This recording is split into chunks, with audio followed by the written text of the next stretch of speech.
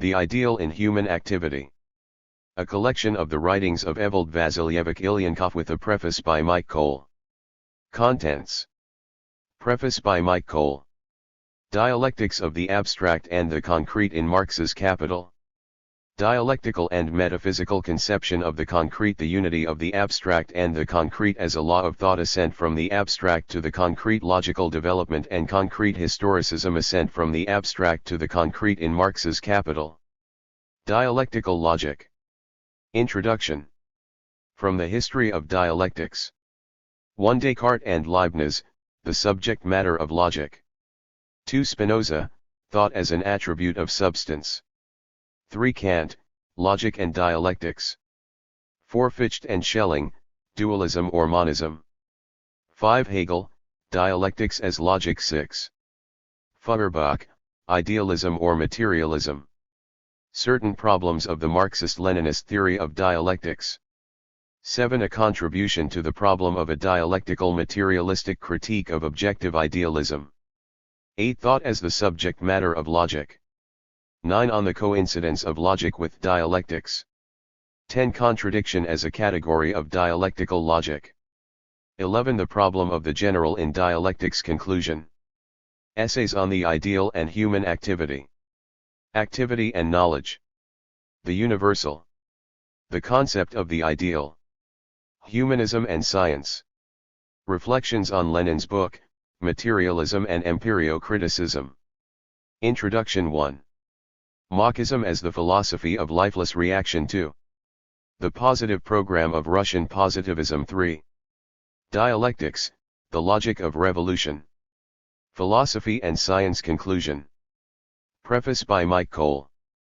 The essays in this volume provide insight into the work of Evald Ilyenkov, a Marxist philosopher who played an important part in the revival of Russian Marxist philosophy following the death of Stalin. He is best known for 2 lines of work.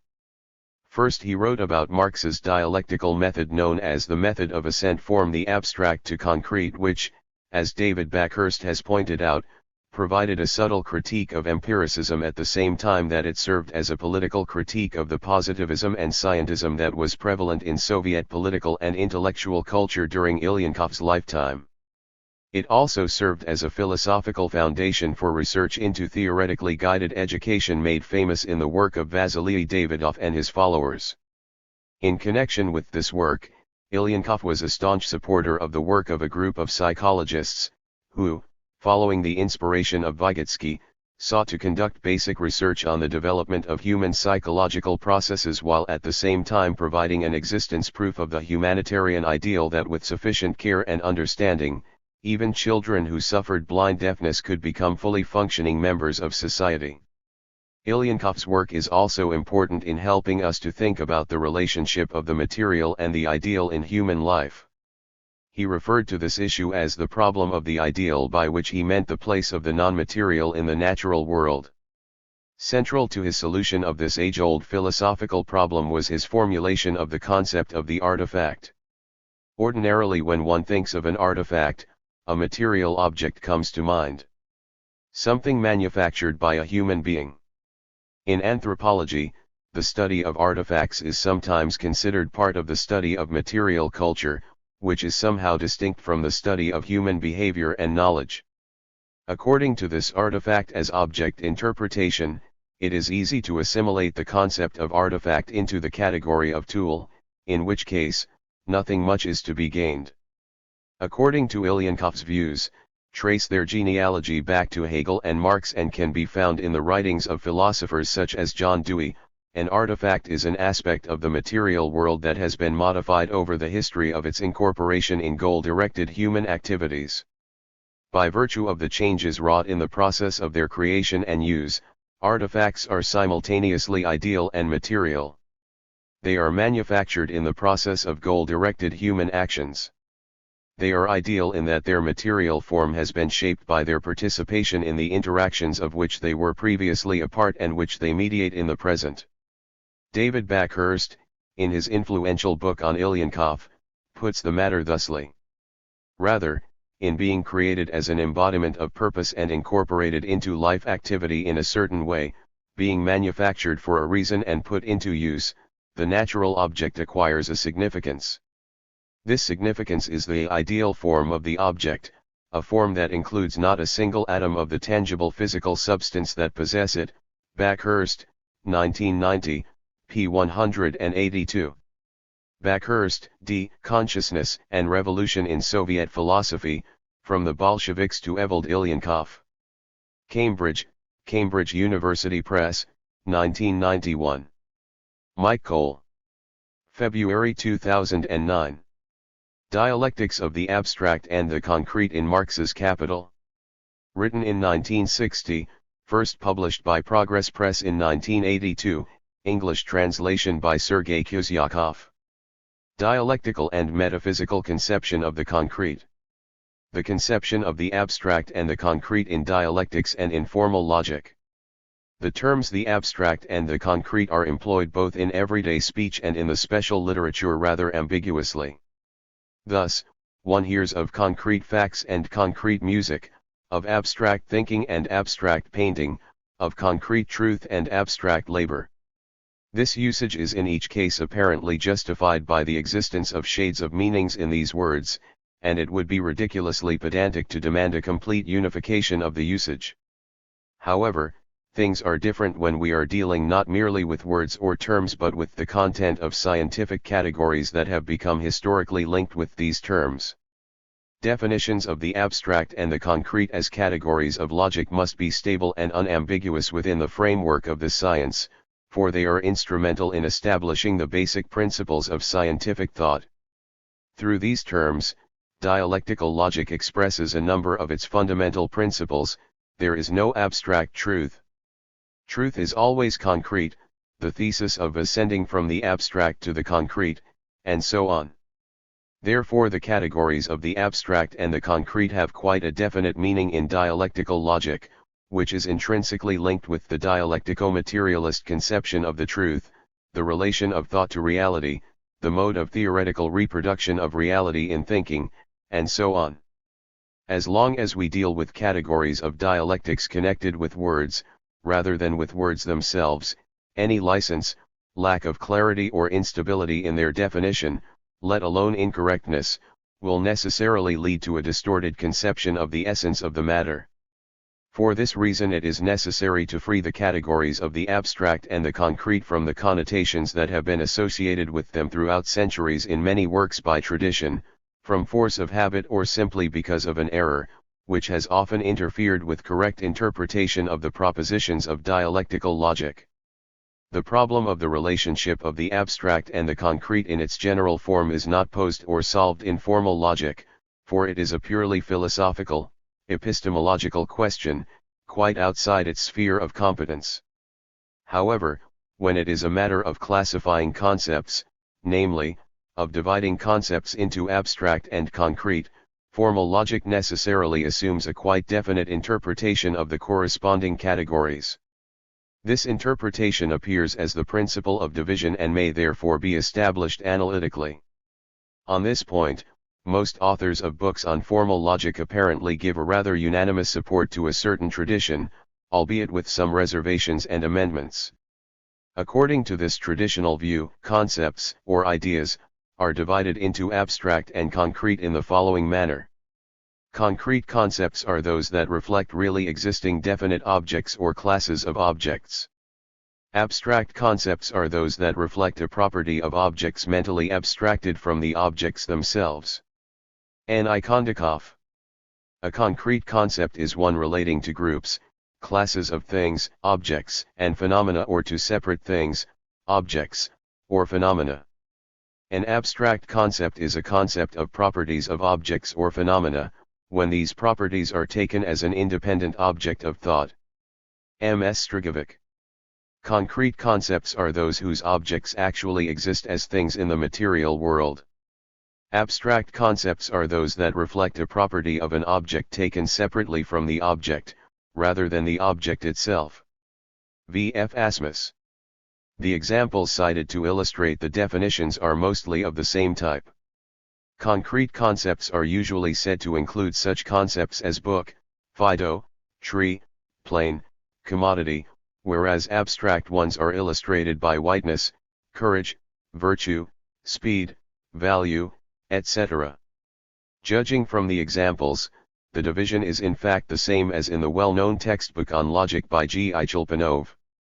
Improvements on the Chulpanov definition are mostly concerned not with the division itself but with its philosophico-epistemological foundation, for Chulpanov was, philosophically, a typical subjective idealist.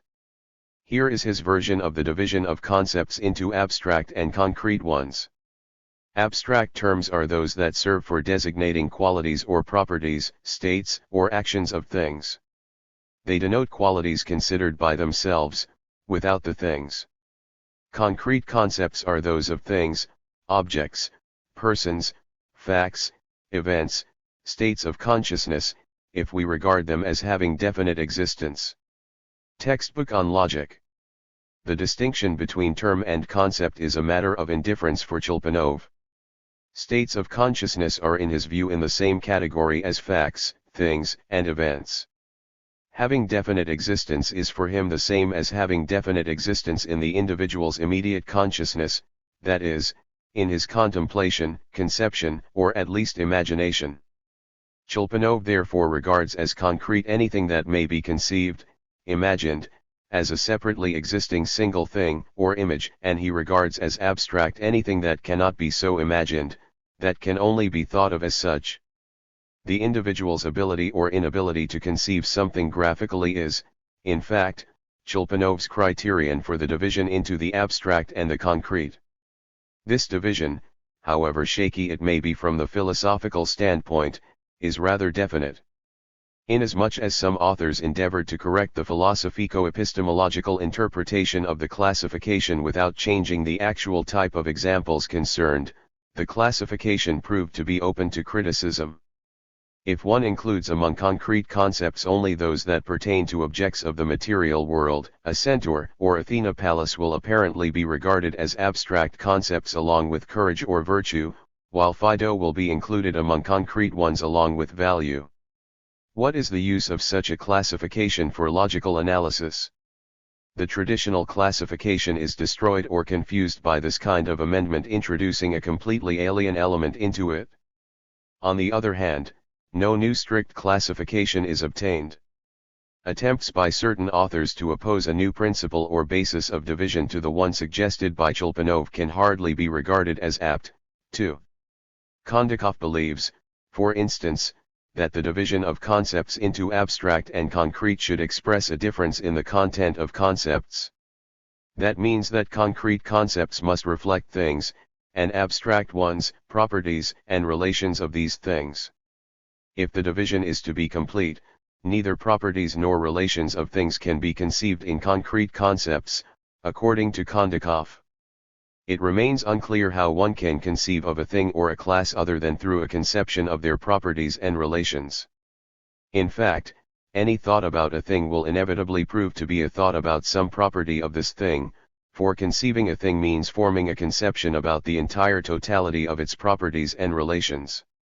If one frees the thought of a thing from all thoughts of properties of this thing, there will be nothing left of the thought other than the name. In other words, the division of concepts according to their content means, in actual fact, this: a concrete concept is a concept without content, while an abstract one does have some content, though very meager. Otherwise the division will not be complete and will thus be incorrect. The principle of division suggested by Asmus, actual existence of the objects of these concepts, is just as unfortunate. How is one to understand this formula? Do the objects of concrete concepts actually exist, while the objects of abstract concepts are non-existent? But the category of abstract concepts embraces not only virtue but also value, weight, speed, that is, objects whose existence is no less real than that of a plane or a house. If one means to say that extension, value, or speed actually do not exist outside a house, a tree, a plane, or some other individual things, clearly the individual things also exist without extension, weight, and other attributes of the material world only in the head, only in subjective abstraction. Real existence is consequently neither here nor there, the more so that it cannot be made into a criterion of division of concepts into abstract and concrete. That can only create the false impression that individual things are more real than universal laws and forms of existence of these things. All of this shows that the amendments to the Chelpanov division introduced by some authors are extremely inadequate and formal, and that the authors of books on logic have failed to make a critical materialist analysis of this division, restricting themselves to corrections of particulars, which merely confused the traditional classification without improving it. We shall therefore have to undertake a small excursion into the history of the concepts of the abstract and the concrete to introduce some clarity there. From the history of the concepts of the abstract and the concrete. The definition of abstract concepts shared by Chelpanov was clearly formulated by Christian Wolff. According to Wolff, abstract concepts have for their content properties, relations, and states of things mentally isolated from things and represented as an independent object. Wolff is not the original source. He merely reproduces the view taken in theological treatises of medieval scholastics. All names/concepts, they did not distinguish name from concept, denoting properties and relations of things they called abstract, whereas names of things were called concrete. This usage was originally determined by mere etymology. In Latin concretus means simply mixed, fused, composite, compound, while the Latin word abstractus means withdrawn, taken out of, extracted, or isolated, and estranged. That is all that is contained in the original etymological meaning of these words. The rest pertains to the philosophical conception that is expressed through them. The opposition of medieval realism and nominalism is not relevant to the direct etymological meanings of the words abstract and concrete. Both nominalists and realists equally apply the term concrete to separate sensually perceived and directly observed things, individual objects, while the term abstract is applied to all concepts and names designating or expressing their general forms. The difference lies in that the former believe names to be merely subjective designations of individual concrete things, whereas the latter believe that these abstract names express eternal and immutable forms having their existence in the womb of divine reason, the prototypes in accordance with which the divine power creates individual things.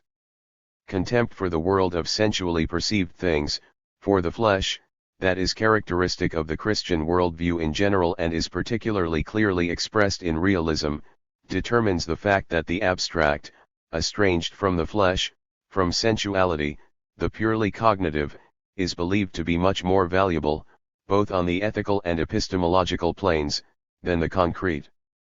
The concrete is here a full synonym of the sensually perceived, individual, carnal, mundane, transient, composite and therefore doomed to disintegration, to disappearance. The abstract is a synonym of the eternal, imperishable, indivisible, divinely instituted, universal, absolute, etc. An individual round body will disappear, but the round body in general exists eternally as form, as entelecheia creating new round bodies. The concrete is transient, elusive, fleeting. The abstract exists immutably, constituting the essence, the invisible scheme upon which the world is built. It is the scholastic conception of the abstract and the concrete that is at the bottom of the antiquarian respect for the abstract which Hegel later so caustically ridiculed. The materialist philosophy of the 16th and 17th centuries which, forming an alliance with natural science, commenced to destroy the foundations of the religious and scholastic worldview, in effect reinterpreted the categories of the abstract and the concrete. The direct sense of these terms remained the same. The term concrete referred, just as in scholastic doctrines, to individual, sensually perceived things and their graphic images, while the term abstract was used to refer to the general forms of these things, to immutably recurring properties and law-governed relations of these things expressed in terms, names, and numbers. However, the philosophico-theoretical content of these categories became the opposite of the scholastic one. The concrete, that which is given to man in sensual experience, came to be understood as the only reality worthy of attention and study, and the abstract, as a mere subjective psychological shadow of that reality, its meager mental schema. The abstract became a synonym for expression of sensual empirical data in words and figures, a synonym for a sign description of the concrete. But this interpretation of the relationship between the abstract and the concrete, characteristic of the first steps in natural science and materialist philosophy, very soon came into contradiction with the practice of natural historical research. Natural science and materialist philosophy of the 16th to 18th centuries tended more and more towards mechanistic views, and that meant that temporal and spatial characteristics and abstract geometrical forms became recognized as the only objective qualities and relations of things and phenomena. The rest appeared as mere subjective illusion created by man's sense organs. In other words, everything concrete was conceived as a product of the activity of the sense organs, as a certain psychophysiological state of the subject, as a subjectively colored replica of the colorless abstract geometrical original. The prime task of cognition was also viewed in a new light.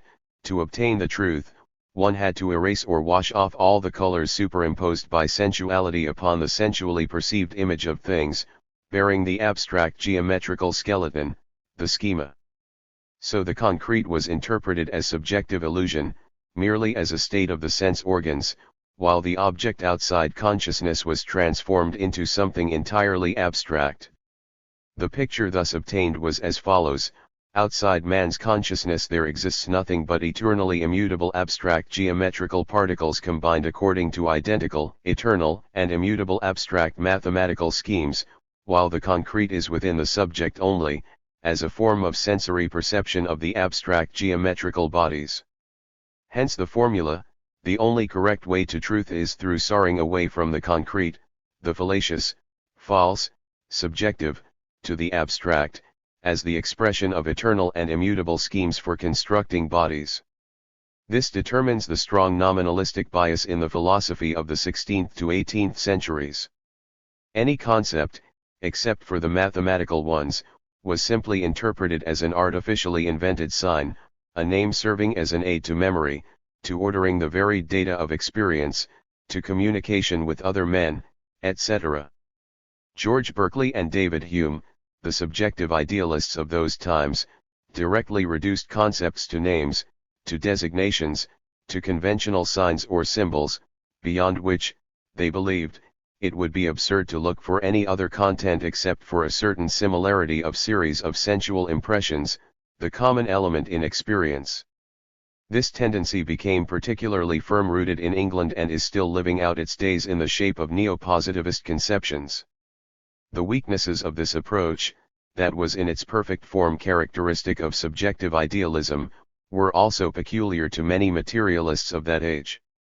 Particularly striking in this respect were the studies of John Locke. Hobbes and Helvetius were no exception either. In their work this approach was present as a tendency obscuring their basically materialist positions. Taken to an extreme, this view results in logical categories being dissolved in psychological and even linguistic, grammatical ones.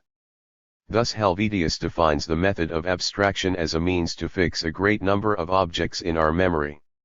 He regards abuse of words as one of the most important causes of error. Hobbes follows a similar line of reasoning. Wherefore, as men owe all their true ratiocination to the right understanding of speech, so also they owe their errors to the misunderstanding of the same. Since rational cognition of the external world was reduced to a purely quantitative, mathematical processing of data, and for the rest, to ordering and verbal recording of sensual images, the place of logic was naturally taken, on the one hand, by mathematics, and on the other, by the science of combination and division of terms and propositions, the science of the correct usage of words created by men. This nominalistic reduction of the concept to the word, the term, and of thinking, to the ability for correct usage of words that we ourselves create, undermined the materialist principle itself. Locke, the classical representative and the originator of this view, found already that the concept of substance could neither be explained nor justified as simply the general in experience, as the broadest possible universal, as an abstraction from individual things. Naturally Berkeley rushed into this broach, using the Lockean theory of concept formation against materialism and against the very concept of substance. He declared it to be a meaningless name.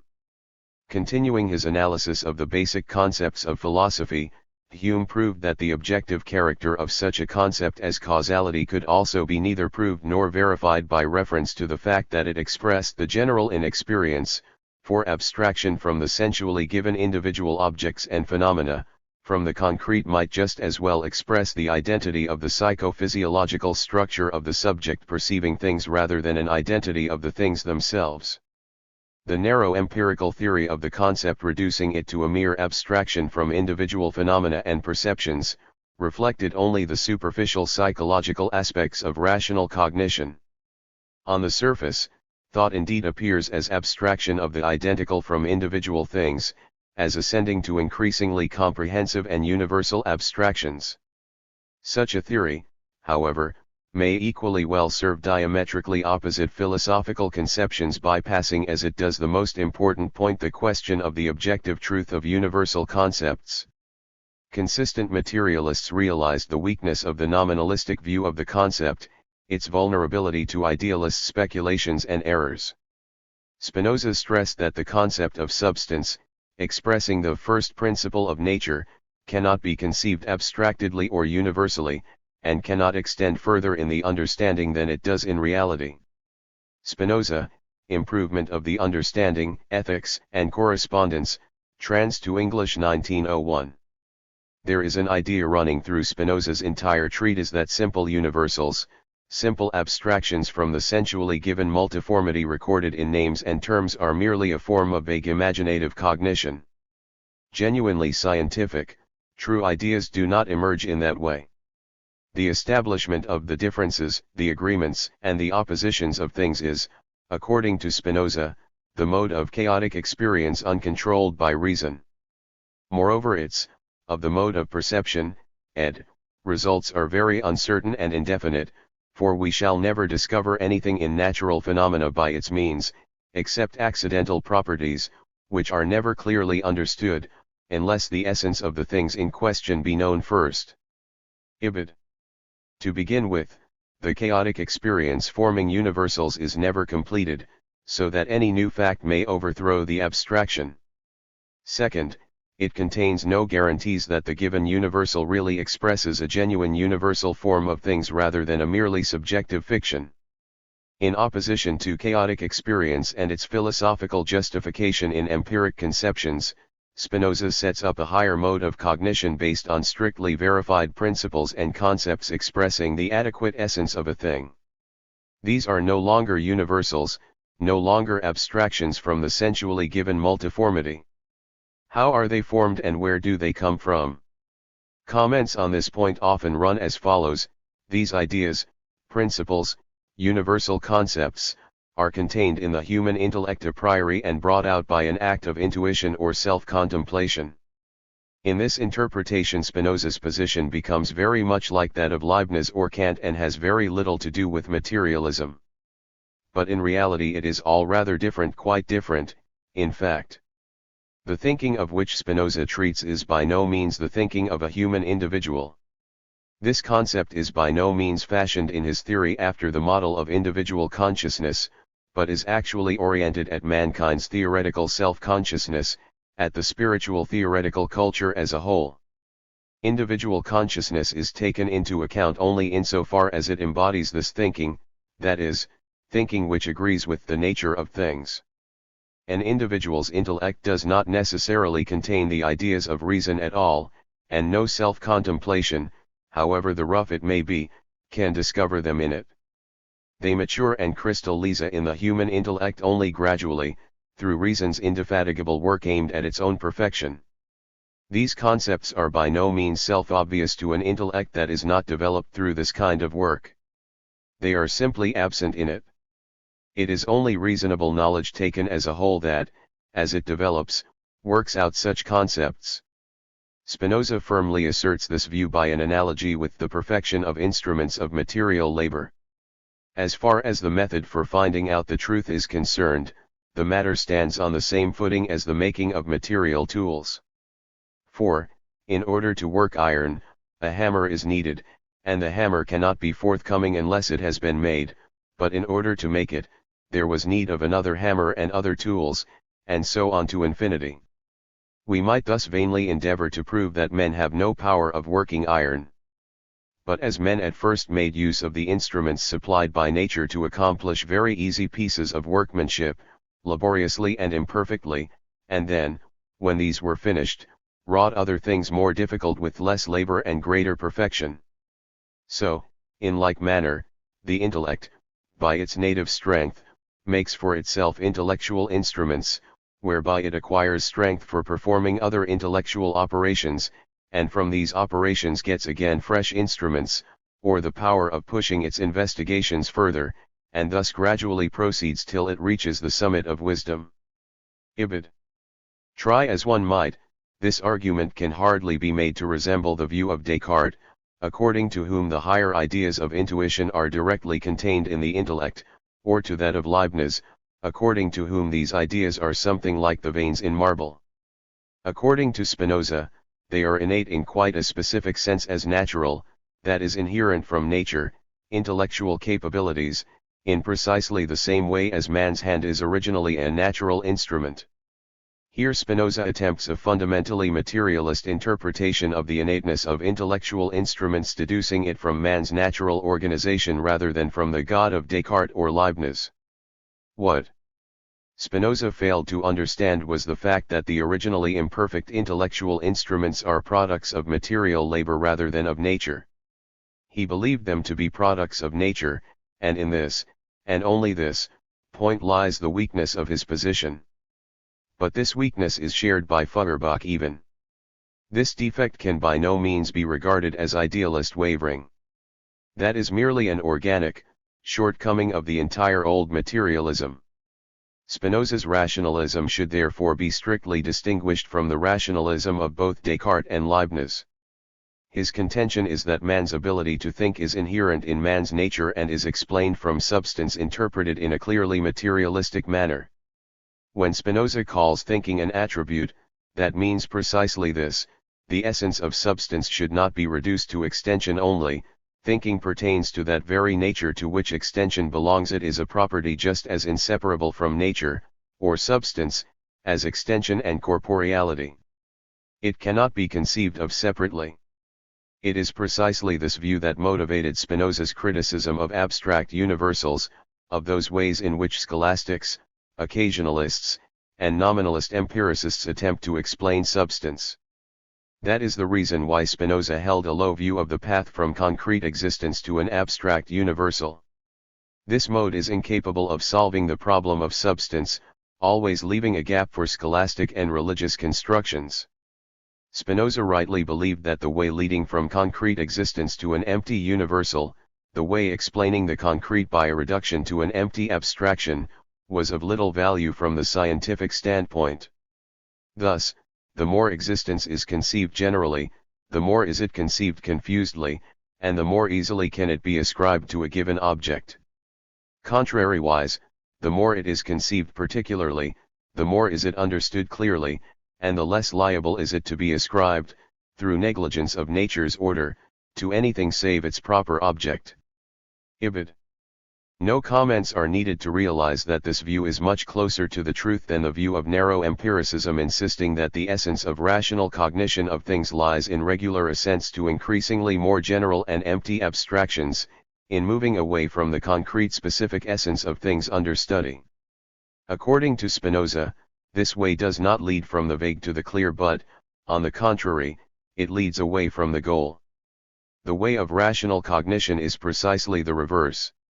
It begins with a clearly established general principle, but not with an abstract universal by any means, and proceeds as a step-by-step mental reconstruction of a thing, as reasoning which deduces the thing's particular properties from its universal cause, ultimately from substance. A genuine idea, as distinct from a simple abstract universal, must contain necessity, following which one can explain all the directly observable properties of the thing. As for universals, they reflect one of the more or less accidental properties out of which no other properties are deducible. Spinoza explains this conception of his by citing an example from geometry, a definition of the essence of a circle. If we define a circle as a figure in which all straight lines drawn from the center to the circumference are equal, everyone can see that such a definition does not in the least explain the essence of a circle, but solely one of its properties. According to the correct mode of definition, a circle is the figure described by any line whereof one end is fixed and the other free. This definition, indicating the mode of the origin of a thing and a comprehension of the proximate cause, and thereby containing a mode of its mental reconstruction, enables one to deduce all the other properties of it, including the one pointed out above. Ibid. One should thus proceed not from a universal but rather from a concept expressing the actual, real cause of the thing, its concrete essence. Therein lies the gist of Spinoza's method. We may never, while we are concerned with inquiries into actual things, draw any conclusions from abstractions. We shall be extremely careful not to confound that which is only in the understanding of the thing itself. Ibid. It is not the reduction of the concrete to the abstract or explanation of the concrete through including it into a universal that leads to the truth but, on the contrary, deduction of the particular properties from the actual universal cause. In this connection Spinoza distinguishes between two kinds of general ideas, notions communes, or concepts expressing the really universal cause of the origin of a thing, and the simpler abstract universals expressing simple similarities or differences of many individual things, notions generalis universals. The former include substance, the latter, for instance, existence in general. To bring anything under the head of the general universal of the existing means to explain absolutely nothing about it. This used to be the vacuous preoccupation of scholastics. Worse still is the deduction of the properties of things according to the formal rules of syllogistics ex abstractis, from the universal. It is difficult to study and mentally reconstruct the entire process of the emergence of all the particular specific properties of a thing from one and the same really universal actual cause expressed in the intellect by the notions communes. This deduction is merely a form of reconstructing in the intellect of the real process of emergence of a thing out of nature, out of substance. This deduction is not formed according to the rules of syllogistics but according to the truth norm, the norm of agreement, unity of thinking and extension, of the intellect and the external world. It would hardly be appropriate to discuss here the shortcomings of Spinoza's conception, as they are well known. Spinoza failed to understand the connection between thinking and practical activity with objects, between theory and practice, the role of practice as the only objective criterion of the truth of a concrete concept. From the formal standpoint Spinoza's view is, of course, incomparably deeper and closer to the truth than Locke's. Locke's theory afforded an easy transition to Berkeley or Hume without any essential alterations, merely through interpreting its propositions. Spinoza's position is not amenable to such an interpretation in principle. It is not for nothing that contemporary positivists brand this theory as rank metaphysics, whereas Locke sometimes rates a polite bow. Spinoza's conception of the nature and formal composition of concretely universal concepts, that seems to be the best way of rendering his term notions communes, as opposed to simple abstract universals, abounds in brilliant anticipations of dialectics. For instance, the concept of substance, a typical and principal example of such a concept, is obviously viewed as a unity of two mutually exclusive and at the same time mutually assuming definitions. Thinking and extension, two attributes and two modes of realization of substance, have nothing abstract general in common and neither can they have anything of the kind in common. In other words, there is no abstract feature that would simultaneously form part of the definition of thinking and of the definition of the external world, extended world.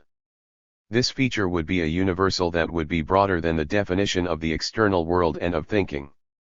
Such a feature would not be compatible either with the nature of thinking or that of extension. It would not reflect anything real outside intellect. The conception of God characteristic of scholastics, is constructed precisely out of such features. According to Malebranche, both extended and ideal things are contemplated in God in that general element that mediates between the idea and the thing as a middle term, as a feature common to both. And such a common element, in the sense of an abstract universal, between thinking and extension does not exist. What is common to both of them is their primordial unity. Spinoza's God therefore equals nature plus thinking, a unity of opposites, of two attributes. But in this case there is nothing left of the traditional God. What is called God is actually the extended nature as a whole with thought as an aspect of its essence. Only nature as a whole possesses thinking as its attribute, as an absolutely necessary property. A separate, limited part of the extended world does not necessarily have this property. For instance, a stone as a mode does not think at all. But it does form part of substance that thinks, it is its mode, its particle, and it may well think if it forms part of an appropriate structure becoming, example a particle of the human body. That was exactly the way in which Diderot decoded the main idea of Spinoza's teaching. Can a stone feel? It can. All you have to do is pound it, grow a plant on the powder, and eat the plant, transforming the matter of the stone into the matter of a sentient body. However, these brilliant gleams of dialectics in Spinoza, combined with a fundamentally materialist view of the human intellect, were buried in the general flow of metaphysical thinking in the 17th and 18th centuries, being deluged by it. The Lockean theory of abstraction with its bias towards nominalism, for some reasons proved to be more acceptable for the natural and social sciences of the times. The rational kernels of Spinoza's dialectics came to the surface only in German classical philosophy late in the 18th and early in the 19th century and were developed on a materialist basis only by Marx and Engels. Immanuel Kant, endeavoring to reconcile the principles of rationalism and empiricism on the basis of subjective idealist views of cognition, was driven to the conclusion that a hard and fast division of concepts into two classes, abstract and concrete, was in general impossible. As Kant puts it, it is absurd to ask whether a separate concept is abstract or concrete, if it is considered outside its links with other concepts, outside its usage. The expressions abstract and concrete refer not so much to the concepts themselves, for any concept is an abstract concept, as to their usage. And this usage can again have different grades, according as one treats a concept now more, now less abstract or concrete, that is, takes away from or adds to it now more, now fewer definitions, writes Kant in his Logic.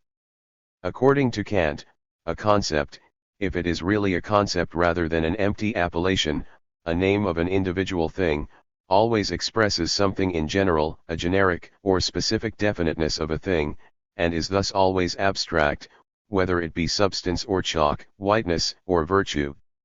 On the other hand, any such concept is in some way or other defined within itself, through a number of its features.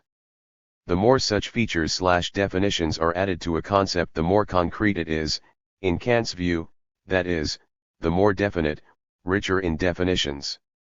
The more concrete it is, the fuller it characterizes the empirically given individual things. If a concept is defined through inclusion in higher genera, through logical abstraction, it is used in abstracts, it is applicable to a greater number of individual things and species, but the number of definitions in its composition is fewer. Through abstract usage a concept approaches a higher genus, through concrete usage, on the contrary, it approaches the individual. Through very abstract concepts, we learn little about many things, through very concrete concepts, we learn much about few things, thus what we win on one side, we lose again on the other. Kant opcit. The limit of concreteness is thus essentially contemplated individual thing, a separate phenomenon.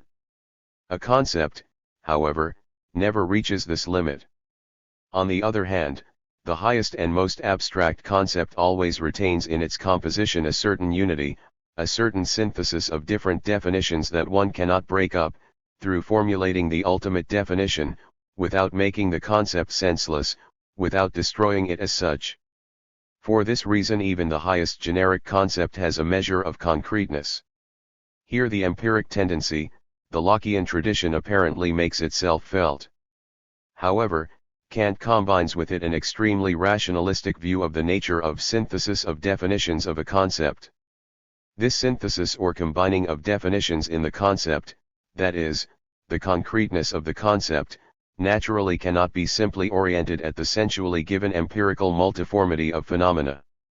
To claim a theoretical significance, this synthesis must be based on another principle: the ability to combine definitions a priori, independently of empirical experience. The concreteness of a concept, that is, that unity in diversity, the unity of different definitions that has a universal and necessary significance, is thereby explained and deduced by Kant from the nature of human consciousness, which allegedly possesses original unity, the transcendental unity of apperception. This latter is precisely the genuine basis of the concreteness of a concept. In this way, the concreteness of a concept has no firm links with things in themselves, with the sensually given concreteness. Hegel also assumed that any concept was abstract, if abstractness is to be interpreted as the fact that a concept never expresses in its definitions the sensually contemplated reality in its entirety. Hegel was in this sense much closer to Locke than to Mill or medieval nominalism. He realized quite well that definitions of concepts always include an expression of something general, if only because concepts are always embodied in words, and words are always abstract, they always express something general and are incapable of expressing the absolutely individual and unique. Therefore anyone thinks abstractly, and the thinking is the more abstract the poorer in definitions those concepts that one uses. Abstract thinking is by no means a virtue but, on the contrary, a shortcoming. That is the whole point: thinking concretely, expressing through abstractions the concrete and specific nature of things rather than mere similarity, merely something that different things have in common. The concrete is interpreted by Hegel as unity in diversity, as unity of different and opposing definitions, as mental expression of organic links, of syncretism of the separate abstract definitenesses of an object within the given specific object. As for the abstract, Hegel interpreted it, just as Locke did, but not Mill or the scholastics, as anything general, any similarity expressed in word and concept, a simple identity of a number of things with one another, whether it be house or whiteness, man or value, a dog or virtue. The concept house is in this sense in no way different from the concept kindness. Both register in their definitions the common elements inherent in a whole class, series, genus, or species of individual things, phenomena, spiritual states, etc. If a word, term, symbol, name express only that, only the abstract similarity of a number of individual things, phenomena, or images of consciousness, that is not yet a concept, according to Hegel. That is merely an abstractly general notion or representation, Vorstellung, a form of empirical knowledge, of the sensual stage of consciousness. This pseudo-concept always has a certain sensually given image for its meaning or sense. As for concepts, they express not merely the general, but the general that contains the richness of particulars, comprehended in their unity. In other words, a genuine concept is not only abstract, Hegel, of course, does not negate that, but also concrete in the sense that its definitions, what old logic calls features, are combined in it in a single complex expressing the unity of things, rather than merely joined according to the rules of grammar. The concreteness of a concept lies, according to Hegel, in the unity of definitions, their meaningful cohesion, the only means of revealing the content of a concept. Out of context, an individual verbal definition is abstract and abstract only. Immersed into the context of a scientific theoretical discourse, any abstract definition becomes concrete. The genuine sense, genuine content of each abstract definition taken separately is revealed through its links with other definitions of the same kind, through a concrete unity of abstract definitions. The concrete essence of a problem is therefore always expressed through unfolding all the necessary definitions of the object in their mutual connections rather than through an abstract definition. That is why a concept, according to Hegel, does not exist as a separate word, term, or symbol. It exists only in the process of unfolding in a proposition, in a syllogism expressing connectedness of separate definitions, and ultimately only in a system of propositions and syllogisms, only in an integral, well-developed theory. If a concept is pulled out of this connection, what remains of it is mere verbal integument, a linguistic symbol. The content of the concept, its meaning, remains outside it in series of other definitions, for a word taken separately is only capable of designating an object, naming it. It is only capable of serving as a sign, symbol, marker, or symptom. Thus the concrete meaning of a separate verbal definition is always contained in something else, whether it be a sensually given image or a well-developed system of theoretical definitions expressing the essence of the problem, the essence of the object, phenomenon, or event. If a definition exists in the head separately, in isolation from the sensually contemplated image, unconnected with it or with a system of other definitions, it is ratiocinated abstractly. There is certainly nothing commendable about this way of ratiocination. Thinking abstractly merely means thinking unconnectedly, thinking of an individual property of a thing without understanding its links with other properties, without realizing the place and role of this property in reality. Who thinks abstractly, asks Hegel, and his answer is, an uneducated person, not an educated one. A market woman thinks abstractly, that is, one-sidedly, in accidental and unconnected definitions, in regarding all men exclusively from her own narrow pragmatic viewpoint, seeing them only as objects of swindling. A martinet thinks abstractly in regarding a private only as someone to be beaten up. An idler in the street thinks abstractly in seeing a person being taken to execution only as a murderer and ignoring all of his other qualities, not interested in the history of his life, the causes of his crime, and so on. Contrariwise, a knower of men thinking concretely will not be satisfied with tagging phenomena with abstract indices: a murderer, a soldier, a buyer. Still less will the knower of men view these general abstract tags as expressions of the essence of an object, phenomenon, man, event. A concept revealing the essence of the matter is only unfolded through a system, through series of definitions expressing separate moments, aspects, properties, qualities, or relations of the individual object, all these separate aspects of the concept being linked by a logical connection, not merely concatenated in some formal complex grammatically, by means of such words as and, or, if, then, is, etc. The idealism of Hegel's conception of the abstract and the concrete consists in that he regards ability for synthesizing abstract definitions as a primordial property of thinking, as a divine gift rather than the universal connection, expressed in consciousness, of the actual, objective, sensually perceived reality independent of any thinking. The concrete is in the final analysis interpreted as the product of thought. That is also idealism, of course, but a much more intelligent one than Kant's subjective idealism. Late 19th century bourgeois philosophy, that was gradually sliding towards positivism, proved incapable of remembering even the views of Kant and Locke, let alone Spinoza or Hegel.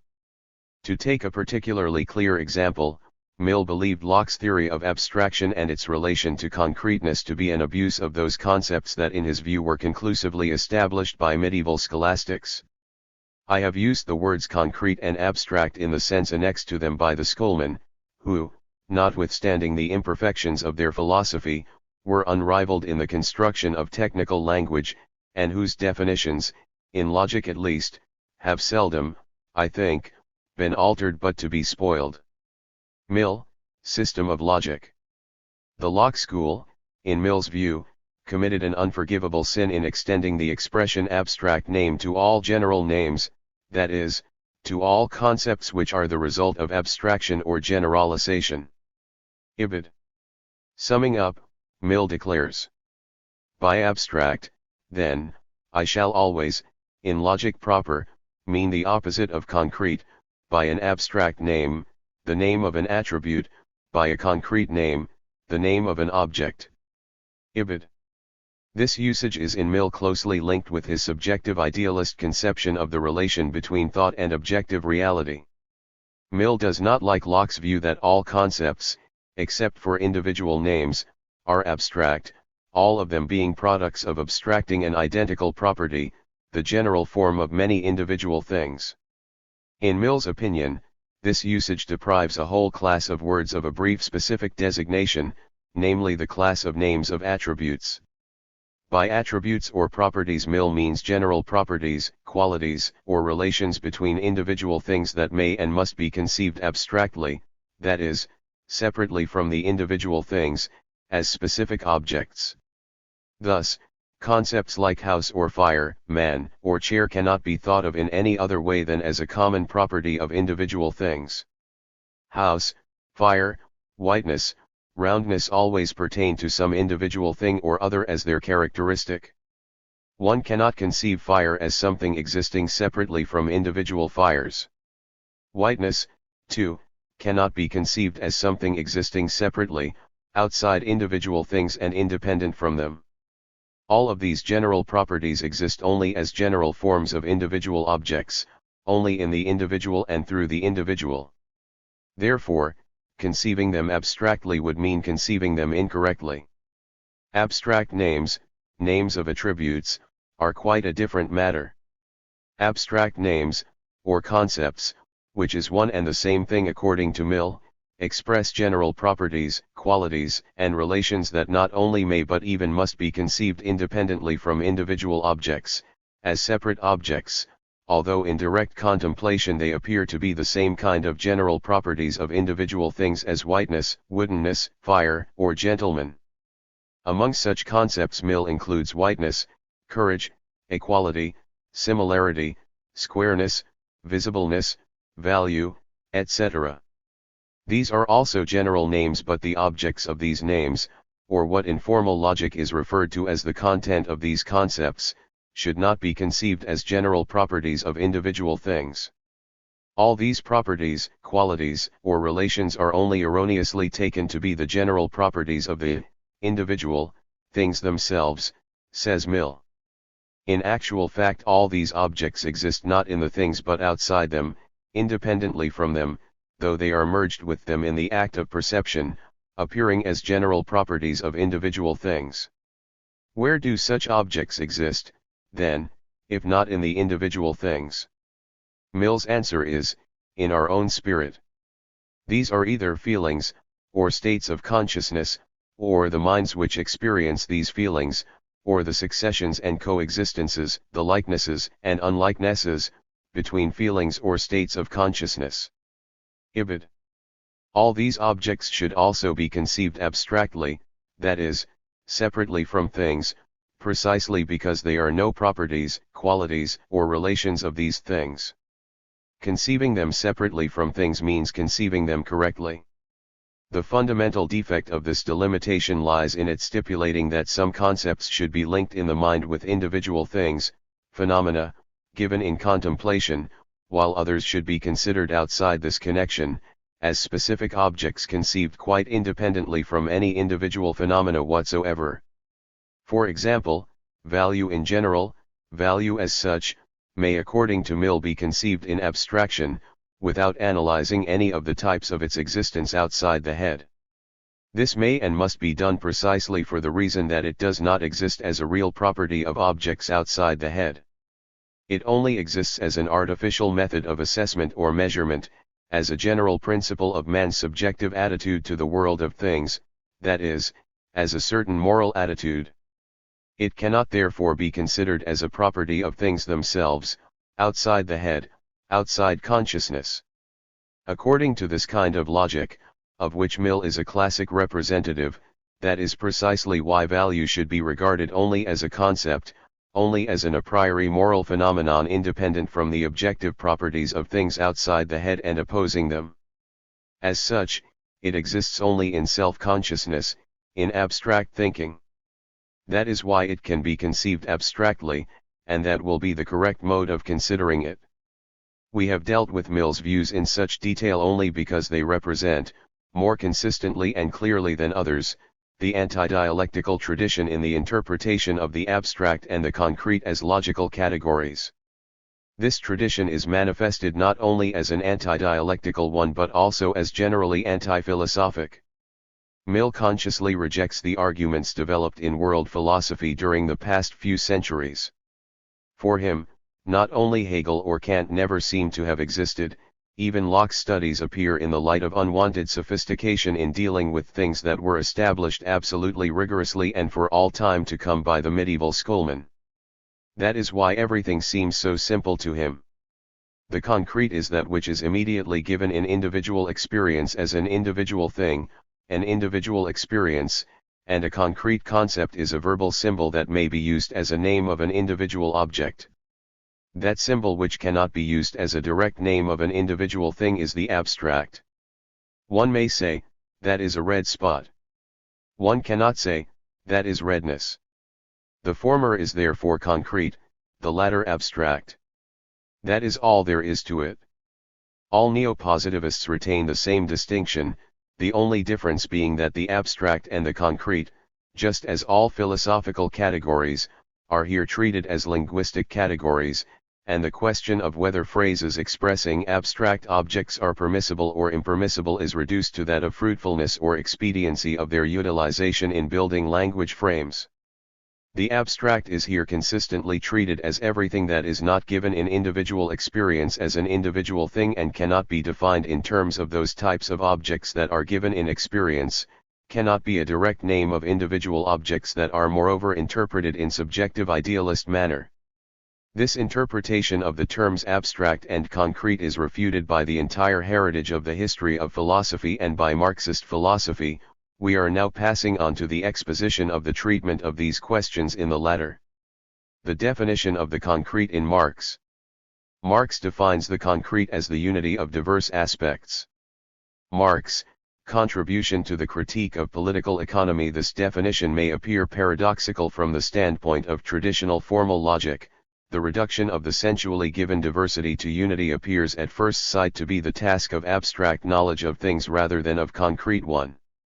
From the point of view of this logic, to realize unity in the sensually perceived diversity of phenomena means to reveal the abstractly general, identical elements that all of these phenomena possess.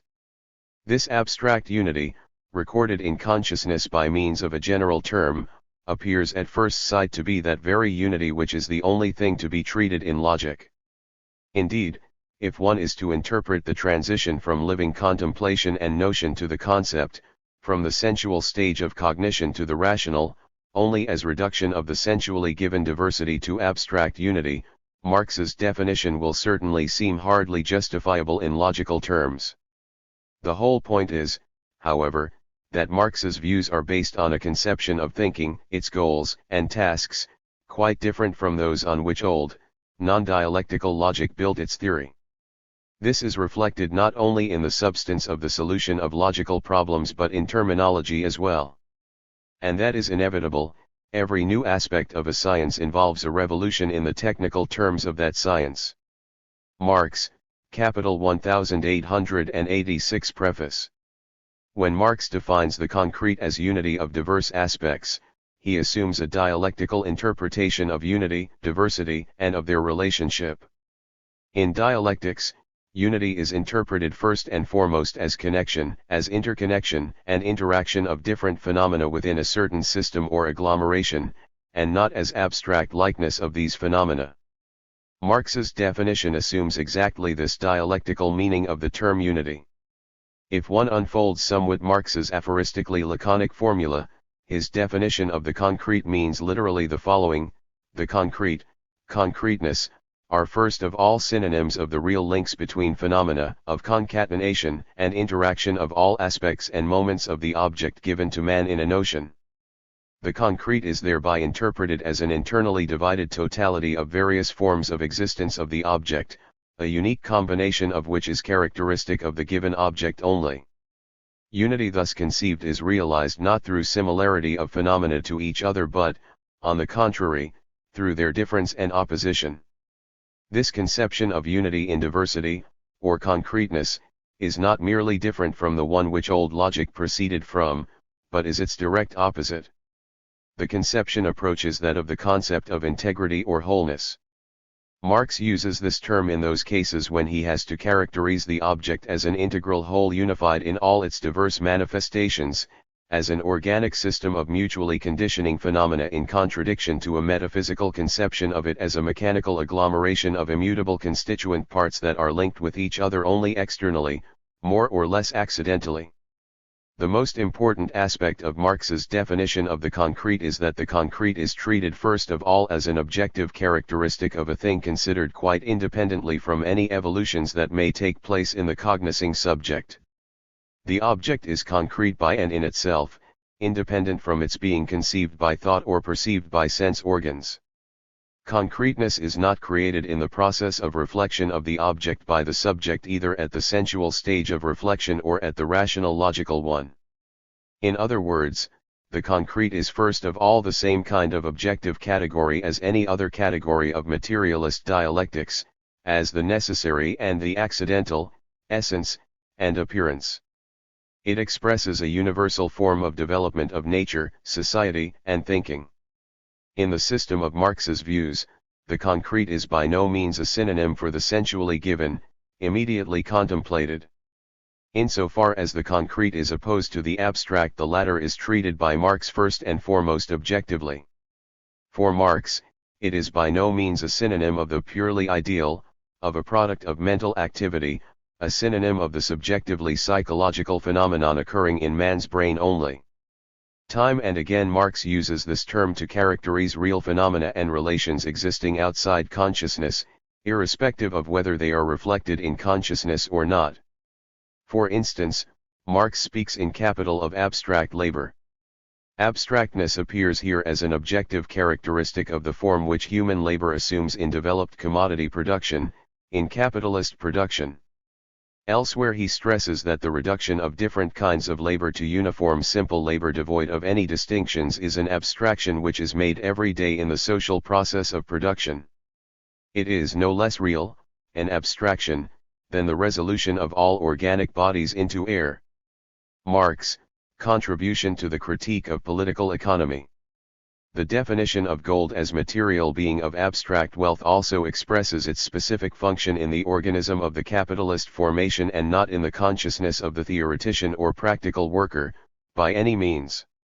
This use of the term abstract is not a terminological whim of Marx's at all, it is linked with the very essence of his logical views, with the dialectical interpretation of the relation of forms of thinking and those of objective reality, with the view of practice, sensual activity involving objects, as a criterion of the truth of the abstractions of thought. Still less can this usage be explained as a throwback to Hegelianism. It is against Hegel that Marx's proposition is directed to the effect that the simplest economic category, example exchange value, cannot exist except as an abstract, unilateral relation of an already existing concrete organic whole. Evald.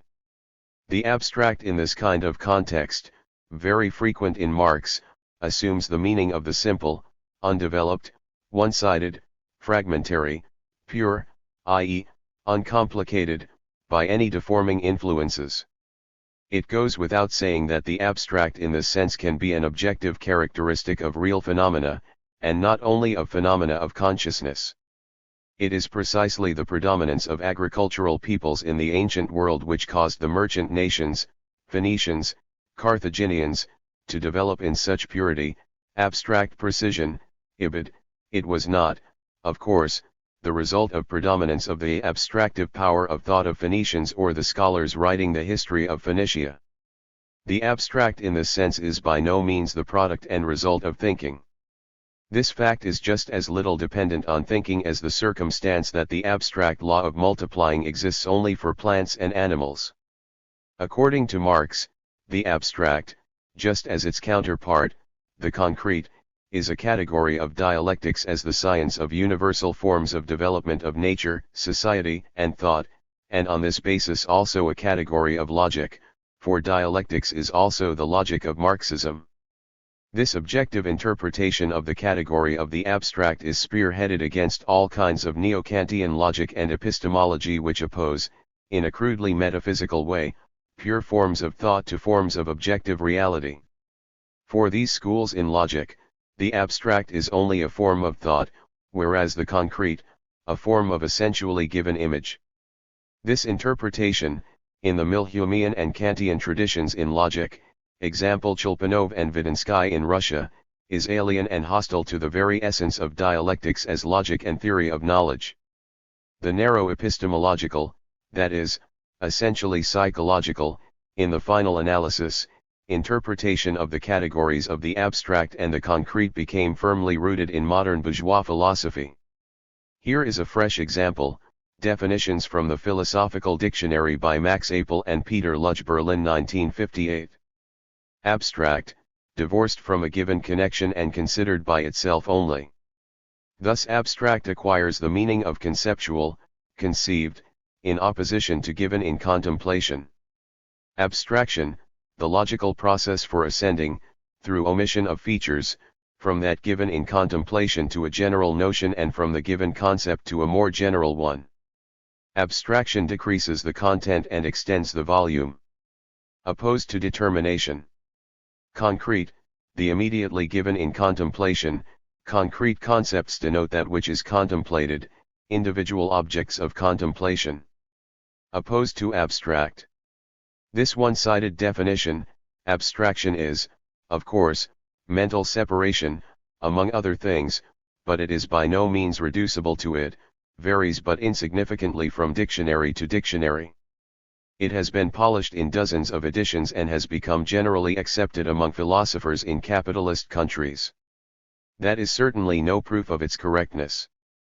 A concrete concept is reduced by these definitions to designating the sensually contemplated individual things, to a mere sign, or symbol.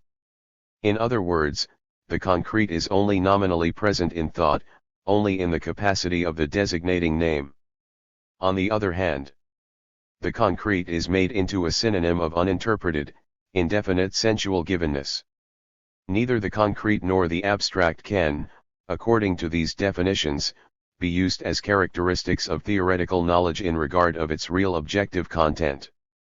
They characterize only the form of cognition, the concrete, the form of sensual cognition, and the abstract, the form of thought, the form of rational cognition.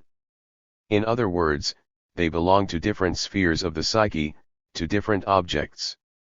There is nothing abstract where there is something concrete, and vice versa. That is all there is to these definitions. The problem of the relation of the abstract to the concrete appears in quite a different light from Marx's point of view, the point of view of dialectics as logic and theory of knowledge. It is only at first sight that this question might seem a merely epistemological one, a question of the relation of a mental abstraction to the sensually perceived image. In actual fact, its real content is much wider and deeper than that, and it is inevitably supplanted by quite a different problem in the course of analysis, the problem of the relation of the object to itself, that is, relationship between different elements within a certain concrete whole. That is why the problem is solved, first and foremost, within the framework of objective dialectics, the teaching of the universal forms and laws of development of nature, society, and thought itself, and not on the narrow epistemological plane, as neo-Kantians and positivists do.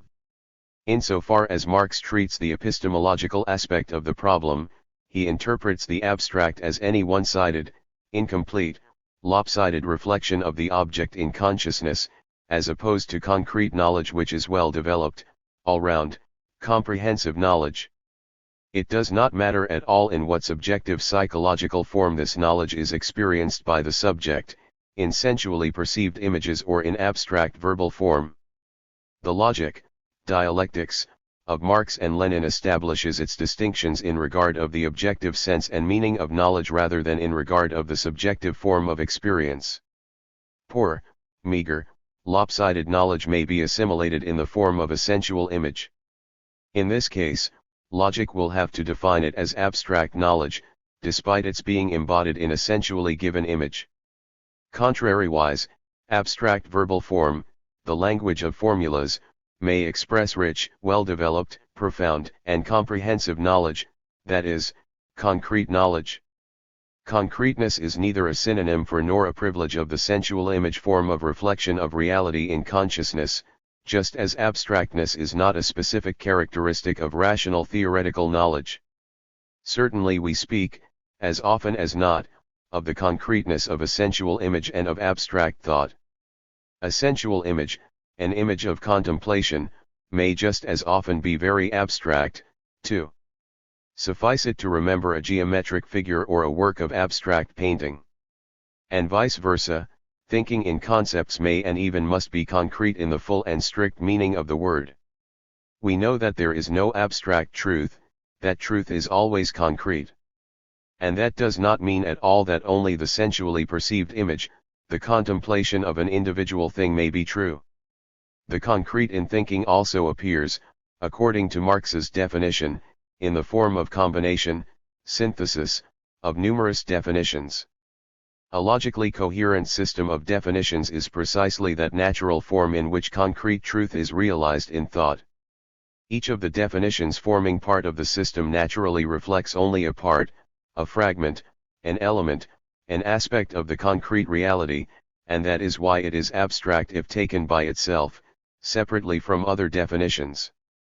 In other words, the concrete is realized in thinking through the abstract, through its own opposite, and it is impossible without it. But that is, in general, the rule rather than an exception in dialectics. Necessity is in just the same kind of relation with chance, essence with appearance, and so on. On the other hand, each of the numerous definitions forming part of the conceptual system of a concrete science, loses its abstract character in it, being filled with the sense and meaning of all the other definitions connected with it.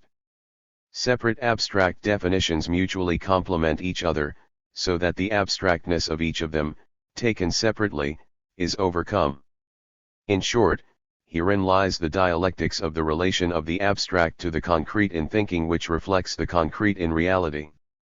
The dialectics of the abstract and the concrete in the course of theoretical processing of the material of living contemplation, in processing the results of contemplation and notions in terms of concepts, is the subject matter of study in the present work. Of course, we cannot claim to offer an exhaustive solution to the problem of the abstract and the concrete at all the stages of the process of cognition in general, in all forms of reflection. The formation of the sensually perceived image of a thing involves its own dialectics of the abstract and the concrete, and a very complicated one, and that is even more true of the formation of the notion connected with speech, with words. Memory, which also plays an enormous role in cognition, contains in its structure a no less complex relation of the abstract to the concrete. These categories also have a bearing on artistic creativity. We are compelled to leave all of these aspects out of consideration, as subject matter of a special study. The path of cognition loading from living contemplation to abstract thought and from it to practice, is a very complicated path. A complex and dialectically contradictory transformation of the concrete into the abstract and vice versa takes place in each link of this path. Even sensation gives a rougher picture of reality than it actually is. Even in direct perception there is an element of transition from the concrete in reality to the abstract in consciousness. The transition from living contemplation to abstract thought is by no means the same thing as the movement from the concrete to the abstract. It is by no means reducible to this moment, although the latter is always present in it.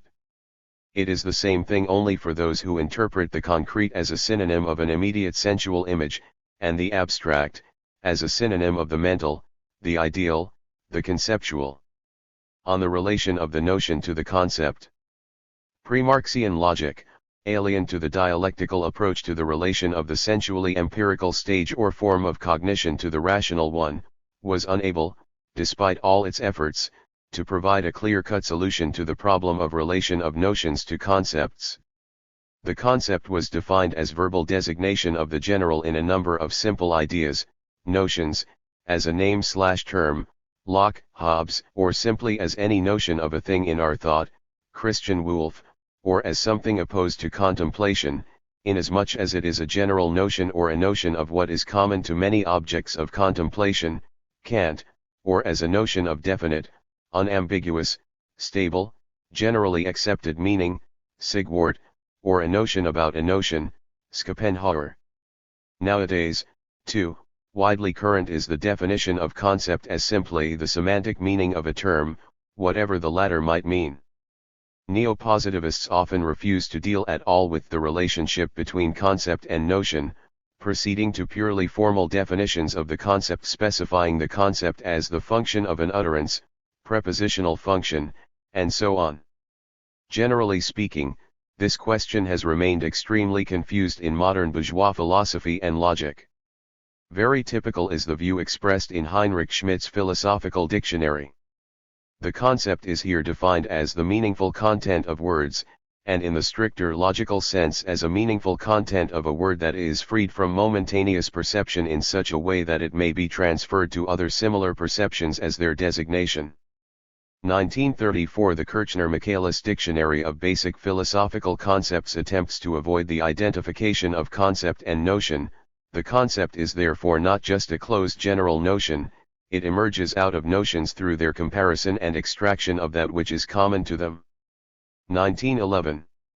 The Russian logician Wittgenstein, a follower of Kant, proceeds from the assumption that a notion differs from a concept not in the psychological mode of experience but in the fact that in the notion things are considered with regard to any features whatsoever, while in the concept, only with regard to the essential features. On the next page, however, he discards this distinction in a characteristic argument that something may be essential from one viewpoint, and quite a different thing, from another. But the question of whether certain features are essential or inessential is solved somewhere outside logic as a formal discipline, somewhere, in epistemology, ethics, or some such discipline. Therefore, logic, according to Wittgenstein, is quite right in artlessly considering any verbally recorded general entity, any term regarded from its meaningful aspect, as a concept. These argument, highly typical of non-Marxist, anti-dialectical logic, lead in the final analysis, in a more or less roundabout way, to one and the same denouement. The term concept is taken to mean any verbally expressed general, any terminologically recorded abstraction from the sensually given multiformity, any notion of what is common to many objects of direct contemplation. In other words, all the anti-dialectical versions of the concept ultimately go back to one and the same classical source, the definition of Locke and Kant, and at times even further back, to the definition of medieval nominalism, which did not distinguish between word and concept at all. The fundamental weakness of the conception of Locke and Kant lies in that its attempts to distinguish between notion as a form of sensual empirical knowledge and concept as a form of rational knowledge are firmly based on a Robinson Crusoe model of epistemology, in which the subject of cognition is a separate human individual isolated from the concatenation of social links and opposed to all the rest. That is why the relation of consciousness to objective reality is given a very narrow interpretation here only as the relation of the individual consciousness, many times repeated, to everything that lies outside this consciousness and does not depend on its existence and will. But it is not only material nature that exists outside of and independently from the consciousness and will of the individual, so does the extremely complex and historically shaped sphere of the material and spiritual culture of mankind, of society. Rising to conscious life within society, the individual finds pre-existing spiritual environment, objectively implemented spiritual culture. The latter is opposed to individual consciousness as a specific object which the individual has to assimilate, taking into account its nature as something quite objective. A system of forms of social consciousness, in the broadest possible sense, including forms of political organization of society, law, morality, everyday life, and so on, as well as forms and norms of actions in the sphere of thought, grammatical, syntactic, rifles for verbal expression of notions, aesthetic tastes, etc., structures from the very outset the developing consciousness and will of the individual, molding him in its own image. As a result, each separate sensual impression arising in individual consciousness is always a product of refraction of external stimuli through the extremely complex prism of the forms of social consciousness the individual has appropriated. This prism is a product of social human development. Alone, face to face with nature, the individual has no such prism, and it cannot be understood from an analysis of the relations of an isolated individual to nature. The Robinson Crusoe epistemological model attempts to comprehend the mechanism of production of conscious notions and concepts precisely in the context of such a fairy tale situation. The social nature of any, even the most elementary, act of production of conscious notions is here ignored from the outset, and it is assumed that the individual THIRD-T experiences isolated sensual impressions, then inductively abstracts something general from them, designates it by a word, then assumes an attitude of reflection towards this general, regarding his own mental actions and their products, general ideas, that is, general notions recorded in speech, as a specific object of study. In short, the matter is presented in the manner outlined by John Locke, the classic representative and systematizer of this view, in his essay concerning human understanding. But the social human nature, of individual consciousness, which this theory drives out of the door, gets back through the window. Reflection, that is, consideration of the products of mental activity and operations upon them, syllogisms, reasoning based on concepts only, reveals at once that these products contain a certain result that is fundamentally inexplicable from the limited personal experience. Insofar as social human experience is here interpreted only as reiterated personal experience, as a mere sum of separate experiences, rather than as the history of entire human culture, all forms of consciousness that have matured in the long and contradictory development of culture, appear to be in general inexplicable from experience, given a priori. There is no way in which they could necessarily be deduced from individual experience, and yet they most actively determine this experience, shaping the form in which it proceeds. This conception is ultimately embodied in Kant's doctrine of the unity of transcendental apperception, in connection with which Kant gives his definition of the concept as a general notion, or notion of those general elements that are inherent in many objects of contemplation. Kant's doctrine of the concept is not reduced to this simple definition, of course, but it underlies all his constructions and has integral ties with them. At first sight, this definition coincides with one-sided empirical interpretation of the concept by Locke. And that is indeed so. But narrow empiricism is inevitably complemented by its counterpart, the idea of extra-experiential, non-empirical origin of a number of most important concepts of reason, the categories. The categories of reason, constituting a most complicated product of thousands of years of development of the culture of human thought, cannot be interpreted as general notions, as notions about the general element in many objects given in individual contemplation.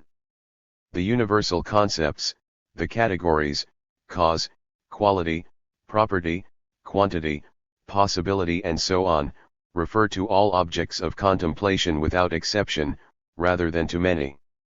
Consequently, they must contain a guarantee of universality and necessity, a guarantee that a contradictory case will never come up in human experience in the future, a phenomenon without a cause, or a thing devoid of qualities or unamenable to quantitative measurement, etc. Empirical inductive abstraction naturally cannot contain such a guarantee. It is always threatened by the same kind of unpleasantness that happened to the proposition all swans are white. For this reason Kant in fact adopts a fundamentally different definition for these concepts as a priori forms of transcendental apperception and not at all as general notions. The very concept of concept is thus rent by dualism. In actual fact there are two mutually excluding definitions. On the one band, the concept is simply identified with the general notion, and on the other, concept and notion are separated by a gap. The pure, transcendental concept, a category of reason, proves to be entirely, whereas the ordinary concept is simply reduced to a general notion. That is the inevitable retribution for the S-row-minded empiricism, which no school of logic can escape, which identifies the concept with the meaning of any term, with the sense of a word. The materialist dialectics of Marx, Engels, and Lenin gave a fine solution to the difficulties of defining the concept and its relation to the notion expressed in speech, as it fully took into account the socio-human, socio-historical nature of all forms and categories of cognition, including the forms of the empirical stage in cognition. Owing to speech, the individual sees the world not only and not so much through his own eyes as through millions of eyes. Marx and Engels therefore always interpret notions as something other than sensual images of things retained in individual memory. From the standpoint of epistemology centered on the social individual, a notion is a social reality, too. The content of a notion comprehends that which is retained in social memory, in the forms of this social memory as represented, first of all, by speech, by language. If an individual has acquired a notion of a thing from other individuals who observed it directly, the acquired form of consciousness of it is precisely that which he would have received had he contemplated this thing with his own eyes. Having a notion means having a socially comprehended, that is, expressed in speech or capable of being expressed in speech, contemplation. Neither I nor some other individual form a concept of something if I, through speech, observe this thing through the eyes of another individual or this other individual contemplates it through my eyes. We engage in mutual exchange of notions. A notion is precisely that verbally expressed contemplation. Contemplation and notion thereby appear as categories expressing the socio-historical nature of sensuality, of the empirical form of knowledge, rather than an individual's psychological states.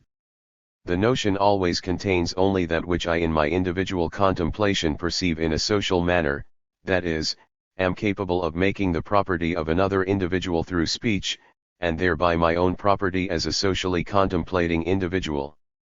Being capable of expressing the sensually contemplated facts in speech means being capable of transposing the individually contemplated onto the plane of notion as social consciousness. But this in no way coincides yet with the ability and capability of working out concepts, the ability for logical processing of contemplation and notion into concept. It does not yet mean an ability for proceeding from the first, sensual stage of knowledge to the stage of logical assimilation. In referring to theoretical processing of sensual data, Marx takes these data mostly to be something different from what the individual carrying out this logical processing directly saw with his own eyes or touched with his fingers. Marx always has in mind the entire totality of the factual empirical data, the socially implemented contemplation. The material of logical activity available to the theoretician, his sensual data, are not only and not so much what he as an individual contemplated directly but rather everything that he knows about the object from all other men. And he can know all this from other men only through speech, only due to millions of facts having been already recorded in social notions. This determines an approach to comprehending the process of cognition quite different from the one that may be established from the standpoint of nominalist interpretation of thinking and its relation to sensuality. Contemplation and notion are for Marx only the first, sensual stage in cognition. And that is sharply different from the interpretation of the sensual stage of cognition characteristic of the followers of Locke and Helvetius. The latter two, inevitably, refer that form of consciousness that Marx calls notion, Vorstellung, to the rational, logical stage in reflection, owing to their abstract anthropological conception of the subject of cognition. The difference between concept and general notion expressed in word was originally clearly established by the dialectician Hegel, and he did it in the framework of logic, something no one had done before him. The reason that he could do so was that his starting point in logic was mankind as a whole in its development rather than an isolated individual. Hegel pointed out on numerous occasions that if the process of cognition is considered from the psychological standpoint, that is, in the form in which it goes on in the head of an isolated individual, one can stick to the tale that we begin with sensations and contemplations and that intellect extracts something general or abstract from the diversity of the latter. Hegel, Science of Logic. This phase of the development Hegel calls the transition from contemplation to notion, that is, a certain stable form of consciousness, an abstract general image that is given a name, an expression in speech, in a term. However, thought striving for truth does not take this form of consciousness to be either its goal or result but merely a premise, material for its specific activity. Old logic, notes Hegel, constantly confuses psychological premises of a concept with the concept itself, taking any abstract general notion to be a concept once it has been expressed in a term, a word, in speech. For old logic, any abstract general notion recorded in a word is already a concept, a form of rational cognition of things. For Hegel it is merely a prerequisite of an actual concept, that is, of such a form of consciousness which expresses the real, dialectical, nature of things. In the new times, no other concept fared worse than the concept itself, the concept by and for itself, for concept is usually taken to mean abstract definiteness and one-sidedness of conception or of intellectual thinking, with which, of course, one cannot cognitively bring into consciousness either the entirety of the truth or beauty concrete by itself. Hegel, Lectures on Aesthetics. Hegel further explains that the concept is interpreted in this logic extremely one-sidedly or lopsidedly, namely, it is considered only from the side which is equally inherent both in the concept and in the general notion. In this framework, the concept is essentially equated with the simple general notion, and all those specific features of the concept owing to which it proves to be capable of expressing the concrete nature of the object are left outside the sphere of interest of old logic. What one usually calls concepts, and moreover definite concepts, e.g. man, house, animal, etc., are least of all concepts. They are simple definitions and abstract notions, abstractions which borrow from the concept only the element of generality and leave out the particular and the individual, thereby being abstractions precisely from the concept. Hegel, 164 Encyclopedia. It is easy to see that this distinction is closely linked with Hegel's critique of the metaphysical approach in logic and epistemology. In no way rejecting the quite obvious fact that the concept is always something abstract in comparison with the sensually concrete image of a thing, Hegel shows at the same time the superficiality of the view reducing the concept to mere expression of the abstractly identical, abstractly general property, feature, or relation inherent in a whole series of phenomena. This reduction explains absolutely nothing about its ability to reflect the nature of the object more profoundly, correctly, and completely than do contemplation and notion. However, if what is taken over into the concept from the concrete event must serve merely as a marker or sign, it may, indeed, be some merely sensual individual definition of the object. Hegel, Science of Logic. The difference between the image of living contemplation and the concept is thus reduced to a purely quantitative one.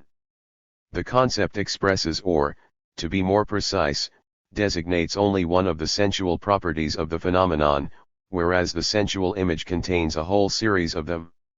As a result, the concept is considered only as something more meager than the image of living contemplation only as an abstract one-sided expression of this image. The transition from the image of contemplation to the concept is thus regarded merely as destruction of the sensually given concreteness, as elimination of a great number of sensually perceived properties for the sake of one of them. The abstract, says Hegel in this connection, is counted of less worth than the concrete, because from the former so much of that kind of material has been omitted. To those who hold this view, the process of abstraction means that for our subjective needs one or another characteristic is taken out of the concrete, and it is only the incapacity of understanding to absorb such riches that forces it to rest content with meager abstraction. Lenin, Conspectus of Hegel's Logic. The transition from concrete contemplation to abstractions of thought appears, as a result, only as departure from reality given in direct contemplation, only as manifestation of the incapacity, weakness of thought. Not surprisingly, Kant, starting out from this premise, comes to the conclusion that thought is incapable of attaining objective truth. Lenin took very copious notes of this passage in Hegel, making this remark à propos of it. Essentially, Hegel is completely right as opposed to Kant. Thought proceeding from the concrete to the abstract, provided it is correct, and Kant, like all philosophers, speaks of correct thought, does not get away from the truth but comes closer to it. Ibid. In other words, the concept may be something abstract as compared to the sensually perceived concreteness, but its strength and advantages over contemplation do not lie therein. The ascent from the sensually contemplated concreteness to the abstract expression of it is merely the form in which a more meaningful process is realized, the process of attaining the truth which contemplation is incapable of grasping. In commenting on Hegel, Lenin points out that scientific, that is, correct, serious, not absurd, abstractions reflect nature not only more deeply and correctly than living contemplation or notion, but also more fully. And more fully in the language of dialectical logic means nothing else but more concretely. Consequently, continues Hegel in the passage quoted by Lenin, abstracting thought must not be considered as a mere setting aside of the sensuous material, whose reality is said not to be lowered thereby, but it is its transcendence, and the reduction of it, as mere appearance, to the essential, which manifests itself in the notion only. Ibid. In the process, the concrete is by no means lost, as Kant believes, along with the empiricists. On the contrary, its real meaning and content are brought out by thinking. That is precisely why Hegel regards the transition from the sensually contemplated concreteness to the concept as a form of movement from appearance to essence, from consequence to its antecedent. A concept, according to Hegel, expresses the essence of contemplated phenomena. And that essence is by no means reducible to the abstractly identical in different phenomena, to the identical elements observed in each of the phenomena taken in isolation. The essence of an object is almost always contained in the unity of distinct and opposed elements, in their concatenation and mutual determination. That is why Hegel says of the concept, as far as the nature of concept as such is concerned, taken by itself it is not an abstract unity opposed to the distinctions of reality, but, as a concept, it is already a unity of different definitenesses, and thereby concrete reality. So notions like man, blue, etc., should not be called concepts but abstract general notions, which only become concepts when it is shown that they contain distinct aspects in unity, whereby this unity determined within itself constitutes the concept. Lectures on Aesthetics. If man's thinking merely reduces the essentially sensually concrete image of an object to an abstract one-sided definition, it produces only a general notion and not a concept. This is quite a natural process if it is interpreted as transition from contemplation to notion. But if it is taken to be what it is not, namely, transition to the concept, the most important feature of this transition is left unexplained. Lenin stressed, on more than one occasion, Hegel's idea that transition from notion to concept should be considered in logic first of all as transition from superficial knowledge to deeper, fuller, and more correct knowledge. The object in its existence without thought and notion is an image or a name, it is what it is in the determinations of thought and notion, says Hegel, and Lenin makes a marginal note. That is correct. Image and thought, the development of both, nil aliud. Lenin, Conspectus of Hegel's Logic. In analyzing Hegel's arguments about the relation of notion to thought, Lenin deemed it necessary to point out that Hegel's idealism was not in evidence in regard to this point, here, in the concept of time, and not in the relation of sensuous representation to thought, is the idealism of Hegel. Ibid. Hegel's main idea is that intellectual abstractions do not take consciousness beyond the empirical stage of cognition, that they are forms of sensual empirical consciousness beyond the empirical stage of cognition, that they are forms of sensual empirical consciousness rather than thought in the strict sense of the term, are notions and not concepts. Confusing the two, identifying notion with concept on the grounds that both are abstractions, is a most characteristic mark of metaphysics in logic, of the logic of metaphysical thinking. Therefore, the first task of logic as a science studying logical processing of empirical data into concepts, transition from contemplation and notion to concept, is strict objective delimitation of concept and verbally expressed notion. This delimitation is by no means a theoretical nicety. It is of enormous significance for epistemology as well as pedagogics. Formation of abstract general notions is in itself a sufficiently complicated and contradictory process. As such, it forms the subject matter of special investigation, although not in logic. The task of logic as a science grows out of the real needs of the developing cognition of the phenomena of the surrounding world. The question with which a thinking man turns to logic as a science is not at all the question of how abstractions should be made in general, how one can learn to abstract the general from the sensually given facts. To do that, one need not at all ask the logician's advice, one merely has to have a command of one's native language and the ability to concentrate one's attention on the sensually given similarities and differences. The question with which one turns to logic and which can only be answered by logic involves a much more complicated cognitive task: how is one to work out an abstraction which would express the objective essence of facts given in contemplation and notions? The manner in which processing a mass of empirically obvious facts yields a generalization expressing the real nature of the object under study, that is the actual problem, whose solution is identical with that of the problem of the nature of concepts as distinct from abstract general notions.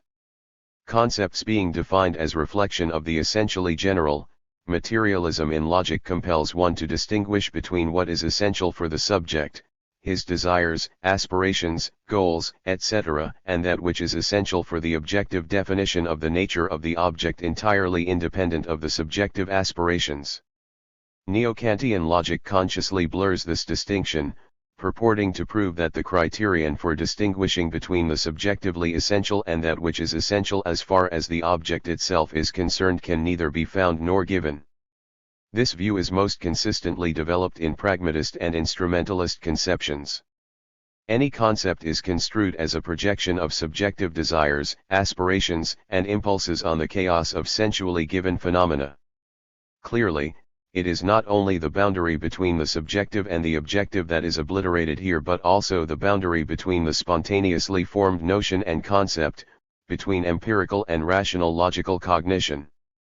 As an illustration, let us cite a characteristic example of present-day philosophizing on the subject of the abstract and the concrete, an article by Rudolf Schottlaender, a West German theoretician, which reflects, as in a mirror, the level of bourgeois thought in the field of dialectical categories. The alpha and omega of his approach is the opposition of the abstract and the concrete as categories belonging to two fundamentally different spheres. For Schottlaender, the abstract is only a mode of action of the subject of cognition. The concrete is identified with the sensually perceived image of living contemplation in its entirety, while the object outside consciousness is not distinguished at all from its sensual experience. The subject takes out, extracts, takes away from the concrete certain general abstract features, apparently motivated by a purely subjective purpose, constructing a concept out of these features. Whether the features abstracted are essential or inessential is determined, according to Schottlaender, entirely by the goals of the subject of cognition, his practical attitude to the thing. One cannot consider the essential from the standpoint of the object itself, Schottlaender believes, without going back to the positions of the scholastic quintessence, of the real essence. The abstract and the concrete are thereby metaphysically distributed between two different worlds, the world of the subject of cognition and the world of the object of cognition. On these grounds, Schottlaender believes it expedient to drop the problem of the relation of the abstract to the concrete as a question of logic, which studies the world of the subject. And, since he is dealing with logic, it is not the concrete that he opposes to the abstract but the subtrahendum invented for the purpose, that is, everything that the subject making an abstraction consciously or unconsciously leaves aside, the unused remainder of the richness of the sensually perceived image of the thing. And further, Lie believes it expedient, in the spirit of the modern semantic tradition, also to rename the abstract extrahendum, that is, what is extracted and incorporated in the concept. Inasmuch as a complete synthesis of abstractions corresponding to the infinite fullness of the sensual image is unattainable, philosophical justification of any abstraction, the extrahendum, may be reduced to an indication of the goal or value for the sake of which the subject of cognition has made the extraction. The sensually, intrusively grasped fullness of the thing minus the extrahendum is called the subtrahendum. The latter is stored away by the subject of cognition as reserve for the occasion when the essential will turn exit to be precisely there, in the light of other objectives, values, or aspirations. Language. In approaching the question of the relation of concept to notion, one must apparently fully take into account the fact that the notion, as a form and a stage in reflecting objective reality in man's mind, is also an abstraction, whose formation is affected by a great number of factors, and first of all the direct practical interest, man's need, and the purpose reflecting the need ideally. The links between the concept, a theoretical abstraction expressing the objective essence of the thing, and practice is much broader, deeper, and more complicated. In the concept, the object is comprehended from the standpoint of mankind's practice in its entire volume throughout the history of world development, rather than from the standpoint of the particular, narrow pragmatic objective and need. Only this viewpoint coincides in the long run with consideration of the object from the object's own point of view. Only from this standpoint can one distinguish the objectively essential definitions of the thing, that in which the object is what it is. In other words, the abstraction of a concept is formed. To define a concept does not at all mean to find out the sense imparted by men to the corresponding term. To define a concept means to define the object. From the standpoint of materialism, it is one and the same thing. The only correct definition is therefore to arrive at the essence of the matter. One can always establish a convention or agreement on the meaning or sense of a term. The content of a concept is quite a different tiring. Although the content of a concept is always directly brought out as the meaning of a term, that is by no means one and the same thing. That is an extremely important point closely linked with the problem of concreteness of the concept as interpreted in materialist dialectics, dialectical logic. Neo-positivists reduce the problem of defining the concept to establishing the meaning of a term in a system of terms built according to formal rules, and the question of correspondence between definitions of the concept and its object existing outside and independently from consciousness, that is, from definition, is thus eliminated in general.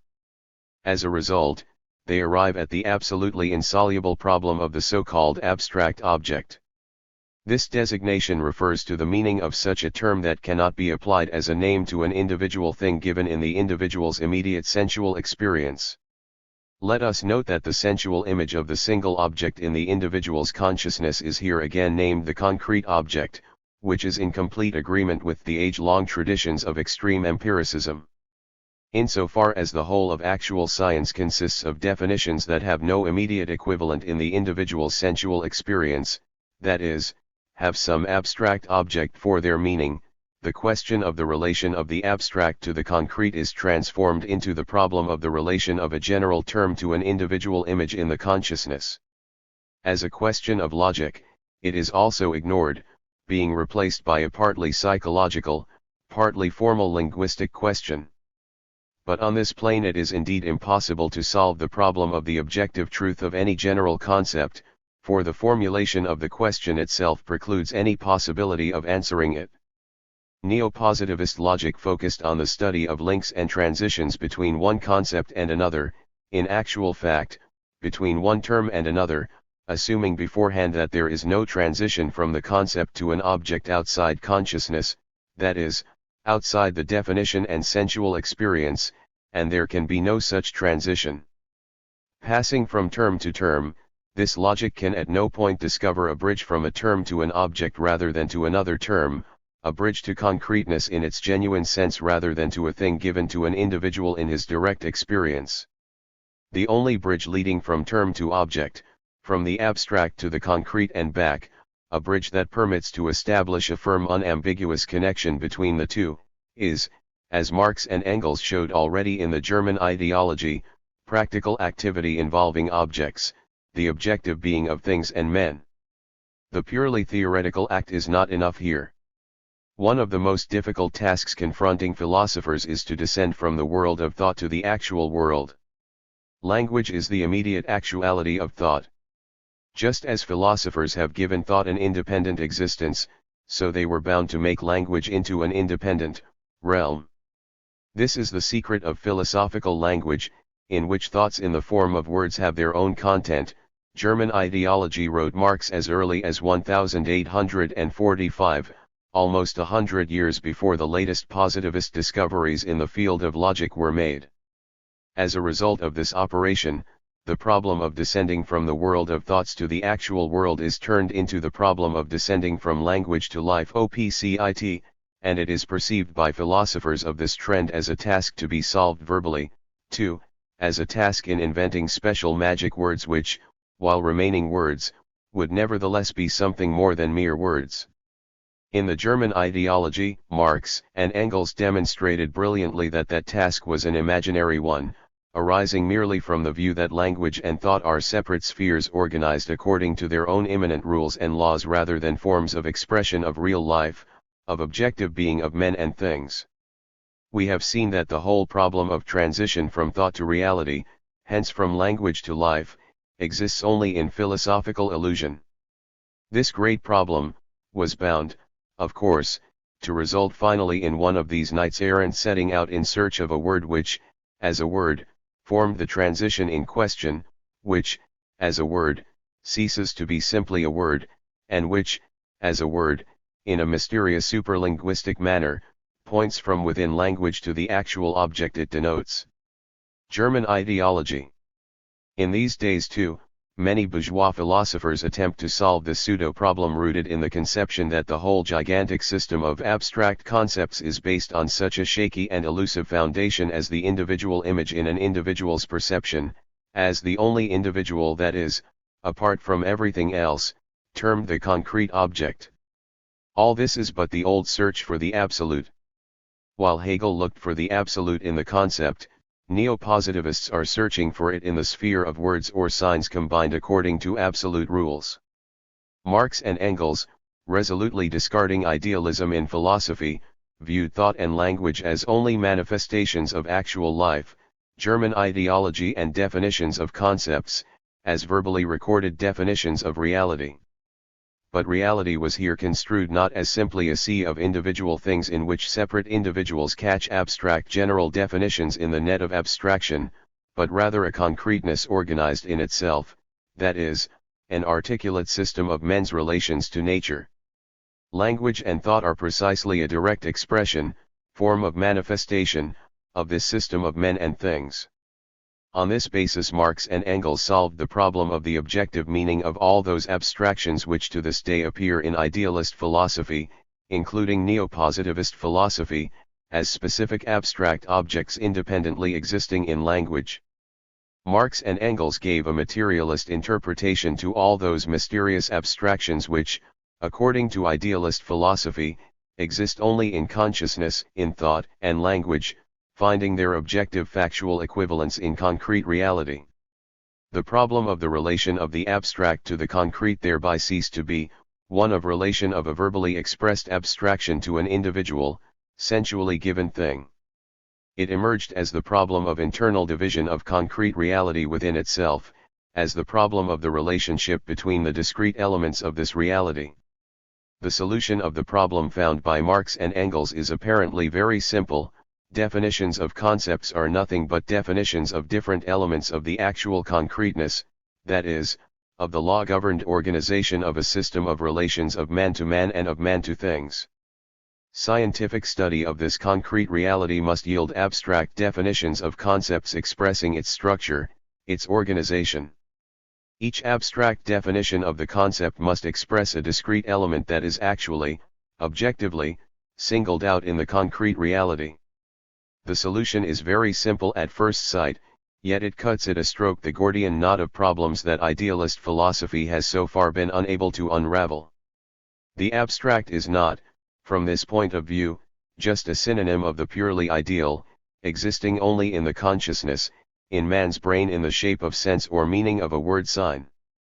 This term is also applied by Marx, with every justification, to reality outside consciousness, e.g., human labor in the abstract, capital volume. I abstract, isolated human individual, see theses on Feuerbach or gold as the material aspect of abstract wealth, contribution to critique of political economy and so on. All these expressions will seem absurd and incomprehensible to logicians and philosophers for whom the abstract is a synonym of the purely ideal, mental, intellectual, while the concrete is a synonym of the individual, sensually perceived. That is solely due to the fact that their kind of logic would never be able to solve the dialectical task that the concrete reality of capitalist relations poses before thought. From the standpoint of school logic, this reality will appear wholly mystical. Here, for instance, it is not the abstract that has the meaning of an aspect or property of the concrete, but on the contrary, the sensually concrete has the meaning of mere form of manifestation of the abstractly universal. In this inversion, the essence of which was not revealed before Marx, lies the whole difficulty of the understanding of value form. This inversion, through which the sensually concrete emerges only as a form of the abstractly general, and not, conversely, the abstractly general as a property of the concrete, characterizes the expression of value. That is what makes its comprehension difficult. If I say that Roman law and German law are both laws, that is self-obvious. If I say, on the contrary, the law, this abstraction, realizes itself in Roman law and in German law, in these concrete laws, then the relationship becomes mystical. Capital. And that is not simply a mystifying form of expressing facts in speech, in language, neither is it a speculative Hegelian turn of speech, but rather a completely accurate verbal expression of the actual inversion of elements of reality connected with one another. That is an expression of nothing but the actual fact of universal dependence of the separate isolated links of social production upon each other, a fact completely independent of either men's consciousness or their will. To man, this fact inevitably appears as the mystic power of the abstract over the concrete, that is, the power of a universal law guiding the movements of separate, individual, things and persons over each individual person and each individual thing. This mystical turn of speech, so reminiscent of the Hegelian mode of expression, reflects the real dialectics of things and relations within which the thing exists. The most interesting point is, however, that the mystical nature of this expression results precisely from the fact that the abstract and the concrete are used in the sense attributed to them by school logic. Indeed, if concrete is applied to the definition of thing, and abstract, to the definition of a relation between them, regarded as a special and independent object of thought and definition, a fact like money instantly begins to appear quite mystical. For objectively, apart from the illusions that one may have on this score, money, though a physical object with distinct properties, represents a social relation of production contribution to critique of political economy, italics mine, EI. For this reason bourgeois economists, as Marx remarks, are continually amazed when the phenomenon that they have just ponderously described as a thing reappears as a social relation and, a moment later, having been defined as a social relation, teases them once more as a thing. Evald. Let us point out that this mystique is not a feature specific for capitalist production only. The dialectics of the relation between an individual thing, that is, the object of a concrete concept, and that relation within which the thing is this particular thing, that is, the object of the abstract concept, is a universal relation. This is a manifestation of the objectively universal fact that there are in general no things in the world that would exist in isolation from the universal links. Things always exist in a system of relations to one another. This system of interacting things, what Marx calls concreteness, is always something determining and therefore logically primary with regard to each separate sensually perceived thing. The extraordinary situation when relation is taken for a thing, and a thing for a relation, arises precisely due to this dialectics. A system of interacting things, a certain law-governed system of their relations, that is, the concrete, always appears in contemplation as a separate sensually perceived thing, but it appears only in some fragmentary, particular manifestation, that is, abstractly. The whole difficulty of theoretical analysis is that neither the relation between things should be regarded abstractly, as a specific independent object, nor conversely the thing should be viewed as an isolated object existing outside a system of relations to other things, but rather each thing should be interpreted as an element or moment of a certain concrete system of interacting things, as a concrete individual manifestation of a certain system of relations. The turn of speech presenting the concrete as something subordinated to the abstract and even as its product, and that is the root of the entire Hegelian mystification of the problem of the universal, the particular, and the individual, expresses in actual fact the absolutely real circumstance that each individual phenomenon, thing, event, etc., is always born and exists in its definiteness and later dies within a certain concrete whole, within a system of individual things developing in a law-governed way. The power or the determining action of the law, and law is the reality of the universal in nature and society, with regard to each individual thing, the determining significance of the whole in relation to its parts, is exactly what is perceived as the power of the abstract over the concrete. The result is the mystifying expression. Marx uncovered this mystification by showing the reality of the concrete as a whole system of interacting things, developing and resulting from development, as a whole divided in accordance with some law, rather than as an individual isolated thing. Given this interpretation, any shade of mystification disappears. The concrete, and not the abstract, as reality taken as a whole in its development, in its law-governed division, is always something primary with respect to the abstract, whether this abstract should be construed as a separate relatively isolated moment of reality or its mental verbally recorded reflection. At the same time, any concreteness exists only through its own discrete elements, things, relations, as their specific combination, synthesis, unity. That is exactly why the concrete is reflected in thought only as a unity of diverse definitions, each of which records precisely one of the moments actually distinguished in its structure. Consistent mental reproduction of the concrete is therefore realized as ascent from the abstract to the concrete, that is, as logical combination, synthesis, of particular definitions into an aggregate overall theoretical picture of reality, as movement of thought, from the particular to the general. The order of singling out the separate, particular, definitions and linking them up is by no means arbitrary. This sequence is generally determined, as the classics of Marxism-Leninism showed, by the historical process of the birth, formation, and growing complexity of the concrete sphere of reality which in this given case is reproduced in thought. The fundamental, primary, universal abstract definitions of the whole, with which a theoretical construction should always begin, are not formed here, by any means, through simple formal abstraction from all the particulars without exception which form part of the whole. Thus value, the primary universal category of capital, is not defined through abstractions that would retain the general features equally inherent in commodity, money, capital, profit, and rent, but through the finest theoretical definitions of one particular, namely, commodity, all the other particulars, however, being strictly left out of account. Analysis of commodity, this elementary economic concreteness, yields universal, and in this sense abstract, definitions pertaining to any other particular form of economic relations. The whole point is, however, that commodity is the kind of particular which simultaneously is a universal condition of the existence of the other particulars recorded in other categories. That is a particular entity whose whole specificity lies in being the universal and the abstract, that is, undeveloped, elementary, cellular formation, developing through contradictions immanently inherent in it into other, more complex and well-developed formations.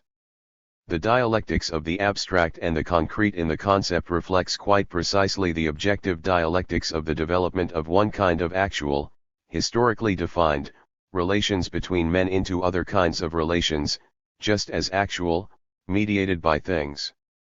The entire movement of thought from the abstract to the concrete is therefore at the same time absolutely strict movement of thought from fact to fact, transition from considering one fact to considering another fact, rather than movement from concept to concept.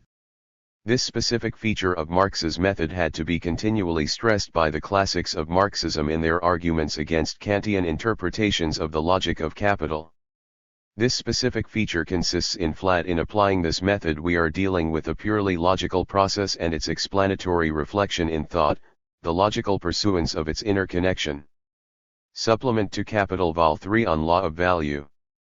The problem of the relation of the abstract to the concrete in the concept is correctly solved only on the basis of this approach. Every concept is abstract in the sense that it records only one of the particular moments of concrete reality in its entirety. Each concept is concrete, too, for it does not record the formal general features of heterogeneous facts but rather in a more precise manner the concrete definiteness of the fact to which it pertains, its specific feature due to which it plays this and not some other role in the aggregate whole that is reality, having this particular function and meaning and not some other.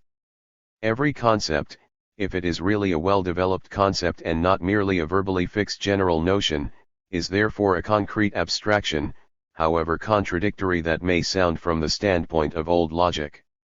It is always a thing that is expressed in it, that is, a sensually, empirically stated fact, but a thing considered with regard to its property which it has specifically as an element of a given concrete system of interacting things, facts, rather than simply as an abstract thing belonging to an indeterminate sphere of reality. A thing regarded outside any concrete system of relations with other things is also an abstraction, no better than relation or property regarded as a specific object unconnected with things, the material carriers of relations and properties. The Marxist conception of the categories of the abstract and the concrete as logical, universal, categories was further elaborated in Lenin's numerous philosophical works and fragments as well as in his excursions into logic which he undertook in considering social, politico-economic, and political problems. Whenever he touched on these problems, Lenin unswervingly defended the views developed by Marx and Engels, emphasizing the objective significance of theoretical abstractions and sharply rejecting empty formal abstractions which record in verbal form arbitrarily chosen formal affinities, similar features of heterogeneous actually unconnected phenomena. For Lenin, the abstract was always a synonym of verbiage divorced from life, a synonym of formal word creation, of an empty and untrue definition to which no definite fact corresponds in reality. And on the contrary, Lenin always insisted on the concrete nature of the truth and of concepts expressing reality, on the indissoluble links between word and deed, for it is only these links that ensure actual reasonable synthesis of the abstract with the concrete, of the universal with the particular and the individual. Lenin's views on this score are of enormous importance for logic, requiring further careful study, generalization, and systematization.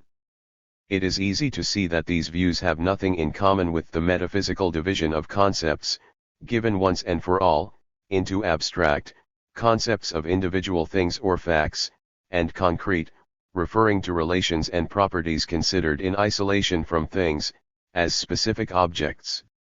Lenin assessed concepts of both type as equally abstract, he did not value them highly at all, always insisting that facts and things should be comprehended in their overall cohesion and concrete interaction, that is, in their relations, while any consideration of social relations should always be based on a most careful and thoughtful treatment of things, of strictly attested facts, the social relations never to be taken as a specific object considered separately from things and facts.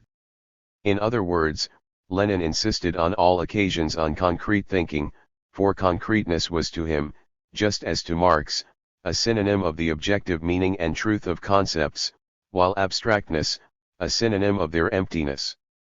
What we have said here warrants the following conclusion: both in dialectical and formal logic, it is inadmissible to divide concepts, once and for all, into two classes, abstract and concrete. This division is connected with traditions in philosophy that are far from the best, precisely those traditions against which not only Marx and Lenin fought but also Hegel, Spinoza, and generally all those thinkers who understood that concept, as a form of thought, and term, a verbal symbol, were essentially different things. There are certain grounds for dividing terms into names of separate things sensually perceived by the individual and names of their general properties and relations, while in regard to concepts this division has no sense. It is not a logical division.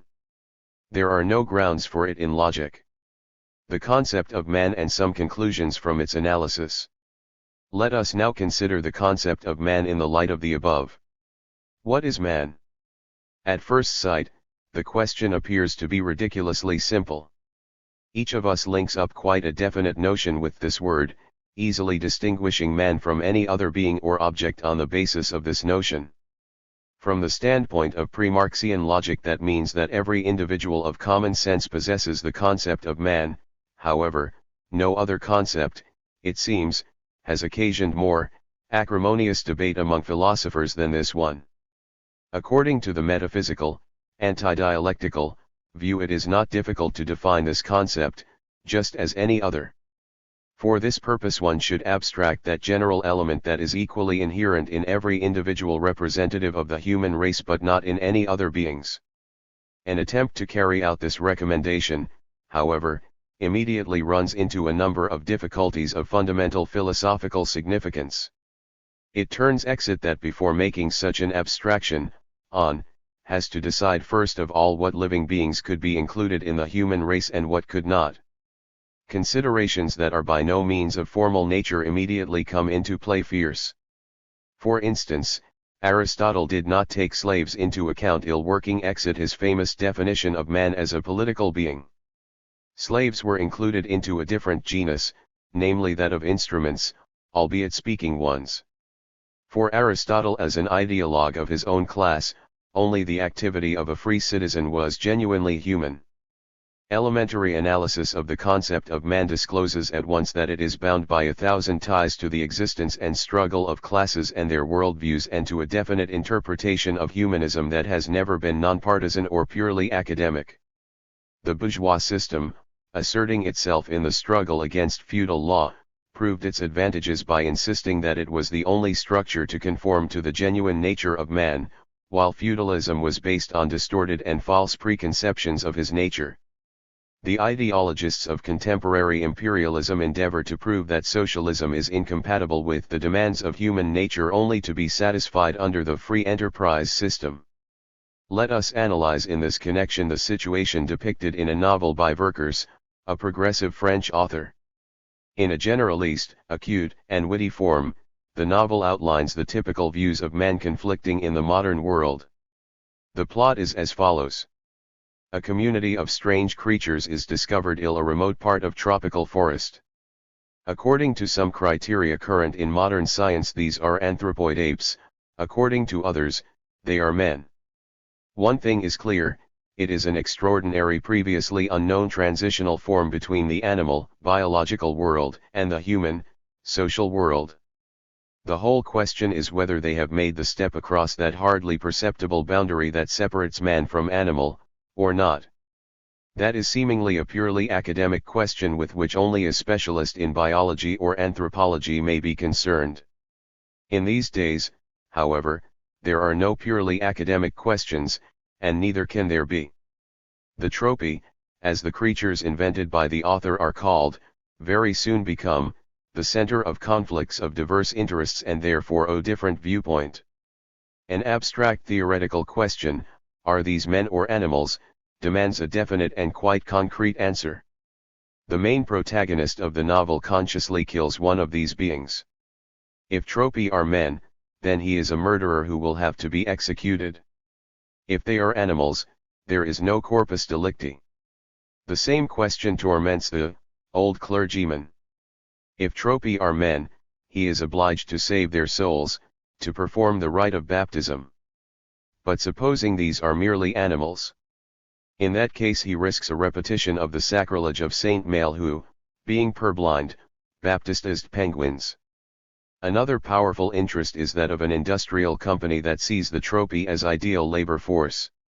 Trained animals that know neither trade unions nor class struggle nor needs above the physiological ones, what can be better from the point of view of a capitalist?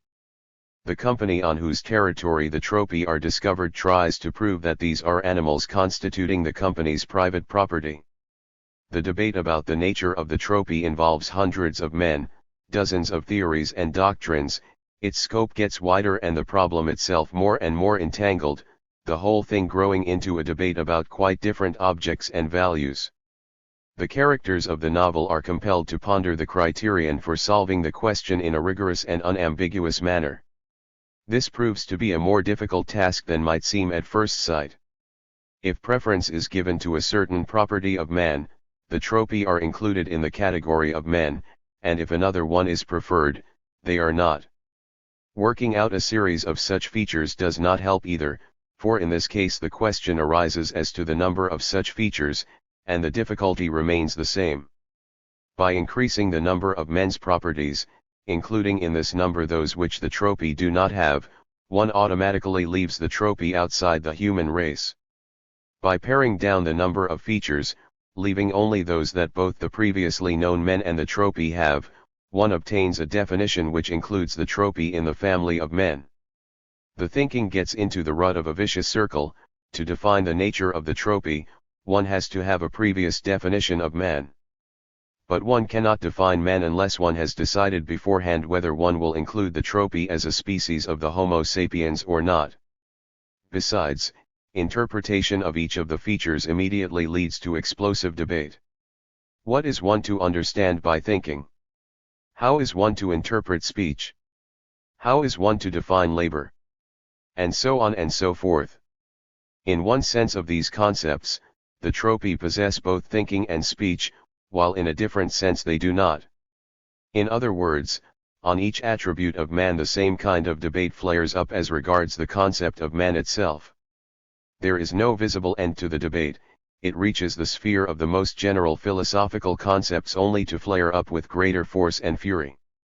The debate becomes particularly acute when it touches on the subject of which of the modes of life activity should be regarded as genuinely human, what organization of life conforms with man's nature, and wherein lies this nature. All attempts to establish that general and essential feature that would permit to distinguish strictly between man and non-man, again and again run into an ancient difficulty. Such a feature may only be defined if a boundary between man and his nearest animal forebears is previously drawn, but how is one to draw this boundary line unless one has in one's head that very general feature which has to be determined? It is not difficult to tell very cold water from very hot, but what about warm water?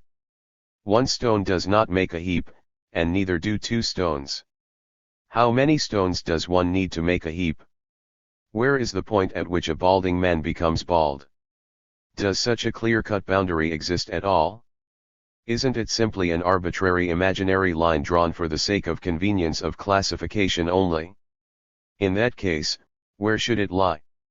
It will be drawn where the powers that be will want to draw it. That is the conviction to which the hero of the novel comes. Indeed, the subjective idealist doctrines, pragmatism, instrumentalism, etc., hand over the solution of this question to the powers that be. Their voice becomes the criterion of truth. Everything is made dependent on their will and caprice. All the misfortunes of this world stem from the fact that men have not grasped yet what man is, and they have not agreed about what they would like him to be. That is the way the protagonist of the novel philosophizes. Having found from practical experience that the general and essential feature of man is not so easy to discover as might appear at first sight, the heroes of the novel are compelled to look for a solution in philosophical and sociological conceptions. But where is one to find the criterion of the truth of the latter? Here it all begins from the beginning. Verkers and his heroes are familiar with Marxist answer to this question. Yet it appears one-sided to them. Verkers believes that a conception proceeding from the real relations of men in material production ignores other forms of human solidarity. First of all, ritual philosophy. There are many tribes in the world whose human solidarity is built on hunting, wars, or fetishist rituals rather than on material production. The strongest tie now binding 300 million Hindus is their ritual philosophy rather than their backward agriculture. The heroes of the novel vacillate, at the author's will, between the Marxist and the idealist Christian definition of the general and essential criterion of the human being, daring to accept neither. They are looking for a third one, that would reconcile dialectical materialism and Christianity. Each man is a man first and foremost, and only then is he a follower of Plato, Christ, or Marx, wrote Verkers in the afterword to the Russian edition of the book. In my view, it is much more important to show the way in which points of contact may be found between Marxism and Christianity proceeding from such a criterion, than to emphasize as such regardless of their differences. The essence of man, the ideological differences, does not lie in adherence to some doctrine or other. But wherein does it lie? In the fact that man is first and foremost, man. That is the only answer that Verkers was able to oppose to the one-sided view of dialectical materialism. But this kind of answer takes us back to the starting point, to a simple name unendowed with any definite content. To move away from the tautology, one will have to take up the line of reasoning from the very beginning.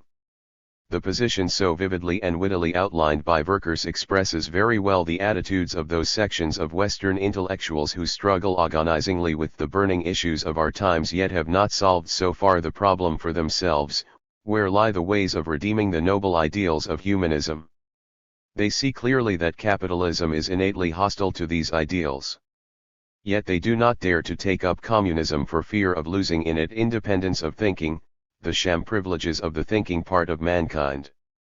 While this part of mankind agonizes over the choice between these two real poles of the modern world, any uncomplicated theoretical question grows out of any proportion into a most intricate and completely insoluble problem, while attempts to solve it with the aid of the most sophisticated instruments of formal logic ultimately lead to a tautology: A equals A, man is man. Nothing else can result from a search for a definition of man through establishing the abstractly identical property which each individual representative of present-day mankind possesses. Logic based on this kind of axiom is absolutely powerless to do anything here. The essence of man to be expressed in the universal definition is by no means an abstraction inherent in each individual, it is not the identical feature which each individual representative of the human race taken separately possesses. A universal definition of man cannot be obtained on this path. Here one needs a different kind of logic, a logic based on the dialectical materialist conception of the relationship between the universal and the individual. This essence is impossible to discover in a series of abstract features inherent in every individual. The universal cannot be found here however hard one might look for it. The search along this path is fruitless also in the case when it is assisted by most sophisticated logic. An excellent illustration of this point is to be found in Dialectic, by Gustav E. Müller, an American philosopher. Judging from the book, the author has learned something from Hegel. He even assimilated the Hegelian propositions on the interpenetration of opposites, on the role of contradictions in the development of scientific theses, on the relation of consciousness to self-consciousness, and many other things. However, all this formal dialectical erudition runs idle, resulting in vacuity. Man could not know what man is, could he not identity man with himself, yet equally man could have no experience of man, if he could not differentiate himself from what he experiences of himself.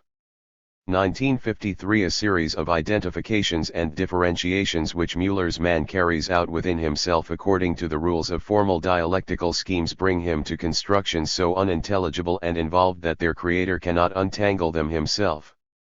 The end result of this pseudo-dialectical logic is as follows: man is so complicated and contradictory a being that the more you study him, the less you can hope to understand him. The only general feature that Müller manages to isolate in the intricate complexity of interacting individuals ultimately proves to be the power of reflection and love for reflection. His true humanity lies in this power of reflection.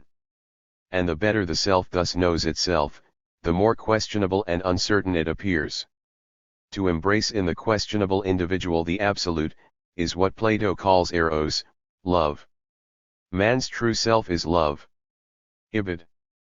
One would be hard put to it to discern here the power of reflection.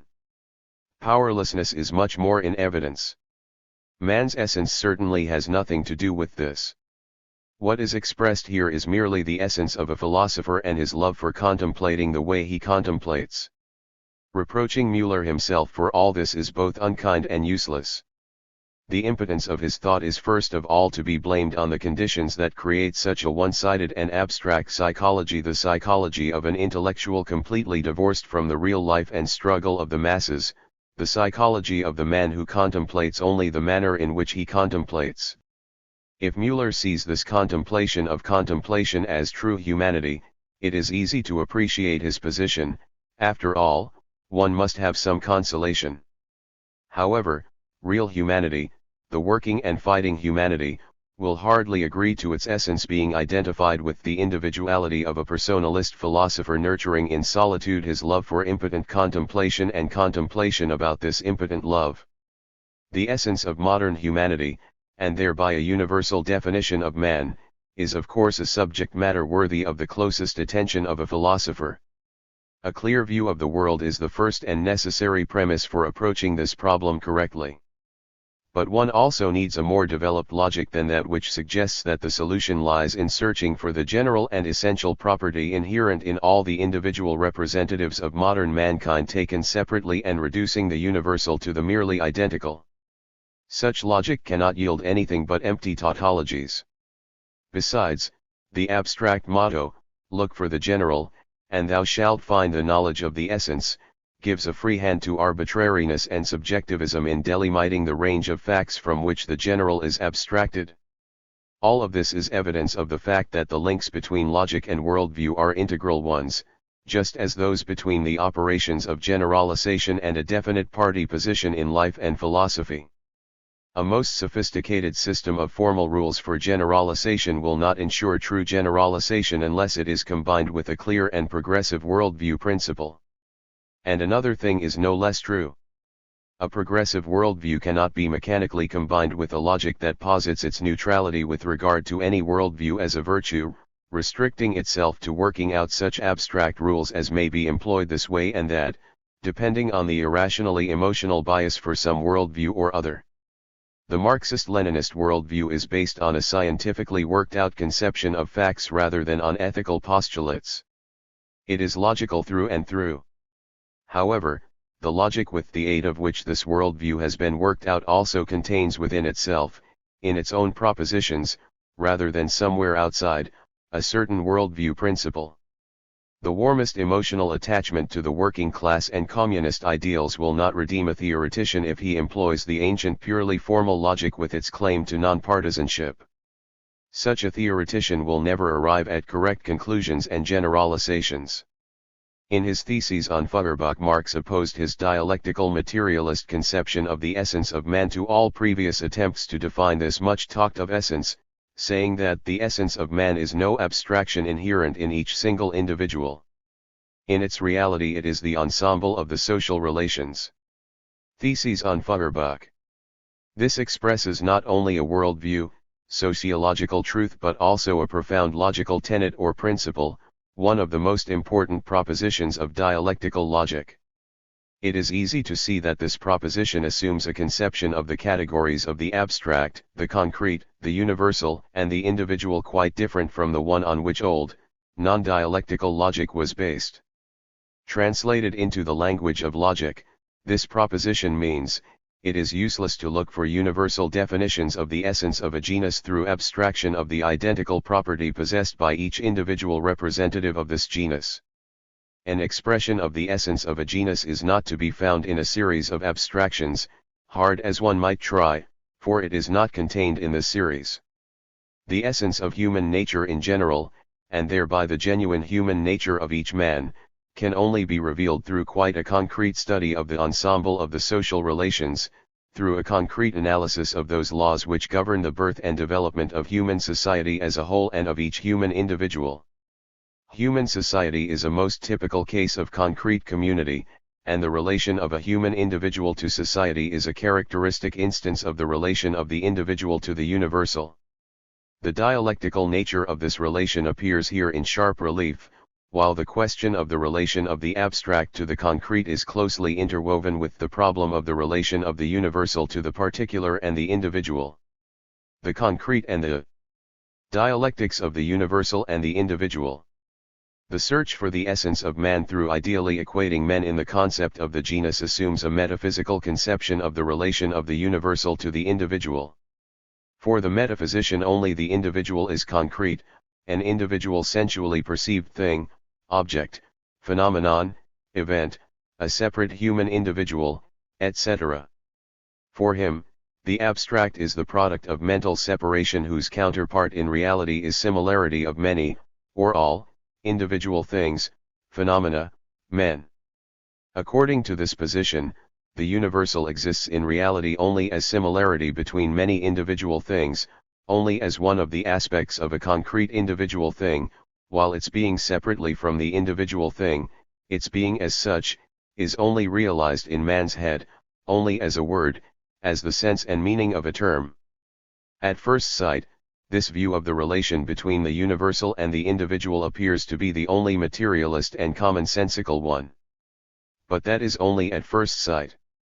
The thing is that this position completely ignores, in the very approach to the problem, the dialectics of the universal and the individual in the things themselves, in the reality outside the head.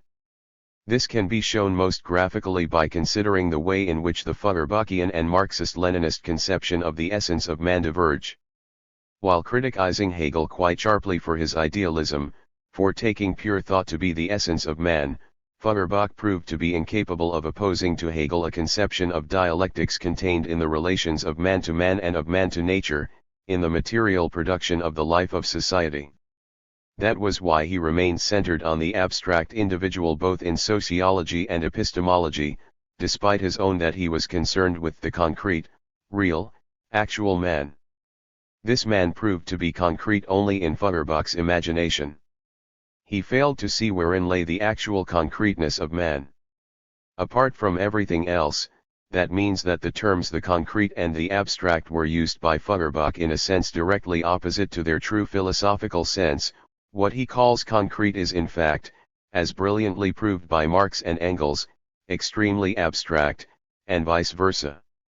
The term concrete is applied by Feuerbach to an aggregate of sensually perceived qualities inherent in each individual and common to all individuals.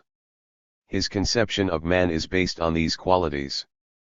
From the point of view of Marx and Engels, from the dialectical standpoint, that is a typically abstract portrayal of man. Marx and Engels were the first to show, from the materialist viewpoint, wherein lies the genuine concreteness of human existence and what is the objective reality to which a philosopher is entitled to apply the term concrete in its full meaning. They discovered man's concrete essence in the overall process of social life and laws of its development rather than in a series of qualities inherent in each individual. The question of man's concrete nature is here formulated and solved as the problem of development of a system of social relations of man to man and of man to nature. The universal, socially concrete, system of interaction between men and things appears, with regard to a separate individual, as his own human reality that was formed outside of and independently from him. Nature as such creates absolutely nothing human. Man with all his specifically human features is from beginning to end the result and product of his own labor. Even walking straight, which appears at first sight man's natural, anatomically innate trait, is in actual fact a result of educating the child within an established society, a child isolated from society à la Mowgli, and such cases are numerous, prefers to run on all fours, and it takes a lot of effort to break him of the habit. In other words, only those features, properties, and peculiarities of the individual that are ultimately products of social labor, are specifically human. Of course, it is Mother Nature that provides the anatomical and physiological prerequisites. However, the specifically human form which they ultimately assume is the product of labor, and it can only be comprehended or deduced from labor. Conversely, all those properties of man that are not a product of labor, do not belong to the features expressing man's essence, example soft lobes of the ear, although they are a specific feature of man and not of any other living being. An individual awaking to human life activity, that is, a natural biological being becoming a social one, is compelled to assimilate all forms of this activity through education. None of them are inherited biologically. What is inherited is the physiological potential for assimilating them. At first they confront him as something existing outside and independently from him, as something entirely objective, as an object for assimilation and imitation. Through education, these forms of social human activity are transformed into a personal, individual, subjective possession and are even consolidated physiologically. An adult person is no longer able to walk on all fours, even if he wants to do so, and that is not at all because he would be ridiculed. Raw meat makes him sick. In other words, All those features, the sum of which makes up the much talked of essence of man, are results and products, ultimate ones, of course, of socio-human labor activity. Man does not owe them to nature as such, still less to a supernatural force, whether it be called God or by some other name, example idea. He owes them only to himself and the labor of previous generations. This is even more true of the more complex forms of human activity, both sensual and objective, material, and spiritual, than of straight walking. Mankind's culture accumulated throughout history appears to a modern individual as something primary, determining his individual human activity.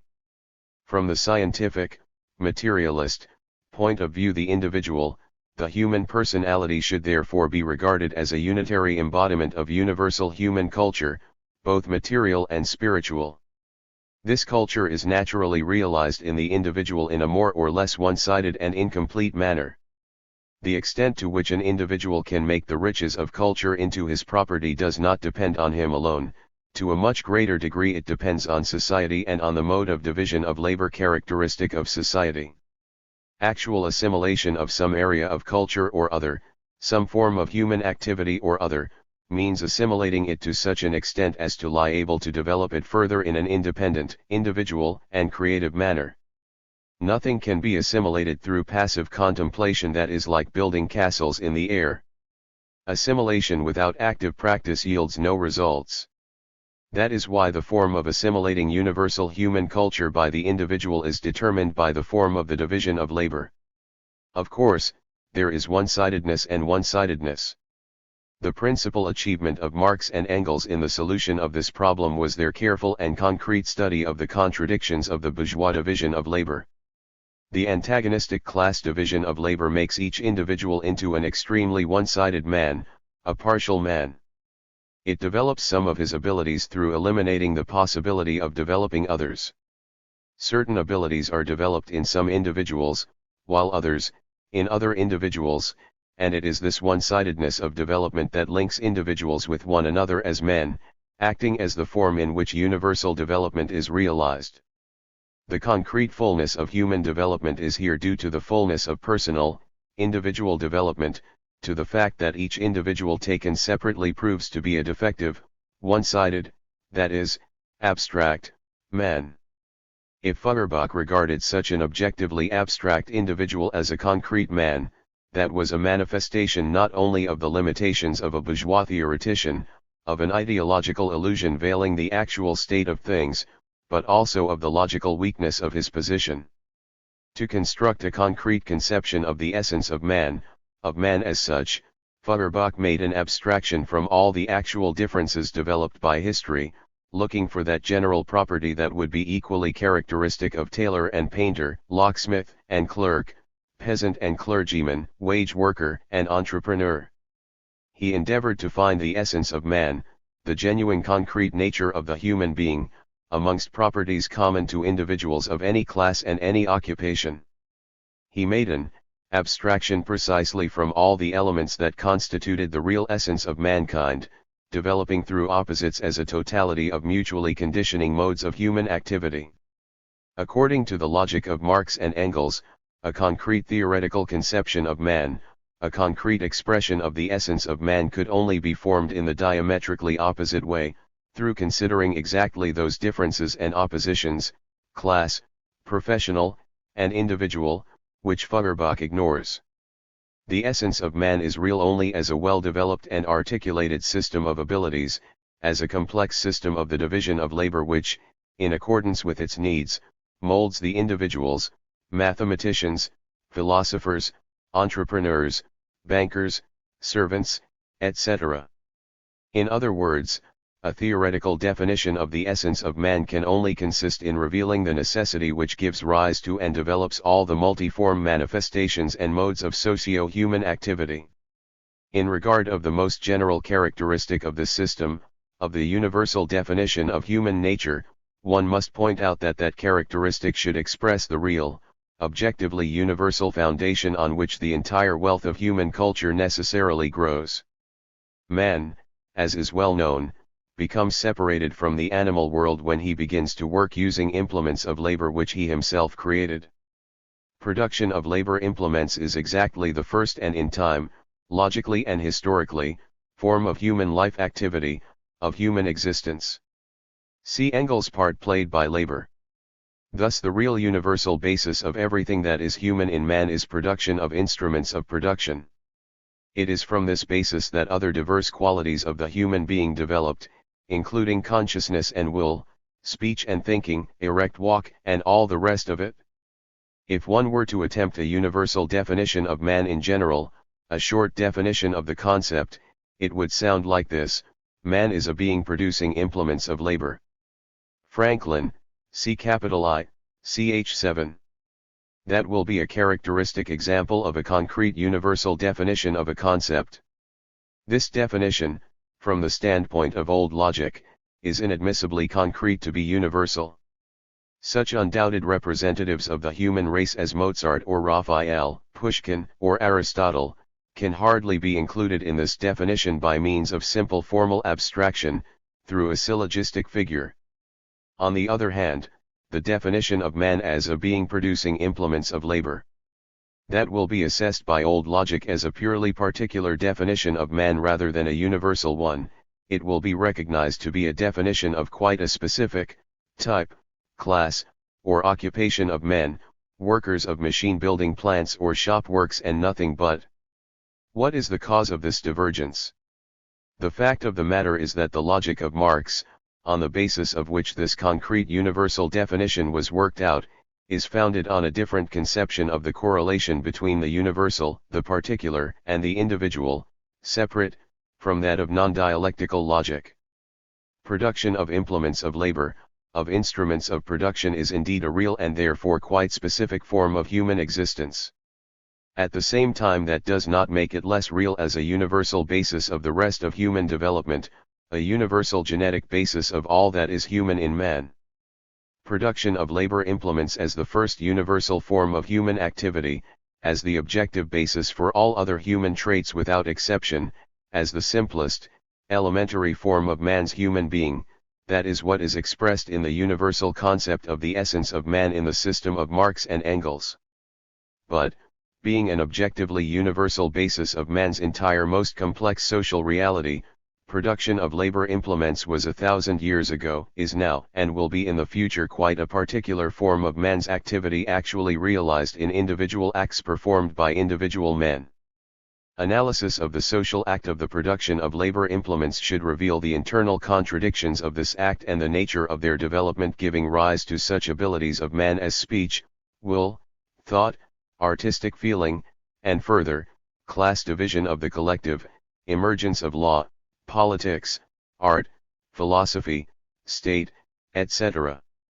In this conception, the universal is not metaphysically opposed to the particular and the individual as a mental abstraction to a sensually given fullness of phenomena, but is rather opposed, as a real utility of the universal, the particular, and the individual, as an objective fact, to other just as objective facts within one and the same concrete historically developed system, in this case, to man's social and historical reality.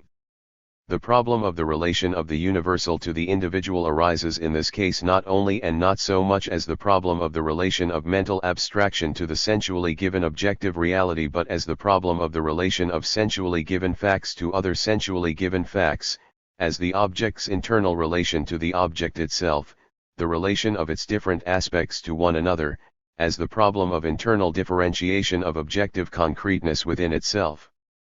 On this basis and as a consequence of it, it arises as the problem of the relation between the concepts expressing in this connection the objective articulated concreteness.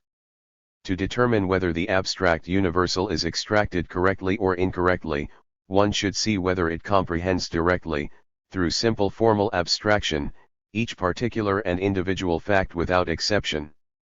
If it does not, then we are wrong in considering a given notion as universal. The situation is different in the case of the relation of the concrete universal concept to the sensually given diversity of particular and individual facts.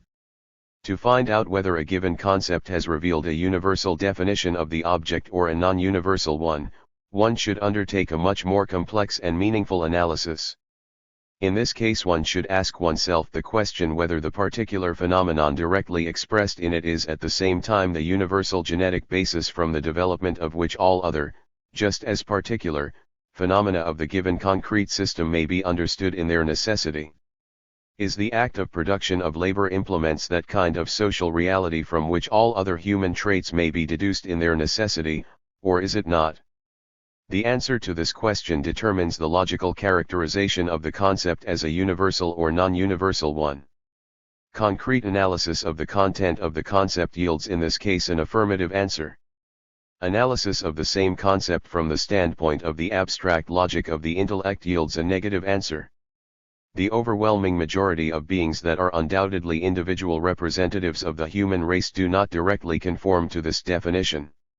From the standpoint of old non-dialectical logic, this concept is too concrete to be justified as a universal one.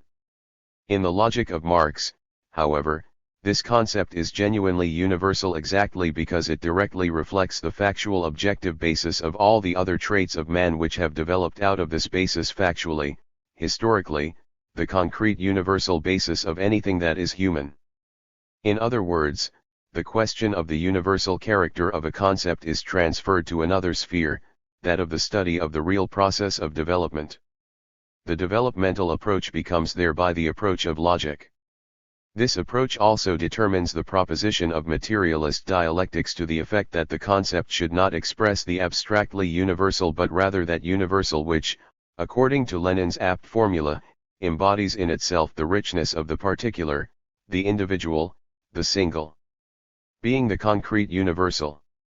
This richness of the particular and the individual is naturally embodied not in the concept as such but rather in the objective reality which is reflected in the concept, that particular, and even individual, sensually given reality whose characteristics are abstracted as definitions of a universal concept.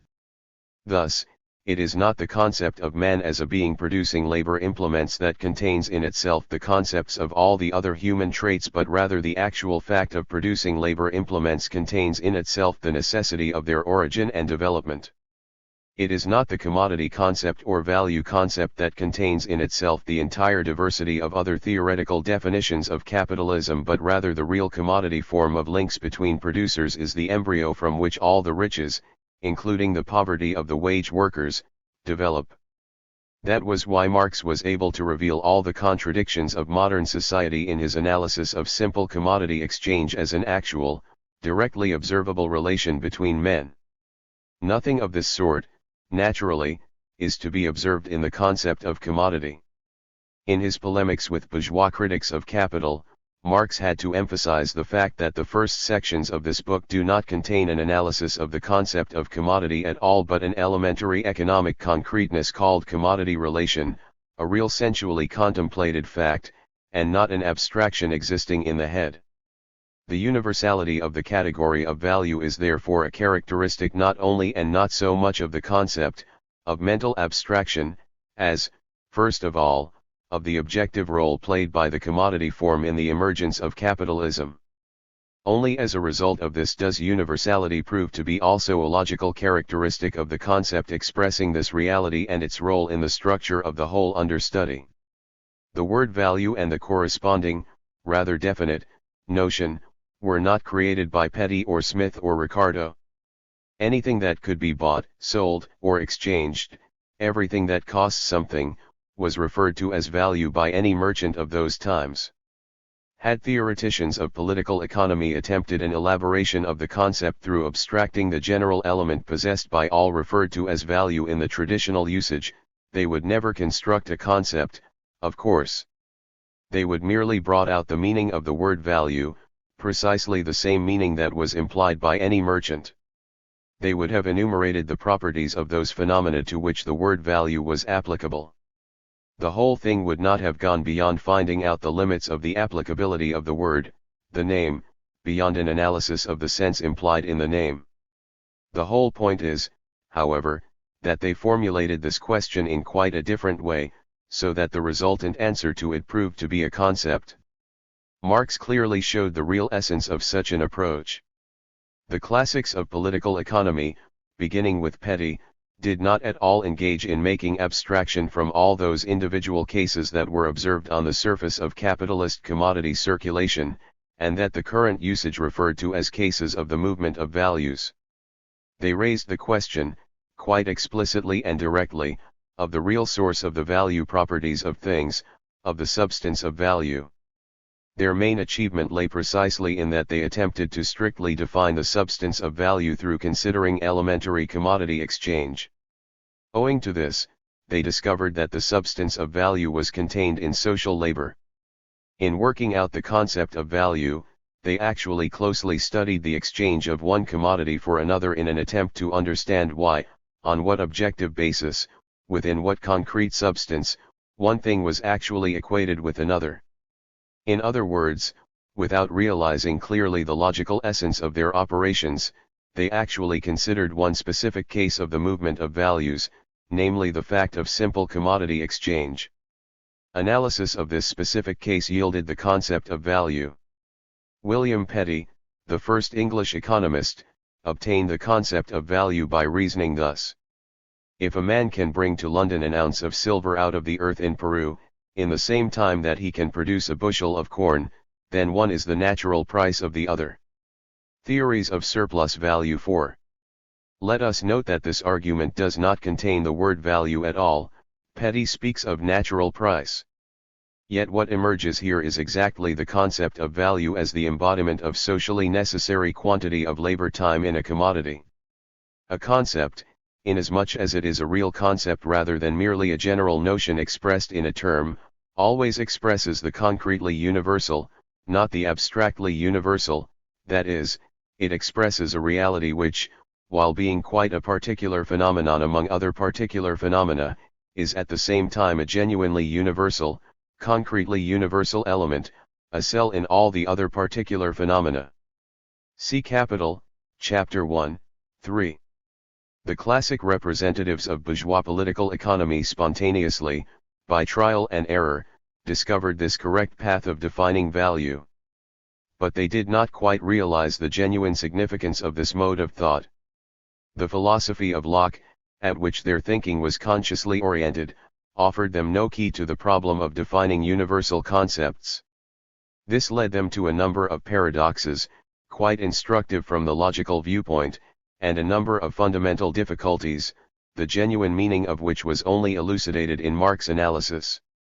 The cardinal difference between Marxian analysis of value as the universal basis for all the other categories of capitalist economy, and that kind of analysis which was attained in bourgeois political economy, lay precisely in the fact that Marx formed scientific definitions of value in general, value as such, on the basis of concrete consideration of direct exchange of one commodity for another involving no money.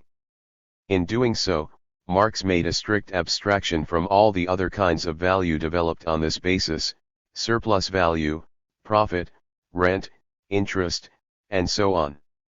Ricardo's main error, according to Marx, lay in his inability to forget profit in considering value as such, so that his abstraction turns out to be incomplete, insufficient, formal. Marx includes in the definitions of value in general only those definitions that were revealed through analysis of one kind of value, precisely that kind of value which proves to be elementary, primordial both logically and historically, that is, both in essence and in time. The product of his analysis are genuinely universal definitions of value in general, definitions that have the meaning of concretely universal definitions in regard of money and profit alike. In other words, these are the concretely universal definitions of all the other specific kinds of manifestation of value. That is a most splendid example of a concretely universal concept.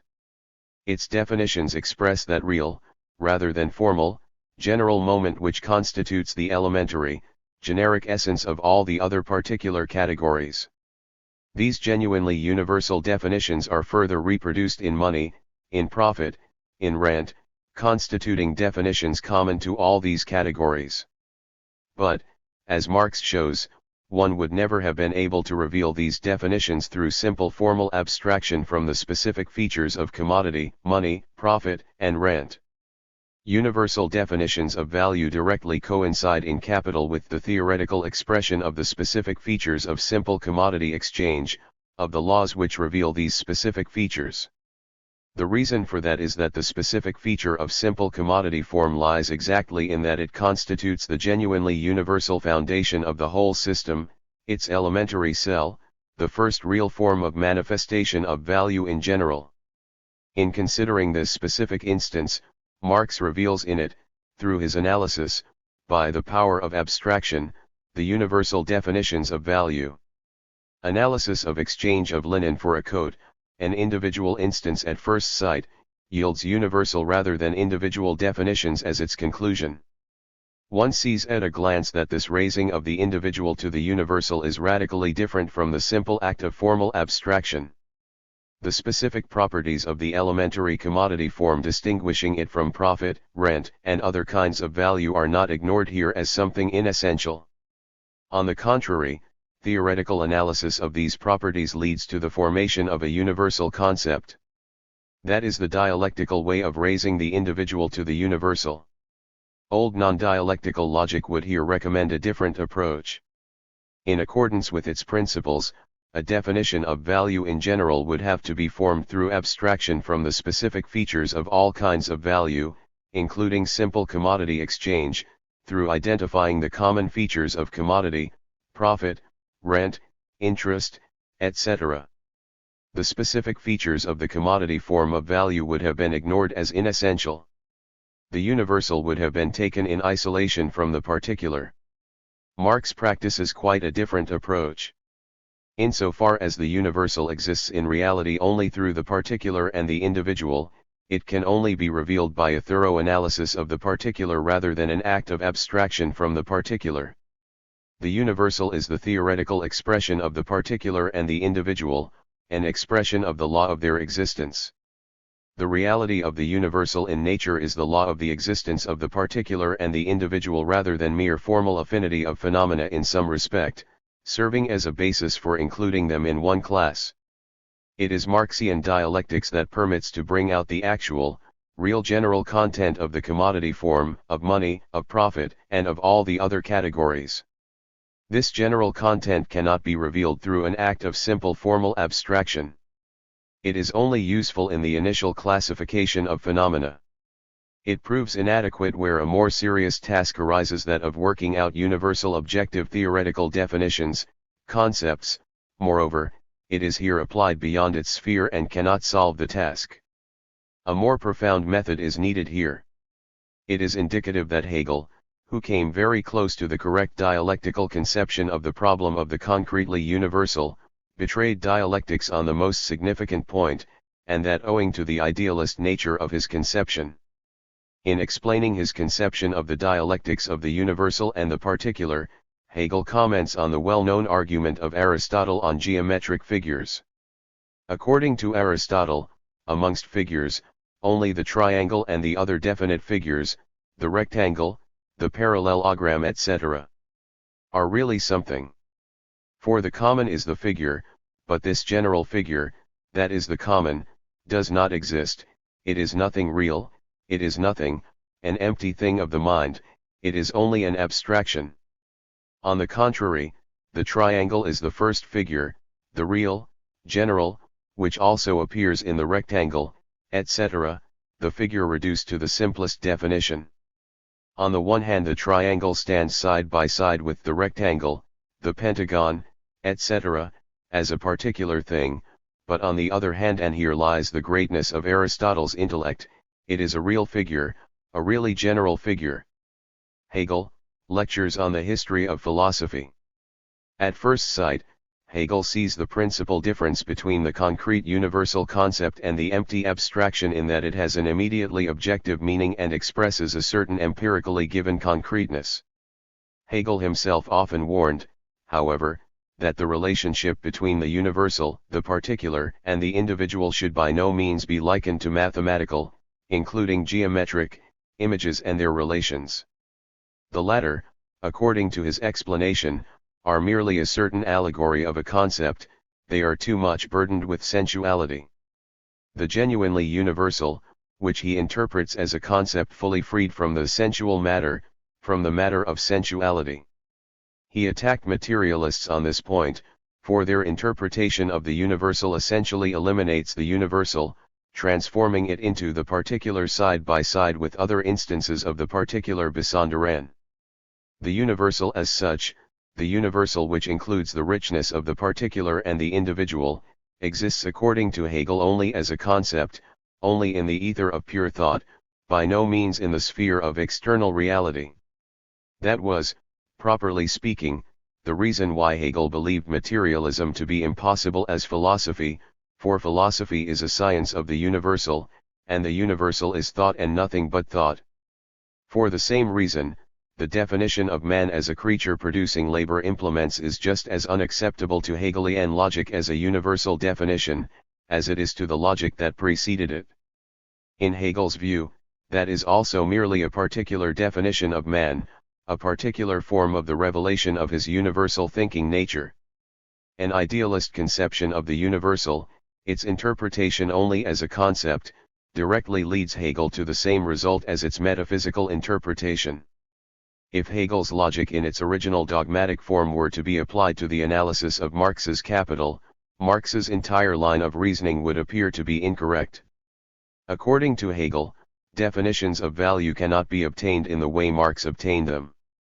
A Hegelian adept would say about the first sections of Capital that definitions of one particular form of value are there taken to be universal definitions of value, while they are not universal definitions at all. He would recommend to deduce universal definitions of value from definitions of reasonable will, the way they are deduced by Hegel in the philosophy of right. All of this proves that Hegelian logic, despite all its advantages over the old metaphysical logic, cannot be adopted by materialism without a radical critique, without radical elimination of all traces of idealism. The category of value in Marx is fundamentally different from mere formal abstraction as well as from Hegel's pure concept. It is obviously burdened with sensuality, appearing as theoretical expression of the particular. Value, says Marx, has a sensual supersensual character, something that, from the Hegelian viewpoint, just cannot be. Moreover, the simple, universal, form of value, as Marx emphasizes, by no means was the universal form of economic relations at all times, not at the beginning. Only capitalist development turned it into such a form. Direct commodity exchange, as a phenomenon in considering which one may obtain a universal definition of value, as a phenomenon in which value is represented in pure form, is realized before the appearance of money, surplus value and other particular well-developed forms of value.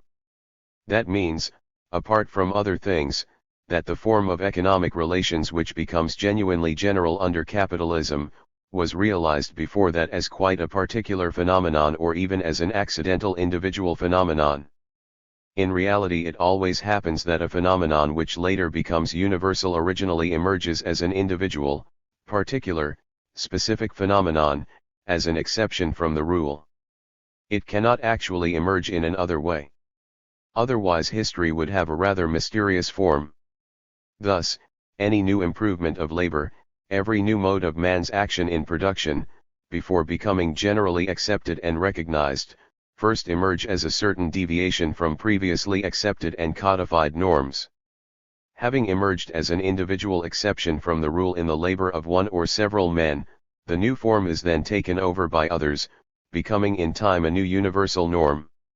If the new norm did not originally appear in this exact manner, it would never become a really universal form, but would exist merely in fantasy, in wishful thinking. In the same way, a concept expressing the really universal, directly includes in it a conception of the dialectics of the transformation of the individual and the particular into the universal, directly expressing the individual and the particular which in reality, outside man's head, constitutes the universal form of development. In his conspectuses and notes on Hegel's logic, Lenin continually refers to one of the pivotal points of dialectics, to the conception of the universal as the concretely universal as opposed to abstractly universal distillations of the intellect. The relation of the universal to the particular and the individual is expressed in dialectics by a beautiful formula, as Lenin puts it. Not merely an abstract universal, but a universal which comprises in itself the wealth of the particular. Cf. Capital, Lenin makes a note in the margin, and then continues, a beautiful formula, not merely an abstract universal, but a universal which comprises in itself the wealth of the particular, the individual, the single, all the wealth of the particular and the single. Trace bien. Lenin, Conspectus of Hegel's Logic. The concrete universal expressed in the concept does not, of course, comprise in itself all this wealth in the sense that it comprehends all the specific instances and is applicable to them as their general name. That is exactly the metaphysical conception which Hegel opposes, and that is what Lenin approves about his position. A concrete universal concept comprises in itself the wealth of the particulars in its concrete definitions in two senses. First, a concrete universal concept expresses in its definitions the specific concrete content, the internal law-governed structure, of a single, quite definite form of the development of an object under study. It comprises in itself the whole wealth of the definitions of this form, its structure and its specificity. Second, it does not express in its definitions some arbitrarily chosen form of development of the object as a whole, but that, and only that form which constitutes the really universal basis or foundation on which the whole wealth of other formations grows. A most striking example of such a concept is the value category in capital. This concept is the result of an exhaustive analysis of one most elementary economic concreteness of the capitalist world: direct exchange of one commodity for another involving no money. The specificity of this form consists in that it contains, like a cell or embryo, the wealth of more complex, more developed forms of capitalist relations. That is why in this very simple phenomenon, in this cell of bourgeois society, analysis reveals all the contradictions, or the germs of all the contradictions, of modern society. Lenin's Conspectus of Hegel's Logic. That is why the result and product of this analysis, expressed in definitions of the category of value, offers a key to a theoretical conception of the whole of the capitalist world. The difference of this category from mere abstractions, like furniture, courage, or sweetness, is of fundamental nature. The latter, of course, do not contain any wealth of the particular and the individual. This wealth is merely externally correlated with them as with general names. The concrete definitions of such concepts do not in any way express this wealth. The concept of furniture in general records merely the general element which a table has in common with a chair, a cupboard, etc. It does not contain specific characteristics of chair, table, or cupboard. Definitions of this kind do not express a single species. On the contrary, the category of value comprises in itself an exhaustive expression of such a species whose specificity lies in being simultaneously the genus. That does not, of course, belittle the significance and cognitive role of elementary, intellectual general abstractions. Their role is great, no concrete universal concept would be possible without them. They constitute the prerequisite and condition of the emergence of complex scientific concepts. A concrete universal concept is also an abstraction in the sense that it does not record in its definitions the absolutely individual, the unique. It expresses the essence of the typical and in the sense of the general, millionfold repeated phenomenon, of an individual instance that is an expression of the universal law. In analyzing the simple form of value, Marx is not interested, of course, in the individual features of a coat or linen. Nevertheless, the relation of coat and linen is taken for the immediate object of analysis, and precisely for the reason that it is a typical, and in this sense general, case of simple commodity exchange, a case corresponding to the typical peculiarities of exchange without money. In a general analysis of this kind, it is usually always assumed that the actual conditions correspond to their conception, or, what is the same, that actual conditions are represented only to the extent that they are typically of their own general case. Capital Vol. 3. Of course, Concrete universal concepts are for this reason similar to simple intellectual abstractions in that they always express a certain general nature of individual cases, things, phenomena, also being products of raising the individual to the universal. This moment or aspect pointing to an affinity between a scientific concept and any elementary abstraction is certainly always present in the concept and is easy to discover in it. The point is, however, that this moment in no way gives a specific characterization of the scientific concept, it does not express its specificity. That is precisely the reason why logical theories that simply equate such abstractions as value and whiteness, matter and furniture, on the grounds that both kinds equally refer to many individual phenomena rather than to a single individual one and are in this sense equally abstract and general, do not assert something absurd at all. Yet this conception, sufficient for simple abstractions, is quite inadequate for complex scientific ones. And if this is taken to be the essence of scientific concepts, this view becomes false, just as, for instance, the proposition value is the product of labor is false. A concrete phenomenon is here characterized in a much too general and abstract way and therefore quite incorrectly. Of course, man is an animal, and a scientific concept is an abstraction. The inadequacy of such a definition, however, lies in its extreme abstractness.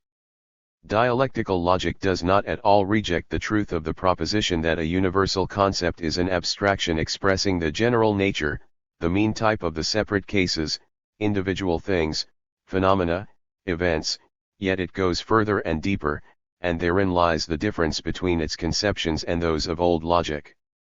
A dialectical conception of the universal assumes the transformation of the individual into the universal and of the universal into the individual, a transformation continually going on in any actual development.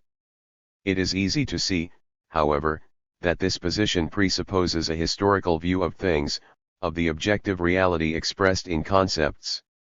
That is why neither Locke and Helvetius nor even Hegel could give a rational solution to the problem of the relation of the abstract to the concrete.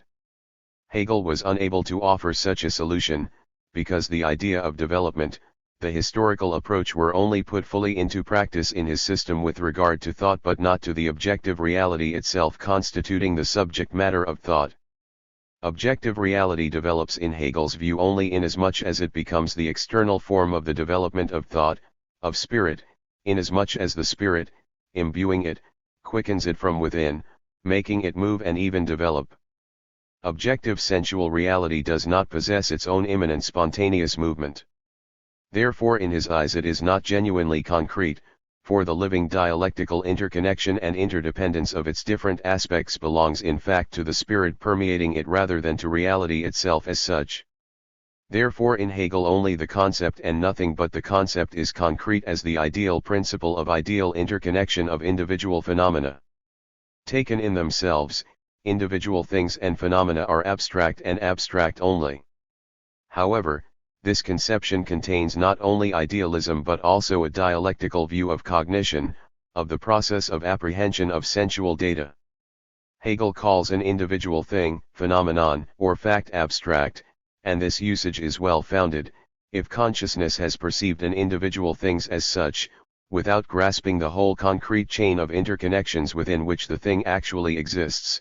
That means it has perceived the thing in an extremely abstract way despite the fact that it has perceived it in direct concrete sensual observation, in all the fairness of its sensually tangible image. On the contrary, when consciousness has perceived a thing in its interconnections with all the other, just as individual things, facts, phenomena, if it has grasped the individual through its universal interconnections, then it has for the first time perceived it concretely, even if a notion of it was formed not through direct contemplation, touching or smelling but rather through speech from other individuals and is consequently devoid of immediately sensual features.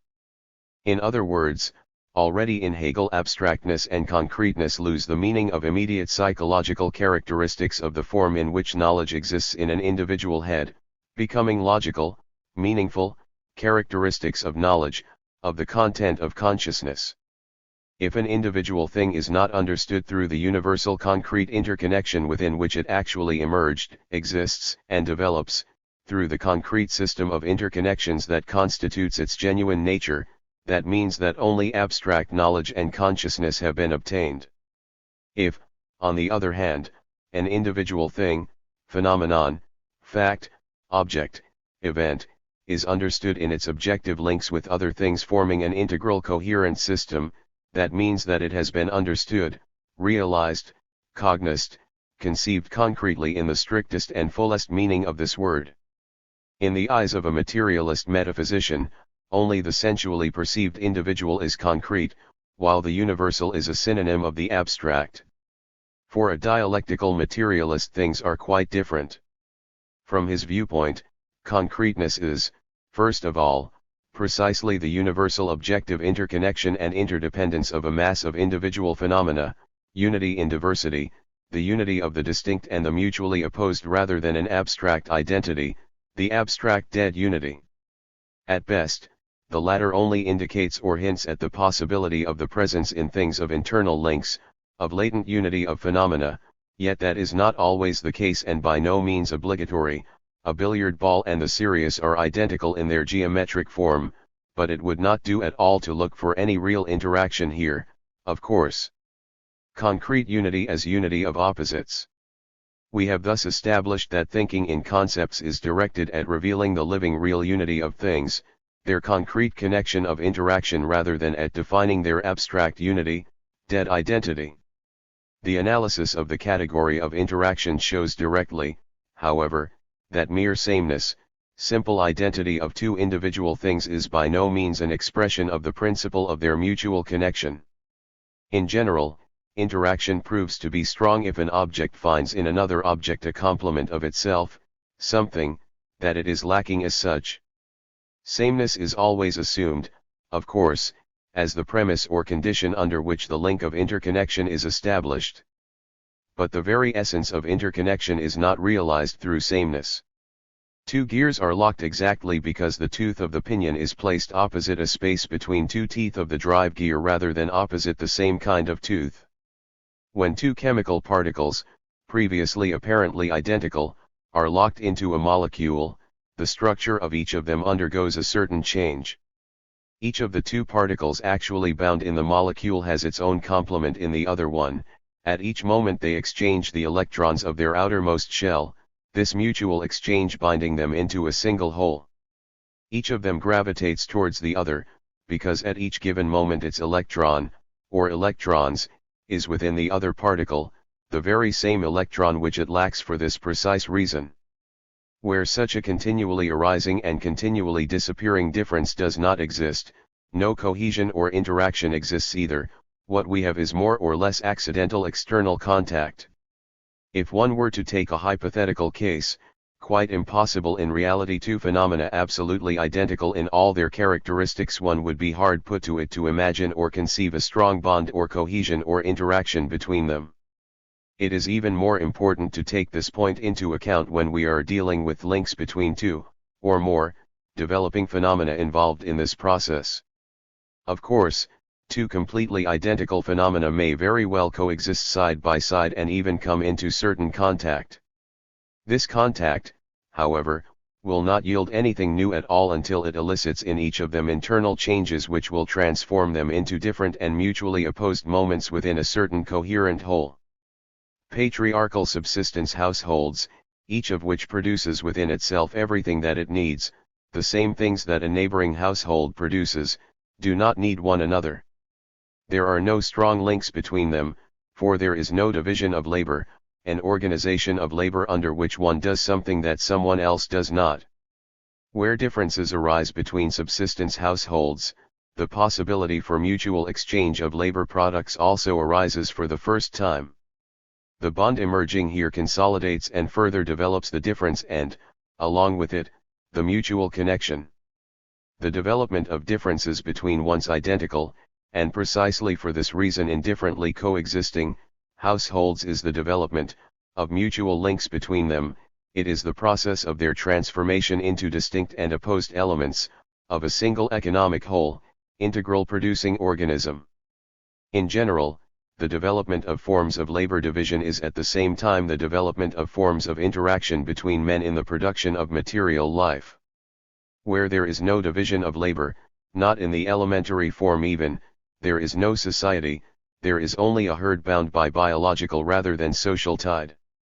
Division of labor may take antagonistic class form, and it may, on the other hand, take the form of comradely collaboration. Yet it always remains division of labor and can never be identification of all forms of labor. Communism assumes maximal development of each individual's capabilities both in spiritual and material production, rather than leveling of these abilities. Each individual here becomes a personality in the full and noble meaning of this concept, exactly because every other individual interacting with him is also a unique creative individuality rather than a being performing the same stereotype, standardist, abstractly identical actions or operations. Such operations are in general moved outside the scope of human activity and handed over to machines. And exactly for this reason each individual here is needed by and of interest to others much more than in the world of capitalist division of labor. The social links binding personality to personality are here much more direct, comprehensive, and strong than the links in commodity production. That is why concreteness understood as an expression of living, factual, objective bond and interaction between real individual things, cannot be expressed as an abstract identity, bare equality, or pure similarity of things under consideration. Any instance of real interaction in nature, society, or consciousness, be it ever so elementary, necessarily contains identity of the distinct, a unity of opposites, rather than mere identity. Interaction assumes that one object realizes its given specific nature only through its interrelation with another object and cannot exist outside this relation as such, as this one, as a specifically definite object. To express the individual in thought, to understand the individual in its organic links with other instances of the individual and the concrete essence of their connection, one must not look for a naked abstraction, for an identical feature abstractly common to all of them taken separately. Let us now take a more complex and at the same time more striking example. Wherein lies, for instance, the actual, living, concrete and objective bond between the capitalist and the wage workers, that general element which each of these individual economic characters has in comparison with others.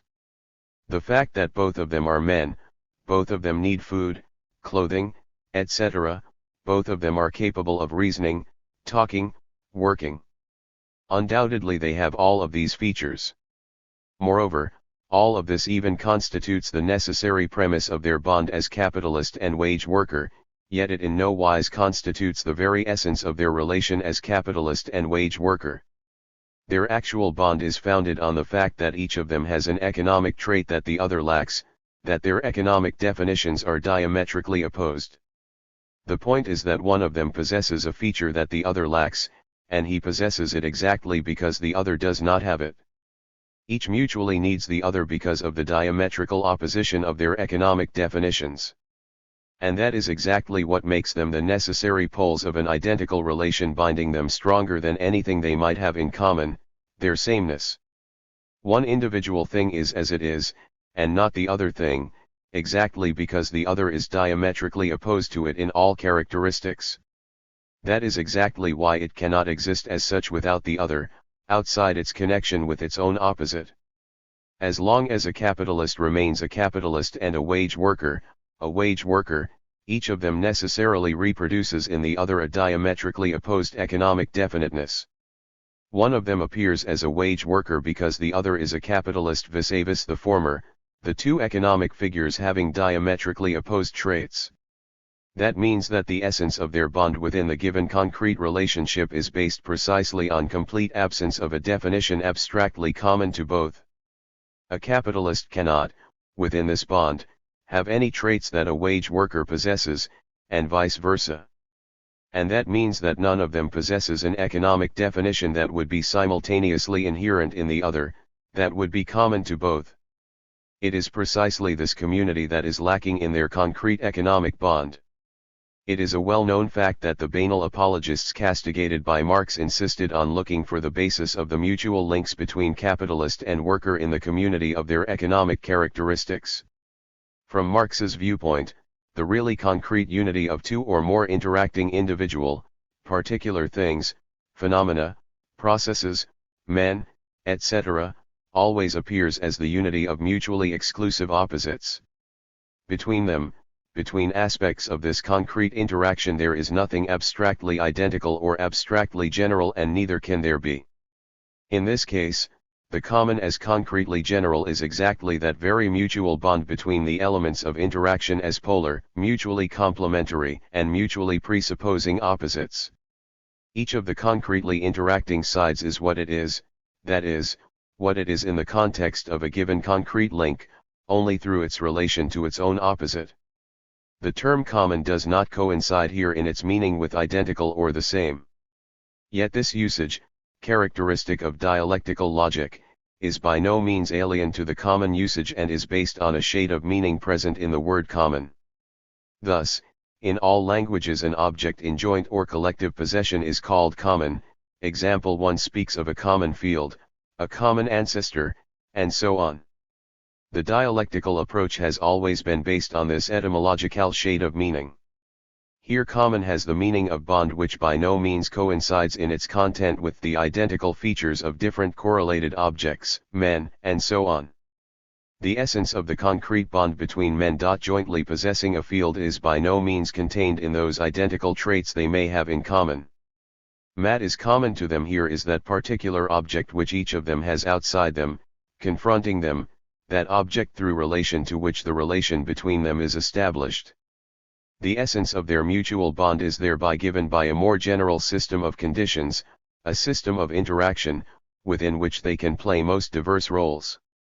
What does a reader have in common with the book which he reads? What is the essence of their mutual relation? Certainly the community does not lie in that both reader and book are three-dimensional, that both of them belong to spatially defined objects, that both consist of identical atoms, molecules, chemical elements, etc. That which is common to them does not consist in the identical properties of both. Quite the contrary, the reader is the reader exactly because he is confronted, as a condition without which he is not a reader, by that which is read, the reader's concrete opposite. One exists as such, as a given concretely defined object, exactly because and only because it is confronted by something different as concretely different from it, an object whose definitions are all diametrically opposed to those of the former object. Definitions of one are inverted definitions of the other. That is the only way in which concrete unity of opposites, concrete community, is expressed in a concept. The essence of concrete links, concrete community, concrete unity, is therefore determined not by looking for the identical traits abstractly inherent in each of the elements of such a community but by other means. Analysis is in this case directed at the concrete system of conditions within which two elements, objects, phenomena, etc., emerge, which simultaneously both mutually exclude one another and mutually assume one another. To establish the opposites whose mutual relations give existence to the interaction system in question, a given, concrete community, means to solve the task.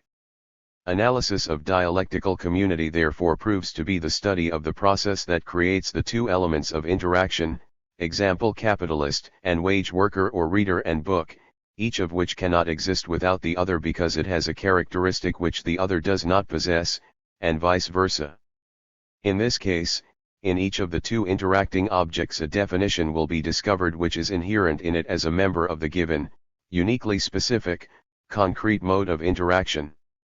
Only in this case in each of the two related objects that aspect will be discovered, and singled out through abstraction, which makes this object into an element of the given concrete whole. Concrete identity, identity of opposites, these are the dialectical formulas, identity of the different, the concrete unity of mutually excluding and therefore mutually assuming definitions. A thing has to be conceived as an element, as an individual expression of a universal, concrete universal, substance. That is the task of cognition. This point of view explains, for instance, the difficulties which prevented Aristotle from discovering the essence, the substance of the exchange relation, the mystery of the equality of one house and 5 beds. The great dialectician of antiquity here, too, tried to find an internal unity of the two things rather than their abstract identity. Nothing could be easier than to find the latter, while discovering the former is quite hard. In considering the exchange relation between a house and a bed, Aristotle came up against a task that was insoluble at the time, though not because he could not see anything that the two had in common. A brain much less sophisticated in logic will find abstract features common to both house and bed. Aristotle had plenty of words at his disposal to express something that a house and a bed had in common. Both house and bed are equally objects of everyday life, part of man's household environment, both are sensually perceived things existing in time and space, both have weight, form, hardness, etc., ad infinitum. It should be assumed that Aristotle would not have been too much surprised if someone drew his attention to the fact that both house and bed were equally made by the hands of man, or slave, that both were products of human labor. So Aristotle's difficulty did not at all lie in finding an abstract general property common to both house and bed or in including both in a common genus, but rather in revealing the real substance in which they are equated irrespective of the will of the subject, of the abstraction-making head and of the purely artificial devices man invented for purposes of practical convenience. Aristotle gives up further analysis not because he cannot find anything that a house and a bed will have in common, but rather because he cannot find an entity which necessarily requires the fact of mutual exchange, of mutual substitution of two different objects for its realization or manifestation. Aristotle's inability to find something in common between two so different things reveals the dialectical strength and profundity of his thinking rather than a weakness of his logical abilities or lack of observation. Not satisfied by the abstract general, he attempts to discover the deeper roots of the fact. He is not interested merely in the proximate genus in which both may be included, if one so desires, but in the real genus, of which he has a much more meaningful conception than that for which the school tradition in logic has made him responsible. Aristotle wants to find a reality that is only implemented as a property of a bed and a house due to the exchange relation between them, something general that requires exchange for its manifestation. However, all those common properties that he observes in them also exist when they have no reference to exchange and consequently do not form the specific essence of exchange. Aristotle thus towers head and shoulders above those theoreticians who, 2,000 years after, saw the essence and substance of the value qualities of a thing in its utility. The utility of a thing is not at all necessarily connected with exchange, it does not obligatorily require exchange to be revealed. In other words, Aristotle wants to find an essence which manifests itself only through exchange and is in no way manifested outside exchange, though it constitutes the latent nature of the thing. Marx showed clearly what precluded Aristotle's comprehending the essence of the exchange relation, the absence of the value concept. Aristotle could not understand or reveal the real essence, the real substance of the exchange properties of things, as the substance is in fact social labor. The whole point is that the concepts of value and labor did not exist. Let us point out at the same time that a general abstract notion of both did exist at his time. Labor seems to be a very simple category. The notion of labor in this universal form, as labor in general, is also extremely old. Critique of political economy, and Aristotle was certainly aware of it. Including both house and bed in the abstract notion of products of labor in general would not have been an overly complicated and still less insoluble logical task for Aristotle. What Aristotle lacked was the concept of value. The word, the name that contained the simple abstraction of value, did exist in his time, of course, as in his time, too, there existed merchants who regarded all things from the abstract viewpoint of buying and selling. But the concept of labor did not exist in that epoch. That merely shows, once again, that in Marx's terminology a concept is something different from an abstract general notion fixed in a term. What is it then? The concept of labor, as distinct from and opposed to of it, assumes a realization of the role of labor in the overall process of human life. In Aristotle's epoch, labor was not seen as substance of all phenomena of social life, as the real essence of all that was human, as the real source of all human qualities without exception. The concept of a phenomenon exists, in general, only where this phenomenon is understood not abstractly, that is, not as a recurring phenomenon, but concretely, that is, in regard to its position and role in a definite system of interacting phenomena, in a system forming a certain coherent whole. A concept exists where the particular and the individual are realized as more than merely the individual and the particular. Though recurrent, they are realized through their mutual links, through the universal construed as an expression of the principle of these links. Aristotle did not have such a conception of labor, for mankind had not yet worked out at that epoch any clear realization of the role and place of labor in the system of social life. Moreover, Aristotle's contemporaries did not believe labor to be a form of life activity that might be included in the sphere of human life proper. He did not conceive labor as the real substance of all forms and modes of human life. Not surprisingly, he failed to understand it as the substance of the exchange properties of a thing. In Marx's terminology, that means precisely this, that he did not have a concept of labor and value but only an abstract notion of them. This abstract notion could not serve as the key to understanding the essence of commodity exchange. The classic representatives of bourgeois economy were the first to perceive labor as the real substance of all forms of economic life, including, first and foremost, such a form as commodity exchange. That means that they were the first to form a concept of that reality of which Aristotle had only an abstract notion. The reason for that is not, of course, that English economists proved to be greater logicians than the Stagirite. The reason is that the economists studied this reality within a better developed social environment. Marx showed clearly what was involved here: the object of study itself, in this case human society, matured to the degree that it was necessary and possible to study it in terms of concepts expressing the concrete substance of all its manifestations. Labor as the universal substance, as an active form appeared here, not only in consciousness but also in reality, as that proximate real genus which Aristotle failed to see. The reduction of all phenomena to labor in general, to labor devoid of all qualitative differences, for the first time took place here in the reality of economic relations itself rather than in the abstract making heads of theoreticians. Value became that goal for the sake of which each thing was realized in labor.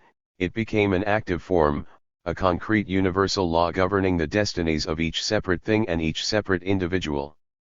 The point is that reduction to labor devoid of all differences appears here as an abstraction, but as a real abstraction, which is made every day in the social process of production. Contribution to the critique of political economy, as Marx puts it, this reduction is no more and no less of an abstraction than resolution of organic bodies into air. Labor, thus measured by time, does not seem, indeed, to be the labor of different persons, but on the contrary the different working individuals seem to be mere organs of this labor. Evald. Here labor in general, labor as such appears as a concrete universal substance, and a single individual and the single product of his labor, as manifestations of this universal essence. The concept of labor expresses something greater than merely the identical elements that can be abstracted from the labor activities of individual persons. It is a real universal law which dominates the individual and the particular, determines their destinies, controls them, makes them into its organs, forcing them to perform the given functions and not some others. The particular and individual itself is formed in accordance with the requirements contained in this real universal, and the impression is that the individual in its particularity appears as the individual embodiment of the really universal. Distinctions between individuals themselves prove to be a form of manifestation of the universal rather than something standing side by side with the universal and having no relation to it. A concept is a theoretical expression of this universal. Through a concept, every particular and individual element is apprehended precisely in those aspects which belong to the given whole, is an expression of the given concrete substance and is comprehended as an emerging and disappearing element of the movement of the concrete specific system of interaction. The substance itself, the concrete system of interacting phenomena, is understood as a system that was historically formed. A concept, as distinct from a general notion expressed in a word, does not merely equate one thing, object, phenomenon, event, fact, etc., to another in the proximate genus, extinguishing in it all its specific differences, abstracting from them. Something quite different takes place in the concept. The individual object is reflected in its particular features which make it a necessary element of some whole, an individual, one-sided, expression of a concrete whole. Each separate element of any dialectically divided whole expresses, one-sidedly, the universal nature of this whole precisely in its difference from other elements rather than through abstract affinity to them. The concept, in its strict and precise sense, is not therefore a monopoly of scientific theoretical thought. Every man has a concept, rather than a general notion expressed in a term, about such things as table or chair, knife, or matches. Everybody understands quite well both the role of these things in our lives and the specific features owing to which they play a given role rather than some other one and occupy a given position, rather than some other one, in the system of conditions of social life in which they were made, in which they emerged. In this case the concept is present in the fullness of its definition, and every man consciously handles things in accordance with their concept, proving thereby that he has this concept. Things like the atom or art are quite a different matter. Not every artist has a well-developed concept of art, by any means, although he may create magnificent works of art. The present author is not ashamed to admit that he has a rather vague notion of the atom, as compared to a physicist. But it is not every physicist that has a concept of the concept. A physicist who shuns philosophy is not likely to acquire it. To avoid misunderstandings, we shall have to make the following qualification. In the present work thought is taken to mean first of all scientific theoretical thought, that is, thought operating in scientific theoretical study of the world. This restriction on the scope of the work does not at all mean that the so-called everyday thinking is not worthy of logic as science or that it develops according to different laws. The whole point is that scientific theoretical thought is the best developed form of thought. Its analysis therefore permits to establish, with greater facility, the laws which operate in thought in general. On the other hand, thought as it is practiced every day does not so easily lend itself to the discovery of these universal laws and forms of thought. They are always hidden from view by a mass of complications, of various factors and circumstances.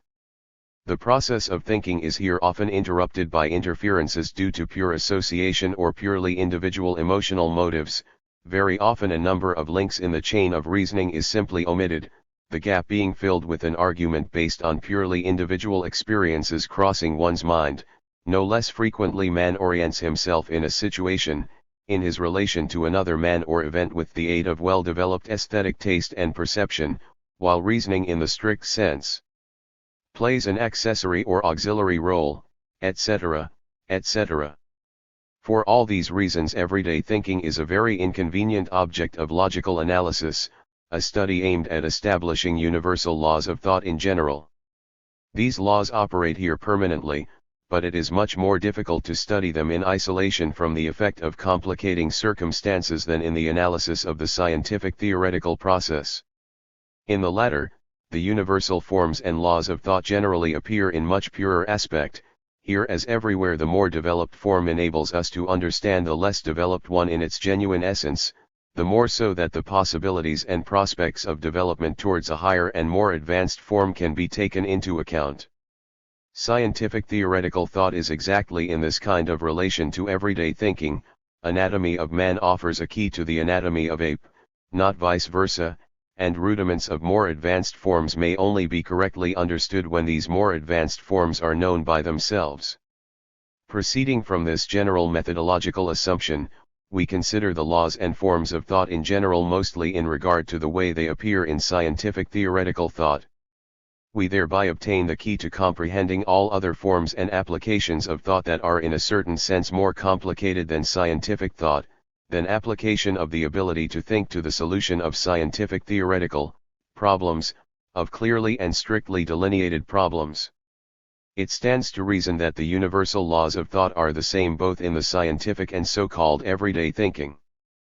but they are easier to discern in scientific thought for the same reason for which the universal laws of the development of the capitalist formation could be easier established, in mid-19th century, by the analysis of English capitalism rather than Russian or Italian.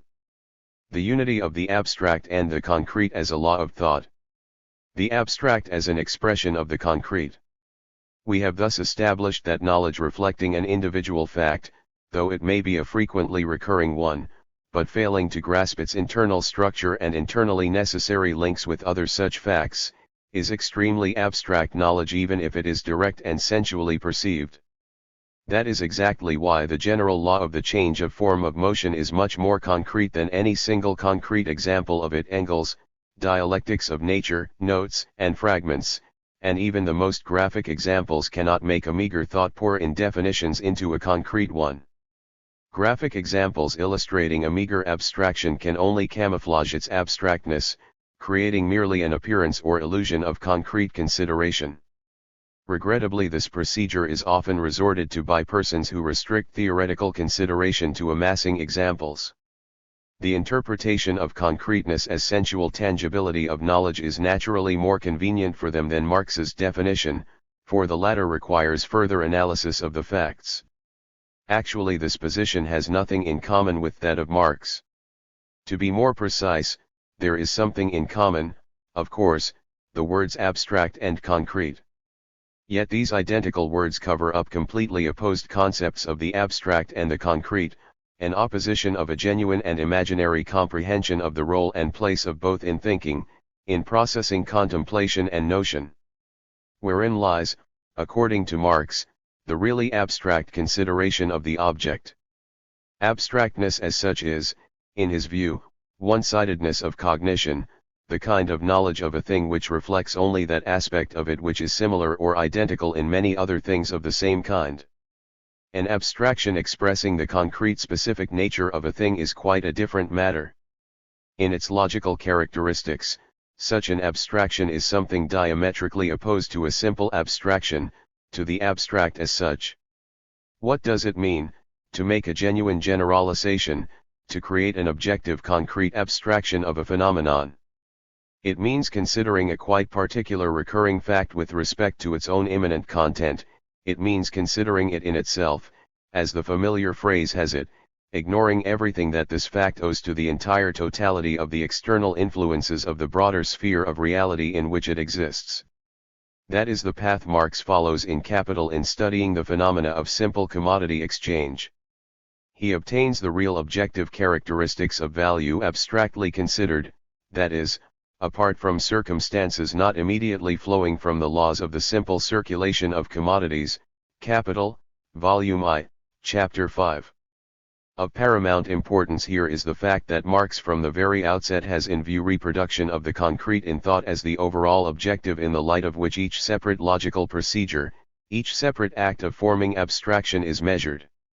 Each particular phenomenon is regarded in Capital directly with respect to its place and role in the whole, in the concrete system within which and through which it acquires its specific definiteness. Each concrete abstraction registers this definiteness, which is not characteristic of each separate phenomenon if it exists outside the given concrete system and is acquired by it as soon as it forms part of the system. In actual fact, Marx considers the universal interconnection of the whole, that is, of the entire totality of the interacting particular phenomena, through abstract analysis of a particular phenomenon, consciously ignoring everything that the given phenomenon owes to other phenomena interacting with it. At first sight, this appears to be paradoxical. The universal connectedness of phenomena is established, though its opposite, a rigorous abstraction from everything that one phenomenon possesses due to its universal interconnections with others, from everything that does not flow from the immanent laws of the given particular phenomenon. The point is, however, that the very right to consider the given particular phenomenon abstractly presupposes comprehending its specific role and place in the whole, within the universal interconnection, within an ensemble of mutually conditioning particular phenomena. Exactly the fact that simple commodity exchange, commodity, and form of commodity are considered abstractly is the logical expression of the quite specific role played by commodity in the given and no other whole. The fact that commodity is considered abstractly, independently from all other phenomena of capitalist production, expresses logically, theoretically, its concrete historically unique form of dependence on the system of production relations as a whole. The point is that the commodity form of connection proves to be the universal, elementary form of interconnections between men only within the developed system of capitalist production and in no other system of production relations. In no other concrete historical system of production relations, commodity and exchange of commodities have played, are playing or can play such a role. This specific role and significance of the simple commodity form within developed capitalism is also theoretically expressed in the circumstance that the purely abstract consideration of commodity and its immanent laws reveals at the same time the universal theoretical definition of the system as a whole, an expression of its concrete universal regularity. Had any system of social production relations other than the capitalist one, socialism or feudalism, the primitive communal system or the slave-owning formation, been theoretically studied as the subject matter, nothing would have been more erroneous, in Marxian logic, than to consider the commodity form abstractly, as it is considered in the economic theory of capitalism. Abstract consideration of the commodity form would be useless for a theoretical understanding of the universal connection of a system if the system had developed from some other basis. In that case, in considering commodity in the abstract, thought will not make a single step forward in the concrete consideration of the economic system under study, will not abstract a single concrete theoretical definition of the object. While the theoretician has not merely a right but even an obligation to consider the commodity form in abstraction within the capitalist system, he has no logical right to consider just as abstractly any other form of economic connection in the same capitalist organism, example profit or rent. Such an attempt will not result in working out a concrete theoretical understanding of the role and place of profit within the overall interconnection. This is in general impossible to do unless surplus value, money and commodity have been first analyzed. If we single out the phenomenon of profit at the outset, without previously analyzing commodity, money, surplus value, etc., and begin to consider it in the abstract, that is, leaving aside all the circumstances that do not flow from its immanent laws, we shall understand nothing in its motion. At best we shall obtain a description of the phenomena of profit motion, an abstract notion of them rather than a concrete theoretical concept. Thus the right to abstract consideration of a phenomenon is determined by the concrete role of this phenomenon in the whole under study, in a concrete system of interacting phenomena. If the starting point of the development of a theory is taken correctly, its abstract consideration happens to coincide directly with the concrete consideration of the system as a whole. If abstract analysis deals with some phenomenon other than that which objectively constitutes the universal, simplest, elementary form of the being of the object as a whole, its real cell, then abstract consideration remains abstract in the bad sense of the word and does not coincide with the path of concrete cognition. Taking the phenomena of profit, one may form an abstract generalist notion of them. But one cannot obtain a concrete concept of profit on this path, for a concrete conception of the place and role of profit in the motion of the system of capitalist relations assumes an understanding of their real proximate substance, surplus value, that is, of a different economic phenomenon, and the latter in its turn presupposes cognition of the immanent laws of motion of the commodity money sphere, an understanding of value as such, irrespective of profit or surplus value. In other words, abstract consideration of profit is itself possible only when phenomena independent from it are previously analyzed. Profit may be understood through surplus value only, through something different, whereas surplus value may and must be understood by itself, and in analyzing it one should strictly leave aside all circumstances that do not directly follow from its immanent laws. First and foremost, one must leave alone profit. One cannot do anything of the kind in analyzing profit, however, one cannot leave alone circumstances following from the immanent laws of a different phenomenon, one cannot consider profit abstractly. This, abstract consideration of a phenomenon comprises in itself a concrete approach to this phenomenon and directly expresses its role in the given concrete historical system of phenomena as a whole. An abstract consideration of the subject, leaving aside all circumstances that do not follow directly from the immanent laws of the given phenomenon, concentrates on the immanent laws, on the analysis of the phenomenon in and for itself, to use a Hegelian phrase. Analysis of the laws of motion of the commodity money sphere in Marx's Capital is a model of such study. The phenomenon is here considered by itself, in strict abstraction from all the influences of other, more complicated and developed phenomena connected, first of all, with the production of surplus value. That also means that the phenomenon is considered abstractly. This conception and application of abstract consideration is not metaphysically opposed to concrete consideration but rather a real coincidence of the abstract and the concrete, their dialectical unity. Concrete consideration appears as one where the circumstances that do not follow from the immanent laws of the given phenomenon are taken into account rather than left aside.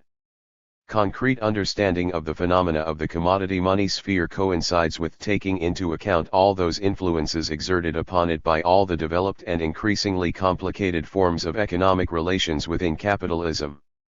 In other words, a concrete conception of commodity that was originally considered only in the abstract, coincides with the theoretical understanding of the entire totality of the interacting forms of economic life, of the entire economic structure of capitalism.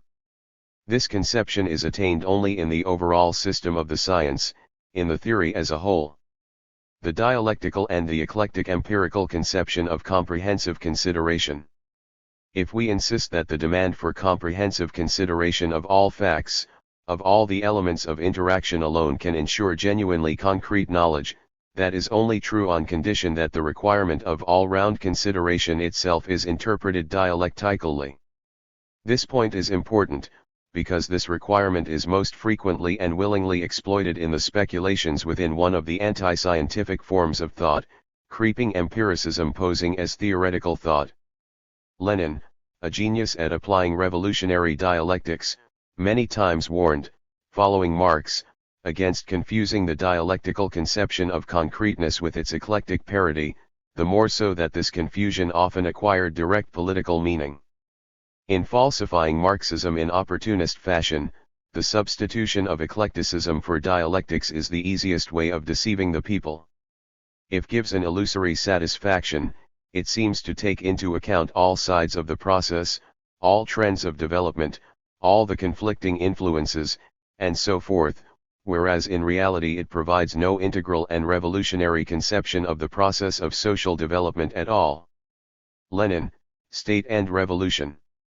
These words clearly refer, not only to social development but to any field of knowledge or activity, thereby containing a universal logical requirement. One of the most widely used arguments of the enemies of scientific communism fighting against the theory of Marx, Engels, and Lenin, is accusation of this theory and the political line following from it, of stubborn one-sidedness, abstractedness, lack of flexibility, etc. A characteristic example of eclectic falsification of dialectics is Bukharin's opportunist position in the discussion on the trade unions at the 10th Congress of the Russian Communist Party, Bolsheviks. Assuming the posture of an arbiter in the controversy between the party and the Trotsky group, Bukharin made an attempt at a philosophical substantiation of his position. In his arguments against Bukharin's position, Lenin showed brilliantly the deep essence of the dialectical interpretation of the concreteness of the truth. This episode is very instructive for logic as a science. Let us briefly recall the circumstances of this philosophical controversy. The debate concerned the principles of party policy on trade unions. The party's position on this point, recorded in a number of documents, was as follows: Soviet trade unions are a school of communism. This short formula assumed that trade unions by their place and role in the system of the proletarian dictatorship, are a mass organization whose goal is the education and enlightenment of the masses in the spirit of communism, and preparation of the masses for conscious participation in the management of the national economy. This conception was opposed by Trotsky, who formulated his own platform, regarding trade unions, first and foremost, as an administrative technical apparatus for production control. That was a conflict of two clear-cut positions, two political lines: the Leninist policy, of the party and the leftist policy of Trotskyism, the notorious policy of tightening the nuts. In this situation Bukharin made an excursion into the field of philosophy, trying to find in it a substantiation of his political position, a position that allegedly reconciled the opposing extremes. The formula of the Leninist party defined trade unions as the school of communism, Trotsky's formula, as administrative technical apparatus of control, while Bukharin reasoned thus: I see no logical grounds for proof that either proposition is wrong, both, and a combination of both, are right. Lenin sharply condemned this logical argument. When Comrade Bukharin speaks of logical grounds, his whole reasoning shows that he takes, unconsciously, perhaps, the standpoint of formal or scholastic logic, and not of dialectical or Marxist logic. Lenin, January 25, 1921. Taking up the elementary example used by Bukharin during the polemics, Lenin gave a brilliant demonstration of the difference between the dialectical interpretation of comprehensive consideration and its eclectic variant. A logical argument of the on the one hand, on the other hand type, an argument more or less accidentally isolating various aspects of the objects and placing them in more or less accidental connection, was rightly ridiculed by Lenin as argument in the spirit of scholastic formal logic. A tumbler is assuredly both a glass cylinder and a drinking vessel. But there are more than these two properties, qualities, or facets to it. There are an infinite number of them, an infinite number of mediaces and interrelationships with the rest of the world. A tumbler is a heavy object which can be used as a missile, it can serve as a paperweight, a receptacle for a captive butterfly, or a valuable object with an artistic engraving or design, and this has nothing at all to do with whether or not it can be used for drinking, is made of glass, is cylindrical or not quite, and so on and so forth. Reasoning gliding from one abstract one-sided definition of the object to another, just as abstract and one-sided, is endless and does not lead to anything definite. If the party reasoned about trade unions according to this principle, there could be no hope for any principled, scientifically worked-out political line. It would have been tantamount to a complete rejection of a theoretical attitude to things in general. The position of the party, clearly expressed by Lenin, in no way rejects the fact that under different social conditions and at different stages in the development of society, trade unions can play different roles and be used for different purposes, and that the forms of their organization and methods of work may vary accordingly. But a concrete formulation of the problem proceeding from a realization of the role which trade unions play or may play objectively, irrespective of someone's desires or aspirations, in the system of the organs of proletarian dictatorship during the transition from capitalism to socialism, leads to the conclusion that trade unions are not one thing, on the one hand, and another thing, on the other, but, looked at from all sides, are a school of communism and a school of communism only, a school of unity, a school of solidarity, a school of the defense of the proletariat's interests by the proletariat itself, a school of management and administration. Lenin stresses this point particularly, pointing out that in the polemics against the erroneous platform propounded by Trotsky, trade unions have to be regarded as a school and in no other way. For that is their only objective role, their goal prompted by their position in the system of proletarian dictatorship. If anyone should use a tumbler not the way it ought to be used, say, as a missile rather than a drinking vessel, there is no great harm in that. But when such an object as trade unions is involved, the whole thing may end in a disaster. That was why the RCP-B reacted so strongly to Trotsky's platform, according to which trade unions are an administrative technical apparatus for production control, and to Bukharin's attempt to justify this interpretation as a one-sided one. Lenin stands by the view that this platform cannot be accepted either as an exhaustive definition or as an abstract one-sided definition of the essence of trade unions. The concrete historical role, purpose, and place of trade unions in the system of organs of proletarian dictatorship are only expressed in the party position. Soviet trade unions, any way you look at them, are a school. All other definitions are derivative from this basic principle and determining one. This definition expresses the specific nature of trade unions, the reason why they can play their role as an organ of proletarian dictatorship side by side with the party and state and in close cooperation with them. That was why Lenin, continuing the ironic analogy with the tumbler, defines Trotsky's position as that of a man who wants to use the tumbler for its real purpose, as an instrument for drinking, but wishes that it should have no bottom. While regarding Soviet trade unions as an instrument of proletarian dictatorship, Trotsky rejects precisely that which enables them to play their specific and necessary role distinct from the role of the state. His, Trotsky's, platform says that a tumbler is a drinking vessel, but this particular tumbler happens to have no bottom. As for Bukharin's position, Lenin describes it as dead and meaningless eclecticism, that is, senseless enumeration of one abstract definition of the object after another, an enumeration that does not stop at anything concrete and does not lead anywhere, merely disconcerting the party. To both these platforms Lenin opposes a clear, principled, and concrete position of the party. Soviet trade unions are an instrument of communist education of the broad working masses, a school of communist unity, solidarity, defense of the interests of the proletariat from the bureaucratic elements in the state organs, a school of management and administration. It is an instrument for transforming the working people into conscious builders of communism.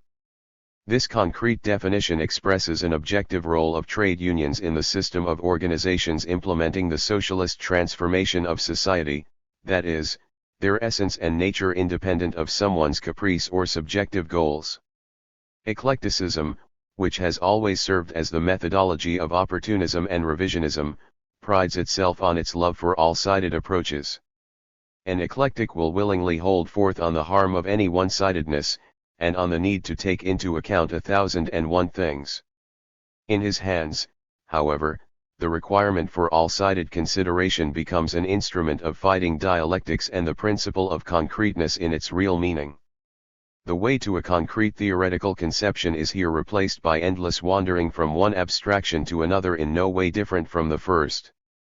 Instead of ascending from the abstract to the concrete, an eclectic will move from the abstract to something just as abstract. And his occupation is just as easy as it is fruitless. It is easy because even the smallest and most insignificant object indeed possesses an actually infinite number of aspects and links with the surrounding world. Each drop of water reflects the entire richness of the universe. Even apparently unconnected phenomena worlds apart will, through a billion intermediate links, prove to have something in common. Even Napoleon's cold in the head was a factor in the Battle of Borodino. If one interprets the requirement of concrete analysis as a demand for taking account absolutely all, without exception, empirical details, facts and circumstances connected in some way or other with the object under study, the concreteness, just as any metaphysically interpreted category, will prove to be a mere naked abstraction, a kind of unattainable ideal existing merely in imagination but never realized in actual knowledge. The theoretician professing this conception of concreteness finds himself in the position of the Maeterlinck's hero pursuing the blue bird, which ceases to be blue the moment he touches it.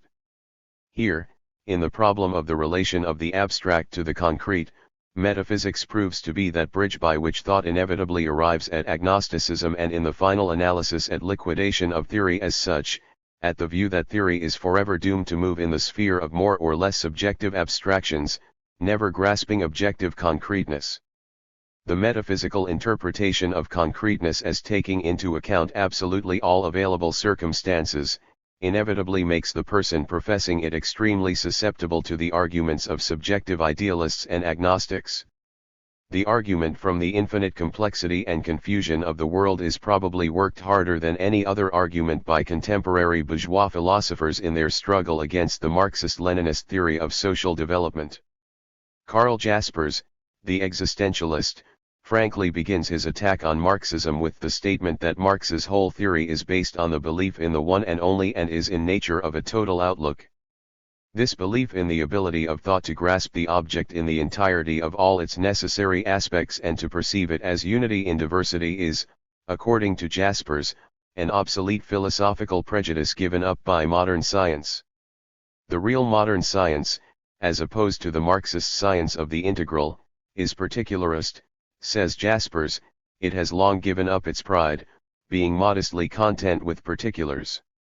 Unity of knowledge is an unattainable ideal or myth, according to Jaspers. Jaspers expresses rather openly the cause of his dislike for Marx's total view. He resents the unity of theory and the unity of theory and practice, namely the practice of communist transformation of the world, and this policy believes in its ability, based on this understanding, to do what no previous policy was able to do. Having a total view of the past, it can make total plans and realize them. Henry Neal, a French supporter of Jaspers, echoes the latter's views. He rejects the dialectical materialist conception of concreteness for the same reasons, writing that whether in Hegelian or Marxist form, dialectics is based on man's ability to grasp mentally the totality of existence and therefore inevitably becomes a religion of the plan. Existentialists believe that the form of knowledge was borrowed from Hegel and applied, by a tour de force, to the specifically modern content. In actual fact, Marx's and Lenin's conception of concreteness of theory is hostile and alien to any superimposition of the form of knowledge upon its material, upon the real diversity of phenomena. To think concretely means to build a reliable foundation of precise and indisputable facts that can be confronted to any of the general or example-based arguments now so grossly misused in certain countries. Lenin, Statistics and Sociology. Precisely established and indisputable facts in their proper total interconnection, facts taken as a whole, as concretely and historically conditioned, that is what Lenin insists on, first of all, in expounding the Marxist principle of concreteness of thought. The whole point of the principle is that we must take not individual facts, but the sum total of facts, without a single exception, relating to the question under discussion. That is the principle attacked by Jaspers as he makes a virtue of the particularism allegedly inherent in modern science, that is, of that very trick of arbitrarily isolating facts from their objective interconnection to be further interpreted outside their connection, outside a whole, outside their interdependence, which is extremely characteristic of bourgeois thinking in these days. Here is another tirade of the same sort. Reality is very confused. But neither thought nor experience are in a position to present reality in its unity and entirety.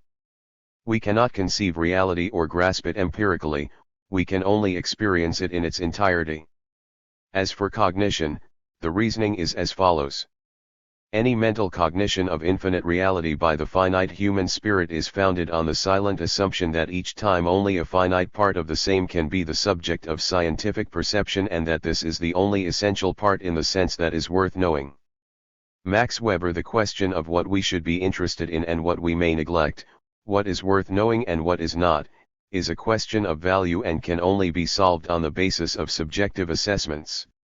In other words, and objectively, i.e. on an objective basis, circumscribed whole can never form the subject matter of science, only a particular area of facts whose boundaries any scientist is free to draw anywhere he likes. Choice is always of necessity subjective. Making choices is the business of each individual man of science.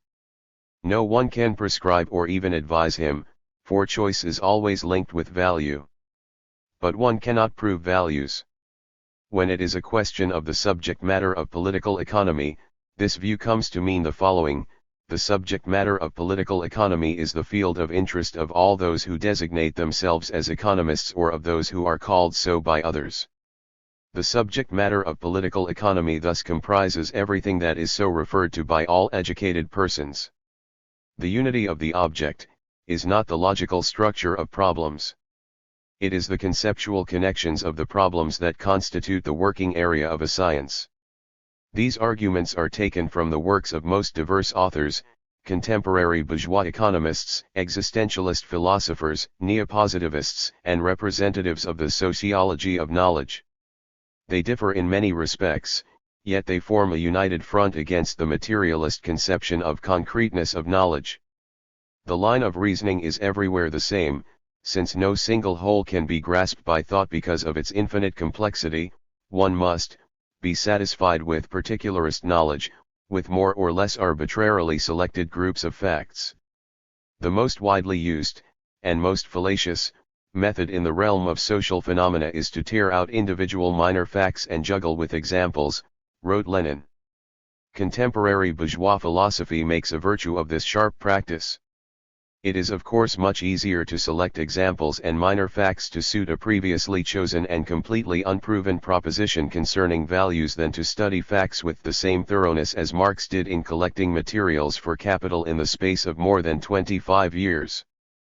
But science cannot be guided by the principle of ease or economy of mental effort. Science is hard work. The principle of concreteness of knowledge and truth. Spiral-like character of development of reality and its theoretical reflection. Thus materialist dialectics interprets concreteness of theory as a reflection of all the necessary aspects of the object in their mutual conditionality and internal interaction. The mutual nature of conditioning typical of any dialectically divided whole imposes stringent demands on theory and at the same time gives theoreticians a clear criterion for singling out only internally necessary definitions from the sensually given multiformity. In a more immediate sense that signifies that each of the concrete abstractions, whose totality constitutes a theory, reflects only that form of the existence of an object which is at the same time a universal necessary condition of all the others and just as universal and necessary consequence of their interaction. This condition is satisfied, for example, by the earlier analyzed definition of man as a being producing implements of labor. Production of labor implements, production of means of production, is not only a universal, both logically and historically, prerequisite of all the other forms of human life activity but also a continually reproduced result or consequence of the social development as a whole. At each moment in its development mankind is necessarily compelled to reproduce, that is, posit as its product, its own universal basis, the universal condition of the existence of the social human organism as a whole. Today, the production of labor implements, that have developed into fantastically complex machines and assemblies of machines remains, on the one hand, a universal objective basis of the rest of human development, just as at the dawn of mankind.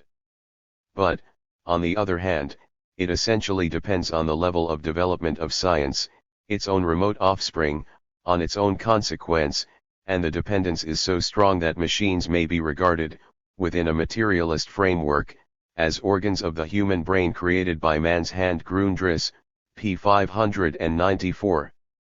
In like manner, commodities, money, free labor force, all these are no less products of capital, consequences of its specific movement, than they are its historical premises, the conditions of its emergence.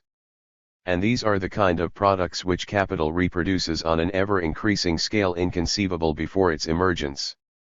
This dialectics of all real development, in which the universal necessary condition of the emergence of an object becomes its own universal and necessary consequence, this dialectical inversion in which the condition becomes the conditioned, the cause becomes the effect, the universal becomes the particular, is a characteristic feature of internal interaction through which actual development assumes the form of a circle or, to be more precise, of a spiral which extends the scope of its motion.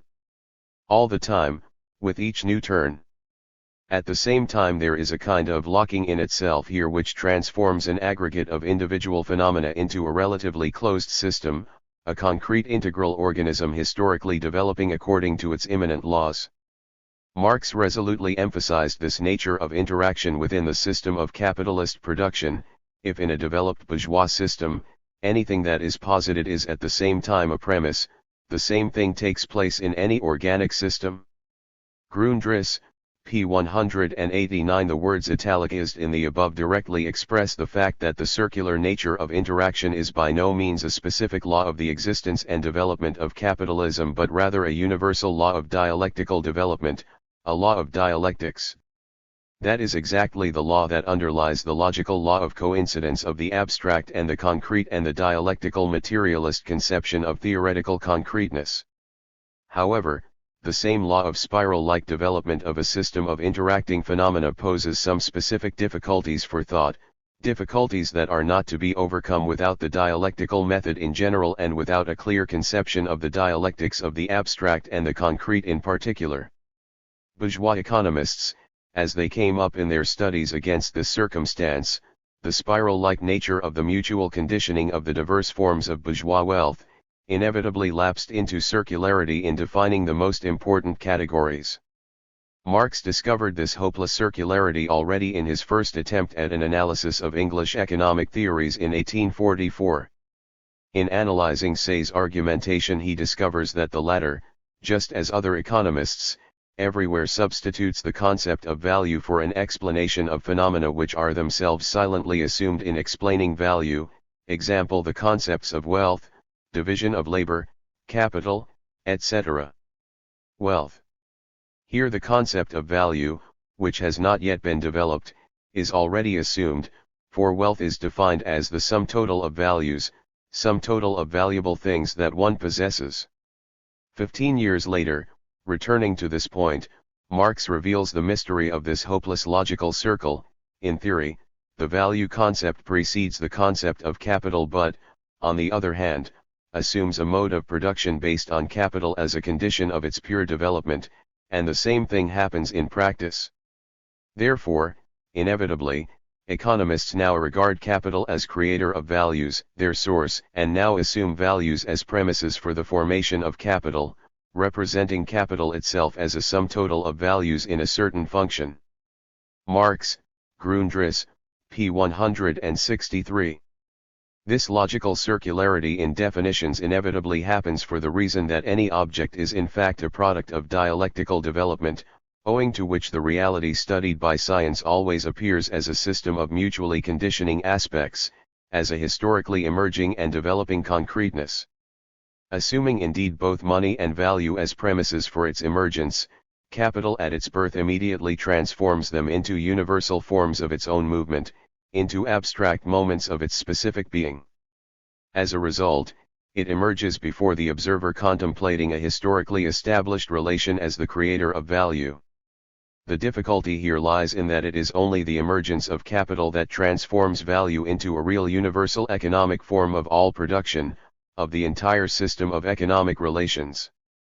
Before that, before the emergence of capital, value is anything but the universal economic relation, if only because it does not comprise such a significant particular factor of production as labor force. It is impossible to break up the logical circularity in the definition of value and capital by any sophisticated logical procedures or semantic manipulations with concepts and their definitions, for the circularity arises not from a fault in the definitions of concepts but from a failure to understand the dialectical nature of interaction between them, from a failure to implement a genuinely historical approach to the study of this interaction. It is only a historical approach that enables one to find a way out of the vicious circle, or rather a way into it. Insofar as bourgeois economists are alien to such an approach, the circularity is hopeless for them.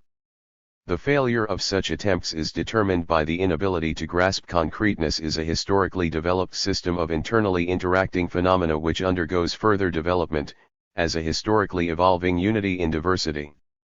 But it was exactly this dialectical conception of concreteness that gave Marx a methodological key to the solution of the basic theoretical problems of political economy. In particular, it explains the fact that it was Marx who revealed the mystery of the fetishism of commodities. The concreteness of the capitalist world comprises only those objective forms of motion which this world assumes as its prerequisites and, moreover, reproduces as its specific product, positing them as its consequence. The sun, commodities, natural resources, money, free labor force, availability of machines, all of these are equally objective premises and conditions in the absence of which capital can neither emerge nor exist. But neither the natural circumstances of its origin, nor the technical parameters of machines, nor man's anthropological features, and his ability to work, form the universal and necessary immanent forms of the existence of capital. Marx's analysis singles out, as the concrete theoretical characteristics, only those universal and necessary conditions of the being of capital which are reproduced by the movement of capital itself. Capitalism does not reproduce labor force as such or natural resources and other material components, but rather labor force as commodity, that is, as that social form in which labor force functions within the developed system of capitalist relations. Labor force as such, as a sum total of psychological or physiological abilities, is produced and reproduced by other process or processes. Capitalism does not produce it, just as it does not produce sunlight or natural resources or air, etc., but it does produce those social forms within which and through which all these things are involved in its specific movement and move within its organism as its forms.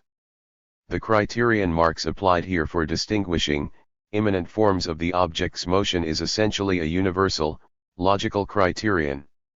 That means that any individual object, thing, phenomenon, or fact is given a certain concrete form of its existence by the concrete process in the movement of which it happens to be involved. Any individual object owes any concrete form of its existence to the concrete historically established system of things within which it emerged and of which it forms a part, rather than to itself, its own self-contained individual nature. Gold taken by itself is not money. It becomes money in the circulation of money and commodities in which it is involved. A chair with 4 legs and a velvet canopy is, under certain circumstances, a throne. Therefore this chair, a thing that serves as a seat, is not a throne through the nature of its use value, that is to say, by its immanent nature, in and for itself, taken in abstraction from those specific conditions which alone make it a throne. It is not a throne at all. It thus becomes apparent what enormous significance the dialectical conception of the concreteness of theoretical abstractions had for the overcoming of naturalist fetishist illusions veiling the nature of value as well as of all its derivative forms including interest, rent, etc. In its nature, gold is no more money than coal is fuel for a locomotive, the moon a protectress of lovers, and man is slave or patrician, proletarian or bourgeois, philosopher or mathematician. There is a fine point here, however, that dialectics has to take into account. Gold, coal, and man in themselves have to possess certain features and qualities owing to which the process wherein they are involved can transform them into forms of its own movement, of its existence. It is gold rather than clay or bits of granite that proves to be the natural material in which the universal form of value is realized. Here the natural physical-chemical qualities do play a role. But these natural properties are of no consequence when we are dealing with the essence, the nature of the money form of value as such. This form develops in commodity circulation irrespective of the natural properties of gold. It is the sphere of circulation that develops the pure economic form which later finds the most flexible material for its implementation appropriate for its aims. As soon as gold proves to be an insufficiently flexible and plastic means or substance for expressing newly developing traits of the money form, it is replaced by paper, bank notes, written order clearing, etc. This discussion shows what objective reality was mystified by the Aristotelian, and later Hegelian, dialectics in the shape of the teaching of entelecheia, of the pure form existing outside and independent of matter in which it is subsequently embodied, and which it molds after its own fashion, in accordance with the requirements contained in it. That is the real objective concreteness as a system of interacting things where the individual thing, once it gets into the system, conforms to its requirements and acquires a form of existence previously unknown to it. The dialectical materialist conception of concreteness thereby destroyed the last refuge of intelligent, dialectical idealism, as it gave a rational solution to the mystery of entelecheia, the mystery of the universal as the goal cause, as pure form developing outside and independently of the world of individual things and subordinating these things to its specific motion. Reality which is expressed in an idealist and mystified manner in the notion of concept as a goal cause, as an active form, is nothing but real objective concreteness, that is a historically emerging and developing system of mutually conditioning phenomena, a complex dialectically divided whole which includes each individual thing and conditions the concrete nature and form of the things. The materialistically interpreted category of reciprocal action reveals the mystery of the goal cause. Reciprocal action is the true causa finalis of things is the way Engels formulates this proposition.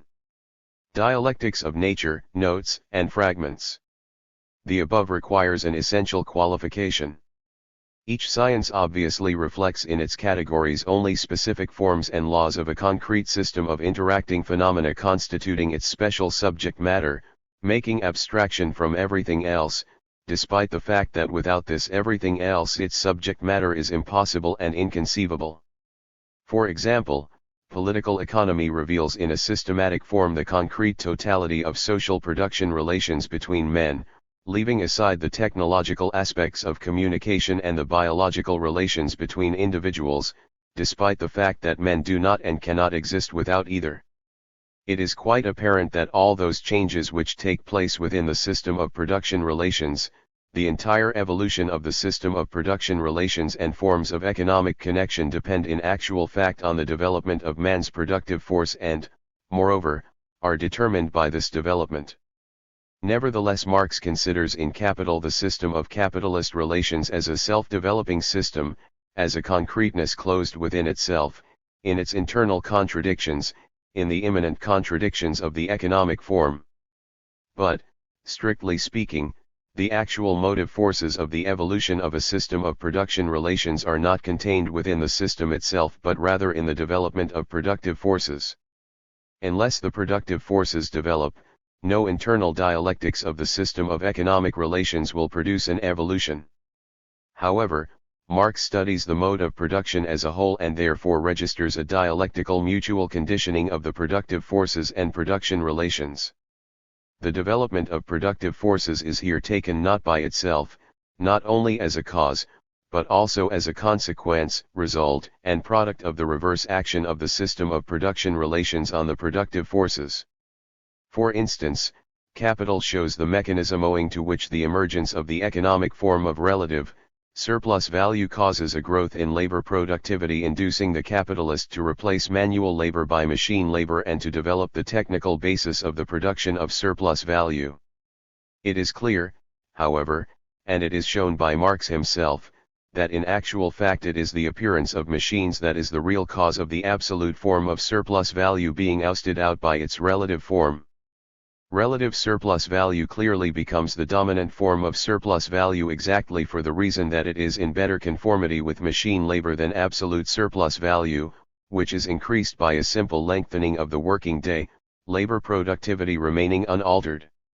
The whole point is, however, that the correspondence itself between the economic form of a stage in the development of a productive force is, in its turn, a dialectical correspondence.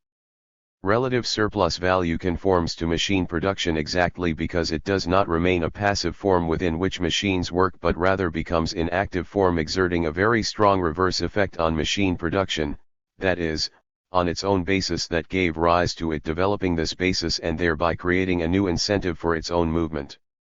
Here, the transformation of cause into effect takes place that is characteristic of any real development. This circumstance is extremely important for understanding the paths chosen by Marx in his research. Marx considered the evolution of the system of production relations based on wage labor. He was mostly concerned with those changes that take place within the system of production relations, within the economic structure of society. As for the development of productive forces as such, independent from any form of production relations, it is not considered in Capital.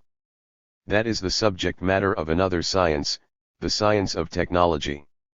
Marx takes as given the fact that the productive forces as such develop independently from a certain concrete historical form of relations between men, assuming it to be fact that is not to be studied specially within political economy.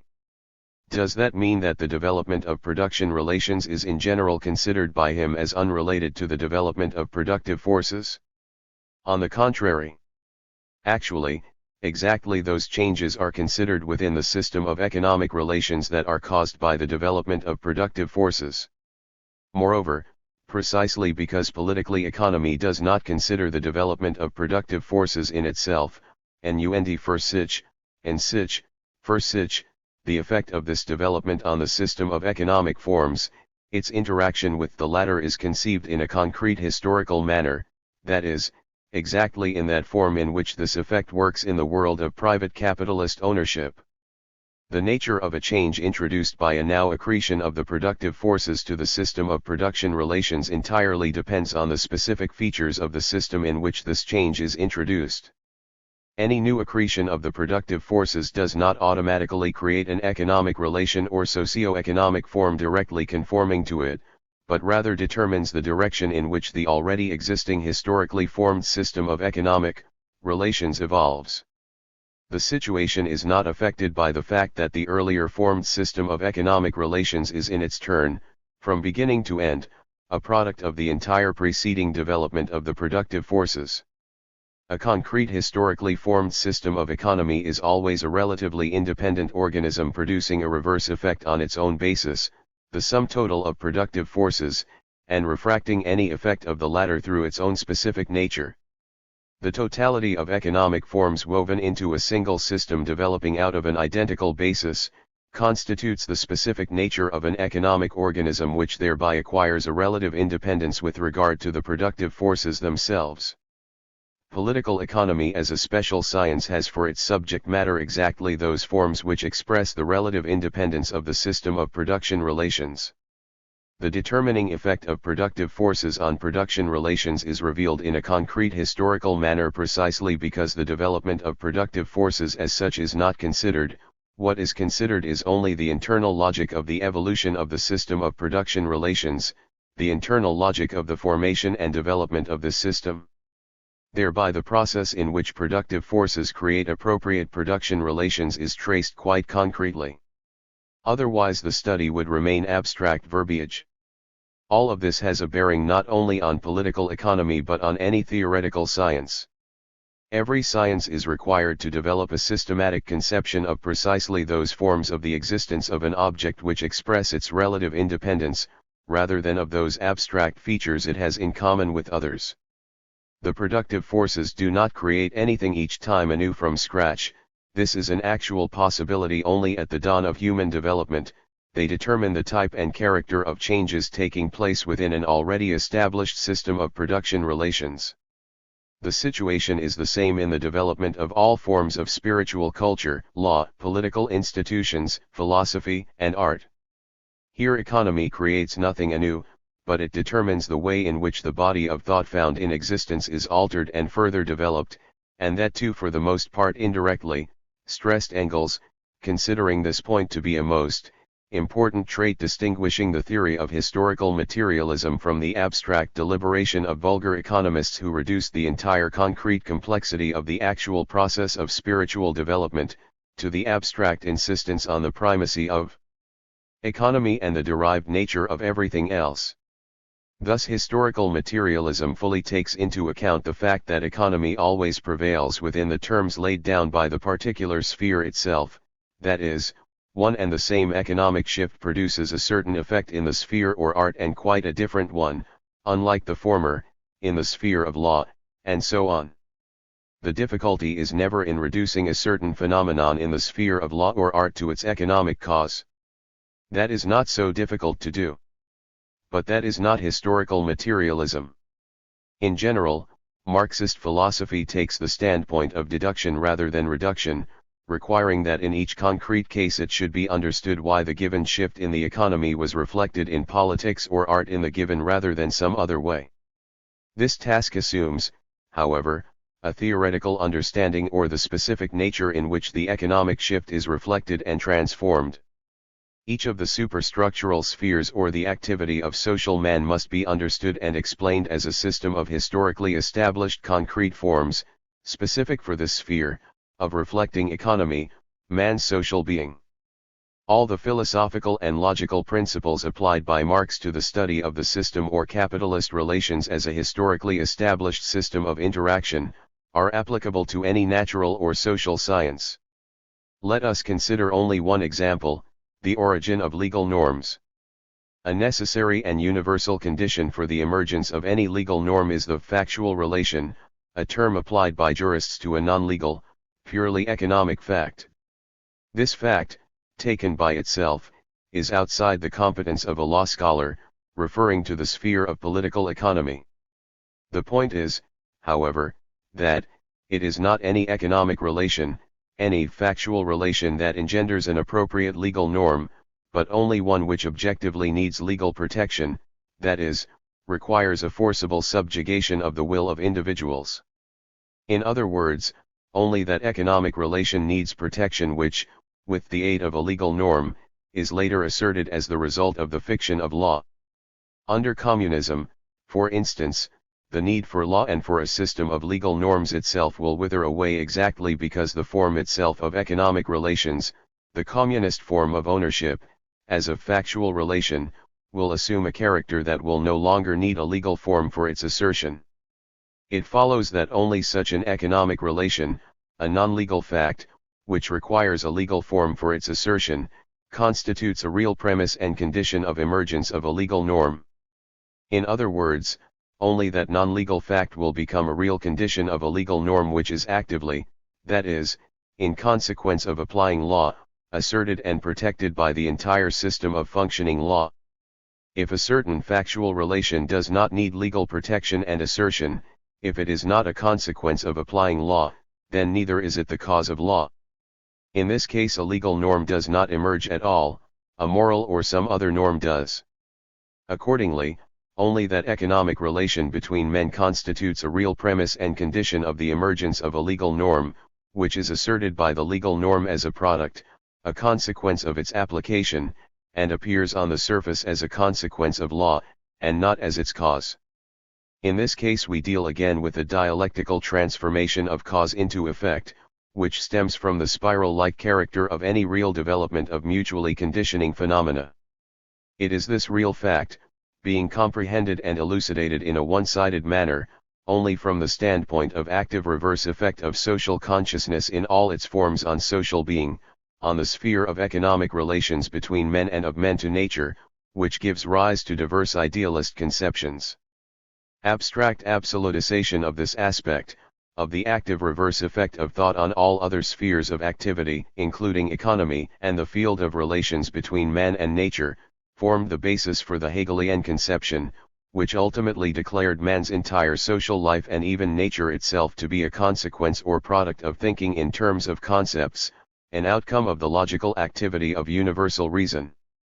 It is this fact of relative independence of thought, of man's logical development, owing to which thought has an active reverse effect on all spheres of man's activity, including economy, that Hegel stresses one-sidedly. This one-sidedness coincides with the objective idealist view of the relation of thought to being. Rejecting the thesis concerning absolute independence of the logical process, of the system of logical categories, Marxist-Leninist logic takes into account relative of the sphere of social man's logical activity, activity of logical categories in the perception and analysis of sensual data.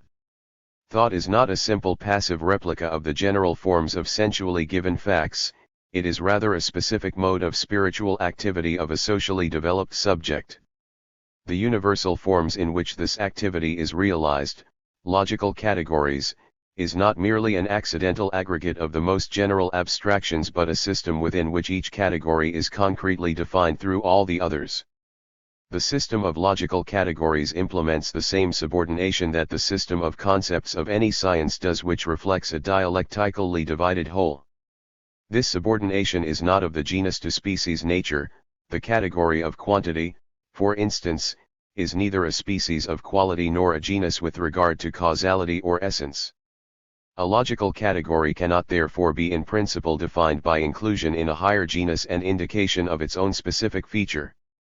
This confirms once again the fact that a real concept exists only in a system of concepts and through it, becoming outside a system an empty abstraction without any clear definition, a mere term or designation. Scientific abstraction, concept, and practice. Practice, social man's sensual objective activity, has always been and still is a universal prerequisite and condition on the basis of which the entire complex mechanism of man's cognitive abilities, actively transforming sensual impressions, emerges and develops. Having emerged and, still more so, having developed to a high level, a system of forms of logical activity, categories, has a very considerable reverse effect on practice itself. On this basis Marxist-Leninist philosophy solves the problem of the relation of empirical abstractions to the abstractions of theoretical thought. In the phenomenon open to direct contemplation, things mostly look quite different from what they are in essence expressed in a concept. If both coincided directly, science as special theoretical analysis of phenomena would not be needed at all. And that is exactly why the mere reference to the fact that such and such general traits may be recorded in a phenomenon open to direct contemplation, cannot as yet serve as a weighty argument either for or against the abstraction of concept. At the time when Jean-Jacques Rousseau formulated his historical thesis, man is born free, and everywhere he is in chains. Most men indeed spent their lives virtually in chains, from the cradle to the grave. The thesis that all men from birth are essentially equal could not at that time be proved by referring to the empirical general state of affairs. And yet, historically and theoretically, the philosophical conceptions of the Enlightenment were true, and not those of their opponents. Direct contemplation and the abstractions arising from it always and everywhere reflect phenomena of the world in the light of practical relations among men and of men to nature existing at the moment. Nature is contemplated by a living concrete historically definite individual woven into a network of social relations, that is, a being standing in an active practical objective relation to the world, rather than the imaginary, allegedly passively contemplation, subject. And that is exactly why socio-historical properties of things and of man himself begin to seem eternal properties bound with the very essence of things. These fetishist naturalist illusions, commodity fetishism is only an example, and the abstractions expressing them cannot therefore be refuted by mere indication of things given in contemplation. The things given in contemplation to an individual of bourgeois, civil, society are superficially exactly the way they seem to him. These illusions and abstractions are formed not only in the consciousness of an individual of bourgeois society but in the reality itself of the economic social relations which he contemplates. That was why Marx pointed out that the contemplative viewpoint of the individual molded by civil, that is, bourgeois, society, does not permit to see reality in its genuine light. From this standpoint, and that was, as Marx pointed out, the standpoint of the entire old materialism, including that of Feuerbach, things appear in contemplation too shrouded in a mist of fetishist illusions. In living contemplation the individual is always active. Passive contemplation which allegedly permits to see things as they are in actual fact belongs in the realm of fantasies of old philosophy. In real living contemplation things are always given in the light of existing practice. That does not mean that things must appear in theoretical thought outside any connection with practice, being comprehended in a purely disinterested manner, as materialists before Marx believed.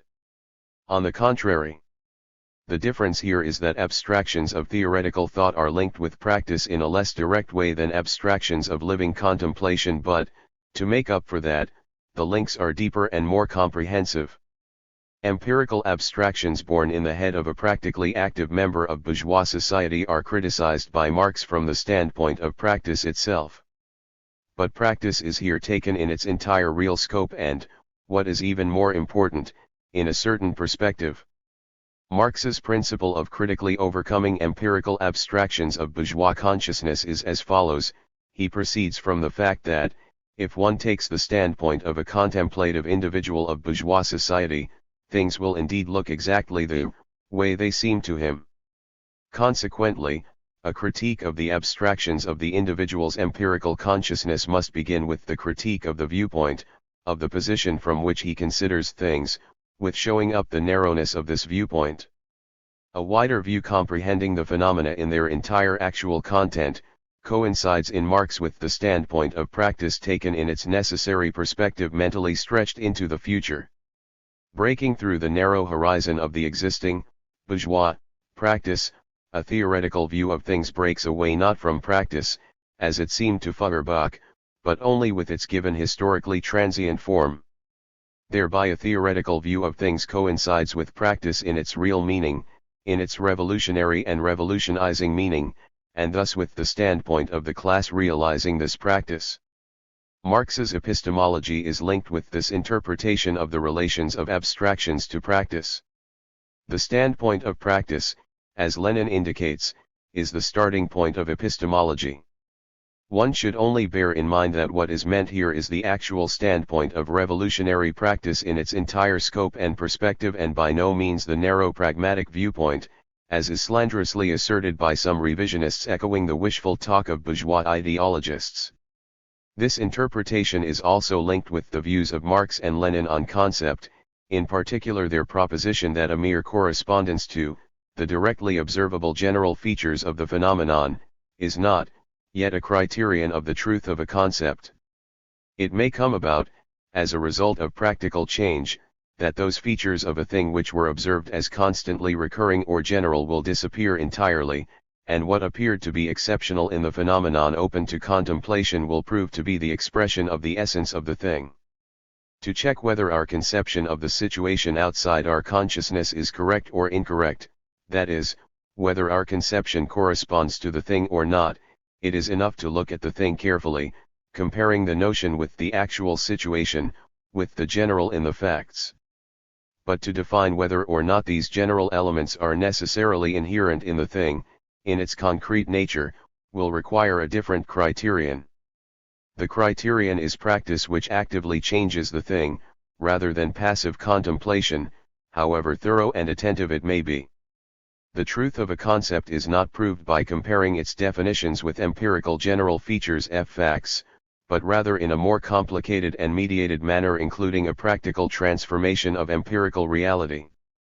Practice is the highest instance of verifying a concept. The correspondence of a concept to an object is fully proved only when a man succeeds in finding, reproducing or creating an object corresponding to the concept which he has formed. Inasmuch as a concept expresses the essence of a thing rather than the abstract general features open to contemplation and expressible in notions, a concept can neither be confirmed nor refuted by reference to all individual facts available to contemplation possessing, or not possessing, given features at a given moment.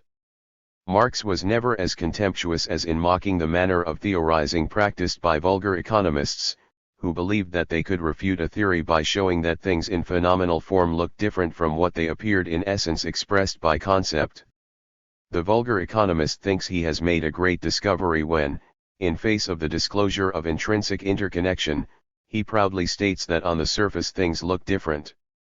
In fact, he boasts that he sticks to appearance, and takes it for the ultimate. Why, then, have any science at all? The essence of a thing expressed in a concept lies in the concrete system of its interaction with other things, in the system of objective conditions within which and through which it is what it is. Each individual separately taken thing comprises its own essence potentially, only as an element of some concrete system of interacting things, rather than in the form of an actually given general feature. This essence is not implemented in the thing in reality, and therefore not in contemplation either, as the directly observable general, and if it is, that does not happen all at once but only in the process of its motion, change, and development.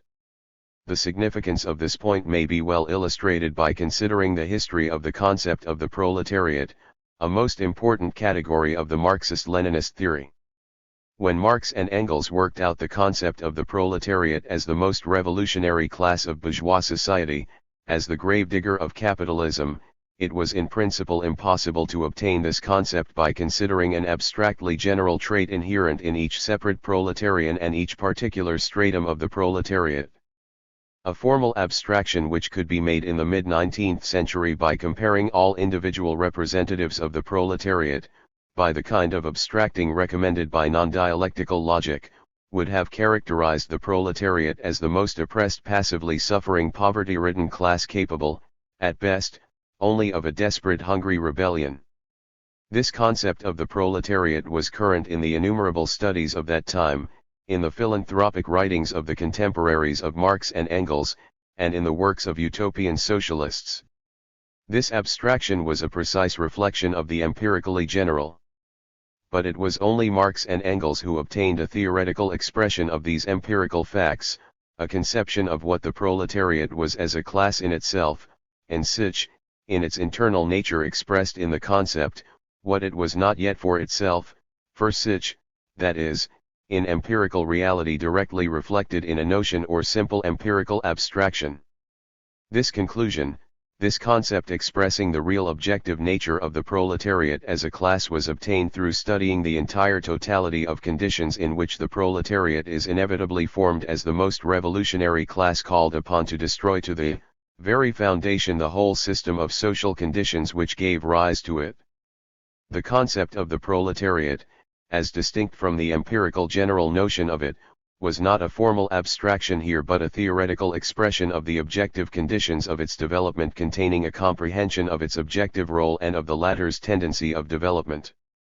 The truth of the concept of the proletariat worked out by Marx and Engels could not be proved by comparing it with the feature empirically common to all proletarians.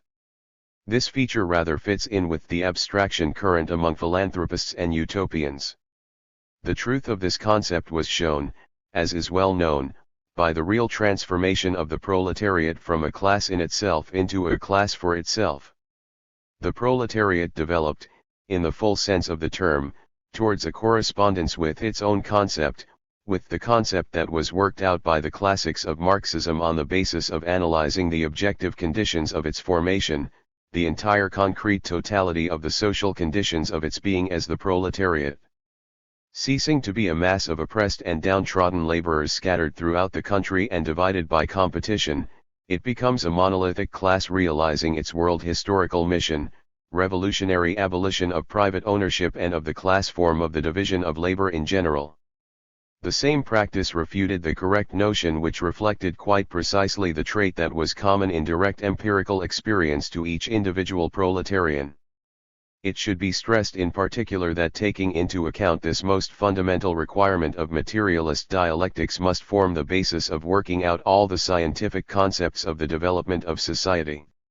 It is ignoring, or conscious distortion, of the standpoint of practice as the starting point of theory that serves in the epoch of imperialism as the basis of revisionist and opportunist trends that do so much harm to the international working class movement. The policies of right opportunists have always been marked by a failure to understand the course of the world historical development of the revolutionary practice of the workers of the whole world.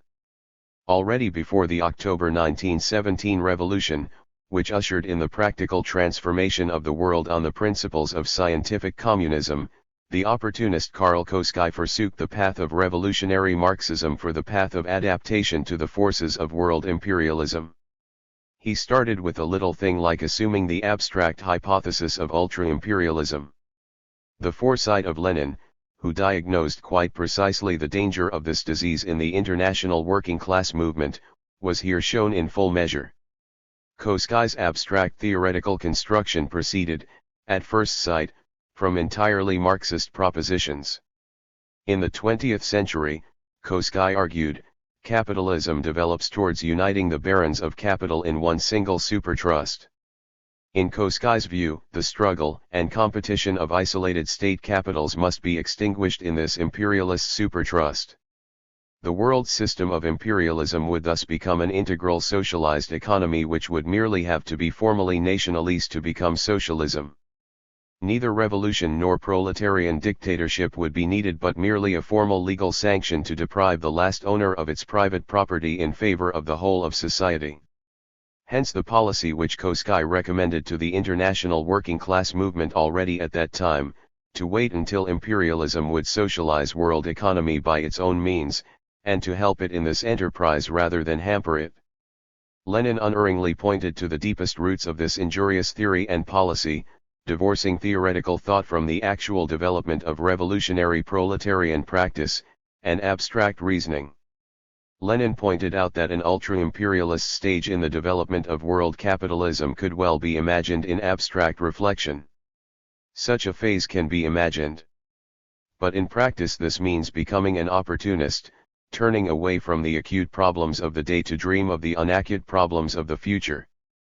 In theory this means refusing to be guided by actual developments, forsaking them arbitrarily for such dreams. If it was merely a matter of dreams, one could well ignore it. The thing is, however, that dreams in politics inevitably become a practical political platform. Under no circumstances can theory, due to its nature and enormous role in social life, become divorced from practice in general.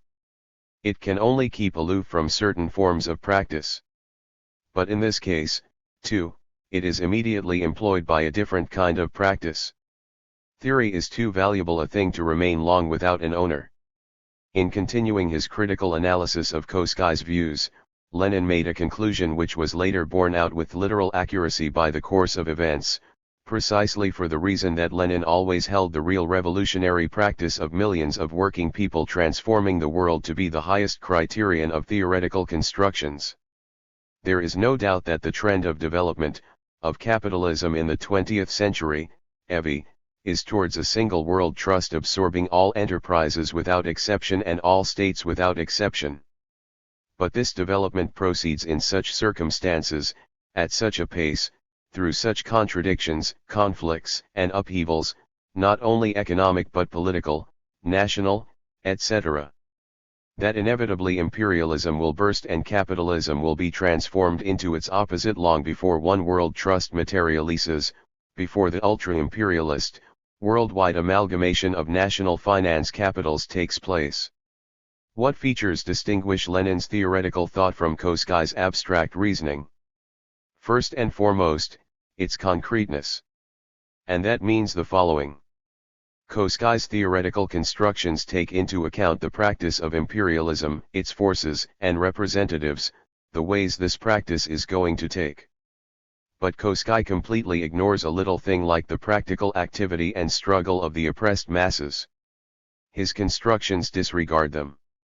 Lenin did not negate the fact that imperialism developed in the direction on which Koskai discoursed, that the development of modern capitalism did indeed contain the abstract possibility of imperialist socialization of world economy, but he resolutely opposed to this abstract scheme the fundamental principle of revolutionary Marxism, the standpoint of revolutionary practice of the working classes.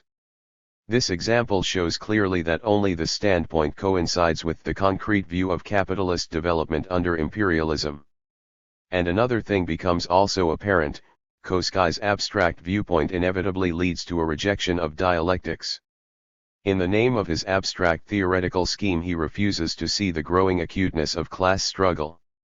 But the growing acuteness of class antagonism is precisely the form which capitalist socialization of world economy takes.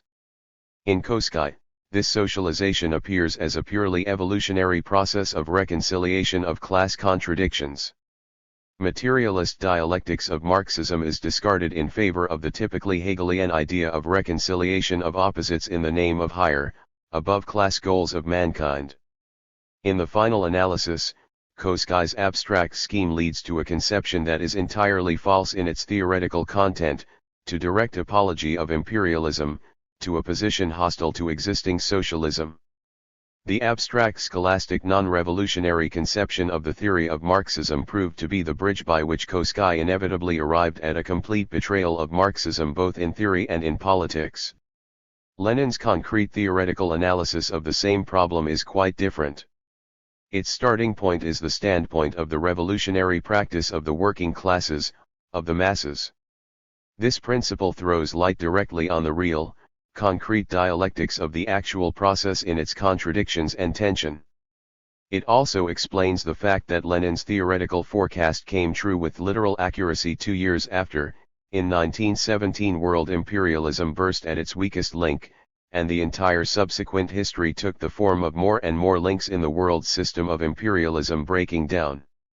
The dialectics of history is such that, replacing the weak links of the imperialist system, links of a new economic and political system emerge and gain strength from day to day, the links of the community of socialist countries.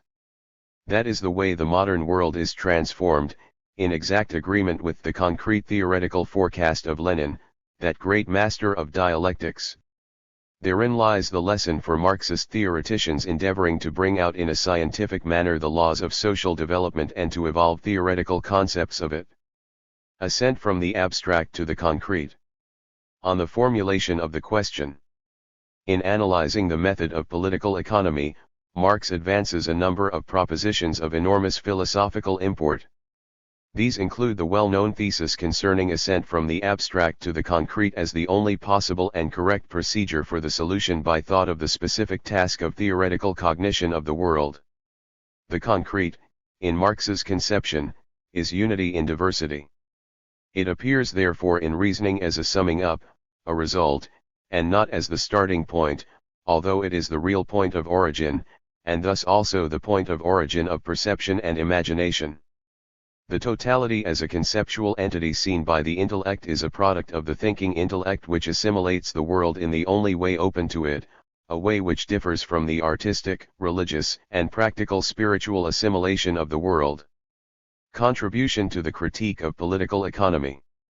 The method of ascending from the abstract to the concrete, where abstract definitions lead to the reproduction of the concrete by way of thinking, Grundriss was defined by Marx as a correct method from the scientific standpoint. This method is, according to Marx, that specific mode in which thinking assimilates the concrete, reproducing it as the spiritually concrete. Grundriss. It is only this method that permits the theoretician to solve his special task, the task of processing the data of contemplation and notion into concepts. In view of particular significance of these propositions for comprehending the method of capital, one should dwell on them in greater detail, the more so that they have frequently become objects of falsification of Marx's economic and philosophical ideas by bourgeois philosophers and by revisionists. Let us recall first of all that by the concrete Marx does not at all mean only the image of living contemplation, the sensual form of reflection of the object in consciousness, and neither does he interpret the abstract as mental distillation only. If one reads Marx's above propositions from the standpoint of these notions of the abstract and the concrete, characteristic of narrow empiricism and neo-Kantianism, one would arrive at an absurdity incompatible with the theory of reflection. One would have the illusion that Marx recommends to ascend from a mental abstraction as something immediately given to the image of living contemplation as something secondary and derivative in regard of thought. In reading Marx, one should therefore take care to free oneself from the notions uncritically borrowed from pro-Marxian and neo-Kantian treatises on epistemology.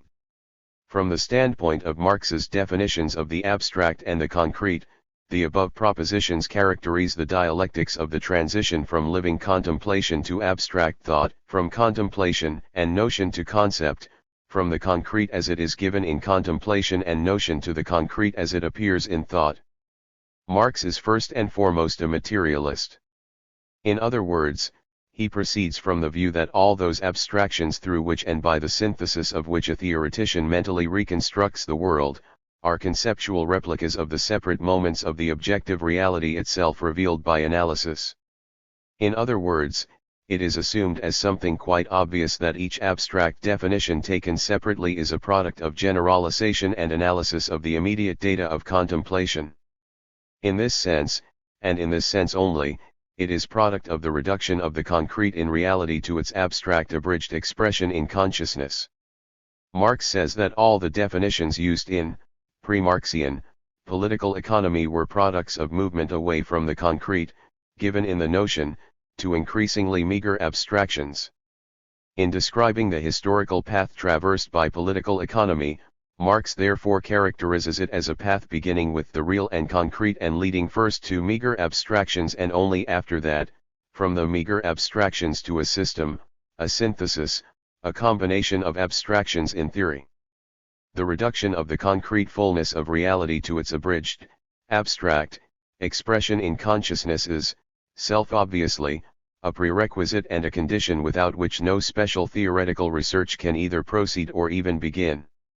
Moreover, this reduction is not only a prerequisite or historical condition of theoretical assimilation of the world but also an organic element of the process itself of constructing a system of scientific definitions, that is, of the mind's synthesizing activity. The definitions which the theoretician organizes into a system are not, of course, borrowed ready-made from the previous phase, or stage, of cognition. His task is by no means restricted to a purely formal synthesis of ready-made meager abstractions according to the familiar rules for such synthesis. In constructing a system out of ready-made, earlier obtained abstractions, a theoretician always critically analyzes them, checks them with facts, and thus goes once again through the ascent from the concrete in reality to the abstract in thought. This ascent is thus not only and not so much a prerequisite of constructing a system of science as an organic element of the construction itself. Separate abstract definitions, whose synthesis yields the concrete in thought, are formed in the course of ascent from the abstract to the concrete itself. Thus the theoretical process leading to the attainment of concrete knowledge is always, in each separate link as well as in the whole, also a process of reduction of the concrete to the abstract. In other words, one can say that the ascent from the concrete to the abstract and the ascent from the abstract to the concrete, are two mutually assuming forms of theoretical assimilation of the world, of abstract thinking. Each of them is realized only through its opposite and in unity with it. The ascent from the abstract to the concrete without its opposite, without the ascent from the concrete to the abstract, would become a purely scholastic linking up of ready-made meager abstractions borrowed uncritically. Contrariwise, a reduction of the concrete to the abstract performed at random, without a clearly realized general idea of research, without a hypothesis, cannot and will not yield a theory either. It will only yield a disjoint heap of meager abstractions. And still, why did Marx, taking all this into account, define the ascent from the abstract to the concrete as the only possible and scientifically correct mode of theoretical assimilation, reflection, of the world? The reason is that dialectics, as distinct from eclecticism, does not reason on the one hand, on the other hand principle, but always points out the determining aspect, that element in the unity of opposites which is in the given instance the leading or determining one. That is an axiom of dialectics. The specific and characteristic feature of theoretical assimilation, as distinct from mere empirical familiarity with facts, is that each separate abstraction is formed within the general movement of research towards a fuller and more comprehensive, that is, concrete, conception of the object. Each separate generalization, according to the formula from the concrete to the abstract, has a meaning only on condition that it is a step on the way to concrete comprehension of reality, along the way of ascending from an abstract reflection of the object in thought to its increasingly concrete expression in the concept. If a separate act of generalization is not simultaneously a step forward in the development of theory, a step along the way from the already available knowledge to new and fuller knowledge, if it does not push ahead theory as a whole, enriching it with a new general definition, but merely repeats what was known already, it proves to be simply meaningless in respect of the development of theory. In other words, the concrete, that is, the continual movement to increasingly more concrete theoretical comprehension, emerges here as a specific goal of theoretical thought. As such goal, the concrete determines, as a law, the theoretician's mode of action. Mental action are meant here, of course, in each particular case, in each separate generalization. The abstract from this standpoint proves to be merely a means of the theoretical process rather than its goal, while each separate act of generalization, that is, of the reduction of the concrete to the abstract, emerges as a subordinate, disappearing moment of the overall movement. In the language, a disappearing moment is one that has no significance by itself. Divorced from the other moments, it is only significant in connection with these, in living interaction with them, in transition. That is the whole point. Precisely because Marx was a dialectician, he did not restrict himself to a mere statement of the fact that in theoretical thought both movement from the concrete to the abstract and from the abstract to the concrete take place, but singled out first of all that form of the movement of thought which in the given instance proves to be the principal and dominant one, determining the weight and significance of the other, the opposite one. Such is the form of ascent from the abstract to the concrete in special theoretical studies. It is therefore a specific form of theoretical thought. Of course, that does not mean at all that the other, opposite form has no place in thinking. It merely means that the reduction of the concrete fullness of facts to abstract expression in consciousness is neither a specific nor, still less, determining form of theoretical reflection of the world. Man eats to live, he does not live to cat. But only a madman will conclude that man must do without food at all. It would be just as stupid to insist that this aphorism depreciates the role of food. The same is true of the present instance. It is only a person quite ignorant in scientific matters that can take the absorption of the sensually concrete fullness of facts in abstraction for the principal and determining form of the theoretician's mental activity. In science this is only a means necessary for carrying out a more serious task, the task which is specific for the theoretical assimilation of the world, constituting the genuine goal of the theoretician's activity. Reproduction of the concrete in thought is the goal which determines the weight and significance of each separate act of generalization. The concrete in thinking is not, of course, the ultimate goal, an end in itself. Theory as a whole is also only a disappearing moment in the real, practical objective exchange of matter between man and nature. From theory, transition is made to practice, and this transition can also be described as a transition from the abstract to the concrete. Practice no longer has a higher goal outside itself, it posits its own goals and appears as an end in itself. That is why each separate step and each generalization in the course of working out a theory is constantly commensurate with the data of practice, tested by them, correlated with practice as the highest goal of theoretical activity. That is why Lenin, in speaking of the method of capital, points out one of its most characteristic features, testing by facts or by practice respectively, is to be found here in each step of the analysis. Lenin's summary of dialectics. Constant correlation of each step in the analysis with the direction of the path of scientific research as a whole and ultimately with practice is linked with the very essence of Marx's conception of the specificity of the theoretical assimilation of the world. Each separate step in the analysis, each individual act of reduction of the concrete to the abstract, must from the beginning be oriented at the whole which looms in the notion, in living contemplation, the reflection of which is the highest goal of theoretical work, of course only as long as we deal with theoretical work, as long as man stands to the world only in a theoretical relation. Therein lies the profoundly dialectical meaning of Marx's proposition that it is exactly ascent from the abstract to the concrete that constitutes a trait specifically inherent in the theoretical process and is the only possible and therefore the only scientifically correct mode of developing scientific definitions, a mode of transforming the data of living contemplation and notion into concepts. That means that all genuinely scientific, not absurd or vacuous, abstract definitions do not emerge in the human head as a result of mindless random reduction of the concrete to the abstract. They appear solely through consistent advancement of cognition in the overall law-governed development of science, through concretization of the available knowledge and its critical transformation.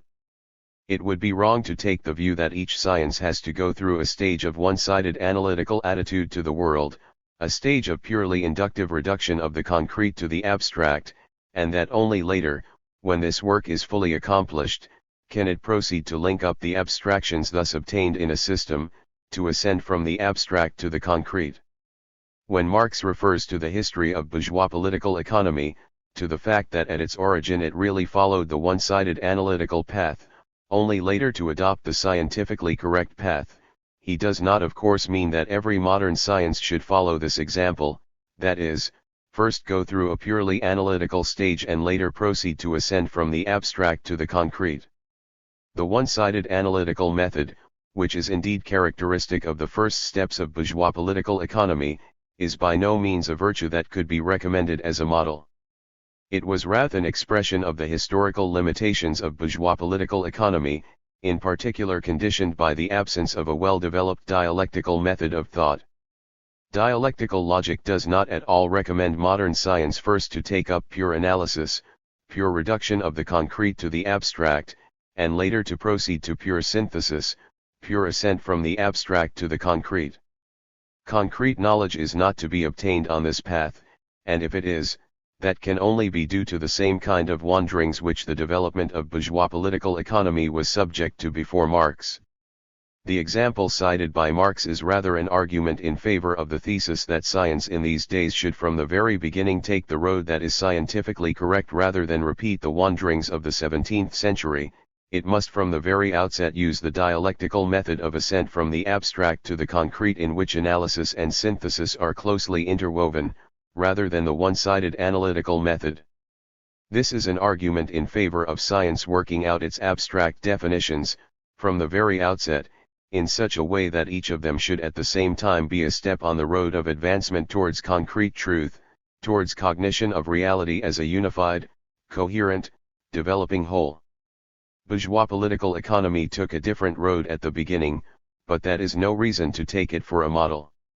Science, if it is genuine science rather than a conglomeration of facts and various data, should from the very beginning reflect its object and develop its definitions in a way that Marx characterized as the only possible and correct one in science, and not leave this method for later use in literary exposition of the already obtained results, as neo-Kantian revisionists like Kuhnau, Renner, and others advise to do. Later we shall discuss in detail these attempts to distort the essence of Marx's thought about the method of ascent from the abstract to the concrete, to present this method only as a literary style of expounding available results allegedly obtained in a purely inductive manner.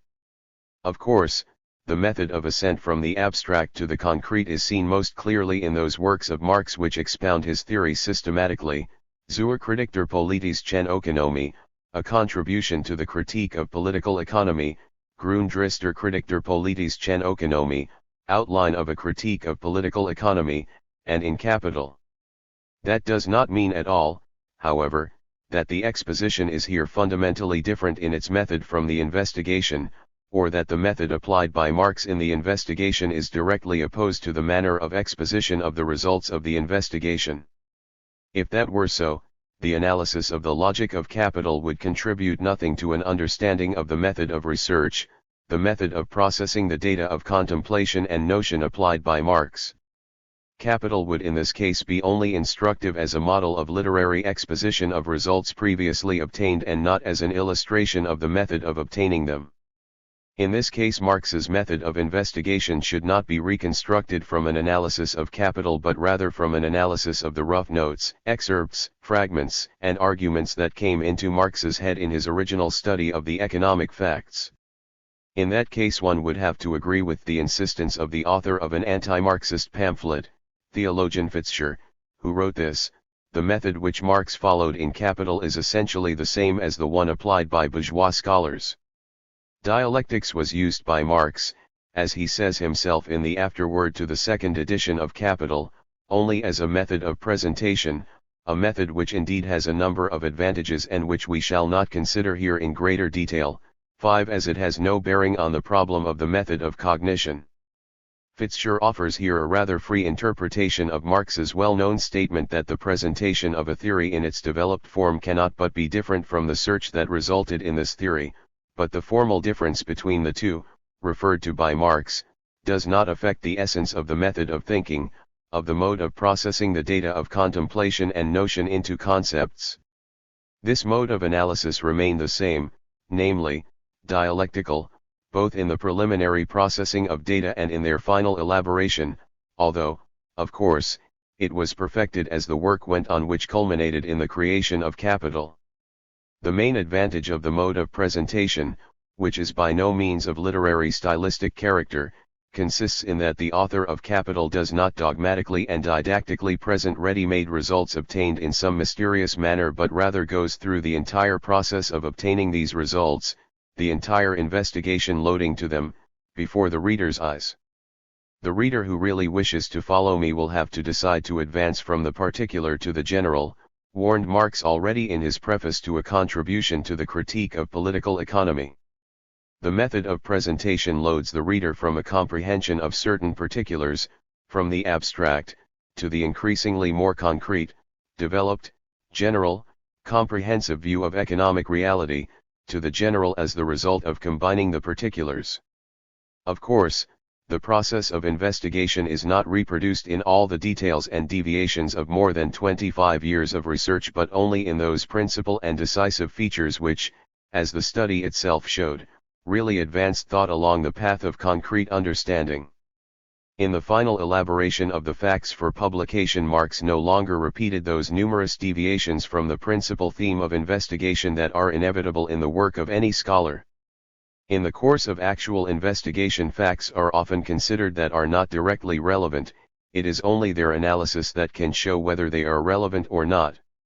Besides, the theoretician has to recur, as often as not, to the consideration of facts that once seemed to be exhaustively analyzed. As a result, research does not proceed smoothly forward but moves ahead in rather complicated manner with frequent reversions and deviations. These moments are not, of course, reproduced in the final presentation.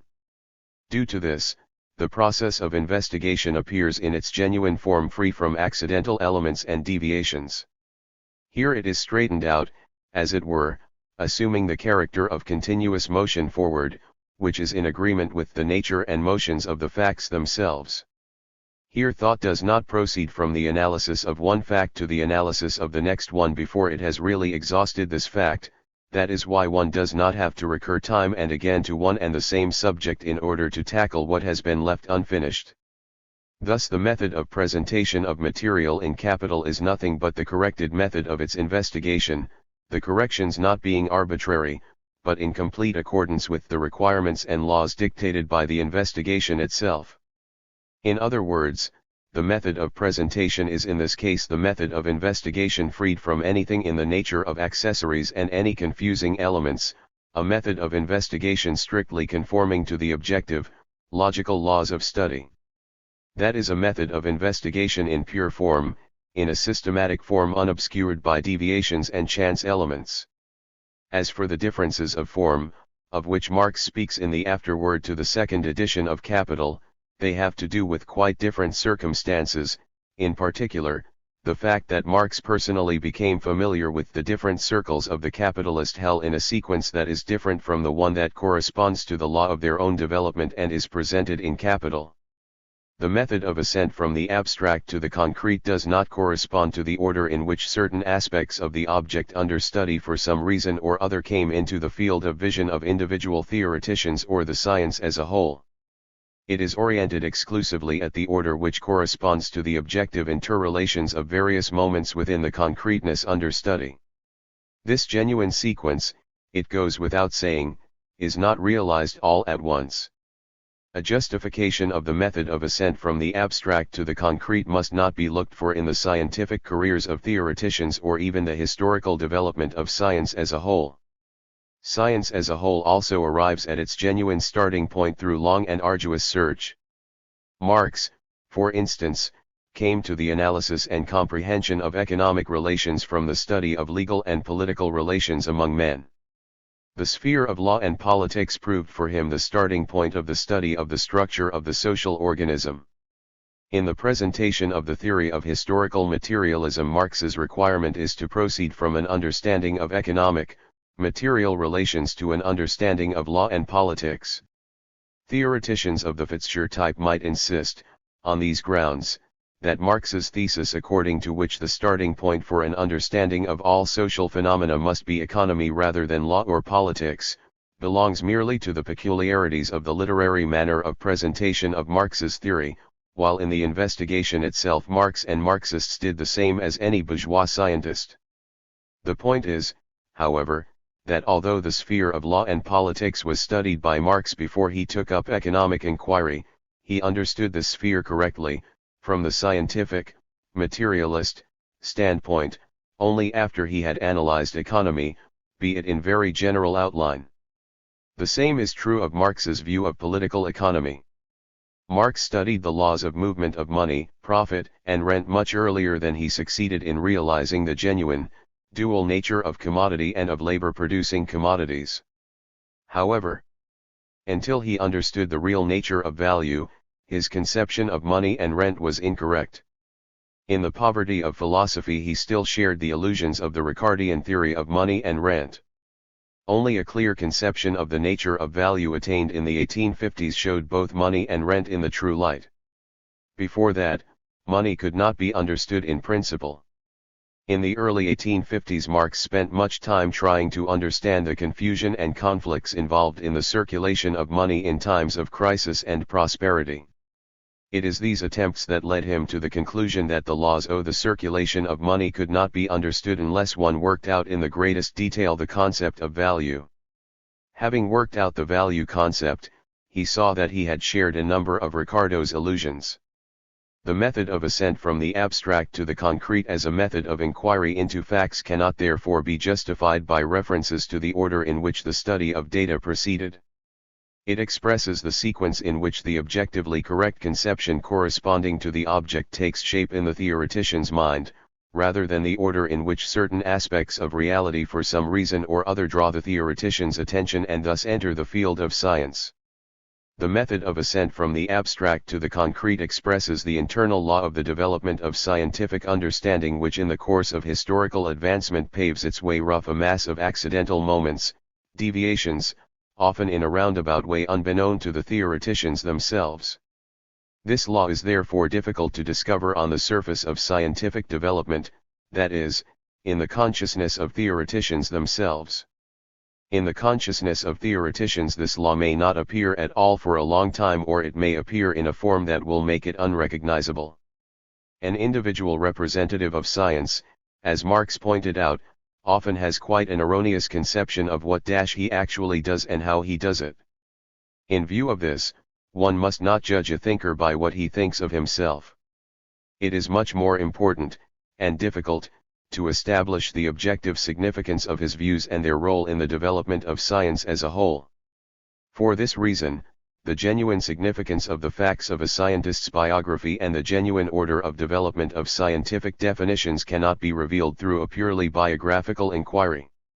The actual progress of scientific knowledge, that is, systematic advances of thought to concrete truth, often significantly diverges from the ordinary chronological sequence. Lenin in his fragment on the question of dialectics pointed out that chronology with regard to persons is unnecessary in the analysis of the logic of the development of knowledge, that it does not always correspond to the actual order of stages by which thought conceives its subject matter. Taking all this into account, one can draw the conclusion that all the characteristic features of Marx's method of inquiry appear most clearly and distinctly in Capital and not in the rough notes, excerpts, and arguments that came into his head as he was studying the economic facts. That is where the genuine sequence of the development of scientific definitions is revealed, which only gradually came to light in the course of preliminary study of the material and was not always clearly realized by Marx himself. A most characteristic trait of Marx was, at all times, a sober critical attitude to his own achievement. Many times he resolutely corrected, post factum, the errors and omissions of the preliminary stage of inquiry. In general, it is possible to distinguish, with objective rigorousness, between the kernels of objective truth and the form in which they originally appeared in consciousness only after the event. The rudiments of more advanced forms can only be correctly understood when these more advanced forms are already known. Thus, if one tried to reconstruct Marx's method of inquiry from the mass of rough notes and fragments from his archives rather than from Capital, that would only complicate matters. To understand them correctly, one would all the same have to analyze Capital first. Otherwise, rudiments of more advanced forms simply cannot be distinguished in them. Besides, it is hard to understand why this inquiry should prefer an early and preliminary form of expression to a later, more refined, and mature form of expression. That would only result in the earlier form of expression being taken for an ideal one, and its later form for a distorted variant. The formulations and the method of their development in Capital would indeed have to be attributed to the literary manner of presentation and its perfection rather than to the enlargement of the scope of thought, of perception, and method of inquiry. This awkward trick is, by the way, assiduously practiced by present-day revisionists, who insist that genuine Marxism should be looked for in the manuscripts of the young Marx rather than in his mature works. As a result, Capital is presented as a distorted conception of the so-called real humanism developed by Marx and Engels in 1843 to 1844. That was why Lenin pointed out that in developing the great logic of Marxism one should first of all have in mind Capital, and that the method of presentation applied by Marx in Capital should serve as a model for a dialectical interpretation of reality and a model for the study and elaboration of dialectics in general. Proceeding from these preliminary considerations, one can undertake a more detailed study of the method of ascent from the abstract to the concrete as a scientifically correct method of forming scientific definitions, as a method of theoretical processing of the data of living contemplation and notion.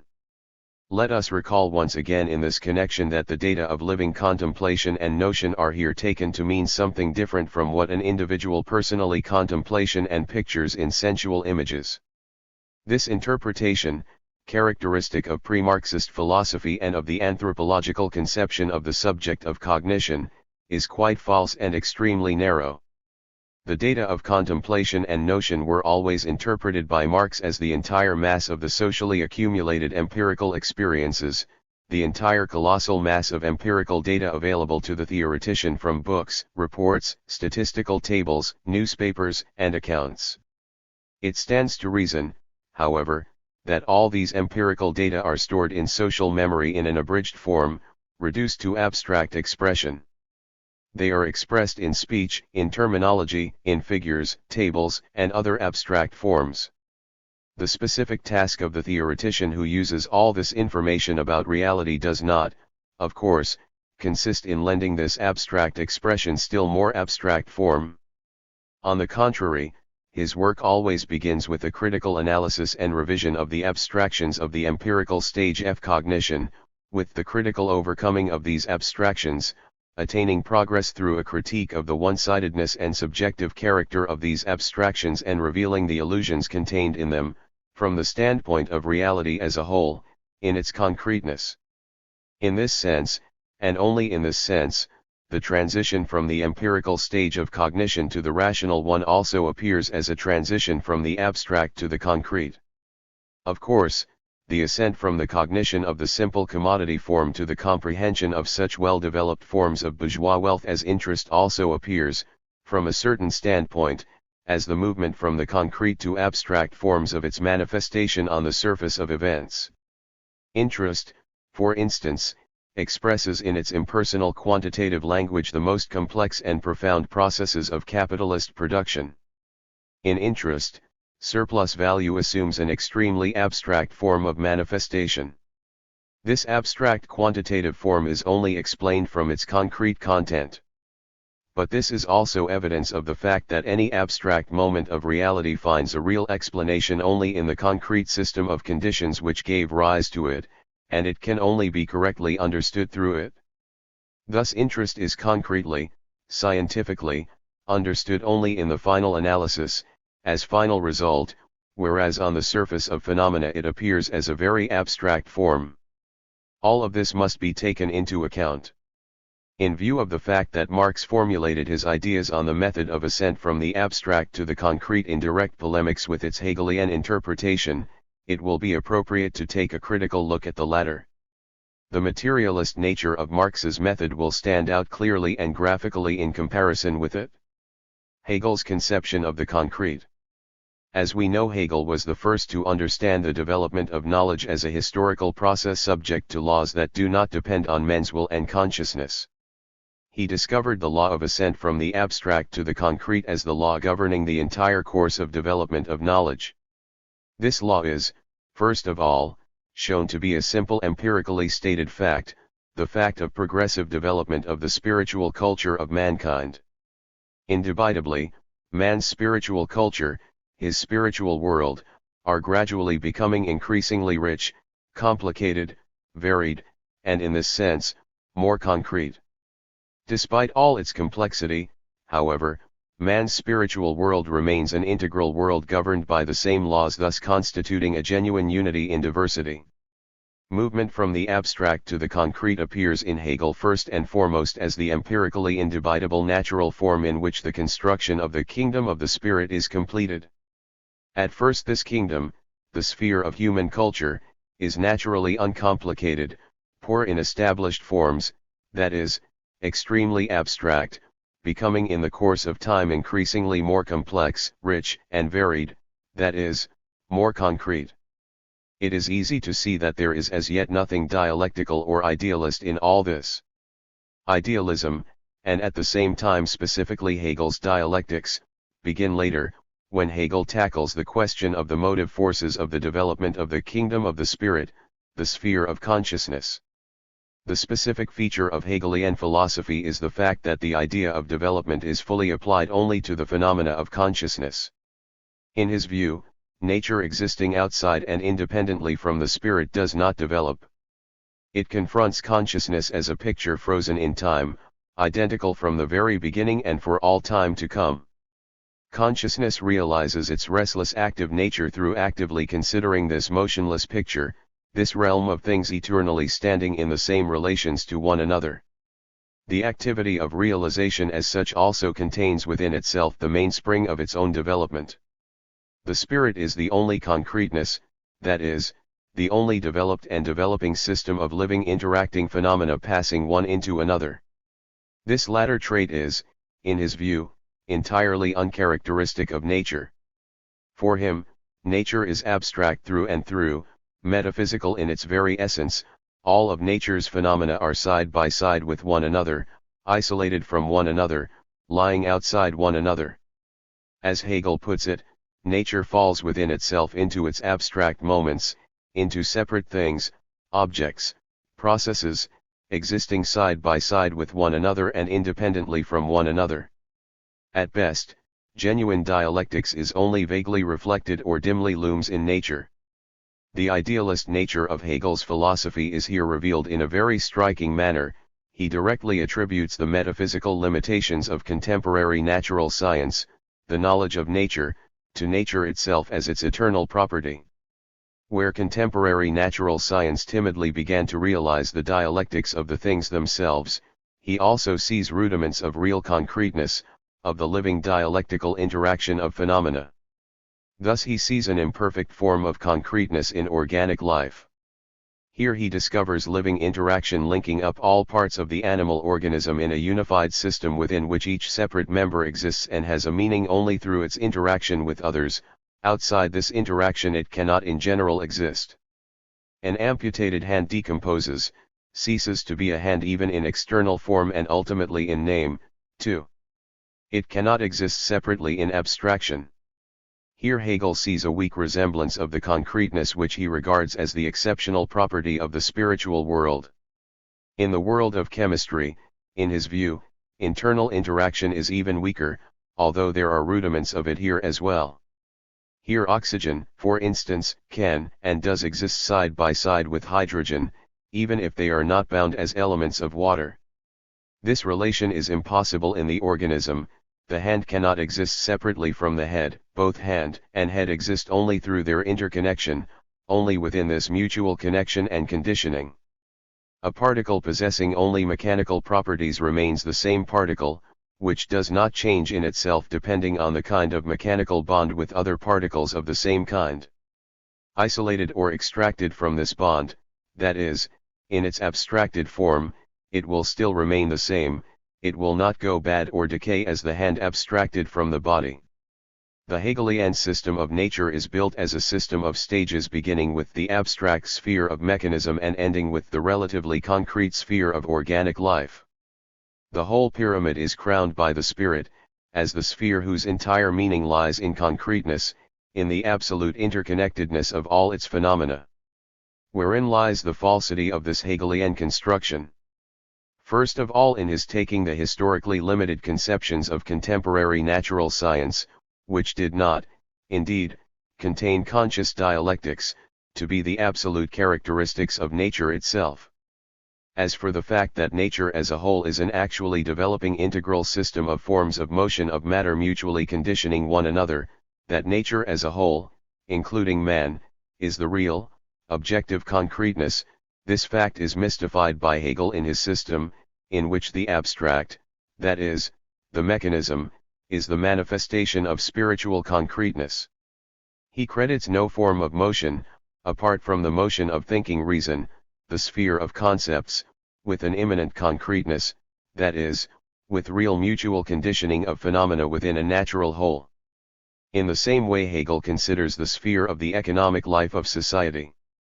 For him, that is the sphere of want and intellect, a sphere where single individuals isolated one from another interact, each of them connected with others only because he has to preserve himself as a single abstract individual, as a kind of social atom. It is easy to see here as well that Hegel took the metaphysical limitations of contemporary political economy. He had a fair knowledge of the English theoreticians, for a metaphysical, abstractly intellectual character of the economic sphere itself. The sphere of economic life, the sphere of civic society, is supremely governed by intellect, that is, in Hegelian terms, the abstractedly one-sided form of consciousness. In this sphere, opposites remain unmediated, unreconciled, they clash with one another, repulse one another, remaining the same metaphysical opposites. Real development is therefore impossible here. One and the same relation, the eternal relation of need to means of gratifying it, is eternally reproduced here. Therefore the only possible form of transition to some higher stage in which all abstract extremes of the economic sphere are resolved is the transition to legal reality. Law emerges as the highest concreteness which is manifested as broken down into its abstract elements in the sphere of economic life. Here we see that Hegel's logic, his dialectical yet at the same time essentially idealist conception of the concrete and the abstract serves to justify that which exists. In natural science, Hegel's conception perpetuates the given level of knowledge of nature, and in sociology it supports the apologetic attitude both to the economic form of property and to the law that sanctions this property.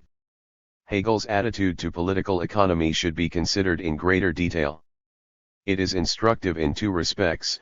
On the one hand, it is here, in the conception of concreteness, that the opposition between Hegel's idealist dialectics and Marx's materialist dialectics is seen most clearly, and on the other hand, it is seen just as clearly that idealist dialectics fully excuses the metaphysical nature of the thinking of the classics of bourgeois economy, Smith, Ricardo, and others, by negating the genuinely dialectical nature of the subject matter of political economy itself, declaring it to be a sphere in which abstract intellectual definitions fully correspond to the character of the subject matter. In other words, the idealism of Hegelian dialectics yields the same result which in Smith, Ricardo, and Say is consequence of the metaphysical mode of inquiry. What is the most striking feature of his approach? The fact that the sphere of economic life for him is not a concrete sphere, it is not a system of interaction of men and things which has developed historically and can be understood as a really concrete sphere. For Hegel, economy is only one of the many manifestations of the concrete spirit, that is, an abstract manifestation of some higher nature of man. This higher nature, also manifested one-sidedly in the form of economic activity, is nothing but the goal-directedly acting will, the substance of law and economic life, politics, and all the rest. The goal-directed, reasonable, will appears as a concrete substance which is manifested abstractly and one-sidedly in its products, in its modi, economy, law, politics, etc. As long as this is taken for a starting point, as long as goal-directed reasonable will, or simply reason, since will in Hegel is a form of the existence of reason in man, is presented as a universal concrete substance of all forms of social activity, he naturally regards economy only as something that may be interpreted as a manifestation of reasonable will, as one of its many revelations, as a one-sided, abstract, manifestation of reason and will of the social individual. Therefore all definitions of economy, all categories of economic life, value, profit, wages, etc., appear as abstract modi of reasonable will, as particular or specific forms of its social being. In economy, reason emerges in a form which does not correspond to its universal nature but merely to a single one-sided abstract manifestation of it. Concrete universal will creates the form that is adequate to its nature only in law and the state. The state is, according to Hegel, the concrete reality of the universal will comprising in itself all the particular, specific, and therefore abstract forms of its manifestation, including economy, the sphere of needs, a system of needs. Within economy, the universal concrete substance of anything that is human, reasonable will, appears in an extremely one-sided and abstract form. The sphere of men's economic activity is not, therefore, a concrete system of interaction of men and things, emerging and developing irrespective of the will and consciousness of individuals. It cannot constitute the subject matter of a special science and can only be considered in a system of universal definitions of reasonable will, i.e. within the philosophy of spirit, within the philosophy of state law. Here it appears as one of the specific spheres of the activity of reason, as an abstract form of revelation of reason acting in history. It is not difficult to see the diametric opposition between the views of Marx and Hegel of economy, of the nature of its dialectical interconnection with all the other manifestations of social life, and of its role in the social whole. On this point, Marx opposes Hegel as a materialist first and foremost. The most interesting feature here is, however, that it is materialism that enables him to develop a more profound view of the dialectics of the subject matter.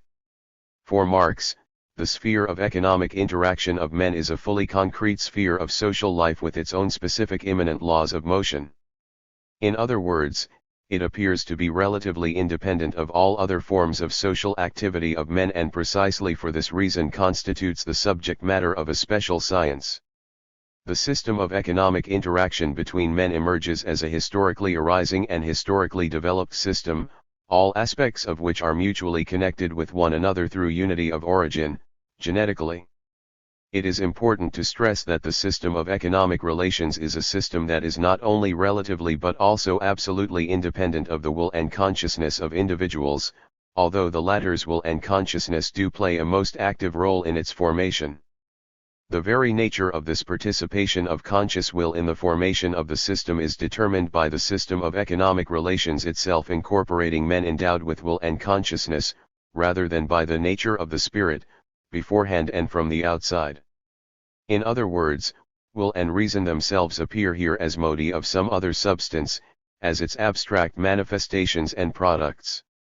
All definitions of the will and consciousness of individuals involved in the development of the economic system are literally deduced from the nature of internal self-movement of the system as a whole, interpreted as products of the movement of the system. Thus, from this point of view everything looks exactly the reverse as compared to the Hegelian construction, everything is right side up. It is materialism that acts as the principal cause and condition of the fact that dialectics is applied to the understanding of economy in a full measure and much more comprehensively than it is generally possible to do from the Hegelian positions. For Hegel, the category of concreteness is fully applicable only then and there, when and where we deal with conscious will and its products, only in the sphere of the spirit and its products, its manifestations, in Tauserungen. In Marx's view, this most important category of is fully applicable everywhere, in any sphere of natural and social being, independently of any spirit whatsoever, and on this basis, to the phenomena of life of the spirit itself, that is, to the development of any sphere of social consciousness, including reasoning, the sphere of logic. According to the Hegelian construction and its idealist starting point, no form of movement in nature can be understood as a concrete form, as a historically emerging self-developing system of internally interacting phenomena. Any such sphere acquires some relation to concreteness only when it is involved in the spiritual process, when one succeeds in interpreting it as a product of the spirit, a modus of the spiritual substance. The attribute of concreteness proves to be an exclusive monopoly of the self-developing spirit, while nature in itself, including the material aspect of the human social being, has no concreteness at all in its existence. In the eyes of Hegel, interconnection is in general possible only as ideal interconnection, as posited by the spirit or concept. The category of concreteness, one of the central categories of dialectics, is therefore emasculated in Hegel's system to such an extent that it is impossible to apply it to natural science or the materialist conception of society. In short, the category of concreteness and consequently dialectics as a whole, which is inconceivable without this category, turns out to be inapplicable to anything but the sphere of the spirit. To everything else it is only applicable insofar as these other things are interpreted purely idealistically, as a manifestation of the universal spirit, as a one-sided, abstract, manifestation of the concrete spirit, of the concrete fullness and richness of the absolute spirit, the absolute idea. These idealist limitations of Hegel's conception of concreteness, the narrowness of this conception, are indissolubly linked with the notion that nature is something static, that development belongs in the sphere of spirit only. Concreteness indeed is indissolubly linked with development, and dialectical development at that, with self-development through contradictions. The latter Hegel saw in consciousness and nowhere else. Hence the narrowness of his conception of concreteness, a conception which, narrow as it is later extended to the entire field of nature. Connected with this is Hegel's interpretation of the method of ascent from the abstract to the concrete. According to Hegel, that means that the entire reality, including nature and history, is the ascent of the spirit to itself, a process that goes through a number of stages from the mechanism, as the sphere of purely abstract manifestation of spiritualness, to the concrete human spirit. The ascent to itself is performed by the absolute, non-human, divine spirit. As such, this spirit is concrete in itself, and sich, even before it has revealed itself as mechanism, chemism, or organism in a one-sided, abstracted manner. That is why pure logic in Hegel's system precedes the philosophical consideration of nature, the latter being presented as a number of stages in which the concrete logical spirit reveals itself, sich in THIRD, ever more fully and concretely in the form of space and time. Ascent from the abstract to the concrete therefore coincides in Hegel with the generation of the world by the logical idea. Thus the law of spiritual reproduction of the world by thought is here directly represented as the law of production of this world by the creative power of the concept. This Hegelian illusion, as Marx showed, is simply based on a one-sided view of the philosopher and logician of reality. Hegel, as logician ex professo, is interested everywhere and first of all in the matter of logic rather than in the logic of the matter. From this viewpoint, man is considered only as the subject of logical theoretical activity, and the world, only as object, only as material processed in this activity. This abstraction is, within certain limits, justified in logic, and as long as logic bears these limitations in mind, there is nothing idealistic in this abstraction. Hegel's approach, however, eliminates these boundaries. He considers thought not only and not simply as one of man's abilities but also as the substantial source of all the other human abilities and kinds of activity, as their essential foundation. He treats the ability to change practically the external world, nature outside man, also as a manifestation of the mental principle in man. The actual process of practical transformation of the world appears in his philosophy as a consequence and manifestation of purely spiritual activity, in the final analysis, of purely logical activity, while the whole of mankind's material culture, as a product of thought, as a reified concept, as the other being of the concept. In reality, the immediate basis of the development of thought is not nature as such but precisely the transformation of nature by social man, that is, practice. If this objective practical basis of thought is presented as the product of thought, as thought in its material realization, one has to conclude that thinking has to do with objectivity only in appearance, while in actual fact, essentially, it deals only with itself, with its own other being. Logical definitions, that is, those definitions which the external objective world owes to thought, appear as the absolute and only genuine definitions of this world. The point of view of logic becomes in Hegel absolute and all-embracing. If man's essence is believed to be in thought, and the essence of objective reality, in being a product of thought, an alienated concept, the law of development of thought appears as the law of development of the real world. That is why man and thinking in concepts prove to be complete synonyms in Hegel, just as the world and the world in concepts, the logically assimilated world. The law which in actual fact determines only the activity of the theoretically thinking head, is made the supreme law of the development and practice of man and of the objective world. The actual subject matter of Hegelian logic remains, despite his illusions, only the process of theoretical assimilation of the world, of mental reproduction of the world. Insofar as Hegel studies this world, he arrives at actual discoveries. Insofar as he takes the subject matter for something different from what it actually is, for something greater, the formation of the world itself, he takes the path of erroneous comprehension of the world and of thought. 2. He deprives himself of any possibility of understanding the process of thinking itself. As long as the actual conditions producing logical activity are presented as its own products and consequences, the logical reasoning is suspended in mid-air, or rather in the ether of pure thought. The fact itself of the origin of thought and the laws of its development become quite inexplicable. It has no foundation in anything lying outside it. The foundation is believed to lie in itself. That is why Hegel is compelled in the end to interpret the logical ability, the ability to distinguish between and combine concepts, as a kind of divine gift, as activity of the self-developing concept. The law of ascent from the abstract to the concrete, discovered by Hegel in the movement of theoretical cognition, also remains inexplicable. The question as to why thought moves in one way rather than another, is answered by Hegelian philosophy in an essentially tautological way, such is the original and non-creatable nature of thought. Tautology ceases to be a mere tautology here, becoming an idealist lie. That is the point at which Marx levels his critique, showing that there is no explanation at all here, and the attempt to pass an absence of an explanation for an explanation is tantamount to idealism.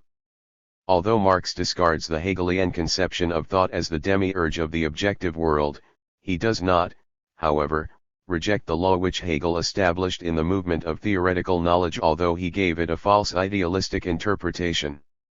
The ascent from the abstract to the concrete, as Marx points out, is in actual fact nothing but a method for human thought to assimilate the concrete reality existing outside of and independently from it. As such, this method assumes, first, the existence of uninterpreted concreteness, second, the practical objective of the social man developing independently from, and third, an immediate sensual form of reflection of objective concreteness in consciousness, that is, empirical consciousness, contemplation and notion formed quite independently from and prior to special theoretical activity. In other words, theoretical thought is posterior to the existence of the objective world and, moreover, to another form of consciousness formed directly in the course of sensual practical activity, the practical spiritual mode of assimilation of the world, as Marx referred to it. Hegel presents all these premises of theoretical thought as its products and consequences. Marx puts all things in their proper places. From the materialist viewpoint, as Marx showed, the method of ascent from the abstract to the concrete may and must be understood quite rationally, without any mysticism, as the only method by which thought can reproduce in the concept, in the movement of concepts, the historically established concreteness existing outside of and independently from it, a world existing and developing outside of and independently from thought. Marx's view of the development of scientific cognition. As we know, the question of the relation of the abstract to the concrete in thought arose before Marx in the light of another, more general, problem: which scientific method should be used? See a contribution to the critique of political economy. This question assumes a view of scientific development as of a natural historical process. In general, Marx has always been decidedly opposed to the leftist view of the development of spiritual culture, which ignores all the previous attainments of human thought. In science, just as in all the other fields of spiritual culture, actual progress is always attained by further development of the values created by previous development, not by starting from scratch, by a theoretically developed head rather than by the Lockean tabula rasa. It goes without saying that the assimilation of the results of previous theoretical development is not a matter of simply inheriting ready-made formulas, but rather a complex process of their critical reinterpretation with reference to their correspondence to facts, life, practice. A new theory, however revolutionary it might be in its content and significance, is always born in the course of critical reassessment of previous theoretical development. Lenin emphasized this point in his struggle against the leftist views of the proponents of the so-called proletarian culture, who insisted that proletarian culture should be developed straight from life, while all attainments of human thought should be discarded as useless refuse. The more revolutionary a theory, the greater its role of the genuine heir of previous theoretical development and the degree in which it assimilates the rational kernels accumulated by science in previous development. That is a necessary law of the development of science, of theory. A new theoretical conception of the empirically given data always emerges in the course of revolutionary critical reassessment of the old theoretical interpretation of these facts. Settling critical accounts with the earlier developed theories is not a matter of secondary importance, but a necessary element in the elaboration of theory itself, an element in the theoretical analysis of facts. It is not accidental that Capital has a subtitle, a second title, a critical analysis of capitalist production. In Capital, the analysis of concepts developed in the entire preceding history of political economy organically coincides, in essence, with an analysis of the stubborn facts of economic reality. These two aspects of scientific theoretical inquiry coincide or merge in one single process. Neither of them is conceivable or possible without the other. Just as critical analysis of concepts is impossible outside an analysis of facts, theoretical analysis of facts is impossible unless there are concepts through which they may be expressed. Marx's dialectical logic fully takes the circumstance into account. That is why dialectics is the area where conscious, intentional coincidence of the inductive and the deductive moments takes place, the two constituting indissolubly linked and, mutually assuming moments of inquiry. Old logic was more or less consistent in interpreting induction as analysis of empirical facts, as formation of analytical definitions of the fact. That is why induction appeared the basic, if not the only, form of attaining new knowledge. Deduction was mostly considered as analysis of the concept, as the process of establishing distinctions within the concept. As such, it largely appeared to be the process and form of explication or exposition of already existing knowledge, knowledge that is already there in the head, rather than a form of obtaining new knowledge and new concepts. The point is that man, on condition, of course, that he really forms a conception of facts, never takes up analysis of facts with an empty consciousness but always with a consciousness developed by education. In other words, he always approaches facts having in mind certain concepts. Whether he wants it or not, he cannot actively grasp or conceive facts in general without that condition. He may, at best, only passively contemplate them. In the simplest generalization, induction is indissolubly linked with deduction. Man expresses facts in a concept, and that means that a new analytical definition of facts is at the same time formed as a new, and more concrete, definition of that concept which serves as the basis for interpreting these facts. If that is not the case, an analytical definition of the fact is not formed at all. Whether man wants it or not. Each new inductive definition of the fact is formed by him in the light of some ready-made concept which at some time learned from society, in the light of some conceptual system or other. He who believes that he expresses facts without any bias whatsoever, without any preconceived ideas, is not actually free from them. On the contrary, he often proves to be slave to the most banal and absurd ideas. Here as well as anywhere else freedom lies in conscious mastering of necessity rather than in trying to escape from it.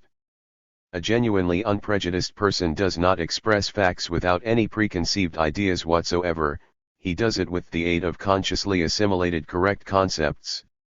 With regard to philosophical categories, this was demonstrated quite convincingly by Engels in his critique of empiricism. A natural scientist who prides himself on his freedom from any logical categories proves to be a captive of the most banal conceptions of them.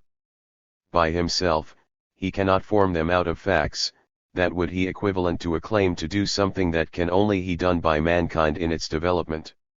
He therefore in effect always borrows logical categories from philosophy. The only question is, from what philosophy he will borrow them, from a good-for-nothing fashionable system or one that is actually the peak of development, a system based on the study of the entire history of human thought and its attainments. This is true, of course, not only of the concepts of philosophy, the same thing happens with the categories of any science. Man never begins reasoning from scratch, straight from the facts. The great Russian scientist Ivan Pavlov said once that without an idea in the head you can't see facts. Mindless contemplation and induction without ideas are products of the imagination, just as pure thought. Empiricism, assuming that it operates only with undeniable facts, operates predominantly with traditional notions, with the largely obsolete products of thought of its predecessors. Dialectics of Nature, Chapter 6. That is why an empiricist easily confuses abstractions with reality, reality with abstractions, and takes subjective illusions for objective facts and objective facts and concepts expressing them, for abstractions and illusions. As a rule, he posits abstract truisms as definitions of facts. It follows that empirical induction itself takes the form of concretization of notions and concepts that serve as the basis for considering facts, that is, the form of deduction or process of filling the original concepts with new and more detailed definitions obtained from facts through abstraction.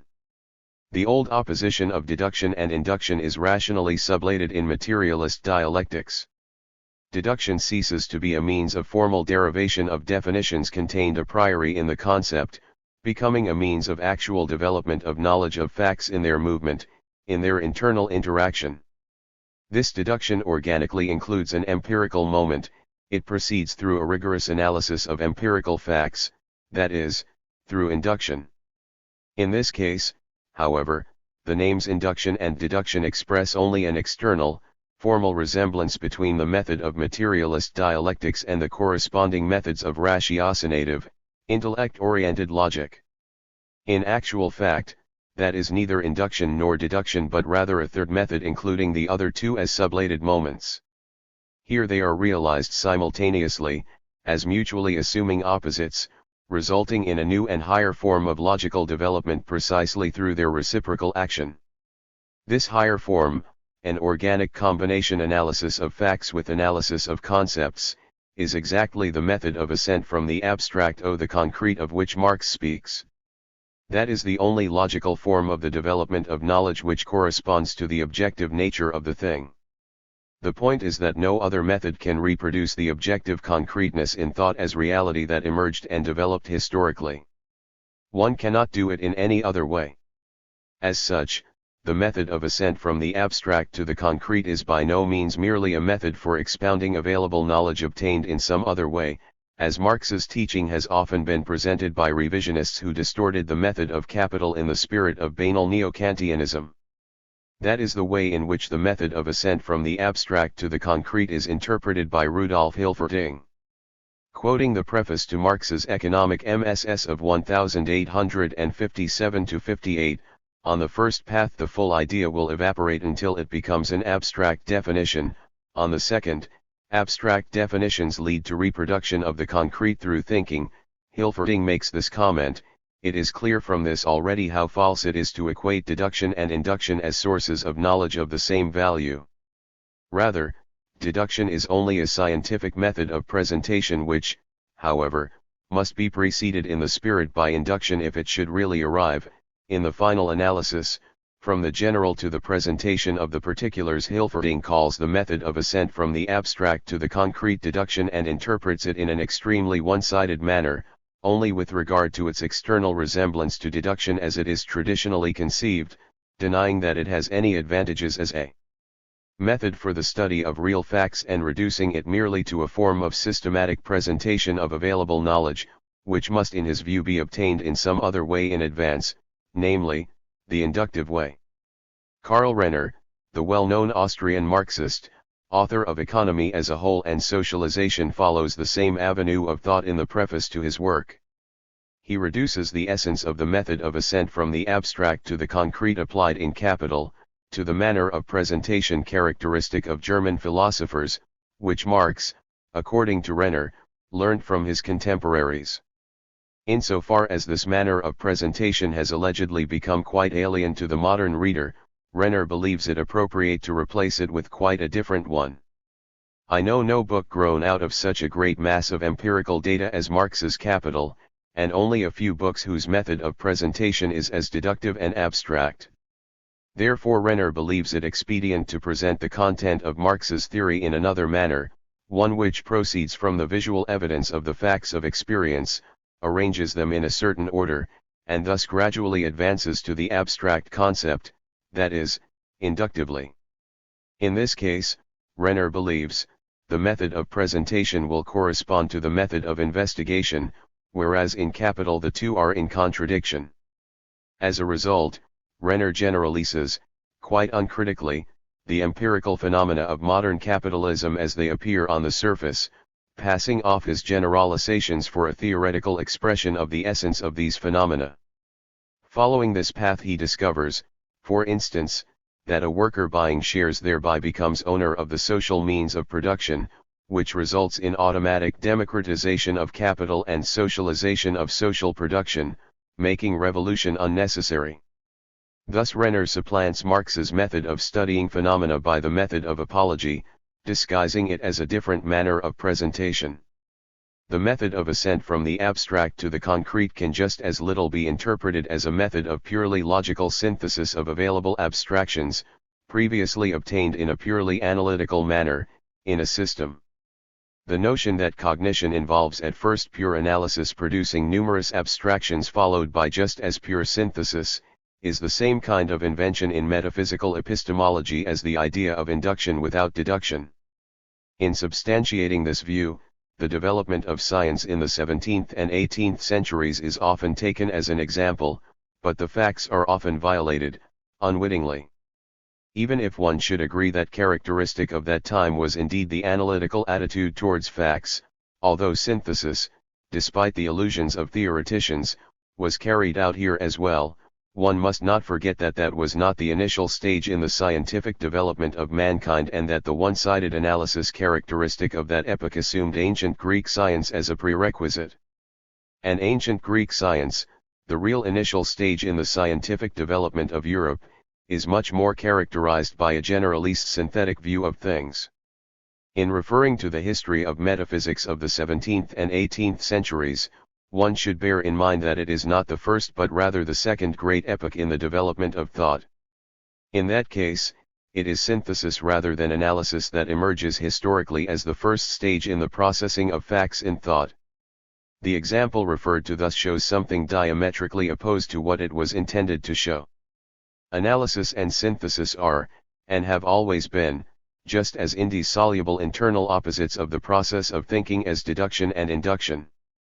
If at certain epochs one was overestimated to the detriment of the other, this should not be raised to a law that thought should be subject to in the future, a logical law. A precept according to which each first pass through a purely analytical stage of development later to proceed, on this basis, to a synthetic one. But that is exactly the conception on which the opinion is based, that the method of ascent from the abstract to the concrete can be applied only then and there where the concrete has previously been distilled into the abstract. The method of ascent from the abstract to the concrete is first of all a method of analysis of real empirical facts.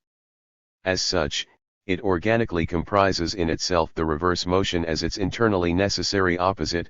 Each step on this path is exactly an act of ascent from the sensually given concreteness to its abstract, theoretical expression. That is why the ascent from the abstract to the concrete in thought is at the same time a continually renewed movement from the concrete in contemplation and notion to the concrete in the concept. Abstract definitions of sensually given facts, that are synthesized on the path of ascent towards the concrete truth, are formed in the process of motion itself. They are by no means taken ready-made as products of the previous, allegedly purely analytical, stage of logical cognition. If there is any sense in the assertion that ascent from the abstract to the concrete assumes a purely analytical reduction of the sensually empirical concreteness to abstract expression, as a special stage of logical development interior in time and essence, this meaning would appear to be that theoretical consideration of reality assumes the existence of a well-developed vocabulary, a spontaneously formed terminology, and a system of abstract general conceptions. This purely analytical stage in the reflection of objective reality in consciousness is only a prerequisite of logical theoretical activity rather than its first stage. Thus we may sum up the above as follows: the method of ascent from the abstract to the concrete is a specific form of the activity of thought, of logical transformation of contemplation and notion into concepts. It is by no means an artificial procedure, a manner of presentation of already existing knowledge, or a formal method for combining available abstractions in a system. This is first and foremost a natural law of the theoretical development of mankind established by philosophy and, in the second place, a consciously applied method of development of theory. Each inductive generalization taken separately, according to the formula from the concrete in contemplation to the abstract in thought, is in fact always realized in the context of the overall advance of cognition and is in this sense only a disappearing moment in the general movement to concrete truth. Thereby ascent from the abstract to the concrete in thought and the dialectics of thought are indissolubly linked. It is not for nothing that Lenin, having carefully copied a lengthy definition of the path from the abstract to the concrete given by Hegel in the last section of his Greater Logic, describes it as follows.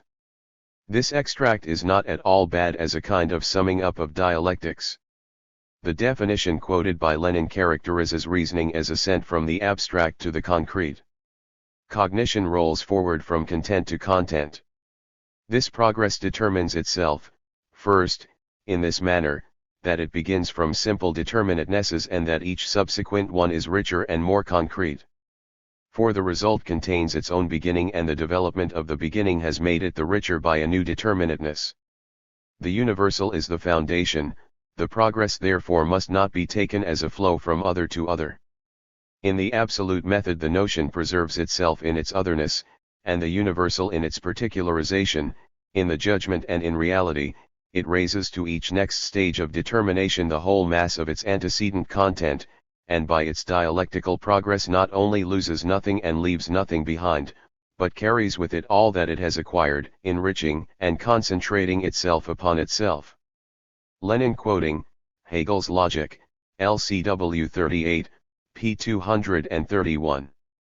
It is these sections of Hegel's Logic, where the idea is expounded of ascent from an abstract universal definiteness of the object to its increasingly more concrete embodiment, that Lenin singles out in his conspectus as the sections in which idealism is felt least of all and where the dialectical method is in the foreground. It is noteworthy that the whole chapter on the absolute idea scarcely says a word about God, hardly ever has a divine notion slipped out accidentally, and apart from that, this NB, it contains almost nothing that is specifically idealism, but has for its main subject the dialectical method. The sum total, the last word and essence of Hegel's logic is the dialectical method. This is extremely noteworthy.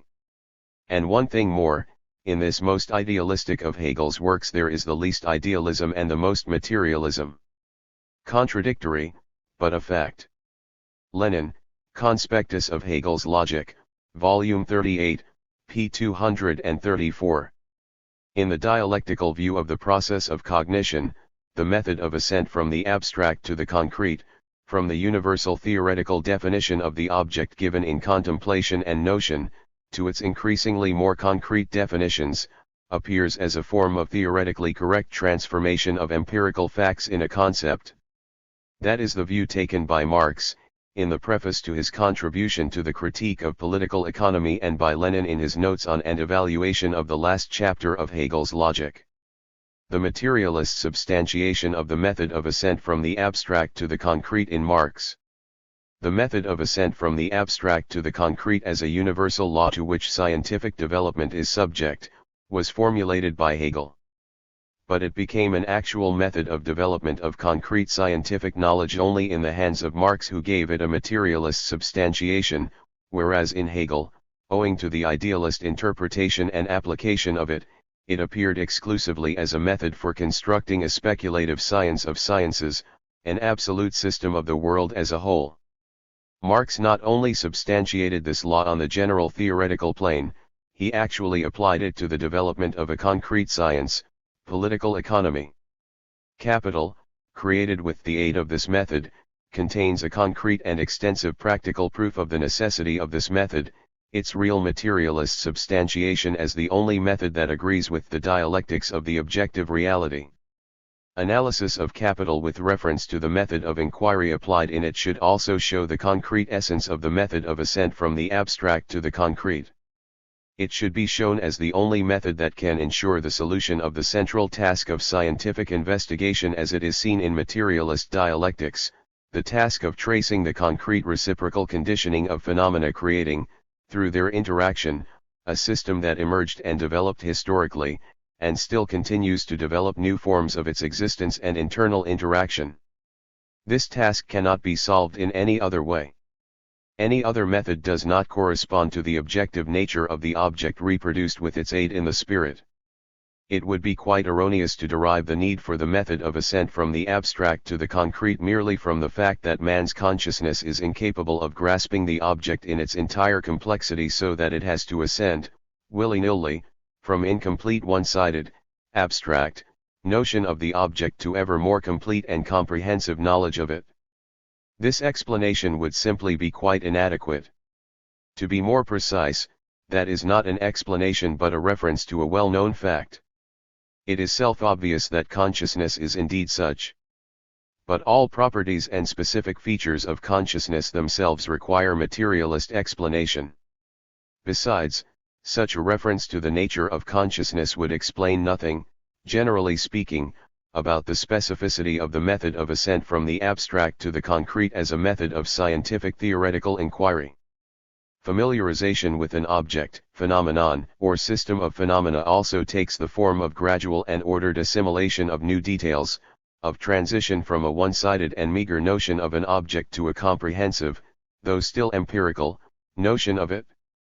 Accumulation of empirical information through which reality becomes familiar but not yet cognized, also proceeds as development from one-sided to comprehensive knowledge. This interpretation would thus take into account only those abstract identical features which theoretical reproduction of concreteness in the concept has in common with simple empirical familiarization with phenomena, and would express the specificity of neither. The method of ascent from the abstract to the concrete is merely a method of reflection of concrete reality in thought rather than a method of creation of it by the power of thought, as it was presented by Hegel. That is precisely why it does not depend on thought at all where logical development of concepts by this method will begin and in what direction it will proceed. As Marx showed, it depends only on the relation in which the various aspects of the concrete whole stand to each other. The method of logical development must therefore correspond to the method of internal division of this whole, to the dialectics of the formation of concreteness outside thought, that is, in the final analysis, to the historical development of this concreteness, although, as will be shown later, this coincidence is by no means simple, dead, or mirror-like, being concerned only with universal moments of development. The formula of materialism in epistemology and logic is the reverse of what has just been formulated. The object is such that only the given rather than some other form of activity of consciousness corresponds to it. The object is such that it can be reflected in consciousness only with the aid of the given method. In other words, the discussion of the mode of logical activity here, too, becomes the study of the objective nature of the objective reality, a further elaboration of the category of concreteness as an objective category expressing the universal form of the existence of reality. Here, too, the principle of coincidence of logic, epistemology, and dialectics is the dominant one. A question that is purely logical at first sight is essentially a question of universal forms in which objective concreteness emerges and develops. A materialist substantiation of the correctness and necessity of the method of ascent from the abstract to the concrete may only consist in demonstrating the real universal laws that equally dominate the formation of any concrete system of interacting phenomena, whether it be the capitalist system or the solar system, the chemical or the biological form of interaction, etc. Here again we run into the familiar dialectical difficulty. The approach to dialectics is dialectical in itself. It is apparently impossible to establish and theoretically express the universal laws of the formation of any concreteness on the path of inductive generalization, of abstraction of the general and identical features, which the capitalist system has in common with the solar planetary system and the biological form of interaction in nature with the electromagnetic or chemical one. Formulating the question in this manner means setting a task absolutely insoluble in its very nature. Mankind as a whole does not know all cases of concrete interaction in infinite nature, let alone the present author. Nevertheless, we face the task of establishing exactly the universal, that is, logical, laws of the formation of any objective system of concrete interaction. In other words, we recur to one of the eternal problems of philosophy, whether it is possible to work out a really universal, infinite generalization on the basis of studying a limited and necessarily finite series of facts, and if it is, how is one to approach the task? Luckily, philosophy has never even tried to obtain this understanding within the inductive approach. The actual development of science and philosophy has long found a practical way of solving this antinomy, which only seems insoluble in principle as long as it is formulated metaphysically.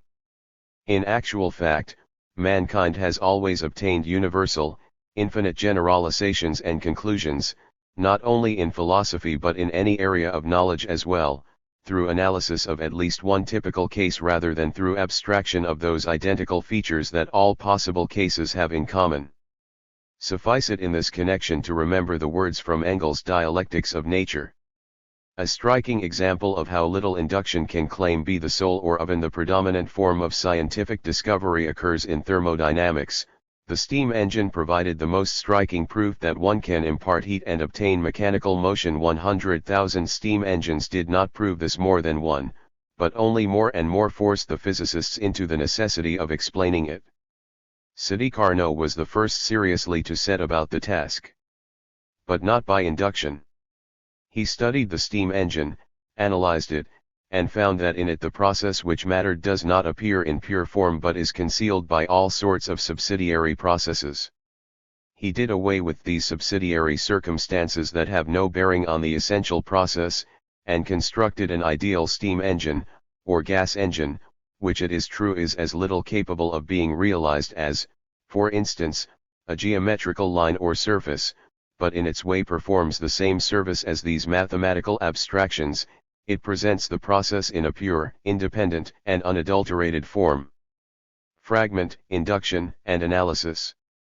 It is not induction directed at the search of abstractions expressing the general features of all the particular cases but in-depth analysis of one particular case aimed at revealing the process under study in its pure form that has been the method of philosophy whenever and wherever it really arrived at objective discoveries. It is only men like Comte and Spencer who tried to follow the path of induction and abstraction, with suitably meager results. Philosophy has always been concerned with its own specific problems essentially different from the desire to find the abstract general features which a crocodile has in common with Jupiter and the solar system with wealth. Philosophy has always had its own serious problems, the solution of which brought it closer to the establishment of the universal laws of everything that exists, to revealing the content of categories. Marx, as is well known, gave a critical analysis of the Hegelian system of universal categories, but he did not do that by comparing these categories with the features which mankind has in common with the atomic nucleus or both of them with the structure of the great universe. Hegel's system was critically overcome through its critical comparison mostly with one instance of dialectical development, but, what is most important, a most typical one, with the dialectics of social production relations at one stage of their development. A critical overcoming of the universal categories historically developed by philosophy, with reference to at least one typical case, is the real path always taken by the evolution in understanding the content of universal categories. The basic task of the theoretical analysis of the universal is always actual reduced to the analysis of the individual from the standpoint of the universal. One must only be able to single out in the individual that which constitutes the universality of this case rather than its individuality or specificity. It is at this point that one most requires a conscious attitude to abstraction and the methods of it obtaining. For the most ordinary error of theoretical inquiry is made when that which actually refers to the given concurrence of transient circumstances in which a real universal form is contemplated, is taken for the universal form itself of the individual fact. To reveal the content of such a universal category as concreteness, one may and must study at least one typical case of a living dialectically developed system of internally interacting objective phenomena. The system of capitalist relations between men, typical instance of such a self-developing relatively independent system, concreteness. We shall consider it as an immediate particular case of concreteness in general, in which the universal outlines of any concreteness may and must be revealed. Materials from other fields will be considered to the extent in which they are characteristic in themselves. The choice of this material is determined by reasons other than subjective caprice or personal inclination.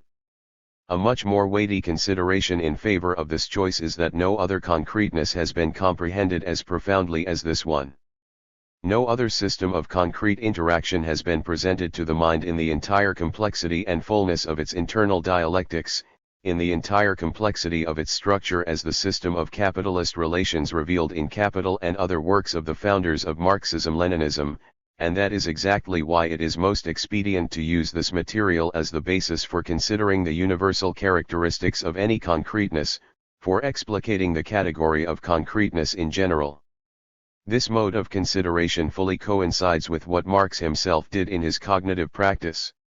When Marx set himself the task of revealing the universal law of capitalism as such, as a historically determined system of social production, he did not take the path of inductive comparison of all without exception, of capitalist development that took place on the planet in him time.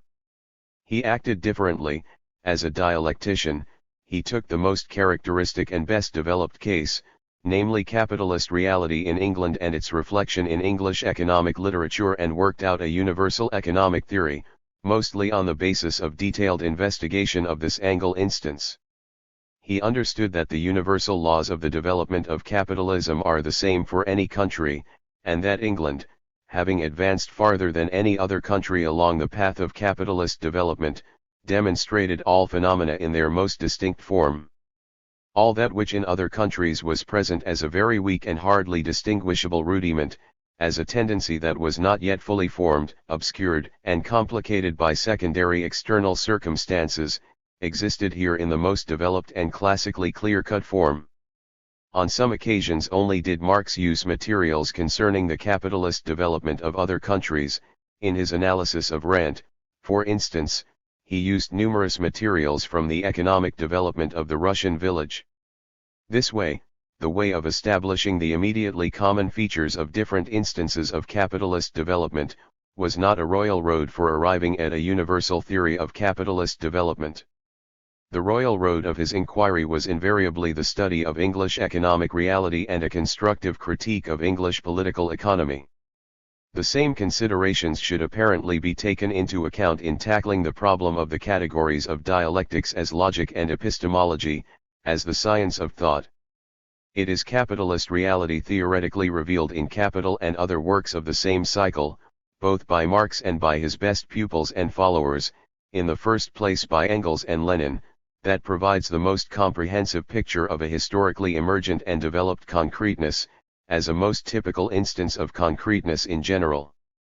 It is Capital that we regard as heretofore unsurpassed model of conscious application of the dialectical method, of dialectical logic in the fullness of its content. It shows many sciences their own future, demonstrating in classically clear-cut form all those aspects of the method that have not yet been realized in other sciences in the same consistent manner. It should also be pointed out that constructive critique of previous theories, a necessary moment of the theoretical elaboration of the scientific problems of our times, assumes that critically assimilated is the best quality theoretical, mental, material, the really best models of theoretical comprehension of the actuality which appears in the given case as the object of attention and inquiry. As Marx developed his economic theory, the principal theoretical opponents with whom he argued in working out his comprehension of reality, were the classic representatives of bourgeois political economy rather than the contemporary representatives of vulgar economy and of the professorial form of decay of theory. The latter were Marx's contemporaries only chronologically, not from the standpoint of theoretical comprehension of the subject matter. In regard to theory they were infinitely inferior to the classics and were by no means a theoretical opposition worthy of serious argument. Unfolding his theoretical comprehension of reality in the form of serious argument with the classics, Marx merely ridicules, whenever the occasion warrants, such theoreticians as Senior, Bastiat, McCulloch, Roscher, etc. Criticizing these latter was only appropriate when the theoretical comprehension of the subject matter had already been unfolded in its essence. As far as philosophical categories, the categories of dialectics are concerned, classical bourgeois philosophy still remains the only worthy and serious theoretical opponent of the philosophy of dialectical materialism, which, however, does not at all eliminate the task of fighting against modern bourgeois systems but, on the contrary, helps to lay bare their desire to escape the great philosophical problems. The attitude of Marx, Engels, and Lenin to Hegel or Feuerbach was fundamentally different from their attitude to Schopenhauer, Comte, Mach, or Bogdanov. Sharply criticizing the speculations of petty idealists, they never even tried rational kernel in their writings. In denouncing the mixed-up sophistic argumentation of Machists, Lenin first of all reduces it to the classically transparent and principled expression which these views were given by Berkeley and Fichte.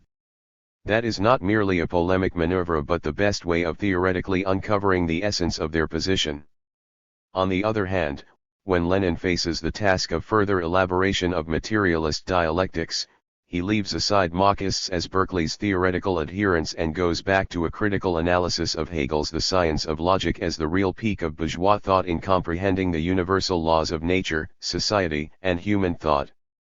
The above may be summed up as follows: a genuinely concrete substantiation of the method of ascent from the abstract to the concrete as the only scientifically correct method of logical development, as the only method corresponding to the objective dialectics, should be looked for in Marx's Capital, and in the analysis of its logical structure. Logic, epistemology, and dialectics consistently coincide in Capital, and this systematic coincidence, the coincidence of induction and deduction, of analysis and synthesis, characterizing the method of ascent from the abstract to the concrete, is the distinguishing feature of Marx's method of inquiry. Let us first consider the problem in its concrete economic expression, and then proceed to general methodological and logical conclusions. Let us pose this question: is it in general possible to understand theoretically, to reproduce conceptually, the objective essence of such phenomena as surplus value and profit if the category of value has not been previously and independently analyzed? Can money be understood if the laws governing the movement of simple commodity market are not known? Those who have read Capital and are familiar with the problems of political economy are aware that this is an insoluble task. Can one form a concept, a concrete abstraction, of capital through purely inductive generalization of the abstract features observed in any of the various kinds of capital? Will such an abstraction be satisfactory from the scientific point of view? Will such an abstraction express the inner structure of capital in general, as a specific form of economic reality? As soon as we pose the question in this form, the need for a negative answer to it becomes apparent. This abstraction will of course express the identical features that industrial, financial, commercial, and usurious capital have in common. It will indubitably free us from repetitions. But that will exhaust its actual cognitive potential. It will not express the concrete essence of any of these kinds of capital. It will just as little express the concrete essence of their mutual connection, their interaction. These are precisely the features from which an abstraction is made. But, from the standpoint of dialectics, it is exactly the concrete interaction of concrete phenomena that constitutes the subject matter and goal of thinking in concepts. The meaning of the general is contradictory, as Lenin pointed out. It deadens living reality but at the same time is the only possible move towards its comprehension. In the given instance, however, it is easy to see that the general does nothing but deaden the concrete, moving away from it and being in no way at the same time a step towards it. It is from the concrete, as from the inessential, that this general is an abstraction. Neither does this abstraction express the universal nature of capital, of any capital, industrial, financial, or commercial. Marx's Capital demonstrates in a very graphic manner that the concrete economic nature of commercial capital, as a concrete aspect of the capitalist whole, cannot in principle be understood or expressed in theoretical abstraction unless industrial capital is previously understood in its inner structure. To consider the immanent definitions of industrial capital is the same as to reveal the essence of capital in general. It is just as undoubted that industrial capital cannot be understood before value. The rate of profit is no mystery, so soon as we know the laws of surplus value. If we reverse the process, we cannot comprehend either the one or the other.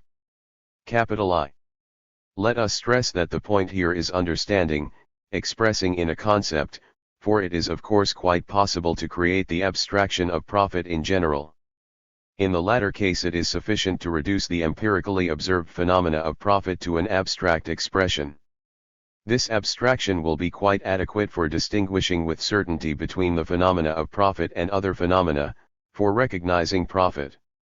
This is quite successfully done by every entrepreneur, who can very well distinguish between profit and wages, money, and so on. In doing so, the entrepreneur does not understand, however, what profit is. He does not need it, either. In practice, he acts as an instinctive adherent of positivist philosophy and empirical logic. He merely lends a generalist expression to phenomena that are important and essential from his point of view, from the standpoint of his subjective goals, and this generalist expression of phenomena excellently serves him in practice as a concept permitting him to distinguish with certainty profit from non-profit. As an honest-to-goodness positivist, he sincerely believes all talk about the inner nature of profit, about the essence and substance of this phenomenon, so dear to his heart, to be metaphysical sophistry, philosophizing divorced from life. Under conditions of capitalist production, the entrepreneur does not have to know any of this. Anyone can use money as money without necessarily understanding what money is. Theories of surplus value 3. The narrow practical intellect, as Marx emphasized, is basically alien and hostile to comprehension. Cf. the remark about Friedrich List in Chapter 1 of A Contribution to the Critique of Political Economy. It may even be harmful to the entrepreneur to philosophize on the problem of profit. While he is trying to understand it, other, smarter and more practical and pushy operators, will snatch his share of profit. A businessman will never exchange real profit for an understanding of what profit is. In science, in reasoning, however, comprehension is important. Science as thinking in concepts begins only where consciousness does not simply express in other words the conceptions of things spontaneously thrust upon it but rather attempts to analyze both things and conceptions of things in a goal-directed and critical manner. To comprehend a phenomenon means to establish its place and role in the concrete system of interacting phenomena in which it is necessarily realized, and to find out precisely those traits which make it possible for the phenomenon to play this role in the whole. To comprehend a phenomenon means to discover the mode of its origin, the rule according to which the phenomenon emerges with necessity rooted in the concrete totality of conditions. It means to analyze the very conditions of the origin of phenomena. That is the general formula for the formation of a concept and of conception. To comprehend profit means to establish the universal and necessary nature of its origin and movement in the system of capitalist production, to reveal its specific role in the overall movement of the system as a whole. That is why a concrete concept can only be realized through a complicated system of abstractions expressing the phenomenon in the totality of conditions of its origin.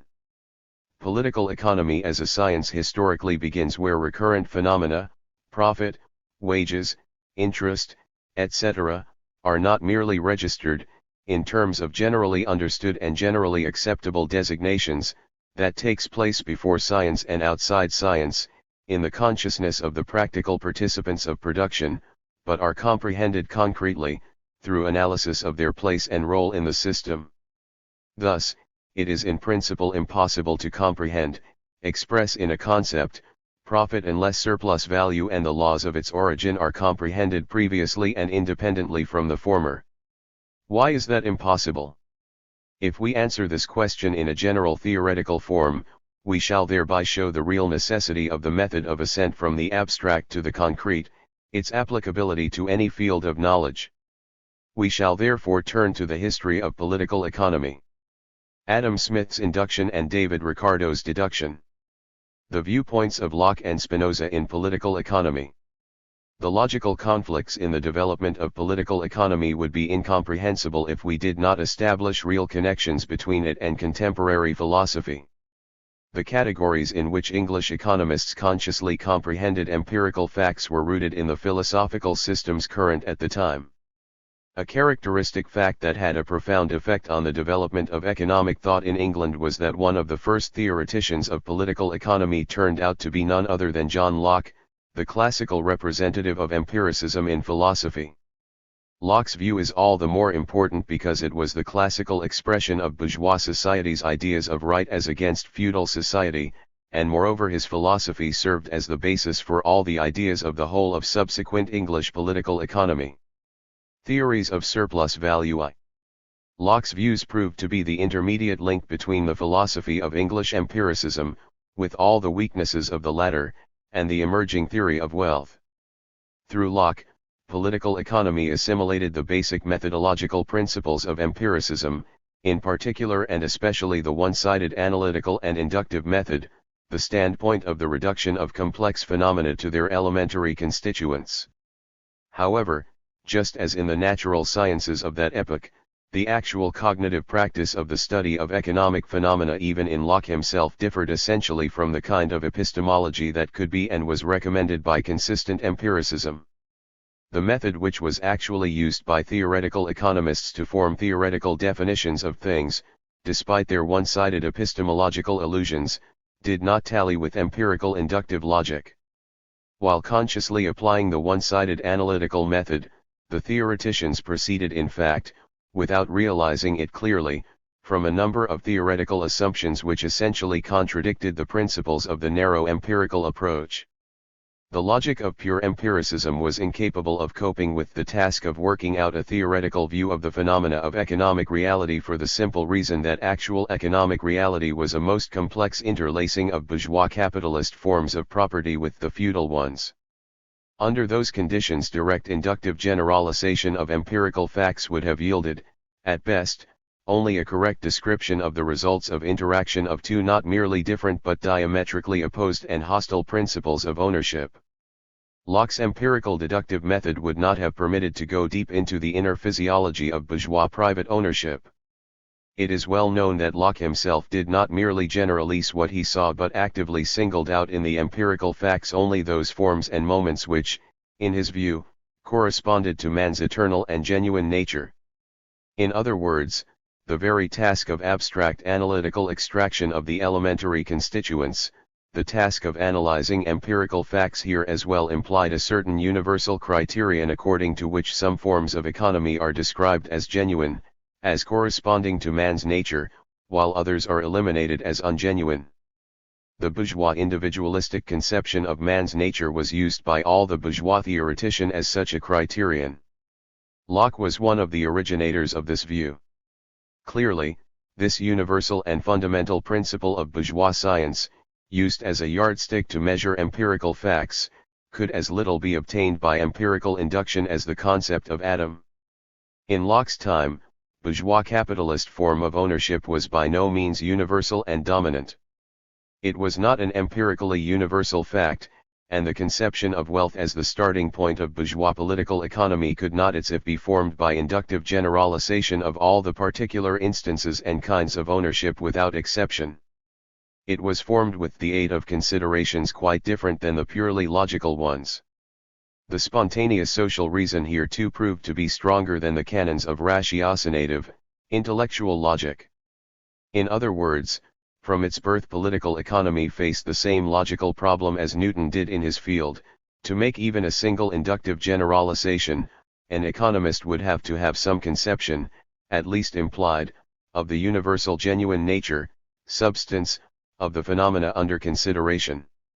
Just as Newton based all his inductions on the idea that only the geometrically definable forms of facts are the solely objective forms, economists silently assumed that only those forms of economy which corresponded to the principles of bourgeois private ownership were the genuine forms. All other forms of economic relations were silently eliminated as subjective errors of men, as forms that do not correspond to the genuine, natural, and therefore objective nature of man. Only those definitions of facts were incorporated in theory which were an immediate and direct outcome of man's eternal nature, in actual fact, of the specific nature of the private proprietor, the bourgeois. All theoreticians of bourgeois political economy thus had to proceed and really did proceed from quite a definite universal basic principle, from a clear conception of the substance, the general objective nature of the particular cases and forms of economy. This conception of substance, just as in natural science, could not be obtained through empirical induction. But Lockean epistemology was silent on just this point, on the question of the ways of cognition of substance, of the ways of formation of the universal original foundation of science. This foundation, the conception of the substance of wealth, had to be worked out by economists, Locke included, in a purely spontaneous way, without a clear understanding of the ways of obtaining it. However it may be, English political economy practically solved this difficulty when William Petty discovered this universal substance of economic phenomena, the substance of wealth, in labor-producing commodities, in labor performed with the objective of alienating the product of labor in the free market. Insofar as economists actually proceeded from this more or less clearly realized conception of the universal substance of wealth, their generalizations were theoretical in nature and differed from the purely empirical generalizations of any merchant, usurer, or market woman. But this meant that a theoretical approach to things coincided with the desire to understand different particular forms of wealth as modifications of one and the same universal substance. The fact, however, that classical political economy was linked up, in its conscious methodological convictions, with Locke's philosophy, made itself felt directly, and in a very instructive form. As a result, theoretical investigation of facts proper was continually interlaced with simple uncritical reproduction of empirical conceptions. This is most clearly seen in the work of Adam Smith. The first economist to express clearly the concept of labor as the universal substance of all economic phenomena, unfolded a theory in which properly theoretical consideration of facts was continually interwoven with extremely untheoretical descriptions of empirical data from the standpoint of a man forcibly involved in production and accumulation of value. Smith himself moves with great naivete in a perpetual contradiction. On the one hand, he traces the intrinsic connection existing between economic categories or the obscure structure of the bourgeois economic system. On the other, he simultaneously sets forth the connection as it appears in the phenomena of competition and thus as it presents itself to the unscientific observer just as to him who is actually involved and interested in the process of bourgeois production. One of these conceptions fathoms the inner connection, the physiology, so to speak, of the bourgeois system, whereas the other takes the external phenomena of life, as they seem and appear and merely describes, catalogues, recounts, and arranges them under formal definitions. With Smith both these methods of approach not only merrily run alongside one another but also intermingle and constantly contradict one another. Theories of surplus value too. Smith himself did not of course notice the contradiction between the two modes of reflection of reality in abstractions. It is easy to recognize here a scientist who pictures the process of cognition in a purely Lockean manner. It was Locke's epistemology that ignored the distinction between theoretical abstraction, concept, and simple empirical abstraction, simple expression in speech of the sensually stated similarities and distinctions.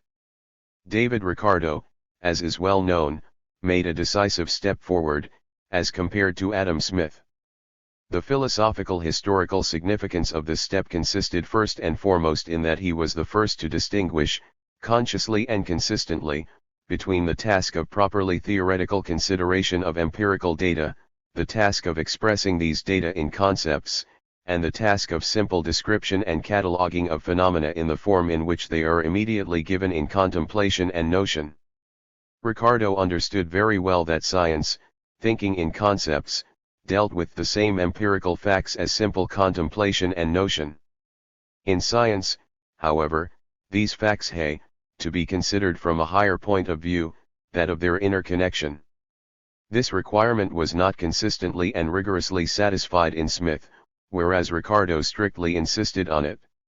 Ricardo's view of the nature of scientific inquiry is much more reminiscent of Spinoza's method than the epistemology of the empiricist Locke. He consistently adheres to the substantive standpoint. Every individual economic formation, each separate form of wealth must be understood as modifications of one and the same universal substance rather than simply described. In this respect, too, Ricardo and Spinoza are right where Smith and Locke are wrong. Marx assessed Ricardo's role in the development of the theory of political economy with classical clarity and decisiveness. Ricardo steps in and calls to science, halt. The basis, the starting point for the physiology of the bourgeois system, for the understanding of its internal organic coherence and life process, is the determination of value by labor time. Ricardo starts with this and forces science to get out of the rut, to render an account of the extent to which the other categories, the relations of production and commerce, evolved and described by it, correspond to or contradict this basis, this starting point, to elucidate how far a science which in fact only reflects and reproduces the manifest forms of the process, and therefore also how far these manipulations themselves, correspond to the basis on which the inner coherence, the actual physiology of bourgeois society rests, or the basis which forms its starting point, and in general, to examine how matters stand with the contradiction between the apparent and the actual movement of the system. This then is Ricardo's great historical significance for science. Ibid. In other words, Ricardo's view did not consist in the reduction of complex phenomena to a number of their elementary constituents, but rather in the deduction of all complex phenomena from one simple substance. But that brought Ricardo face to face with the need for consciously abandoning the method of forming theoretical abstractions recommended for science by Lockean logic. Empirical induction did not correspond to the task facing Ricardo, the task of deducing theoretical definitions from one rigorously applied principle, the conception of the nature of value as determined by labor. Adam Smith, to the extent in which he actually produced something more significant than mere description of facts, spontaneously and unconsciously contradicted at every step his own philosophical premises borrowed from Locke, doing something quite different from what he thought Lie was doing, whereas Ricardo quite consciously chose the path of theoretical deduction of categories. The rigorously deductive character of his reasoning has long become proverbial among political economists. But it was Marx alone who correctly evaluated the significance of this deduction, showing it as the natural logical expression of the greatest merit of Ricardo's theoretical approach, his desire to understand all forms of bourgeois wealth without exception as more or less complex and remote products of labor-producing commodities, of labor-producing value, and all categories of political economy, as modifications of the value category. What distinguishes him from Smith is his desire to regard empirical facts consistently and without waverings from one and the same viewpoint rigorously formulated in the definition of the basic concept, from the labor theory of value.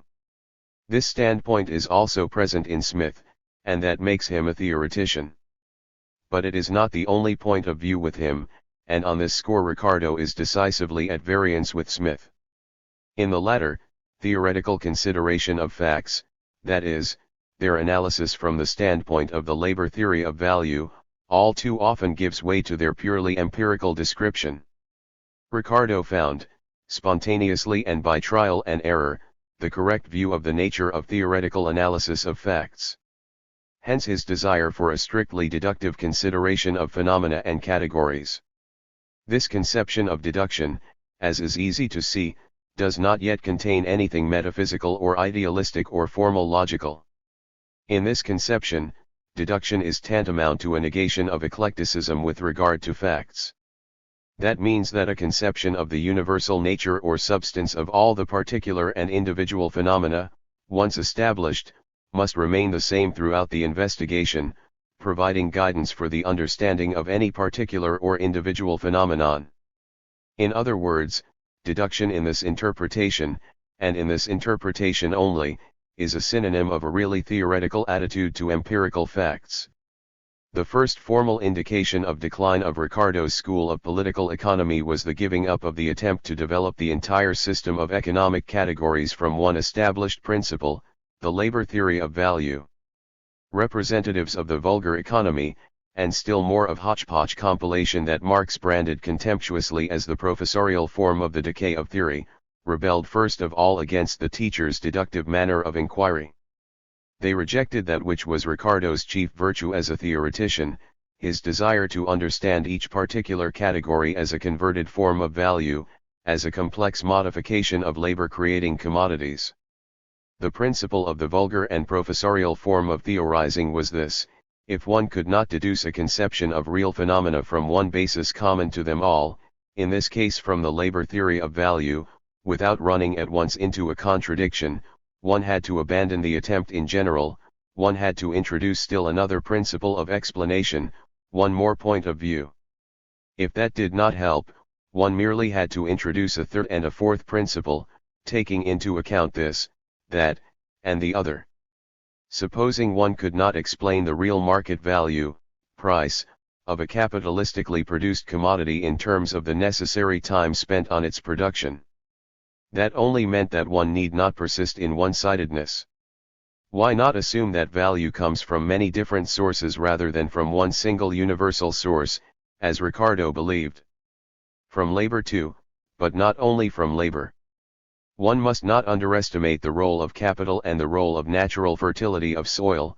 One had to take into account the whims of fashion, accidents of demand, the effect of the seasons.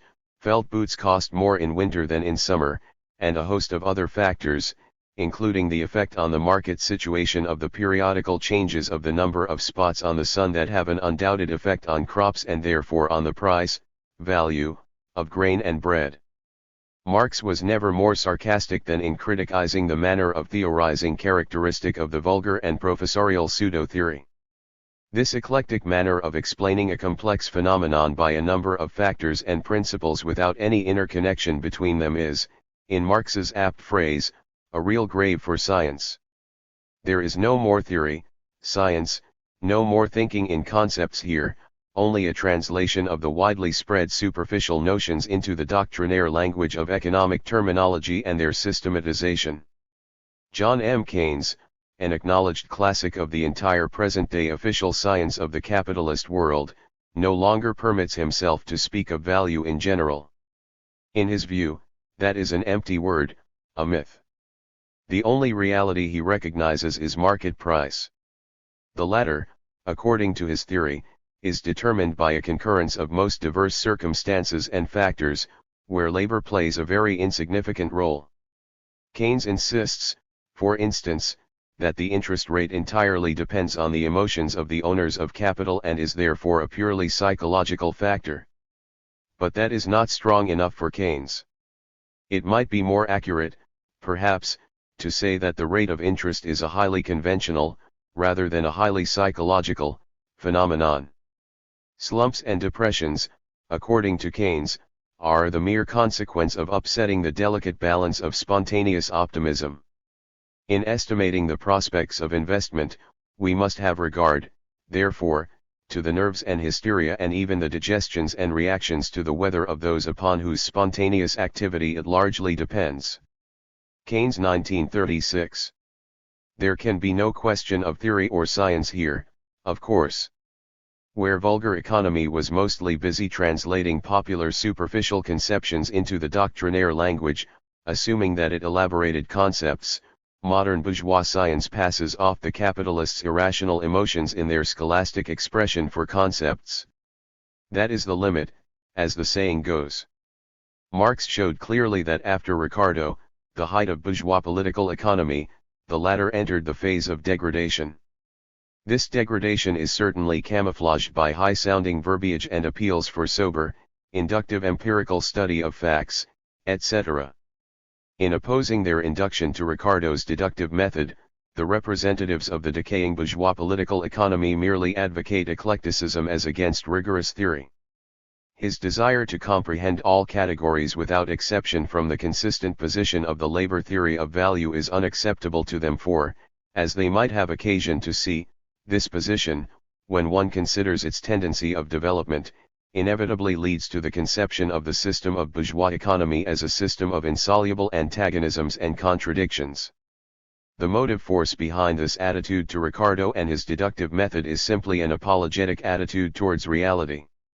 Thus, Ricardo does not come to the choice of the deductive method of considering empirical facts out of a loyalty to rationalism. He applies this method of developing theoretical definitions, because it is the only one that answers his desire to understand the system of bourgeois economy as an integral system coherent in all its manifestations rather than as a totality of more or less accidental relations of men and things. Ricardo wants to deduce any particular, specific form of relations of production and distribution of wealth out of the labor theory of value, out of a theory expressing the universal substance, the real essence of all economic phenomena. This desire of Ricardo is his absolute merit as a theoretician. The giving up of this desire is in general tantamount to a rejection of theoretical attitude to empirical facts. Here we see already that the method of reasoning which proceeds from a universal theoretical expression of reality as a rigorously tested basic principle, can ensure a theoretical attitude to empirical facts.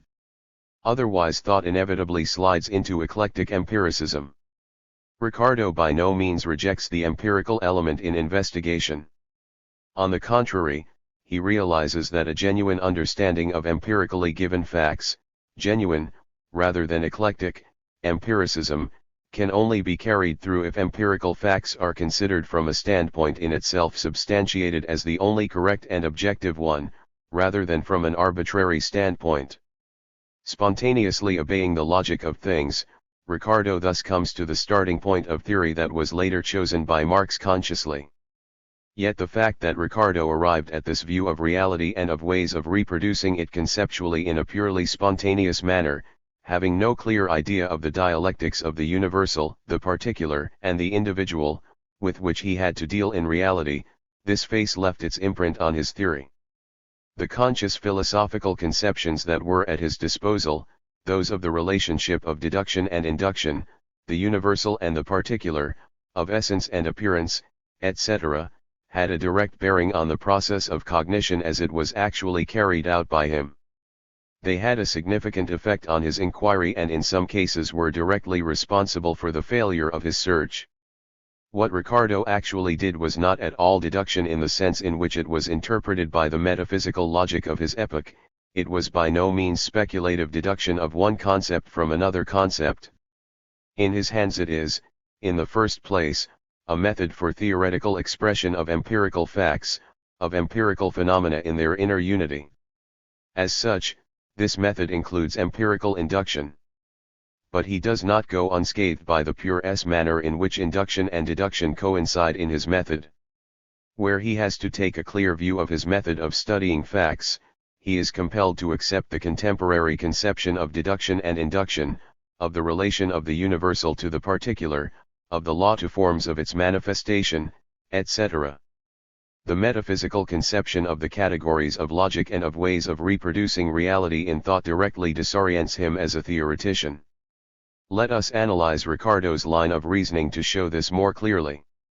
His method is as follows. He proceeds from the definition of value by the quantity of labor time, taking it as a universal basic principle of his system. Then he attempts to apply this universal basic principle, directly and immediately, to each of the particular categories with the aim of checking whether they agree with this universal basic principle or not. Everywhere he endeavors to show direct coincidence of economic categories with the law of value. In the spirit of contemporary metaphysical logic and philosophy, Ricardo assumed that the universal definition on which he based his deduction was a direct generic concept, that is, an abstract general concept comprising in itself the features that were directly common to all phenomena comprehended by it, and nothing more. The relation of the value concept to the concepts of money, profit, rent, wages, interest, etc., appeared to him a genus to species relation between concepts. According to this conception based on a metaphysical notion of the relation of the universal to the particular and the individual, the concept of value must include only those features that are equally common to money, profit, rent, and any of the other categories. In the same spirit, he believed that any specific category was not exhausted by traits expressed in the definitions of the universal concept, and that each specific category possessed, apart from these definitions, additional features expressing precisely the specificity of each particular category. Consequently, it is by no means enough to subsume any category under a universal principle or definition of a universal concept. In this case, the value concept. This operation will show only that in the particular category which is already expressed in the definitions of the universal concept. It is then necessary to find out what definitions are present in it over and above that, the definitions expressing the distinctive rather than the common, identical features. This logical conception, applied to the categories of political economy, appears as follows. Money, just as all the other categories, is a particular form of value. It follows that real money is subject in its motion to the law of value, first and foremost. It follows that the labor theory of value is directly applicable to money. In other words, definitions contained in the value concept must above all be included in the theoretical definition of money. That is the way in which the first definition of money is deduced. It is quite clear, however, that this does not exhaust the concrete nature of money. The question then naturally arises: what is money as money? What is money over and above the fact that it is the same kind of value as all other kinds? Why money is money rather than simply value? At this point in the study of the nature of money and the formation of the necessary theoretical definitions of money as a separate economic phenomenon, all deduction naturally stops. Deduction permitted to distinguish only those definitions of the nature of money which were previously contained in the concept of value. And what is one to do next? How is one to discover in the actual empirical phenomena of money circulation theoretical definitions that would express just as necessary properties of money as those that are deduced from the value concept? How is one to read in the real money those characteristics that belong to it as necessarily as the universal value definitions, yet at the same time constitute the difference of money from all the other forms of the existence of value? Deduction becomes impossible at this point. One has to resort to induction, the goal of which is the singling out of definitions that are equally inherent in all the cases of the movement of money, the specifically general properties of money. That is the way Ricardo is compelled to act. He constructs further theoretical definitions of the money form through immediate empirical induction, through singling out those abstract general properties which all phenomena of money circulation without exception have in common. He directly generalizes the phenomena of the money market, in which simultaneously diverse forms of money circulate: metal coins, bullion, paper money, etc. He looks for the features that are common to metal coins, paper banknotes, gold and silver bullion, bank vouchers, promissory notes, etc. That is the fatal weakness of his theory of money. Following this line, Ricardo confuses theoretical definitions of money as money with those properties which money actually owes to capital, whose specific movement in money has nothing in common with the phenomena of money circulation as such. As a result, he takes the laws of movement of financial capital for the laws of money movement and vice versa. He reduces the laws of financial capital to those of simple circulation of metal coins. Money as such, as a specific economic phenomenon, is not comprehended theoretically, just as before, or rather it is conceived erroneously. Ricardo himself sensed that this method was inadequate. He understood that the purely empirical induction to which he had to resort at this point did not and could not by its very nature yield the necessary conclusion about the nature of money. This understanding did not come from purely logical considerations. The fact is that he continually argues with heads of banks and financiers who, in his view, handle money in a way that contradicts the value nature of money rather than agrees with it. He regards this as the cause of all unpleasant conflicts and dysfunctions in the sphere of money circulation. That is what compels him to look for the genuine essence and nature of money, not the philosophical and logical interest. The empirically given picture of money circulation presents something directly opposed to the genuine nature of money, the handling of money that does not correspond to the nature of money, the results of incorrect handling of money by banks. So, purely empirical induction, as Ricardo himself understood quite clearly, will at best yield a generalist expression of untrue movement of money, one that does not correspond to the nature of money, and will never yield a generalist expression of movement of money corresponding to the law of its existence. In other words, he wants to find a theoretical expression of the kind of movement of money, gold, coins, papers, vouchers, etc., which directly answers the requirements of the universal law of value and does not depend, as in the empirical reality, on the ill will, cupidity, and caprice of heads of banks. He searches for the genuine nature of money with the aim in view that the practical financier should act differently from the way he has acted previously, in accordance with the needs flowing from the nature of money. He endeavors to solve this task by deducing the theoretical definitions of money from the law of value, which alone can show the necessary characteristics contained in the very nature of money. But he will not be able to deduce the specific features of money as such, those that are not contained in the theoretical definitions of the universal law of value but constitute the specificity of money as a particular kind of value. No sophisticated procedures will help to deduce the specific properties of money from the definitions of value.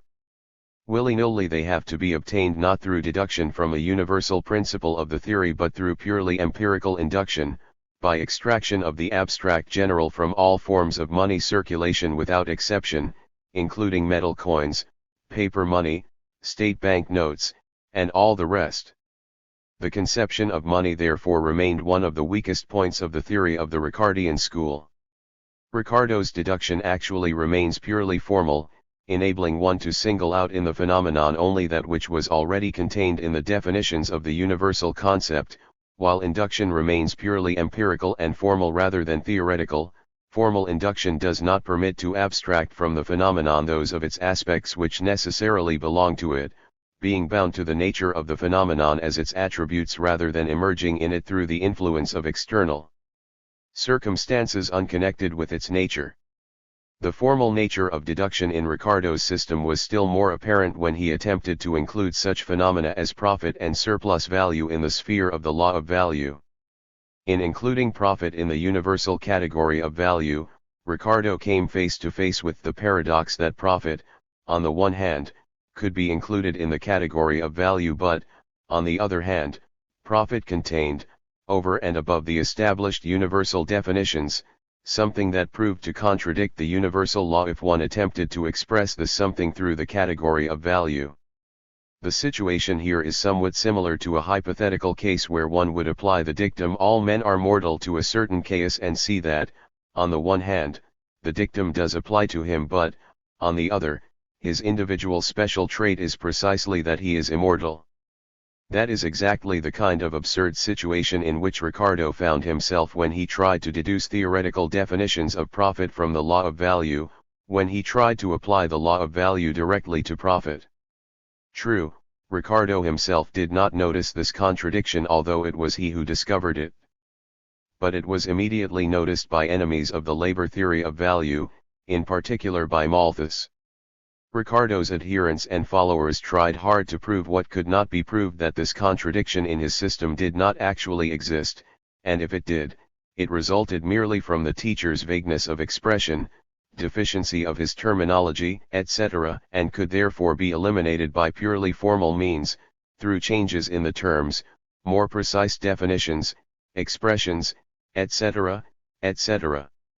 These attempts signified the beginning of the decline of Ricardo's school and factual rejection of the principles of the labor theory of value despite formal agreement with them.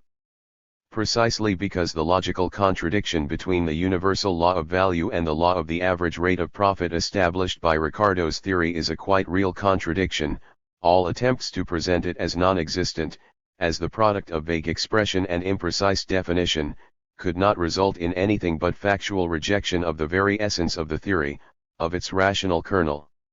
The first and principal indication of the decline of Ricardo's school was the factual discarding of the objective of developing the entire system of economic categories from one universal principle, from the principle of defining value by the quantity of labor time, from the conception of labor creating value as the real substance and source of all the other forms of wealth.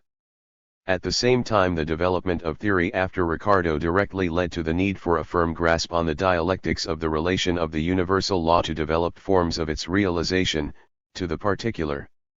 Development of Ricardo's theory led to the problem of contradiction in the very essence of the definitions of the subject matter of theoretical investigation.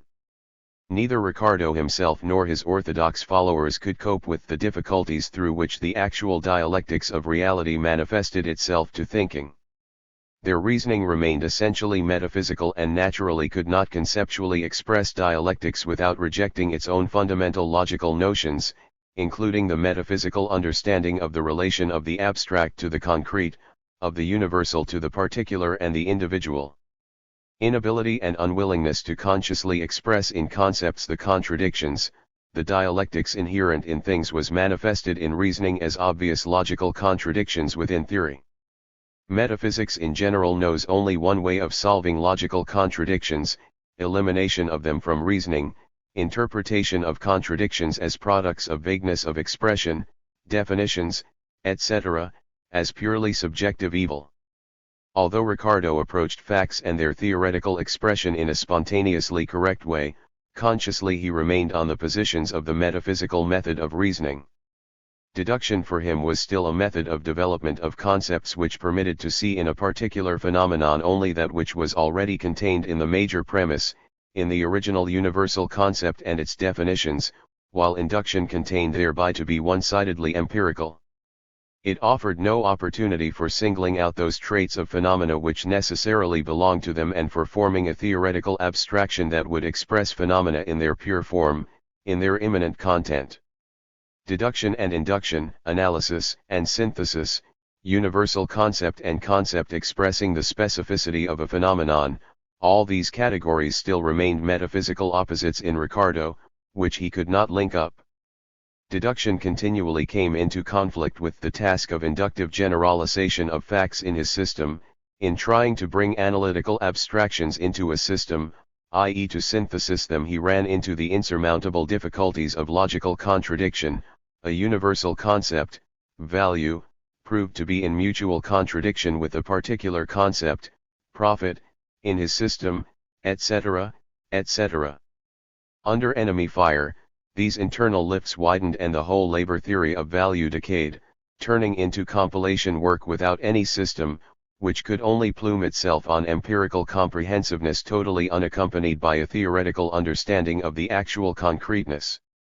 Philosophy and logic of Ricardo's time did not, and could not, provide any correct indications concerning a possible way out of all these difficulties. What was required here was conscious dialectics combined with a revolutionary critical attitude to reality, a mode of reasoning that was not afraid of contradictions in definitions of objects and was alien to an apologetic attitude to the existing state of things. All these problems met at one point: the need to understand the system of capitalist production as a concrete historical system, as a system that emerged and developed towards its end. Deduction and the problem of historicism. While he viewed the subject matter of inquiry, capitalist economy, as a single whole coherent in all its manifestations, as a system of mutually conditioning relations of production and distribution, Ricardo at the same time did not regard the system as a historically emerging and developing integral totality of relations between men and things in the process of production. All the merits of Ricardo's method of inquiry are closely connected with the substantive viewpoint, that is, with the conception of the object as a single whole coherent in all its manifestations. Contrariwise, all the defects and vices of his mode of unfolding his theory are rooted in complete failure to understand this whole as a historically formed one. The capitalist form of production seemed to him to be the natural, eternal form of any production whatever. That explains the non-historical, and even anti-historical, character of his abstractions and lack of historicism in the method of obtaining them. Deduction of categories, where it is combined with a non-historical comprehension of the object reproduced with its help in the concept, inevitably becomes purely formal. It is easy to see that deduction in its very form corresponds to the conception of development, of movement from the simple, undivided, and general to the complex, divided, individual and particular. Now, if objective reality reproduced in concepts deductively is in itself understood as non-developing reality, as an eternal and natural system of interacting phenomena, deduction, naturally and inevitably, appears only as an artificial procedure in the development of thought. In this case, too, logic necessarily recurs to the view of the nature of deduction which was expressed in classically clear form by Descartes. As he said about the construction of his system of the world, the deduction of all the complex forms of interaction in nature from the movements of the elementary particles of matter defined exclusively in geometrical terms, Descartes justified his mode of theory construction in the following way, and its nature, of the world, e.i., is much more easily conceived if one thus watches its gradual origin than if one considers it as ready-made. Unwilling to come into open conflict with the theological teaching of the creation of the world, Descartes immediately qualified the statement, "At the same time I did not wish to infer from all this that our world was created in the way I suggested, for it is much more likely that from the beginning God made it in the form it was intended to have." It was obvious to Descartes that the form of deduction which he consciously applied was closely akin to the conception of development and emergence of things in their necessity. That was why he faced the ticklish problem of reconciling deduction and the idea that the object was eternally equal to itself and had not come from anywhere in particular, being once created by God. Ricardo found himself in the same kind of situation. He understood quite well that only deductive movement of thought could express phenomena in their inner connection, and that one could only cognize this connection in considering the gradual emergence of diverse forms of wealth from one substance common to them all, from commodity-producing labor. But how was one to link up this mode of reasoning whilst the idea that the bourgeois system was a natural and eternal system that could neither emerge nor develop in reality? Still, Ricardo reconciled these two conceptions, in their essence absolutely incompatible. This was reflected in his method of reasoning, in the method of forming abstractions. The fact that the construction of theory begins with the category of value, later to proceed to the consideration of other categories, may be justified by the category of value being the most general concept which implies profit, interest, rent, capital, and all the rest, a generic abstraction from these real particular and individual phenomena. The movement of thought from an abstract general category to the expression of specific features of real phenomena therefore appears as movement entirely in thought but by no means in reality. In reality all categories, profit, capital, rent, wages, money, etc., exist simultaneously with one another, the category of value expressing what is common to them all.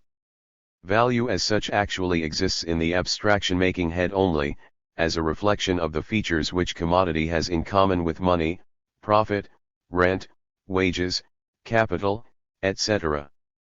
That generic concept comprising in itself all the particular categories, is value. Here Ricardo reasoned in the spirit of contemporary nominalist logic rebelling against medieval realism, against creationist conceptions according to which the general, say, animal in general, existed before the horse, the fox, the cow, the hare, before the particular species of animals and was subsequently transformed or split into the horse, the cow, the fox, the hare, etc. According to Ricardo, value as such can only exist post-rem, only as a mental abstraction from the particular kinds of value, profit, rent, wages, etc., by no means ante-rem, as an independent reality chronologically preceding its particular species, capital, profit, rent, wages, etc. All these particular species of value eternally exist side by side with one another and by no means originate in value, just as the horse does not actually derive from the animal in general. The trouble was, however, that the nominalist conception of the general concept, justifiably attacking the principal proposition of medieval realism, in general eliminated from the real world of individual things, along with that proposition, the idea of their real development. Inasmuch as Ricardo held the bourgeois view of the essence of bourgeois economy, the one-sided and extremely metaphysical conception of nominalism in logic appeared to him to be most natural and appropriate. Only individual phenomena belonging to the particular species of value existed eternally, commodity, money, capital, profit, rent, etc. As for value, it was an abstraction from these individual and particular economic phenomena, universalia post-rem, by no means universalia ante-rem. That was why Ricardo did not study value as such, value in itself, most rigorously abstracted from profit, wages, rent, and competition. Having formulated the concept of value, Lie proceeded directly to the consideration of developed particular categories, directly applying the value concept to profit, wages, rent, money, etc. That is the most natural logical move if one conceives reality reproduced by means of it as an eternal system of interaction of particular species of value. If the content of the universal concept underlying the entire system of the theory is to be understood as a sum of features abstractly common to all particular and individual phenomena, one will necessarily act as Ricardo did. If the universal is understood as the abstract feature common to all individual and particular phenomena without exception, to obtain theoretical definitions of value one will have to consider profit, rent, etc., and abstract what is common to them. That was the way Ricardo acted. And that was what Marx sharply criticized him for, since here Ricardo's anti-historical approach to value and its species was particularly apparent. The greatest defect of Ricardo's method of inquiry, according to Marx, lay in that he did not study specially the theoretical definitions of value as such completely independent from the effects of production of surplus value, competition, profit, wages, and all the other phenomena. The first chapter of Ricardo's principal work treats not only of exchange of one commodity for another, that is, of the elementary form of value, value as such, but also of profit, wages, capital, the average rate of profit, and the like. One can see that though Ricardo is accused of being too abstract, one would be justified in accusing him of the opposite, lack of the power of abstraction, inability, when dealing with the values of commodities, to forget profits, a factor which confronts him as a result of competition. Theories of surplus value too. But this requirement, the requirement of objective completeness of abstraction, is impossible to satisfy unless, first, one gives up the formal metaphysical conception of the universal concept, as a simple abstraction from the particular and individual phenomena to which it refers, and second, one accepts the standpoint of historicism in the conception, in this instance, of the development from value to profit. Marx demands from science that it should comprehend the economic system as a system that has emerged and developed. He demands that the logical development of categories should reproduce the actual history of the emergence and unfolding of the system. If that is so, value as the starting point of theoretical conception should be understood in science as an objective economic reality emerging and existing before such phenomena as profit, capital, wages, rent, etc., can emerge and exist. Therefore theoretical definitions of value should also be obtained in quite a different manner than mere abstraction of the features common to commodity, money, capital, profit, wages, and rent. All these things are assumed to be non-existent. They did not exist eternally at all, but somehow and at some point did emerge, and this emergence, in its necessity, should be discovered by science. Value is a real, objective condition without which neither capital nor money nor anything else is possible. Theoretical definitions of value as such can only be obtained by considering a certain objective economic reality capable of existing before, outside, and independently of all those phenomena that later developed on its basis. This elementary objective economic reality existed long before the emergence of capitalism and all the categories expressing its structure. This reality is direct exchange of one commodity for another commodity.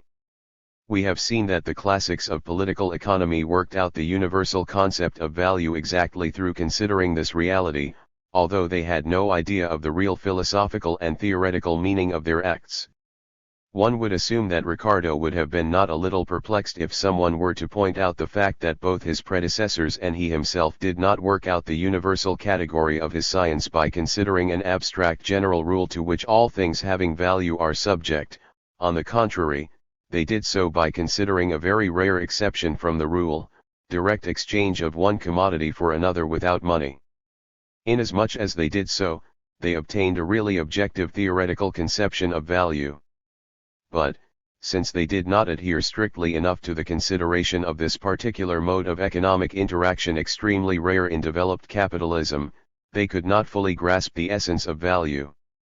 Herein lies the dialectics of Marx's conception of the universal, the dialectics in the conception of the method of elaborating the universal category of the system of science. It is easy to see that this conception is only possible on the basis of an essentially historical approach to the study of objective reality. Deduction based on conscious historicism becomes the only logical form corresponding to the view of the object as historically emerging and developing rather than ready-made. Owing to the theory of evolution, the whole classification of organisms has been taken away from induction and brought back to deduction, to descent, one species being literally deduced from another by descent, and it is impossible to prove the theory of evolution by induction alone, since it is quite anti-inductive. Engels. Dialectics of nature. The horse and the cow did not of course descend from the animal in general, just as the pear and the apple are not products of self-alienation of the concept of fruit in general. But the cow and the horse undoubtedly had a common ancestor in the remote past epochs, while the apple and the pear are also products of differentiation of a form of fruit common to both of them. This actual common ancestor of the cow, the horse, the hare, the fox, and all the other now existing species of animals did not of course exist in divine reason, as an idea of the animal in general, but in nature itself, as a quite real particular species, from which divers other species descended through differentiation. This universal form of animal as such, if you wish, is by no means an abstraction comprising in itself only that feature which is common to all the now existing particular species of animals. This universal was at the same time a particular species possessing not only and not so much those traits that were preserved in all the descendants as features common to them all, but also its own specific features, partly inherited by the descendants, partly entirely lost and replaced by new ones. The concrete image of the universal ancestor of all the species existing at present, cannot in principle be constructed out of those properties that these species have in common. Doing this sort of thing in biology would mean taking the same wrong avenue by which Ricardo hoped to arrive at a definition of value as such, of the universal form of value, assuming that these definitions were abstractions from profit, rent, capital, and all the other particular forms of value that he observed. The idea of development as real descent of some phenomena from others determines the dialectical materialist conception of deduction of categories of ascent from the abstract to the concrete, from the universal, which is in itself quite a definite particular, to the particular, which also expresses a universal and necessary definition of the object. The basic universal foundation of a system of theoretical definitions, the basic concept of science, expresses, from the standpoint of dialectics, concrete theoretical definitions of quite a specific and definite typical phenomenon sensually and practically given in empirical contemplation, in social practice and experiment. This phenomenon is specific in that it is really, outside the theoretician's head, the starting point of development of the analyzed totality of interacting phenomena of the concrete whole which is, in the given case, that concrete whole that is the object of logical reproduction. Science must begin with that with which real history began. Logical development of theoretical definitions must therefore express the concrete historical process of the emergence and development of the object. Logical deduction is nothing but a theoretical expression of the real historical development of the concreteness under study. To understand this principle correctly, one must take a concrete, essentially dialectical view of the nature of historical development. This most important point of Marx's logic, his view of the relation of scientific development to historical one, the relation of the logical to the historical, must be considered specially. Without it, the method of ascent from the abstract to the concrete remains inexplicable. Logical development and concrete historicism. On the difference between the logical and the historical methods of inquiry. We have already commented on the most significant circumstance that theoretical analysis of empirical facts always naturally coincides with critical analysis of concepts with creative development of the available, historically established categories, and that novel theoretical conception of facts, a new system of categories, never emerges out of nowhere, never straight from the facts, as positivists and vulgar scientists would have it, but through a most rigorous scientific critique of the available system of categories. The problem of creative continuity in the development of theory, the problem of the historical development of science, is always pushed into the foreground when the question arises of the relation of scientific, logical, development to historical. In his reviews of Marx's contribution to the critique of political economy, Engels showed clearly that the problem of the relation of the logical to the historical directly emerges before the theoretician as the question of the way of criticizing available theoretical literature. Even after the determination of the method, the critique of economics could still be arranged in two ways, historically or logically. However, inasmuch as a novel theoretical conception of facts can only be worked out through critique of available theoretical literature, the mode of critique of theoretical literature coincides essentially with the attitude to facts. Theoretical categories are criticized by comparing them with actual empirical facts. In this respect, there is no difference between the logical and the historical modes of analysis of concepts and facts, and neither can there be. The difference lies elsewhere. In the so-called historical mode of critique of previous theories, they are collated with the same historical facts on the basis of which they were created. For instance, if Marx had chosen the historical mode of critique of Ricardo's theory, he would have had to compare this theory with facts of Ricardo's time, that is, the facts of capitalist development of the late 18th early 19th century. The theory of Ricardo, its categories and laws would have been critically compared with facts of more or less remote past, with facts of an undeveloped stage of capitalist reality.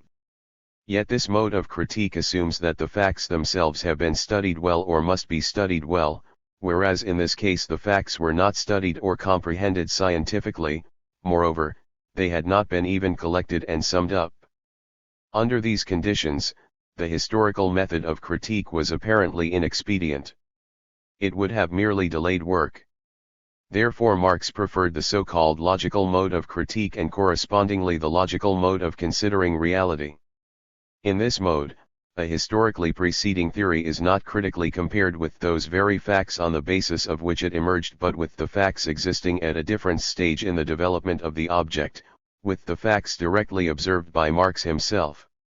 This mode has two decisive advantages.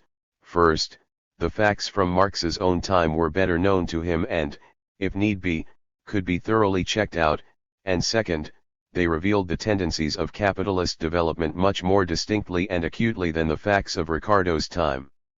Everything that emerged rather vaguely in the early 19th century, assumed a much more mature form of expression by the mid-19th century, suffice it to mention here the economic crises. The logical mode therefore enables one to consider each economic phenomenon, insofar as we are dealing with political economy, precisely at that point where it reaches a maximal expression and development. Clearly, logical comparison with the actual facts of developed capitalism revealed with greater facility both the falsity of some of Ricardo's theoretical propositions and their rational kernel. At the same time, the reality of Marx's own times was directly expressed. These are the two decisive advantages of the logical mode of analysis of concepts and facts as compared to the historical one. Still, these advantages would not be apparent and the method of logical analysis itself would not be justified from the philosophical standpoint if we had not shown why and in what way analysis of a higher stage of development can give a historical conception of reality without recourse to a detailed study of the past, for in some cases it is extremely difficult while in others impossible at all, as for instance in the study of cosmology. In other words, we have to know why and in what way theoretical, systematical logical, analysis of the present can simultaneously disclose the mystery of the past, of the history that led to the present. Let us first analyze two relations, that may in principle exist between the development of science and the history of its subject matter. In the first instance theory develops within a period of time that is too short for the object itself to undergo any significant changes. This relation is more characteristic of the natural sciences, astronomy, cosmology, physics, chemistry, etc. In this case, Application of the logical mode of analysis of concepts and facts is not only justifiable but even the only possible way. The different stages in the development of the science deal with the same historical stage in the development of the object, with the same object at the same stage of development. Thus, Newton, Laplace, Kant, and Otto Schmidt described the same stage in the development of the solar planetary system. Application of the logical way of criticizing categories, as well as, correspondingly, the mode of theoretical expression of facts, is in this case naturally justified. The old theory and its categories are conceived as an incomplete, one-sided, and abstract expression of the truth. The new theory appears as a more comprehensive and concrete theoretical expression of the essence of the same facts, the same object. The rational kernel of the previous theory is included in the new one as its abstract component. What is discarded is the conception that the old theory comprised in itself an exhaustive expression of the essence of facts. The old theory, of course, not all of it but the rational kernel of it only, becomes in the process one of the shades of the new theory, a particular instance of the universal principle of the new theory. The theoretician's right to apply the logical mode of critique of previous theories is here based on the fact that theories and categories analyzed with reference to actually given facts reflected the very same object which he/she now has before his/her eyes. The theoretician therefore arranges a confrontation between theories constructed hundreds of years ago and the facts observed at present, usually without any doubts as to his/her right to do so. Matters are more complicated in the second case, where different stages in the development of science deal with different historical stages in the development of the object. Here the history of science itself serves as a kind of mirror for the history of the object. Changes in the science reflect major historical changes in the structure of the object itself. The object develops fast enough, and the historical periods in its development coincide with those of the development of the science and its categories. It goes without saying that this case is more characteristic of the social sciences. A typical example here is political economy. Aesthetics, ethics, epistemology, the science of law are all in much the same situation. The doubt may naturally arise whether the logical mode of development of theory is in general applicable here. How can one compare the theory and categories developed hundreds, or even dozens, of years ago with facts observed at present? In this case, the object has changed considerably during these years. Will the logical mode of critique of categories be effective in this case? Or will it merely lead to misunderstandings, to expression of different things in the same categories, to theoretically fruitless debate? The dialectical materialist conception of development disperses these doubts. It should be taken into account that in this case, too, science throughout its development deals with facts referring to one and the same object, although this object appears at different stages and phases of its maturity. That means that those really universal and necessary laws that make up the elementary essence of the object under study, the abstract outlines of its inner structure, remain the same throughout its historical development. On the other hand, those phenomena and categories which appear at the early stages of development but disappear without a trace at the higher ones, objectively prove, by the very fact of their disappearance, that they are not attributive, internally necessary forms of being of the object. In his analysis of economic theories and categories developed by his predecessors, not only by Adam Smith and David Ricardo but even by Aristotle, Marx confidently applies the logical mode of critique, using the historical mode only occasionally, as an auxiliary one. This mode of analysis of the theories of the past is not only admissible but also the most expedient in the development of the general theory of some subject, as it leaves aside all those moments that are of historical significance only, characterizing as they do more or less accidental circumstances within which the development of the object that is of interest for the general theory, proceeded. The logical mode of critique and development of theory gives Marx an objective criterion for distinguishing between categories pertaining to the inner structure of the capitalist organism and all those moments that are connected with forms of production ousted out or destroyed in the course of its development, with the purely local traits of capitalist development in that particular country where the analyzed theory emerged, etc. The advantages of the logical mode of critique of previous theories stem from the fact that the more mature stage in the development of the object, with which the theories of the past are directly compared, reveals the attributive forms of its structure with greater clarity and distinctness, showing them in their quite pure form. The advantage of the logical mode is pointed out by Engels in his review of Marx's contribution to the critique of political economy. Each factor can be examined at the stage of development where it reaches its full maturity, its classical form. For this reason, we can critically analyze Hegel's logic taking into account the facts of development of modern science rather than those of Hegel's times, and this critique will result in dialectical elucidation of these facts as well as in materialist conception of the categories of Hegelian dialectics, of their rational kernel.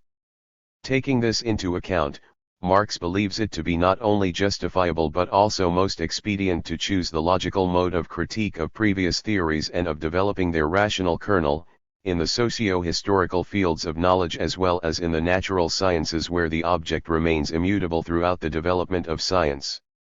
There is no gap, in principle, between the natural and social sciences in this respect. Besides, the situation in the natural sciences is not so simple as it may appear at first sight. Although Einstein dealt with the same object as Newton did, the immediate facts from which he proceeded in his critique of Newtonian mechanics were different. The sensual practical experimental activity of the social man showed him the same object much more fully and comprehensively. Thus from this side, too, the right to apply the logical mode of critique and development of theory in the social sciences is substantiated just as well as in the natural ones. In both types of sciences, the social man's sensual practical activity proves to be the mediating link between the object in itself and the theoretician's thought. For this reason, practice appears as the decisive argument in the analysis of the relation between the natural and social sciences, which refutes the neo-Kantian idea of the abyss that in principle exists between the methods of the natural and the socio-historical sciences. Of course, Marx does not rule out the historical method of critique of his predecessors at all. Marx continually resorts to it, revealing the historical circumstances within which the theory that he criticizes emerged. Still, the historical method of critique plays but a subordinate, auxiliary role with him. The principal method of the critique and development of theory remains the logical one. To develop the laws of bourgeois economy, it is not necessary to write the real history of the production relations. But the correct view and deduction of the latter as relations that grew historically, always leads to certain first correlations, like the empirical numerical data in the natural sciences, which point to the past lying behind the system. These indications, together with correct conception of the present, offer then the key to the understanding of the past, Grundriss wrote Marx in 1858. Logical development as expression of concrete historicism in investigation. In the above, we formulated the question as follows: why and in what way the theoretical analysis of facts through a critique of categories, proceeding from the results of the historical process, can in itself yield an essentially historical, though logical in form, expression of reality even where real, empirical, history leading to these results is not directly studied in detail. The answer to this question can only be obtained through considering the real dialectical laws which govern any actual development in nature, society, and in cognition itself in thought. If, in studying the results of a certain historical process, we can discover the history of their emergence and development sublated in them, if we can, proceeding from the results of history, theoretically reconstruct the general outline of their emergence, this possibility is based in the first place on the fact that the objective result of the development preserves in itself its own history in a changed, sublated form. Here again, a logical problem is transformed into the problem of law-governed correlation between historical development and its own results.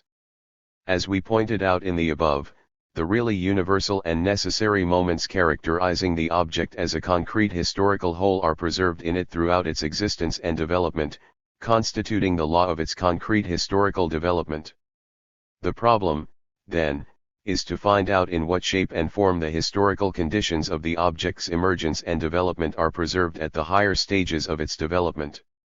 Here we confront the fact of dialectical relation between the historically preceding conditions of the emergence of the object and their later consequences that have developed on this basis. The dialectics of this relation consists in a kind of inversion of the historically preceding into the subsequent and vice versa, the transformation of the condition into the conditioned, of the effect into a cause, of the complex into the elementary, etc. Owing to this objective dialectics, a situation arises which appears to be paradoxical at first sight, a logical presentation of the laws of the historical process, a conception of facts that is logical in form and concrete historical in essence, is a reversal of the picture that appears to be natural and corresponding to the empirically stated order of the development of the object. To understand this dialectics, the following fact should be taken into account. Any real process of concrete development, in nature, society, or consciousness, never begins from scratch or in the ether of pure reason but on the basis of premises and conditions created by different processes subject to different laws, and ultimately, by the entire previous development of the universe. Thus humanity begins its specific history on the basis of premises and conditions created before it and independently of it by nature. The emergence of life, a specifically biological development, implies very complex chemical combinations formed independently from life.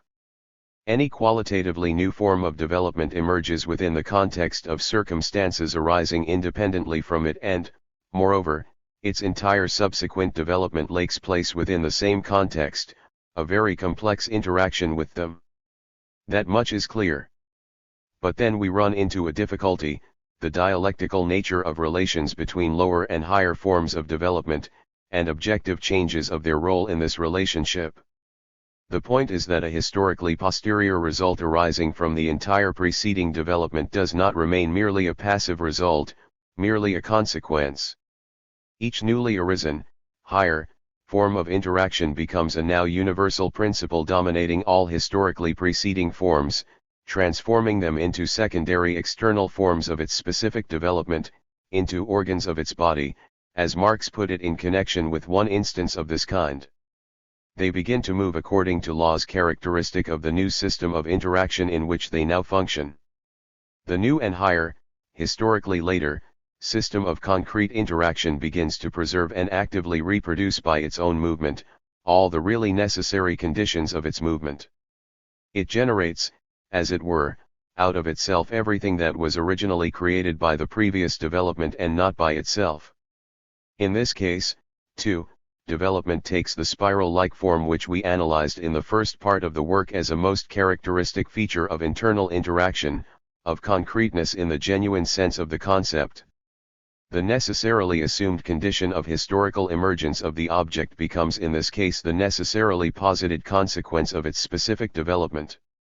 In this form, the historically necessary conditions of the emergence of the object are preserved in its structure throughout its development, its specific movement.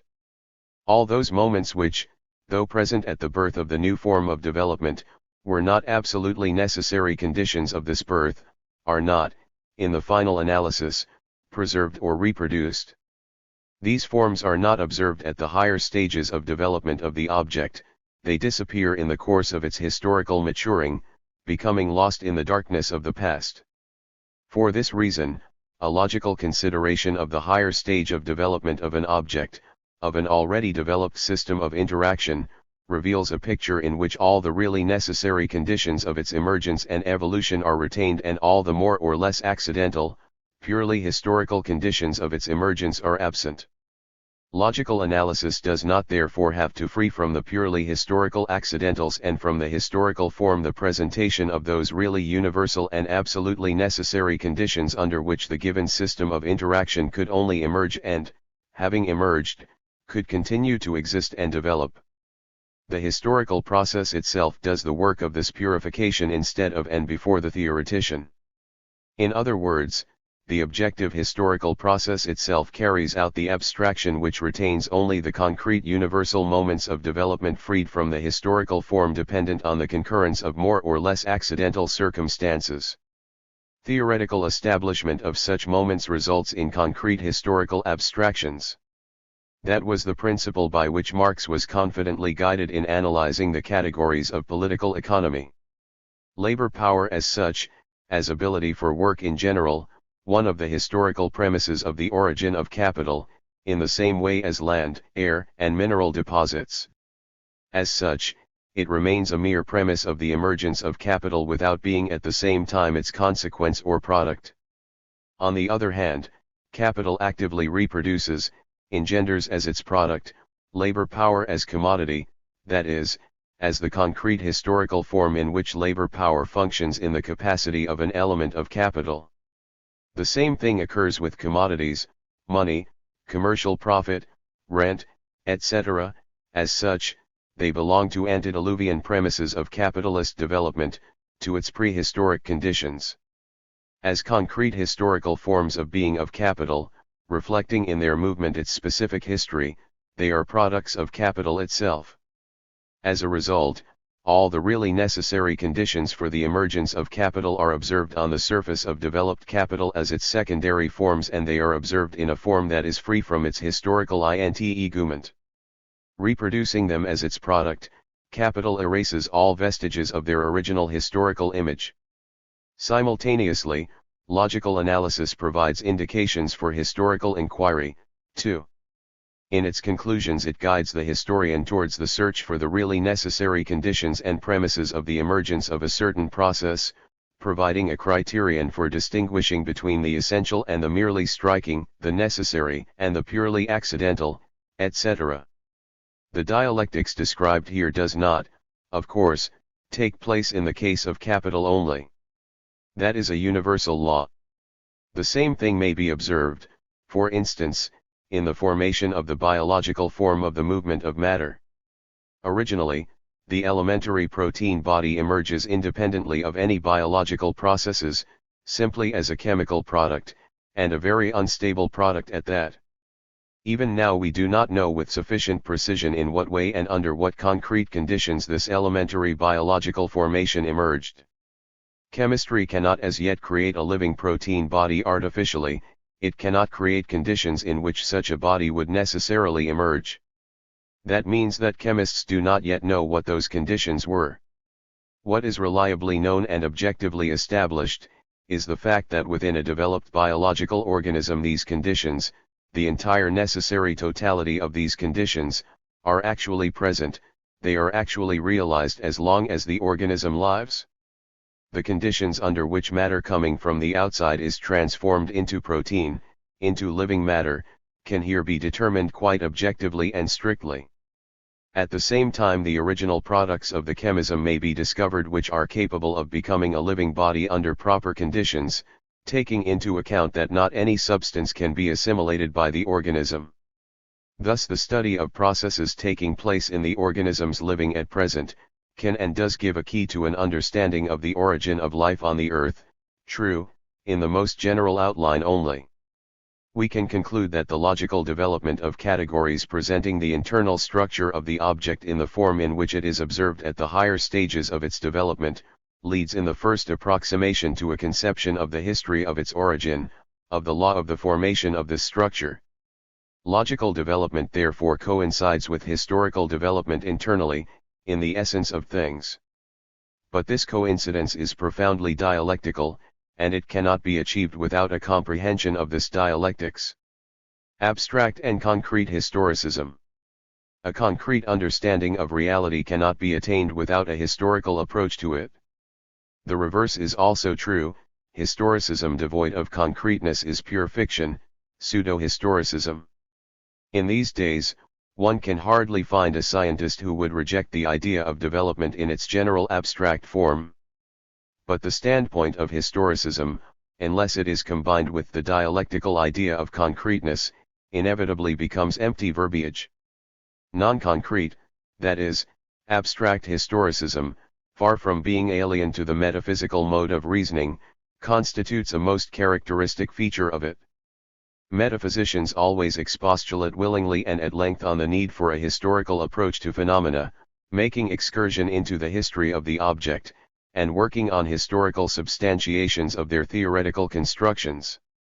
Distinguishing between the concrete historicism of the method of materialist dialectics and the abstract historicism of metaphysicians is not as easy as might seem at first sight. It is very easy to slide to the standpoint of abstract historicism, or pseudo-historicism. Moreover, this standpoint appears to be the most natural one. Indeed, isn't it natural to consider the history which created an object if one wants to form a historical conception of the object? But this simple and natural view quickly leads to insoluble difficulties. To begin with, any historically emerging object has behind it, as its past, the entire infinite history of the universe. Therefore, an attempt to understand a phenomenon historically through tracing out all the processes and premises preceding its birth inevitably leads into bad infinity, and for this reason, if not for any other, will not result in anything definite or concrete. Whether one wishes to do so or not, but in going back one will have to stop somewhere, to begin at some point. Now, what is one to begin with? Abstract historicism sets no limits here for subjectivism and arbitrariness. But that is not all. The standpoint of abstract historicism leads, inevitably and irrespectively of one's desires, to crude anti-historicism, under the guise of the historical approach. It is not difficult to see why that is so. Bourgeois economists, who interpret capital as accumulated labor in general, quite logically and naturally consider the hour of its historical birth to be the hour in which the primitive man picked up a club. If capital is conceived as money bringing new money from circulation, the historical beginnings of capital will inevitably be found somewhere in Phoenicia. An anti-historical conception of the essence or nature of the phenomenon is in this case justified by historical arguments. There is nothing surprising about it. The comprehension of the past is closely linked with the comprehension of the present.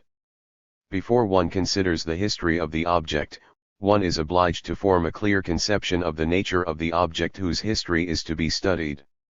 The result of application of the principle of abstract historicism is this: the history of a certain phenomenon is described in terms of facts pertaining to the history of quite different phenomena, those that merely prepared the emergence of the former phenomenon historically. By this trick, the given concrete historical phenomenon appears to the theoretician either eternal or in any case very ancient, much more ancient than it actually is. A most striking example of this abstract historical approach, of conception that is historical in appearance and anti-historical in essence, is the bourgeois economist's explanation of the primitive accumulation. The bourgeois economist also views this process historically. He will easily agree that capital is not an eternal phenomenon, that it must have emerged somewhere and in some manner. The history of its origin consists in that the means of production were in some way concentrated in the hands of a few persons. How did that happen historically? These ways are extremely varied. In any case, the fact remains that the means of production were first concentrated in the hands of the future capitalist in any manner but exploitation of wage labor, through frugality, the future capitalist's own labor, successful commercial operations, simple robbery, feudal legacy, and so on and so forth. From this, the bourgeois economist draws the conclusion that in its origin, and consequently in its essence, capital is not the product of unpaid for labor of the wage worker. As for the worker himself, he/she descended historically from the serf who ran away to town from a cruel landlord, or a craftsman impoverished through inability, or a lazy vagabond. In other words, the wage laborer was created by processes other than capitalist exploitation. The capitalist offering him work now appears as a benefactor. It is quite apparent here that a formally historical explanation is made into a means of shameless apology for the existing state of things. Historical substantiation becomes an argument in favor of an anti-historical conception of both the process of primitive accumulation and of the nature of capital. Historical arguments are used to present capital as an eternal and natural relation. The secret of the trick is in the history of the origin of the historical premises of capital being directly presented as the history of capital itself as a concrete historical phenomenon. The real historical beginning of the development of capital, as Marx showed, was the point at which capital began to build its body out of the unpaid for labor of the wage worker. Only at this point does its specific concrete history begin. As for the original concentration of the means of production in the hands of the future capitalist, it may take any form whatever, that has no significance for the history of capital as capital and no relevance to the being of man, possessing it, as the being of a capitalist. Originally, our mode of appropriation is not that of a capitalist, and the ways in which he appropriates the product of labor has no bearing on his history as a capitalist. They lie somewhere below the lower boundary of the history of capital, just as processes that created the premises of life, the chemical processes, lie below the lower limit of the history of life, pertaining to the field of chemistry rather than of biology. The same thing has to be borne in mind in logic, in order not to take the history of the premises of a concept, abstractions in general, words expressing the general in their meaning, etc., for the history of the concept itself. Thus the significance becomes apparent of the principle of concrete historicism, which imposes the requirement of establishing, in a strictly objective manner, the point at which the real history of the object under consideration begins, the genuinely concrete starting point of its origin. The problem is the same whether we are dealing with the emergence of the capitalist system or the historical origin of man or the point at which life was born on the earth or the ability to think in concepts. The precepts of abstract historicism merely disorientate the theoretician in this decisive field of theoretical analysis. As is well known, scientists often took the biological prehistory of human society for an undeveloped form of human existence, and biological laws, for abstract, elementary, and universal laws of human development. Examples of the same kind are attempts to deduce man's aesthetic feeling from certain externally similar phenomena of the animal world, the beauty of the peacock's tail, the colors of the butterfly's wing, and other purely biological adaptive phenomena. The historicism of the logical method of Marx, Engels, and Lenin is concrete. It means that the concrete history of a concrete object should be considered in each particular case rather than history in general. The former is of course more difficult than the latter. But scientific research cannot be guided by the principle of ease, the principle of economy of intellectual effort, despite the neo-Kantian illusions. Scientific development can only be guided by the principle of correspondence with the object, and where the object is complex, there simply is nothing to be done. The logical development of categories, in the form of which the construction of the system of science is completed, must coincide with the historical development of the object, in the same way as reflection coincides with that which is reflected. The sequence of the categories itself must reproduce the real historical sequence in which the object of investigation and its structure are formed. That is the main principle of dialectics. The whole difficulty lies in the fact that the concrete history of the concrete object is not so easy to single out in the ocean of the real facts of empirical history, for it is not the pure history of the given concrete object that is given in contemplation and immediate notion, but a very complicated mass of interconnected processes of development mutually interacting and altering the forms of their manifestation. The difficulty lies in singling out from the empirically given picture of the total historical process the cardinal points of the development of this particular concrete object, of the given, concrete system of interaction.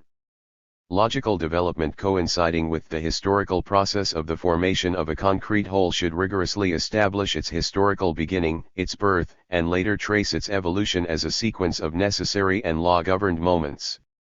That is the whole difficulty. The capitalist system, for instance, does not emerge out of nothing but on the basis of and within historically preceding forms of economic relations, its concrete development involving the struggle and overcoming of these forms.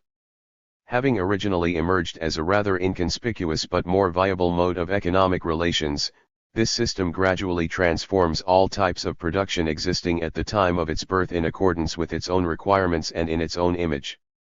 It gradually converts earlier independent and even alien forms of economy into forms of its own realization, subordinating them, partly breaking them down so that there is not a trace of them left, partly continuing to drag, sometimes for a very long time, the debris that it had no time to destroy, and partly developing into full flowering something that had previously existed only as a tentative tendency.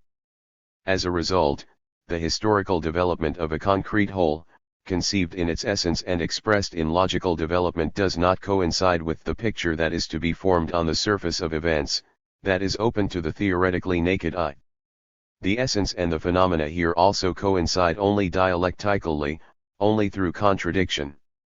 Therefore the logical development of categories intended to reflect the real historical sequence of the formation of the analyzed system of interacting phenomena, cannot be directly guided by the sequence in which certain aspects of the whole in the process of formation appeared or played the decisive role on the surface of the historical process open to empirical contemplation. It would be inexpedient and wrong therefore to present the economic categories successively in the order in which they have played the dominant role in history. That was the way in which Marx categorically summed up the methodological significance of this real circumstance. The theoretician who accepts abstractly interpreted historicism is guided by the principle of analysis which Marx defines as inexpedient and wrong. When he considers phenomena in the sequence in which they follow one another in the historical time, in the sequence which appears at first sight as the most natural one, in actual fact he considers them in a sequence that is the reverse of the real and objective one. The apparent and imaginary correspondence between the logical and the historical here conceals from the theoretician an actual absence of correspondence. Very often, much more often than the empiricist believes, the genuine objective cause of a phenomenon appears on the surface of the historical process later than its own consequence. For instance, the general crisis of overproduction in the capitalist world is empirically manifested first of all in the form of disturbances in the sphere of bank credits, as a financial crisis. Later it involves commerce, and only at the very end does it reveal itself in the sphere of direct production as a real general crisis of overproduction. The superficial observer, who takes succession in time for the only historical principle, concludes from this that misunderstandings and conflicts in bank clearances are the cause, the basis, and the source of the general crisis. In other words, he/she takes the most abstract and derivative effect for the real basis of events, while the objective basis inevitably begins to seem the effect of its own effect. In this way crude empiricism yields the same absurd result as the most refined scholasticism. Crude empiricism in general inevitably becomes the worst kind of scholasticism when it is raised to the principle of theoretical explanation of events. From the standpoint of science and of genuine historicism, it is quite obvious, however, that overproduction had taken place before it had time to manifest itself in disturbances and confusion in the sphere of bank clearance, these disturbances merely reflecting in their own way the actually accomplished fact and in no way creating it. Logical development of categories in the system of science corresponds to the genuine historical sequence concealed from empirical observation, but it contradicts the external appearance, the superficial aspect of the sequence. The correctly established logical order of development of categories in the system of science discloses the secret of the real objective sequence of development of phenomena, of the aspects of the object, permitting to understand the chronological sequence itself just as scientifically rather than empirically, from the standpoint of the ordinary person. Logical development of categories in science contradicts temporal sequence exactly because it corresponds to the genuine and objective sequence of the formation of the concrete structure of the object under study. Herein lies the dialectics of the logical and the historical. The historically anterior continually becomes the logically posterior in the course of development, and vice versa. Phenomena that emerged earlier than others as often as not become forms of manifestation of processes that started much later.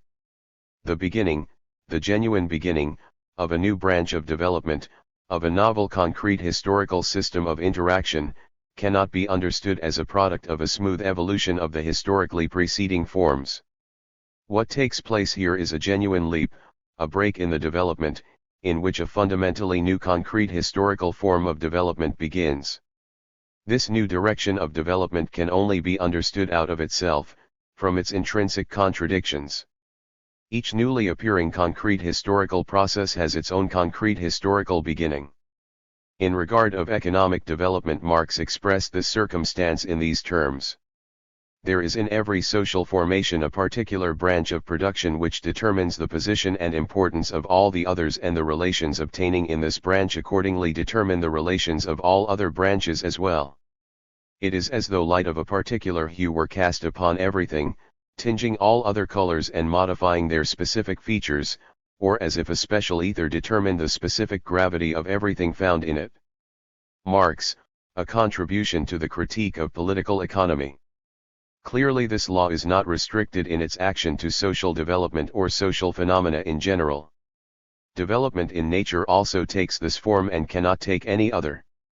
Here too, a new concrete form of development emerges on the basis of and within the framework of those that precede it, becoming a concrete universal principle of a new system and as such involving these chronologically preceding forms in its specific concrete history.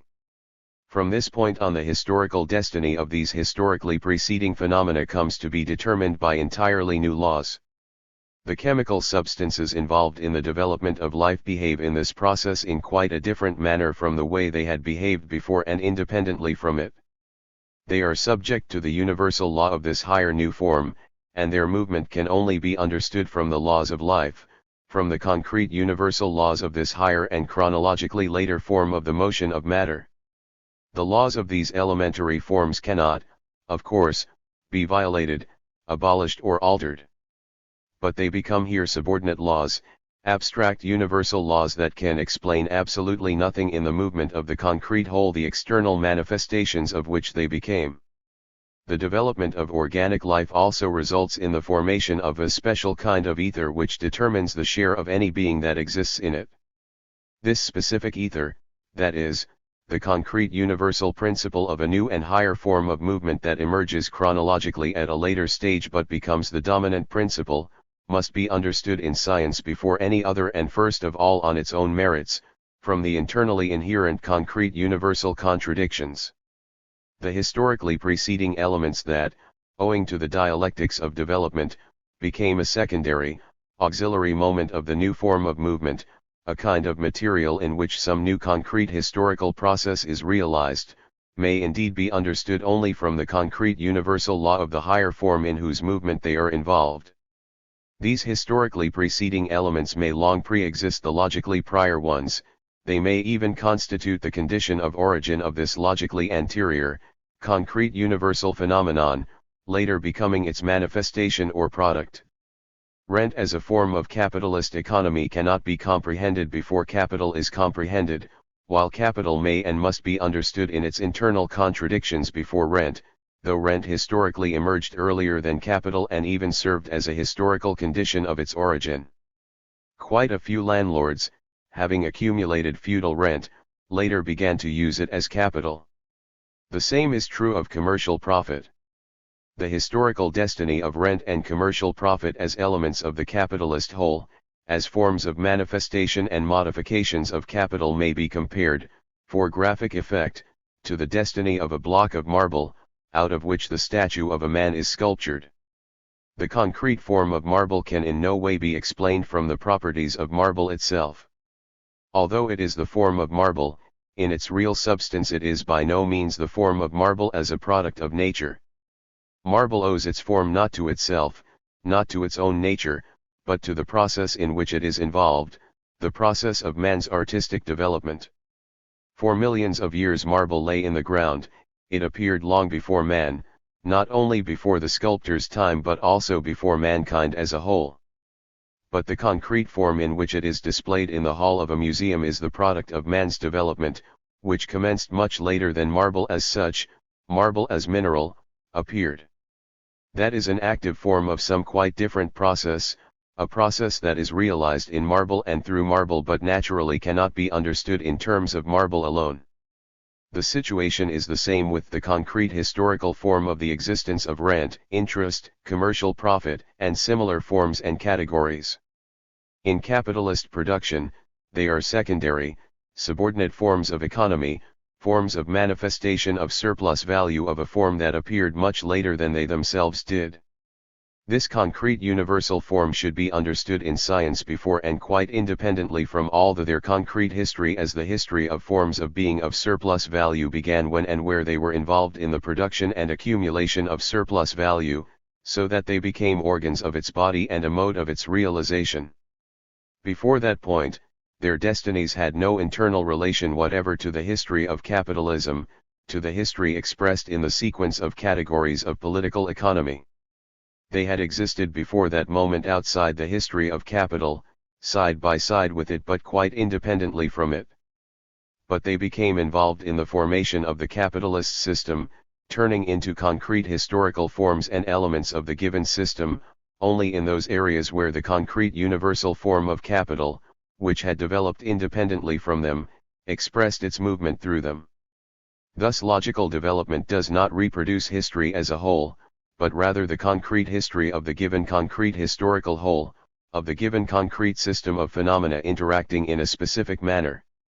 The logical order of the categories of science directly corresponds to this history and its sequence. It is the latter that is expressed in a theoretically generalist form. Logical development of categories and their concrete definitions cannot therefore be guided by the principle of abstract historicism, or pseudo-historicism, the principle of temporal sequence of the emergence of diverse forms of the analyzed whole in history. Contrariwise, it is only logical development of categories that is guided by the relation in which the elements of the analyzed concreteness stand to one another in the developed object, in the object at the highest point of its development and maturity, that discovers the mystery of the genuine objective sequence of the formation of the object, of the molding of its internal structure. Following this path, we can always discover the genuinely natural, rather than the seemingly natural, order of development of all the aspects of the analyzed concrete historical whole. In this case we shall attain a real coincidence of the logical and the historical. Otherwise we can only arrive at a divergence between the two, at an empirical scholastic expression of history, but not at its objective theoretical reflection in concept. The inquiry into the system of capitalist production in Capital was a splendid confirmation of the correctness of this methodological principle, of Marx's and Engels' philosophical view of the dialectics of the historical process and its theoretical reproduction. To form a genuinely historical conception of the capitalist formation, of the laws of its historical emergence, development, and decline, Marx studied first of all the existing state of this formation, proceeding from the contemporary situation, from the relation in which the diverse elements of its necessary structure stand to one another. Proceeding from this existing factually stated situation, he analyzed the concepts and categories of political economy, studied these concepts critically, and unfolded, on the basis of this analysis, his theoretical conception of the facts, a system of theoretical definitions. Each of the aspects and elements of the structure of the capitalist organism found therefore its concrete theoretical expression, and was reflected in a concrete historical abstraction. The theoretical definitions of each category of political economy were formed by Marx through tracing the history of its emergence, not the empirical history but the history sublated in its results. This inquiry led him directly to a conception of the real historically necessary premises of the emergence of bourgeois economy, offering thereby a key to a theoretical understanding of the empirical history of its emergence and evolution. On the other hand, owing to this method of inquiry, the bourgeois formation itself emerged as a system of historically maturing premises of the birth of another, new, and higher system of social relations, of socialism, into which the capitalist system of production of material life inevitably develops under the pressure of the internal contradictions of its evolution. The method of ascent from the abstract to the concrete in Marx's Capital. Concrete fullness of abstraction and analysis as a condition of theoretical synthesis. We shall now turn to a consideration of the logical structure of Capital, comparing it both with the logic of Ricardian thought and the theoretical views of Marx's predecessors in the field of logic. This discussion should reveal Marx's logic in its actual practical application to the analysis of facts, to the analysis of empirical data.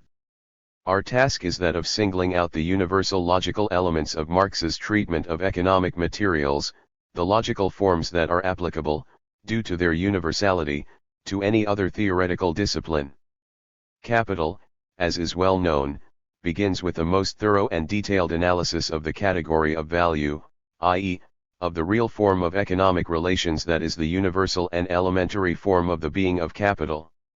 In this analysis, Marx's field of vision encompasses a single and, as we have already noted, extremely rare, in developed capitalism, factual relation between men, direct exchange of one commodity for another. At this stage of his inquiry into the capitalist system, Marx intentionally leaves out of account any other forms, money or profit or wages. All of these things are as yet believed to be non-existent. Nevertheless, analysis of this single form of economic relations yields, as its result, a theoretical expression of the objectively universal form of all phenomena and categories of developed capitalism without exception, an expression of a developed concreteness, a theoretical expression of value as such, of the universal form of value. The elementary type of the existence of value coincides with value in general, and the real actually traceable development of this form of value into other forms constitutes the objective content of the deduction of the categories of capital. Deduction in this conception, unlike the Ricardian one, loses its formal character. Here it directly expresses the real content of some forms of economic interaction from others. That is precisely the point missing in the systems of Ricardo and of his followers from the bourgeois camp. The conception of a universal concept underlying the entire system of the categories of science, applied here by Marx, cannot be explained by the specificity of the subject matter of political economy. It reflects the universal dialectical law of the unfolding of any objective concreteness, natural, socio-historical, or spiritual. This conception is of great significance for any modern science. To give a concrete theoretical definition of life as the basic category of biology, to answer the question of what is life in general, life as such, one ought to act in the same way as Marx acted with value in general, that is, one should undertake a concrete analysis of the composition and mode of existence of an elementary manifestation of life, the elementary protein body. That is the only way of obtaining a real definition and of revealing the essence of the matter. Only in this way, and not at all by abstraction of the general features of all phenomena of life without exception, can one attain a really scientific and materialist conception of life, creating the concept of life as such. The situation is the same in chemistry. The concept of chemical element as such, of chemical element in general, cannot be worked out through abstraction of the general and identical features that helium has in common with uranium or silicon with nitrogen, or the common features of all the elements of the periodic table. The concept of chemical element may be formed by detailed consideration of the simplest element of the system, hydrogen. Hydrogen appears in this case as the elementary structure in the decomposition of which chemical properties of matter disappear in general, whether the analytical decomposition is performed in an actual experiment or only mentally. Hydrogen is therefore a concrete universal element of chemism. The universal necessary laws that emerge and disappear with it, are the simplest laws of the existence of the chemical element in general. As elementary and universal laws they will occur in uranium, gold, silicon, and so on. And any of these more complex elements may in principle be reduced to hydrogen, which, by the way, happens both in nature and in experiments with nuclear processes. In other words, what takes place here is the same living mutual transformation of the universal and the particular, of the elementary and the complex which we observed in the categories of capital, where profit emerges as developed value, as a developed elementary form of commodity, to which profit is continually reduced in the real movement of the economic system and therefore in thought reproducing this movement. Here as everywhere else, the concrete universal concept registers a real objective elementary form of the existence of the entire system rather than an empty abstraction. Value in general, value as such, life in general, chemical element, all these concepts are fully concrete. This means that the reality reflected in them is the reality objectively existing at present, or at any time in the past, existing by itself as an elementary and further indivisible instance of the given concreteness. That is exactly why it can be singled out as a specific object of consideration and may be studied and obtained by experiment. If one were to conceive value, just as any other universal category, only as a reflection of abstract universal features existing in all developed particular phenomena without exception, it could not be studied as such, all these developed phenomena strictly ignored. Analysis of the universal would in this case be impossible in any other form except that of formal analysis of the concept. In the sensually given world, there can be no animal in general or chemical element as such or value, as reflections of abstract general features they indeed exist only in the head. Ricardo had not the slightest inkling that value should he studied concretely in its form, that it might in general be studied as such, in strictest abstraction from profit, rent, interest, capital, and competition. His abstraction of value therefore is, as Marx showed, doubly defective. On the one hand, he, Ricardo, must be reproached for not going far enough, for not carrying his abstraction to completion. For instance, when he analyzes the value of the commodity, he at once allows himself to be influenced by consideration of all kinds of concrete conditions. On the other hand, one must reproach him for regarding the phenomenal form as immediate and direct proof or exposition of the general laws, and for failing to interpret it. In regard to the first, his abstraction is too incomplete; in regard to the second, it is formal abstraction which in itself is wrong. Theories of surplus value, 2. It is not difficult to formulate Marx's own view of the universal category assumed by this evaluation. Abstraction must be, first, complete, and second, meaningful rather than formal. Only then will it be correct and objective. What does that mean, however? We have shown already that fullness of abstraction assumes that it directly expresses something quite different from abstract universal features inherent in absolutely all particular phenomena to which this universal abstraction refers. Rather, it expresses the concrete characteristics of the objectively simplest further indivisible element of a system of interaction, a cell of the analyzed whole. In the capitalist system of interaction between men in social production of material life, this cell turned out to be a commodity, the elementary commodity form of interaction. In biology, this cell is apparently the simplest protein structure; in the physiology of the higher nervous activity, the conditioned reflex, etc. At this point, the question of the beginning of science, of the basic universal category underlying the entire system of the concrete categories of science, is closely linked with the question of concreteness of analysis and of the objectively admissible limits of analytical division of the object. Concrete theoretical analysis means that a thing is divided into internally connected, necessary forms of its existence specific to it rather than into components indifferent to its specific nature. Marx's analytical method is diametrically opposed in this respect to the so-called one-sided analytical method, as illustrated by the practice of the classical bourgeois political economy. The one-sided analytical method, inherited by the economists of the 17th and 18th centuries from contemporary mechanistic natural science and the philosophy of empiricism, through Locke, fully corresponds to the conception of objective reality as a kind of aggregate of eternal and immutable constituent elements, identical in any object of nature. According to this conception, cognizing a thing means analyzing it into these eternal and immutable constituents and then comprehending the mode of their interaction within this thing.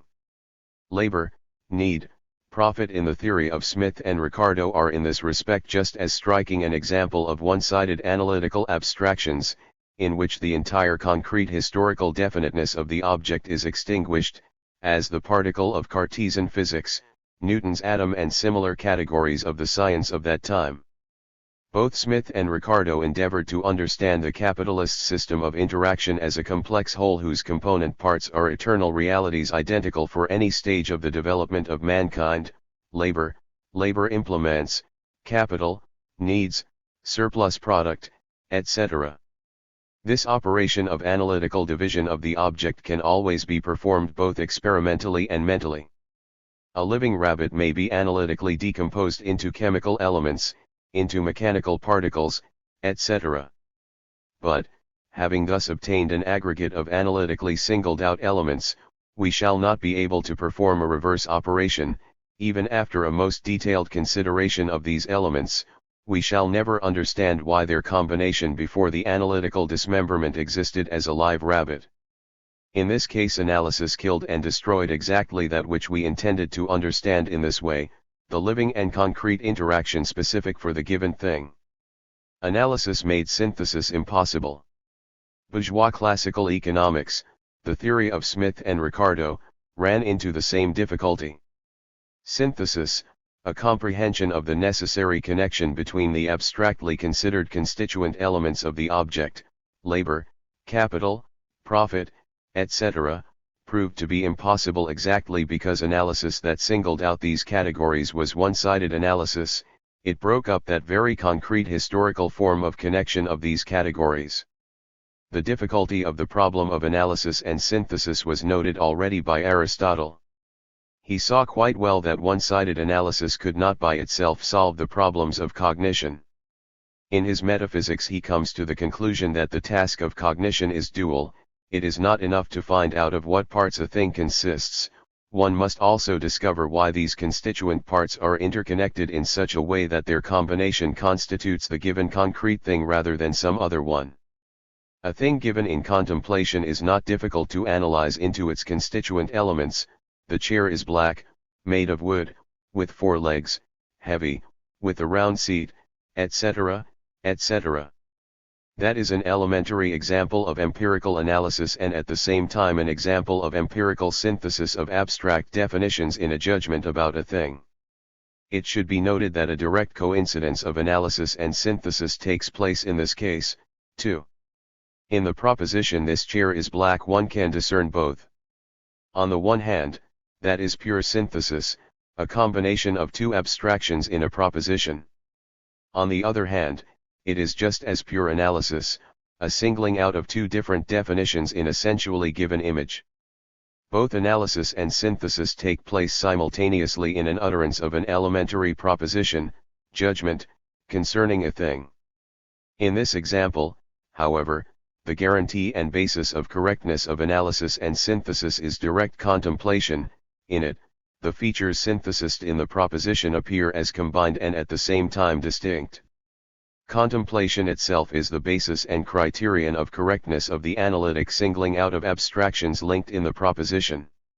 It is thus easy to understand the coincidence of analysis and synthesis in a proposition concerning an individual fact, in an utterance expressing the actual state of things. It is much more difficult to understand the relation between analysis and synthesis in a theoretical proposition that has to be based on better grounds than mere indication of the fact that a thing appears in contemplation in a certain aspect rather than some other one. The proposition "all swans are white" does not present any difficulties for comprehension from the point of view of logic precisely because it does not express the necessity of the connection between the 2 definitions. The proposition "all objects of nature are extensive" is quite a different matter. A swan may just as well be non-white, whereas the proposition "all objects of nature are extensive" implements a necessary synthesis of 2 definitions.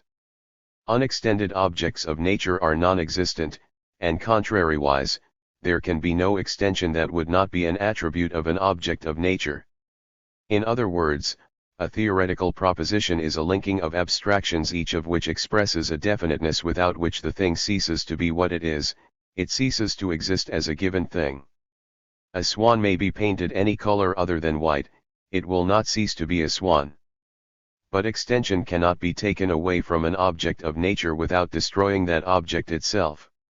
A theoretical proposition must therefore contain only those abstractions which express the forms of existence of the given object necessarily inherent in it.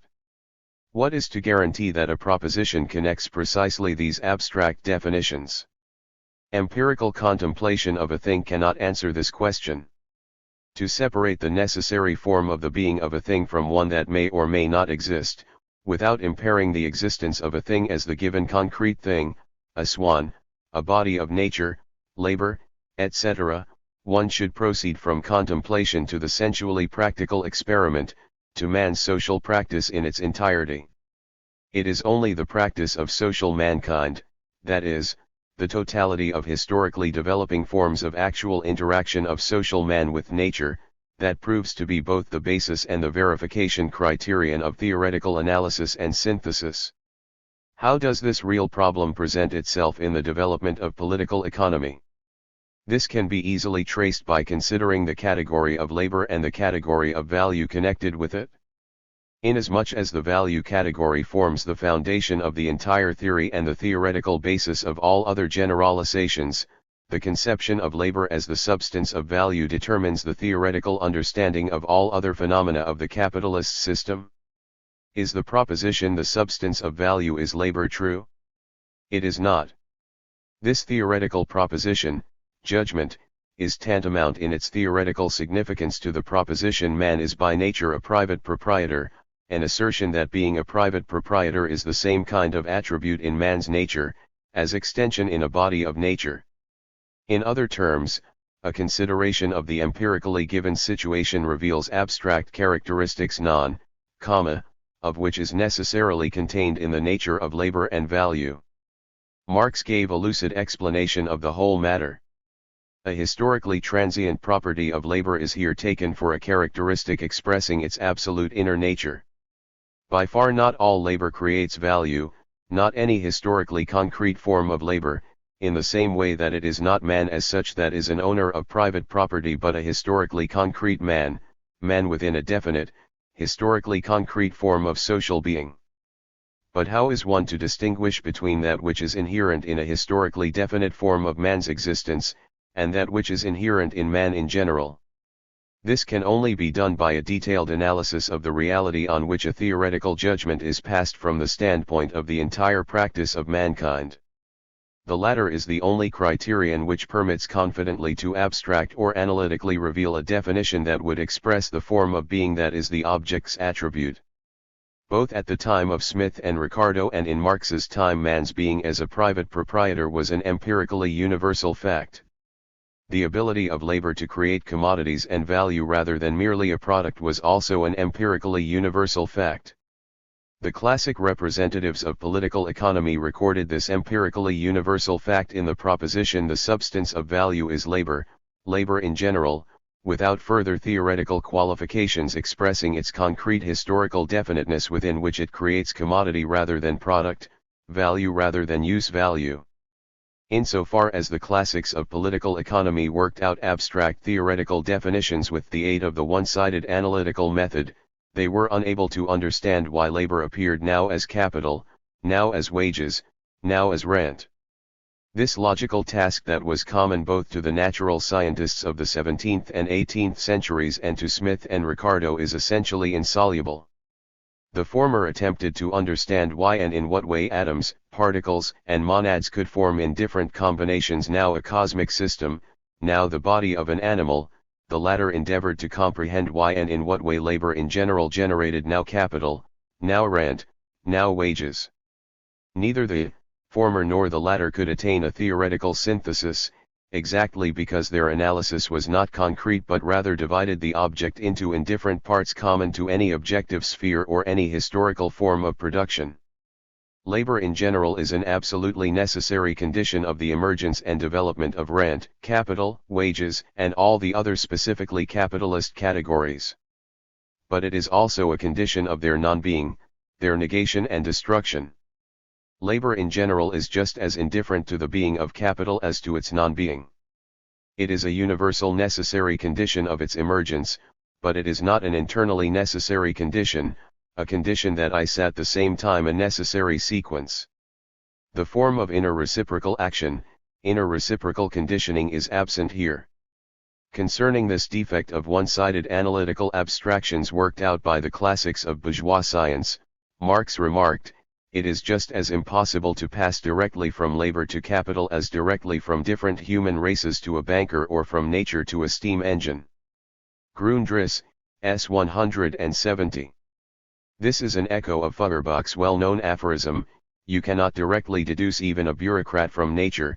Marx draws the same conclusion from this aspect of the matter, too. All difficulties of theoretical analysis and synthesis are solved in reality on the basis of the category of concrete historical reciprocal action, reciprocal conditioning of phenomena within a definite historically developed whole, within a concrete historical system of interaction. To put it differently, both analysis/synthesis and deduction/induction cease to be metaphysically polar and therefore helpless logical forms only on the basis of a conscious historical view of the analyzed reality, on the basis of the conception of any objective reality as a historically emergent and developed system of interacting phenomena.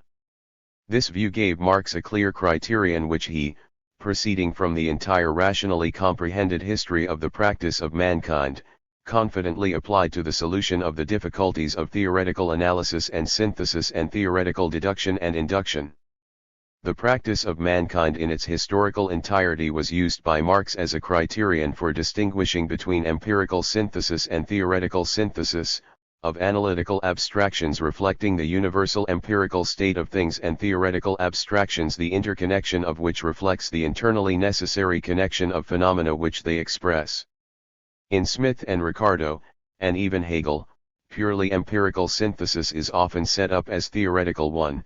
They continually set up the historically transient form of the phenomenon for its inner structure, for its eternal nature, deducing the justification of the crudest empirical facts from the nature of things, whereas Marx's method raises the most rigorous logical and philosophical barriers in the way of such movement of thought.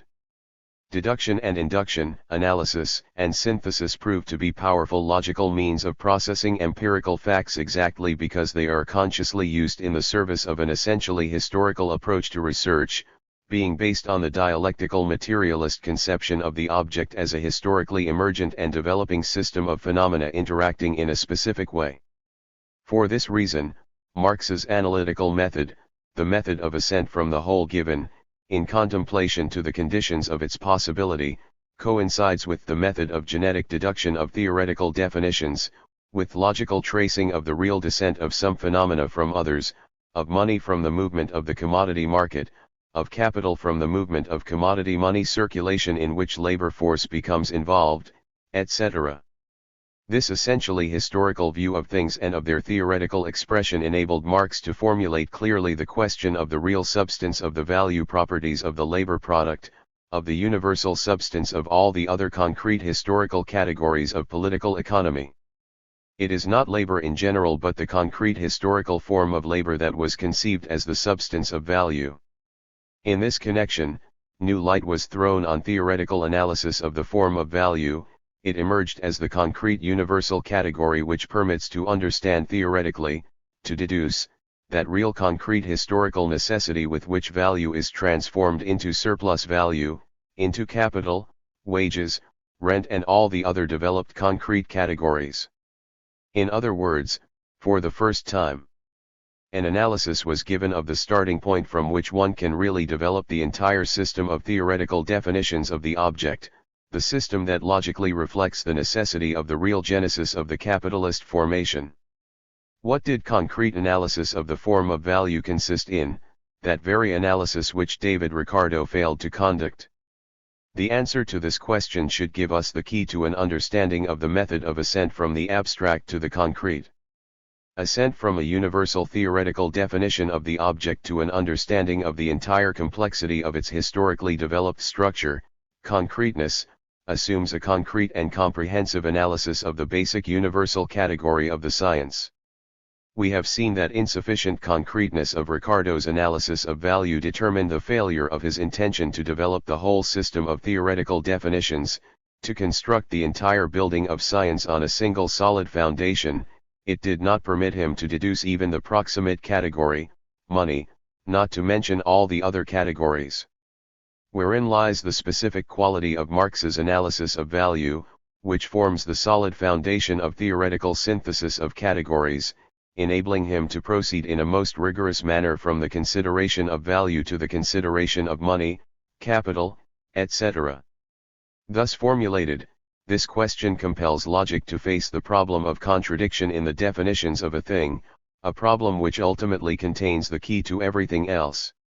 Contradiction as the unity and coincidence of mutually exclusive theoretical definitions was discovered by Marx to be the solution of the riddle of the concrete and a way to express theoretically the concrete in concepts. We are now passing on to the analysis of this point. Contradiction as the condition of development of science. Logical contradiction, the existence of mutually exclusive definitions in the theoretical expression of a thing, has long interested philosophy. There has never been one single philosophical or logical doctrine that would not consider this question in one form or another and solve it in its own way. It always interested philosophy exactly because contradiction in definitions is first and foremost a fact independent from any philosophy, a fact that is continually and with fatal necessity reproduced in scientific development, in mankind's thought, including philosophy itself. Moreover, contradiction most unambiguously reveals itself as a form in which thought about things moves, always and everywhere. Ancient Greeks understood full well that truth was only born in the struggle of opinions.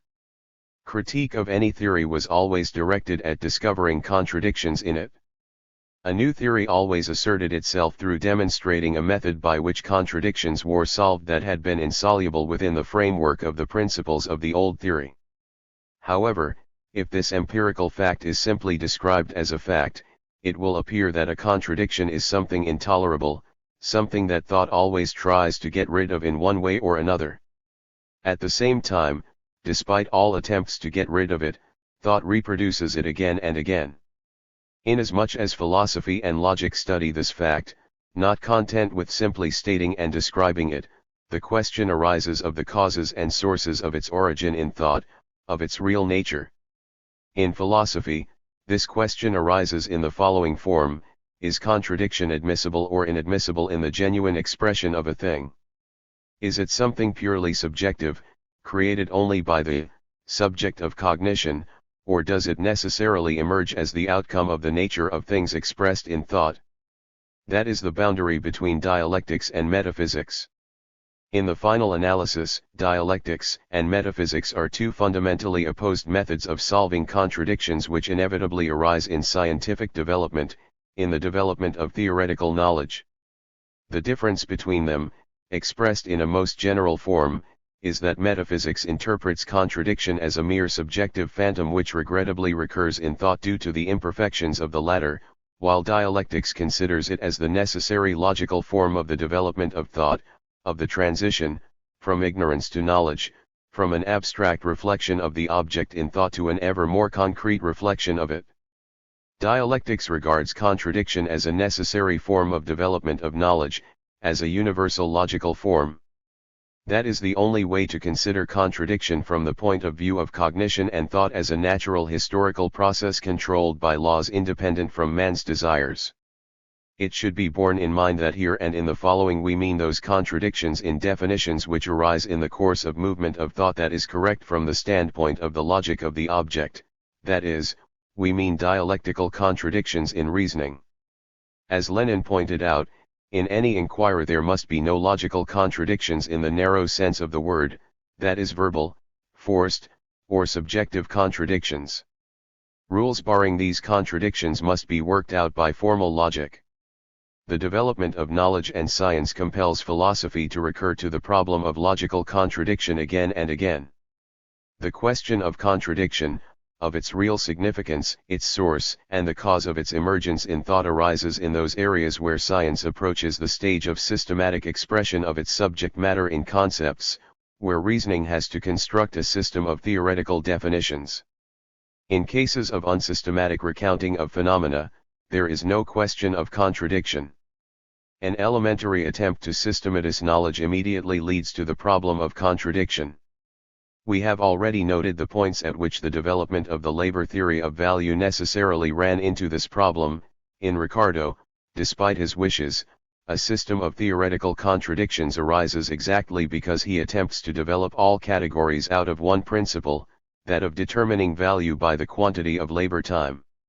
He noticed some logical contradictions in his system himself, others were maliciously pointed out by the opponents of the labor theory of value. The main type of logical contradiction that was the focal point of the struggle for and against the labor theory of value, proved to be the contradiction between universal law and the empirical universal forms of its own realization. Attempts to deduce from the universal law theoretical definitions of developed concrete phenomena that regularly recur on the surface of the capitalist production and distribution of commodities, resulted in paradoxical conclusions at every step.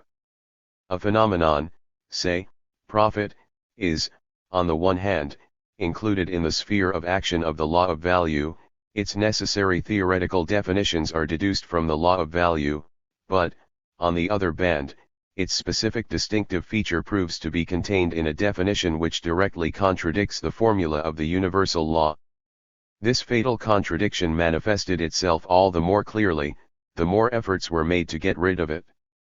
Contradictions are by no means a privilege of political economy that studies the antagonistic reality of economic relations between classes. Contradictions are inherent in any modern science. Suffice it to recall the circumstances of the birth of the theory of relativity. Attempts to explain certain phenomena established in the Michelson experiments in terms of the categories of classical mechanics resulted in the appearance, within the system of concepts of classical mechanics, of absurd, paradoxical contradictions in principle insoluble in these terms, and Einstein's brilliant hypothesis was put forward as a means of solving these contradictions. The theory of relativity did not, of course, eliminate contradictions from physics. For example, one may point out to the well-known paradox contained in the theoretical definitions of the rotating body. The theory of relativity, linking up the spatial characteristics of bodies with their motion, expressed this connection in a formula according to which the length of a body is reduced in the direction of motion proportionately with the speed of the body's motion.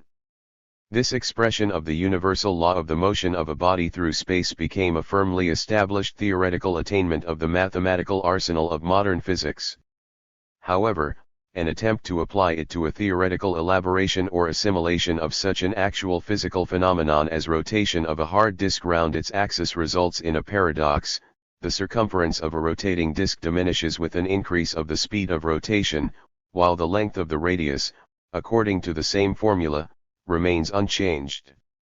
Let us note that this paradox is no mere curiosity but an acute test of the physical reality of Einstein's universal formulas. If the universal formula expresses an objective law of objective reality studied in physics, one should assume the existence in the reality itself of an objectively paradoxical relation between the radius and the circumference of a rotating body, even in the case of the spinning top, for the infinitely small decrease in the extent of the circumference changes nothing in the fundamental approach to the problem. The conviction that physical reality itself cannot contain such a paradoxical correlation, is tantamount to a rejection of the physical reality of the universal law expressed in the Einstein formula. And that is a way to a purely instrumental justification of the universal law.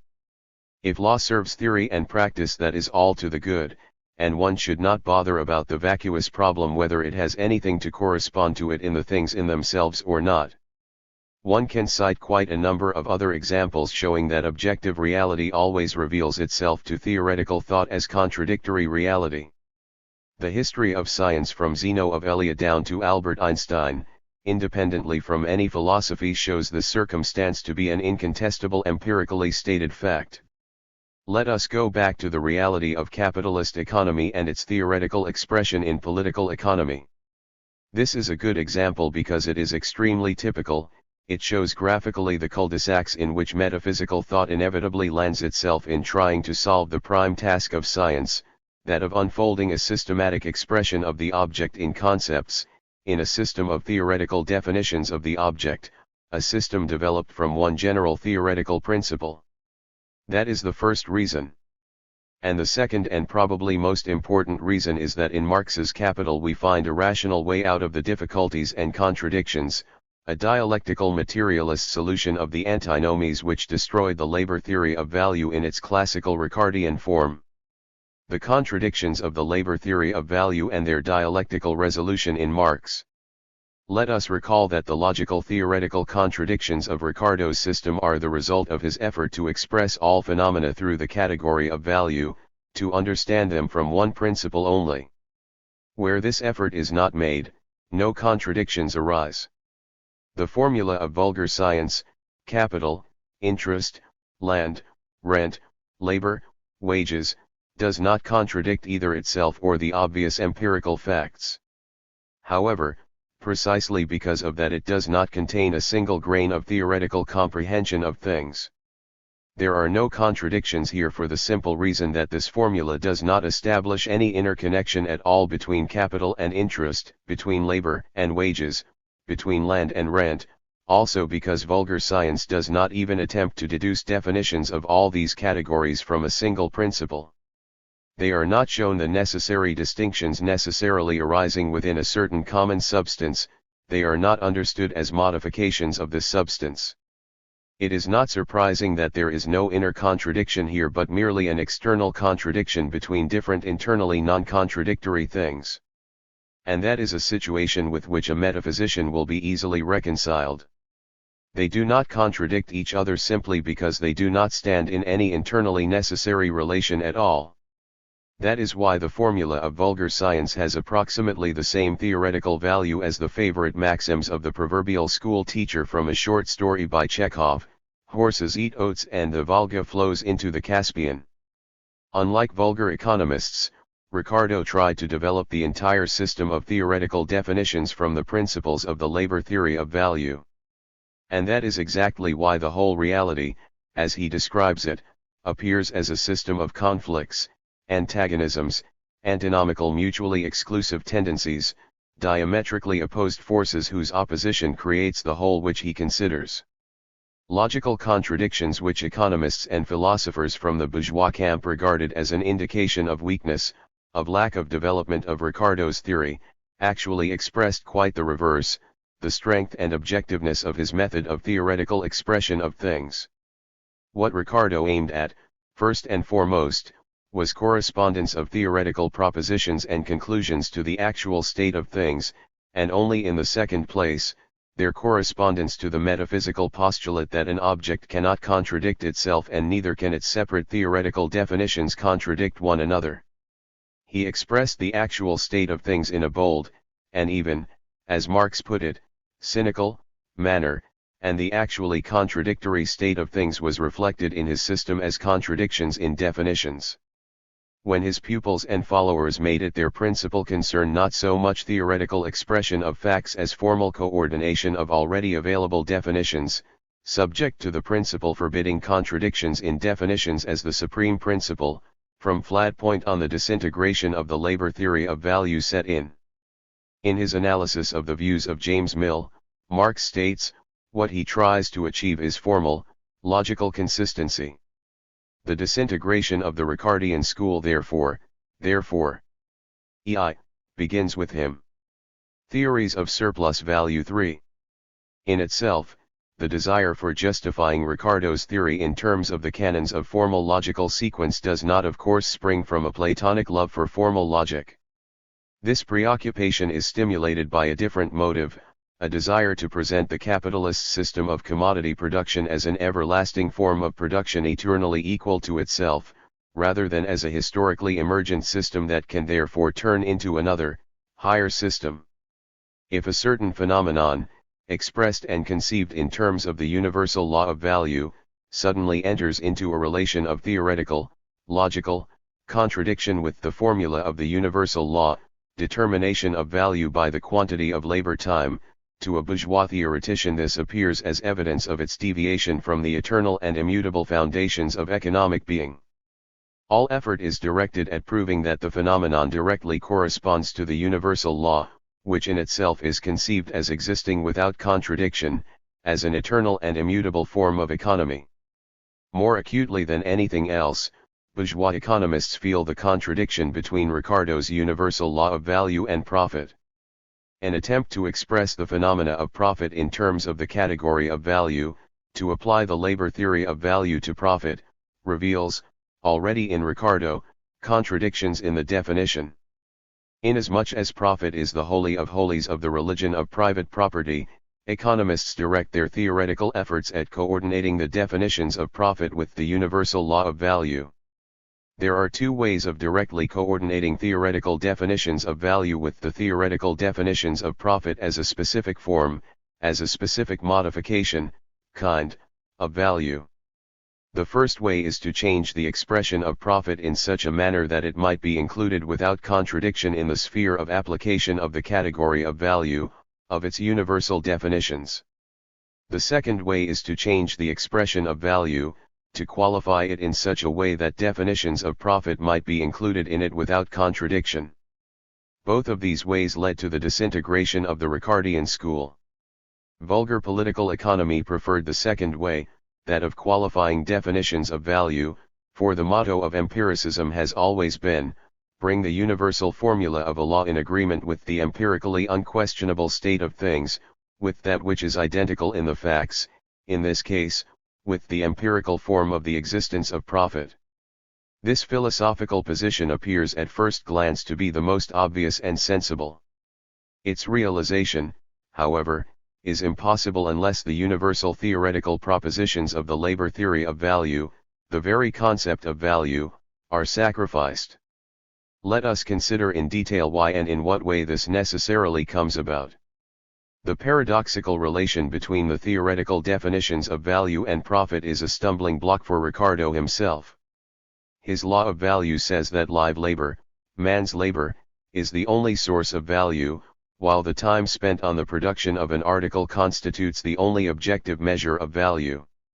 What do we observe, however, if we apply this universal law that cannot be either violated or abolished or altered, expressing as it does the universal intimate nature of any economic phenomenon, to the empirically unquestionable fact of the existence of profit? Ricardo realized quite well that profit could not be explained by the law of value alone and that the entire complexity of the structure of profit was not exhausted by this law.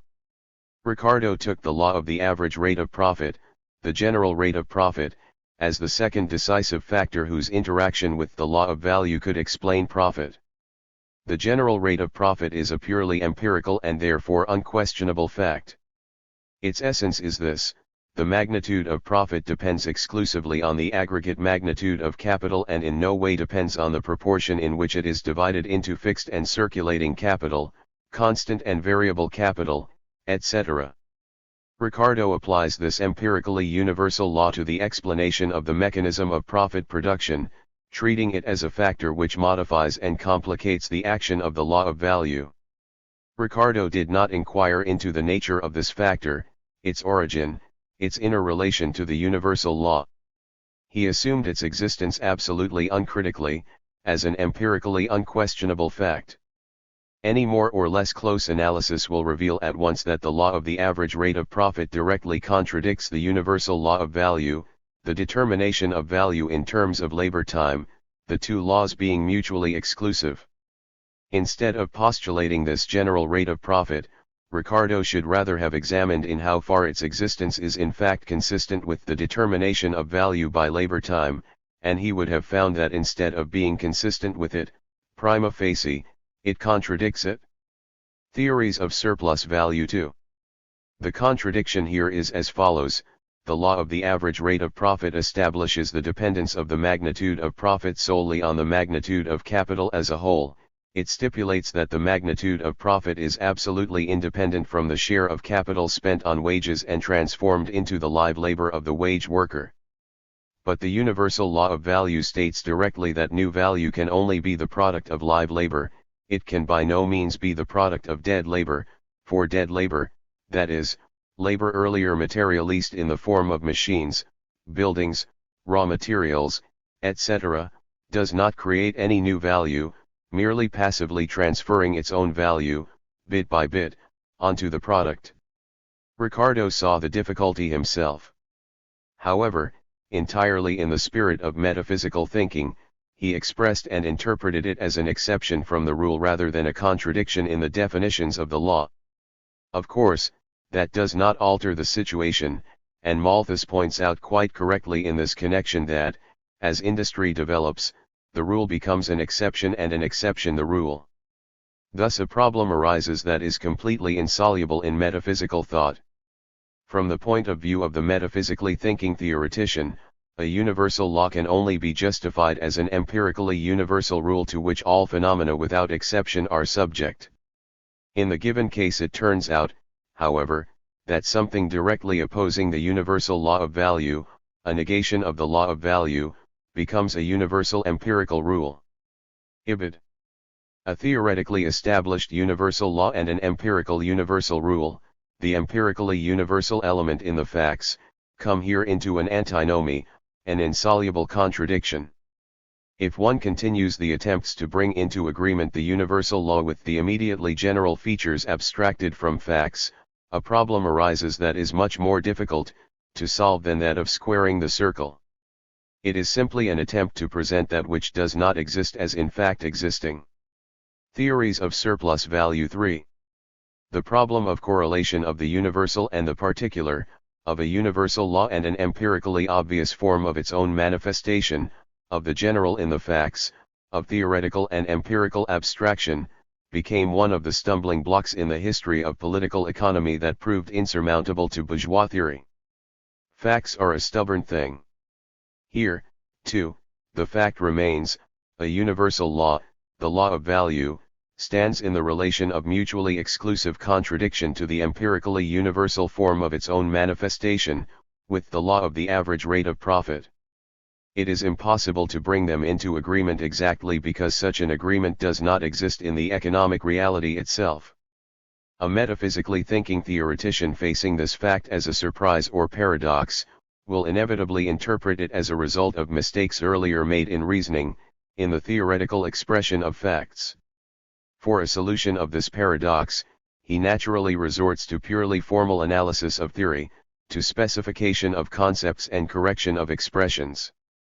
The postulate that objective reality cannot be self-contradictory is for him the supreme and indisputable law for which he is ready to sacrifice anything at all. Marx denounced the complete lack of the scientific spirit in these attitudes, their absolute incompatibility with the theoretical approach, in these terms.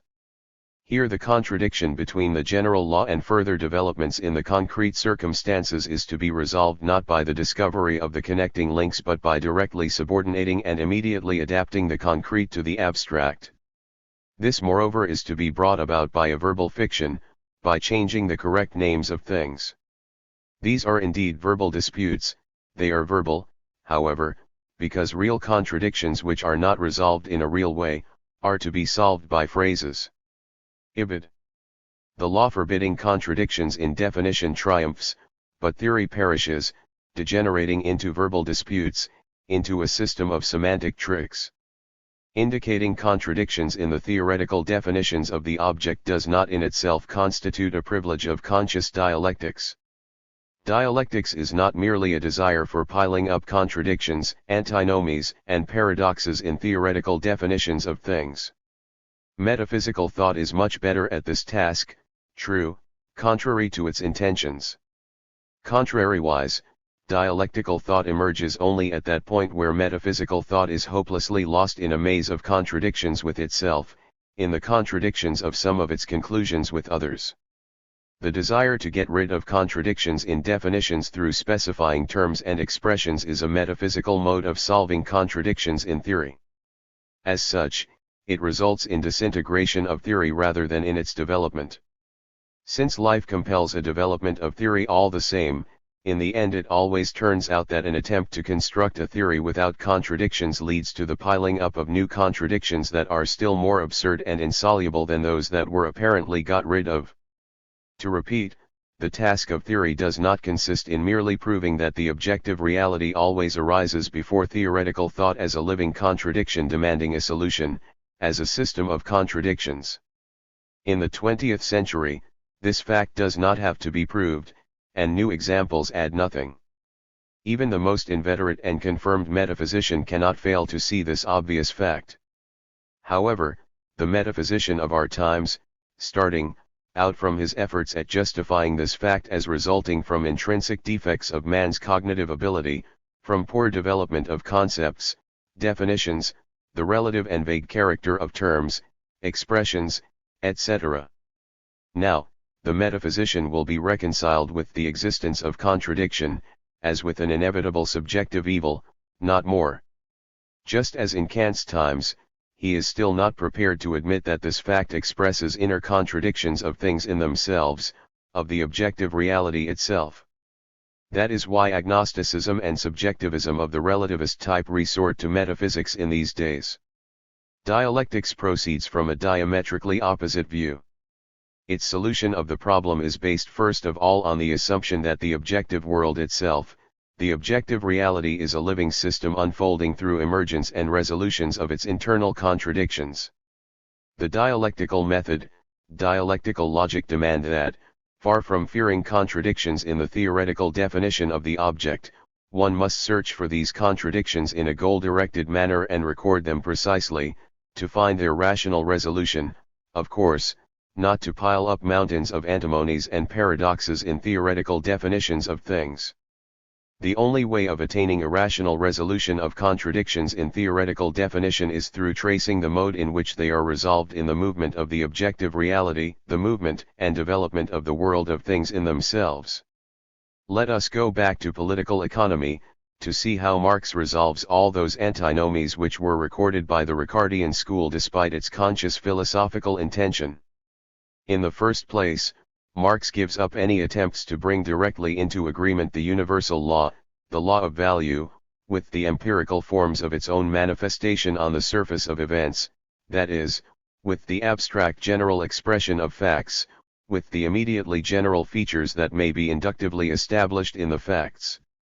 Marx shows that this direct coincidence of the universal law and the empirical forms of its manifestation does not exist in the reality of economic development itself. The two are connected by the relation of mutually exclusive contradiction. The law of value contradicts in actual fact, not only and not so much in Ricardo's head, the law of the average rate of profit. In an attempt to prove their coincidence, crass empiricism turns into false metaphysics, scholasticism, which toils painfully to deduce undeniable empirical phenomena by simple formal abstraction directly from the general law, or to show by cunning argument that they are in accordance with that law. Theories of surplus value I.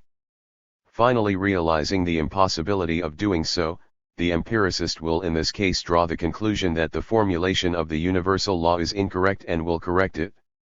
Following this path, bourgeois science emasculate the theoretical meaning of the Ricardian law of value, losing, as Marx pointed out, the concept of value itself.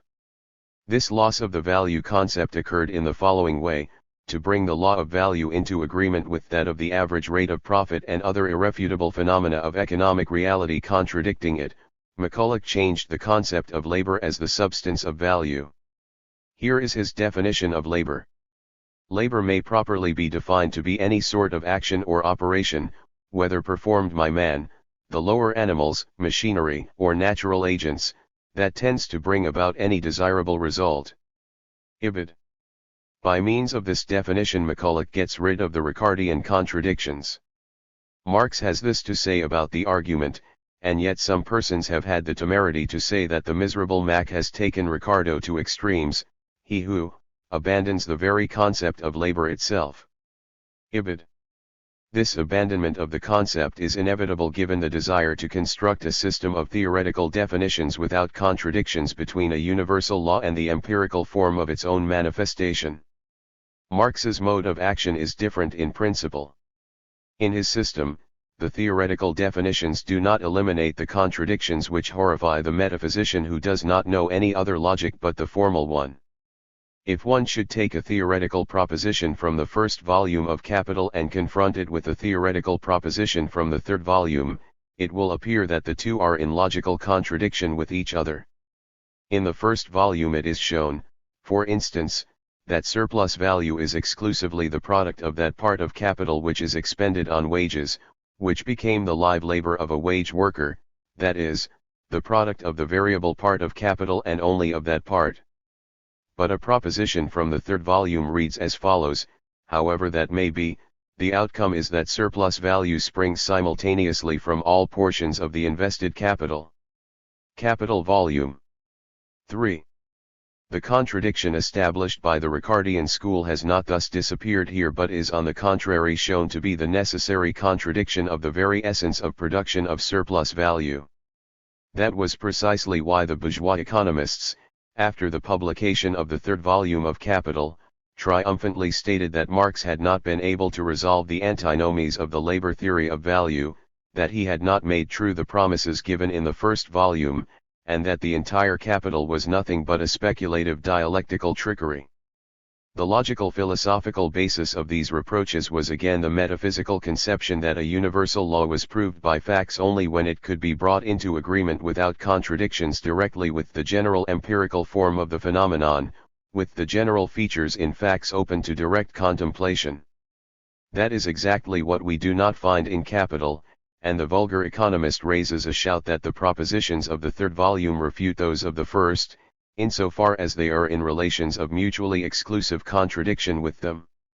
In the empiricist's eyes that is evidence of the falsity of the law of value, a proof that this law is the purest mystification contradicting reality and having nothing in common with it. At this point, vulgar empiricism of bourgeois economists was supported by the Kantians. For instance, Conrad Schmidt seemingly agreed with Marx's analysis, with one reservation, however. He declares the law of value within the capitalist form of production to be a pure, although theoretically necessary, fiction. Ibid. The reason why the Kantians regard this law as a speculative hypothesis or fiction is that it cannot be justified in terms of the immediately general in the empirically unquestionable phenomena. The general in the phenomena, the law of the average rate of profit, is something diametrically opposed to the law of value, something that contradicts it and excludes it. In the Kantians' view, it is therefore no more than an artificially constructed hypothesis, a theoretically necessary fiction, by no means a theoretical expression of the objectively universal law to which all pertinent phenomena are subject.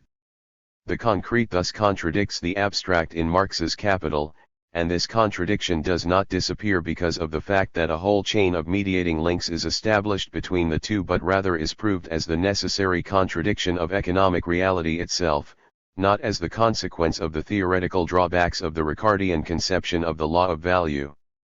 The logical nature of this phenomenon may well be demonstrated by means of an easier example which does not require special knowledge in the field of political economy. In quantitative mathematical description of certain phenomena, self-contradictory systems of equations are very often obtained, in which there are more equations than unknown quantities, e.g. x plus x equals 250, x plus 50, x equals 103. The logical contradiction is patently obvious here, yet the system of equations is quite real. Its reality will become apparent on condition that x here denotes 1 kopeck, and the addition of kopecks takes place not only and not so much in the head but in the savings bank, too, which puts to an account 3% interest per annum. Under these concrete, and quite real, conditions, the addition of kopecks is quite precisely expressed by the above contradictory system of equations. Contradiction is here a direct expression of the fact that in reality it is not speculative pure quantities that are added, or subtracted, or divided, or raised to a power, etc., but qualitatively definite magnitudes, and that the purely quantitative addition of these magnitudes produces at some point a qualitative leap disrupting the ideal quantitative process and resulting in a paradox in the theoretical expression. Any science runs into this problem at every step. Let us take an elementary example. It was established that as the temperature of a gas decreases by 1 degree, its volume diminishes by 1/273, within certain limits the behavior of gases is strictly consistent with this law. At very low temperatures, however, the figures are quite different. The contradiction, lack of agreement, between the basic law and the mathematical expression of its action at very low temperatures is evidence of the fact that at some point a new factor emerges, caused by the same lowering of the temperature, which affects the proportion. It does not prove at all that the contradictory numerical expressions are wrong. Science has long learned a way to treat these contradictions properly. Unwillingness or inability consciously to apply dialectics here results, however, in the view of mathematics as a theoretically necessary fiction, a purely artificial instrument of the intellect. Modern positivists speak of mathematics, which runs into these paradoxes at every step, exactly in the same manner in which Conrad Schmidt discussed value. They justify pure mathematics also in an entirely pragmatic, instrumentalist way, only as an artificially invented mode of the subject's spiritual activity which for some, unknown, reason yields the desired result. The grounds for this attitude to mathematics are the real circumstance that direct application of mathematical formulas to the real quantitative-qualitative development of phenomena, to real concreteness, invariably and inevitably leads to a paradox, to a logical contradiction in mathematical expression. In this case, however, just as in political economy, the contradiction is not at all a result of errors made by thought in the theoretical expression of the phenomenon. It is a direct expression of the dialectics of the phenomena themselves. A real resolution of this contradiction may only consist in further analysis of all the concrete conditions and circumstances in which the phenomenon is realized, and in revealing the qualitative parameters which disrupt the purely quantitative series at a certain point. The contradiction does not in this case demonstrate falsity of the mathematical expression or its erroneousness, but something quite different, the falsity of the view that the given expression defines the phenomenon in an exhaustive manner. The equations x plus x equals 2, 50x plus 50x equals 103 express quite precisely the quantitative aspect of the underlying fact, and seem absurd only until the concrete objective meaning of the unknown quantity is established and the concrete conditions are specified in which addition of these unknown quantities takes place. One can certainly envisage a case where contradiction in equations of the illustrated type will be an indication and a form of manifestation of imprecision or errors made by the subject. Assume that the real value of x, for instance, equals 1.0286, objectively, independently of the subject performing the measurement, of the scale of measurement and of the resolution of the measuring device. Assume also that no qualitative change occurs as a result of addition of the x's. In this case the logical contradiction in the mathematical expression will be quite different from the above in origin and objective meaning. It will merely be evidence of error or imprecision in measurement, of insufficient resolution power of the measuring device, crude scale, etc. The contradiction is here to be blamed on the subject and only on the subject who, in measuring the sum of two x's, was unable to notice and express the difference between 2 and 2.056, and in measuring the sum of 100 such x's obtained a result in which the difference manifested itself quite clearly. This logical contradiction is naturally solved in quite a different manner from the first case. However, it is quite impossible to conclude from the formal mathematical structure of the equations alone with which particular case we are dealing and in what way the contradiction must be resolved. Both cases require additional concrete analysis of the reality in the expression of which the contradiction was manifested. The difference between dialectics and metaphysics on this score does not at all lie in the fact that metaphysics immediately declares any contradiction in the definitions of the object an intolerable evil while dialectics regards it as virtue and truth. That is only true of metaphysical logic, but dialectics does not at all consist in asserting the opposite. That would not be dialectics but merely inverted metaphysics, that is, sophistry.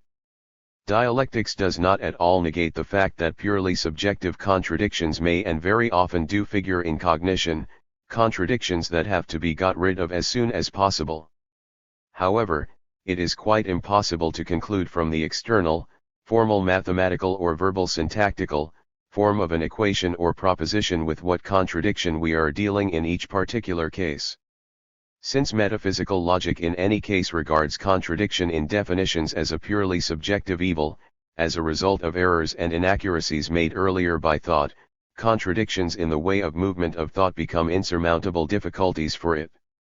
If a contradiction arises in this framework, metaphysical logic forbids further development of thought, recommending to go back and to find at any cost the mistake in previous reasoning which resulted in contradiction. Until contradiction is shown to be the subject's error, there is a ban on the advance of thought.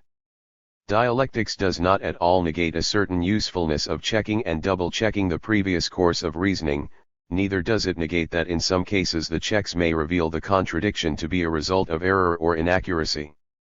What dialectics does reject is something different, namely that a formula may be worked out that would permit to recognize logical, that is, subjective, contradictions resulting from inaccuracy or carelessness without recourse to analysis of knowledge in its real objective content. That is the underlying claim of both classical formulations of exclusion of contradictions, the Aristotelian and the Leibniz-Kantian. According to the first, any proposition is forbidden which expresses a contradiction of the object to itself at one and the same time and in one and the same relation. According to the second, any proposition or utterance is forbidden which ascribes to a concept a predicate, or attribute, contradicting it. The ban in its Aristotelian formulation applies, as has long been established, to the proposition expressing the famous paradox of Zone concerning the flying arrow. That is why all logicians endeavoring to raise the Aristotelian ban to an absolute, have for 2000 years made attempts, as persistent as they have been unsuccessful, to present this paradox as the result of errors in the expression of facts. They run the risk of spending another 2000 years of vain effort, for Zeno expressed in the only possible, and therefore the only correct, form an extremely typical case of the dialectical contradiction contained in any fact of transition, motion, change, or transformation. On the other hand, the Leibniz-Kantian formula will absolutely forbid a proposition like this: the ideal is the material transplanted into the human head and transformed in it. This proposition also expresses a transition of the opposites into each other. It therefore naturally defines the subject through a predicate that cannot be immediately connected with it. The ideal as such is not material, it is non-material, and vice versa. Any utterance expressing the very moment, the very act of transition, and not the result of this transition only, inevitably contains an explicit or implicit contradiction, and a contradiction at one and the same time, that is, during transition, at the moment of transition, and in one and the same relation, precisely with regard to the transition of the opposites into each other. That is exactly why any attempt to formulate the ban on contradiction as an absolutely unquestionable formal rule, that is, a rule formulated irrespective of the concrete content of the utterances, is doomed to failure. This rule will either forbid, along with logical contradictory propositions, all propositions expressing the contradictions of real change, of real transition of opposites, or else it will permit the former along with the latter. That is quite inevitable, for the two cannot in general be distinguished in the form of expression in speech, in the utterance. As often as not, objective reality contains an internal contradiction at one and the same time and in one and the same relation, and the utterance expressing this situation is regarded in dialectical logic as quite correct, despite the loud protestations of metaphysicians.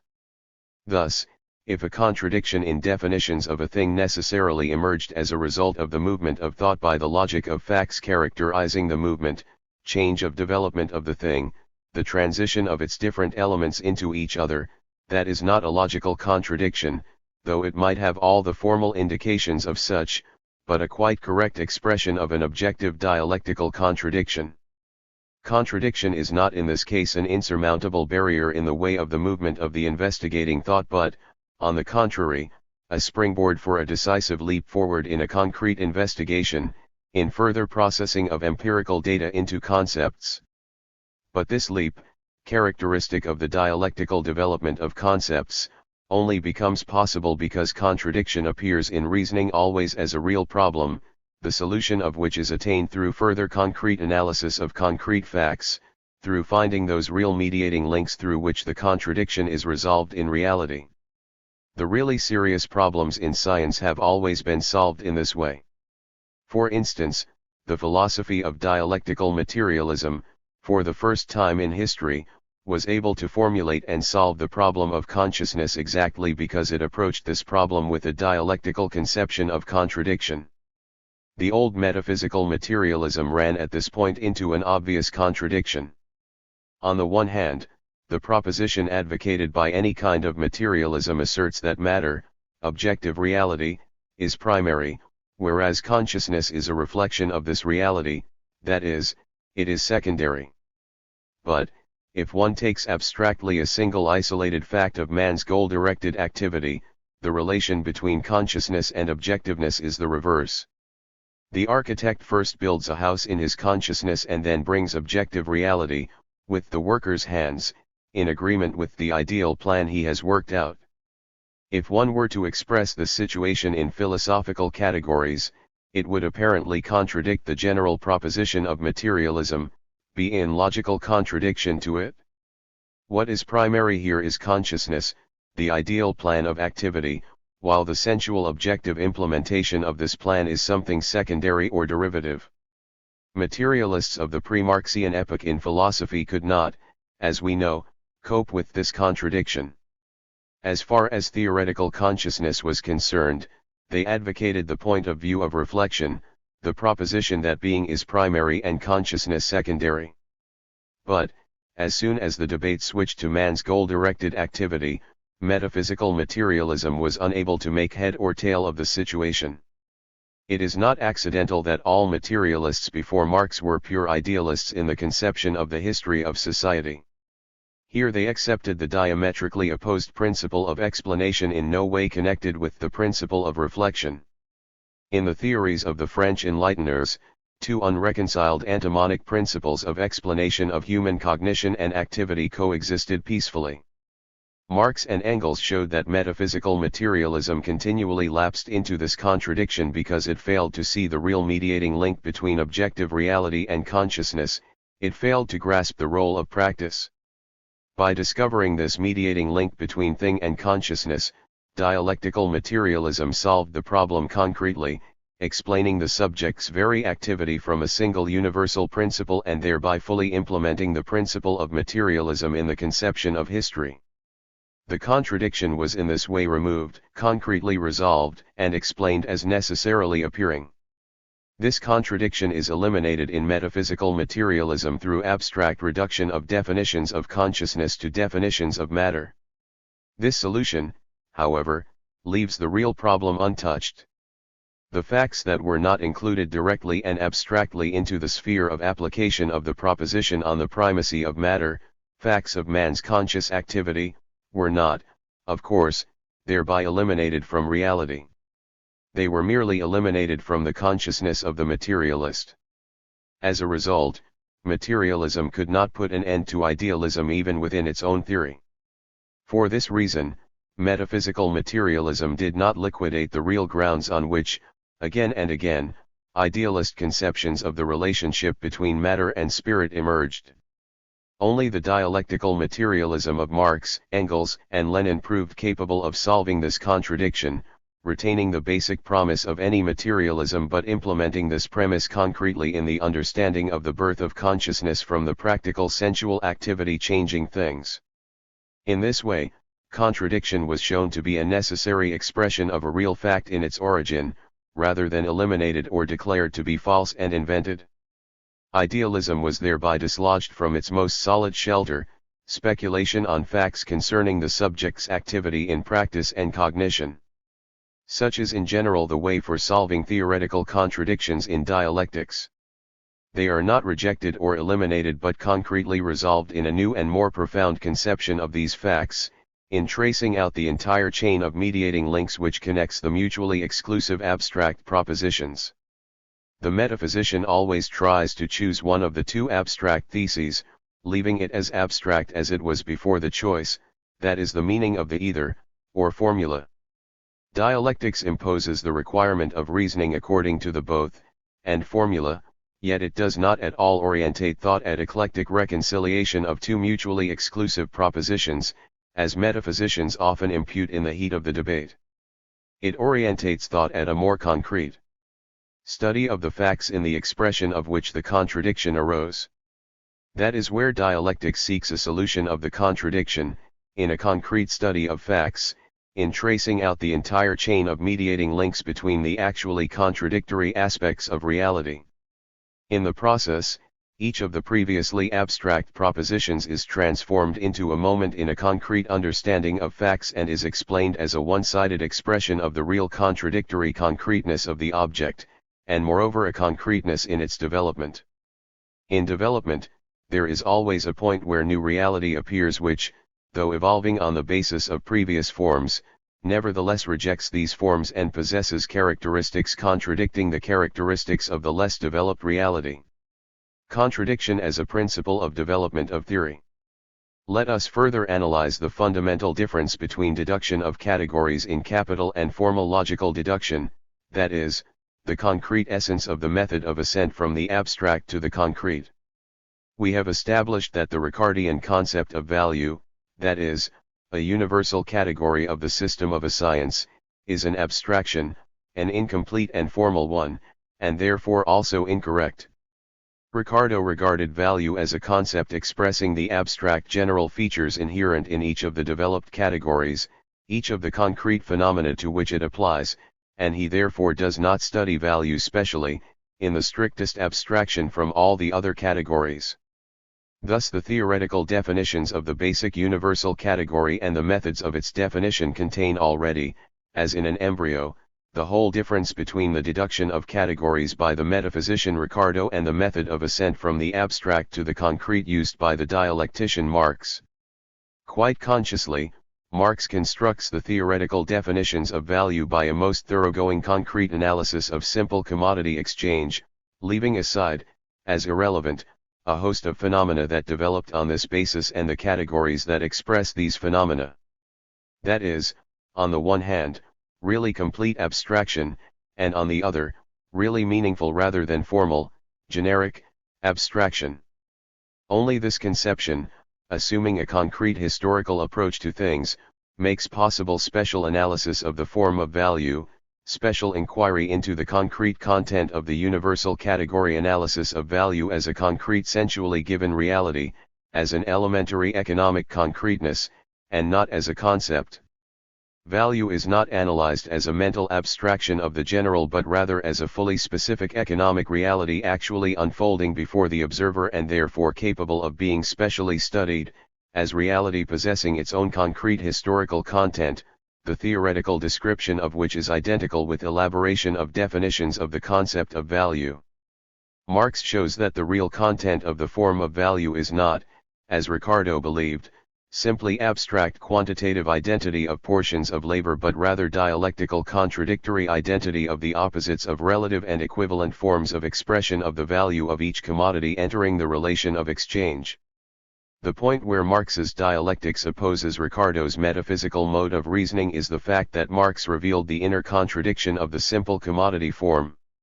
To put the matter differently, the content of the universal category, of the concrete concept of value is not elaborated by Marx on the basis of the abstract identity principle but rather on the basis of the dialectical principle of the identity of mutually assuming poles, of mutually exclusive definitions.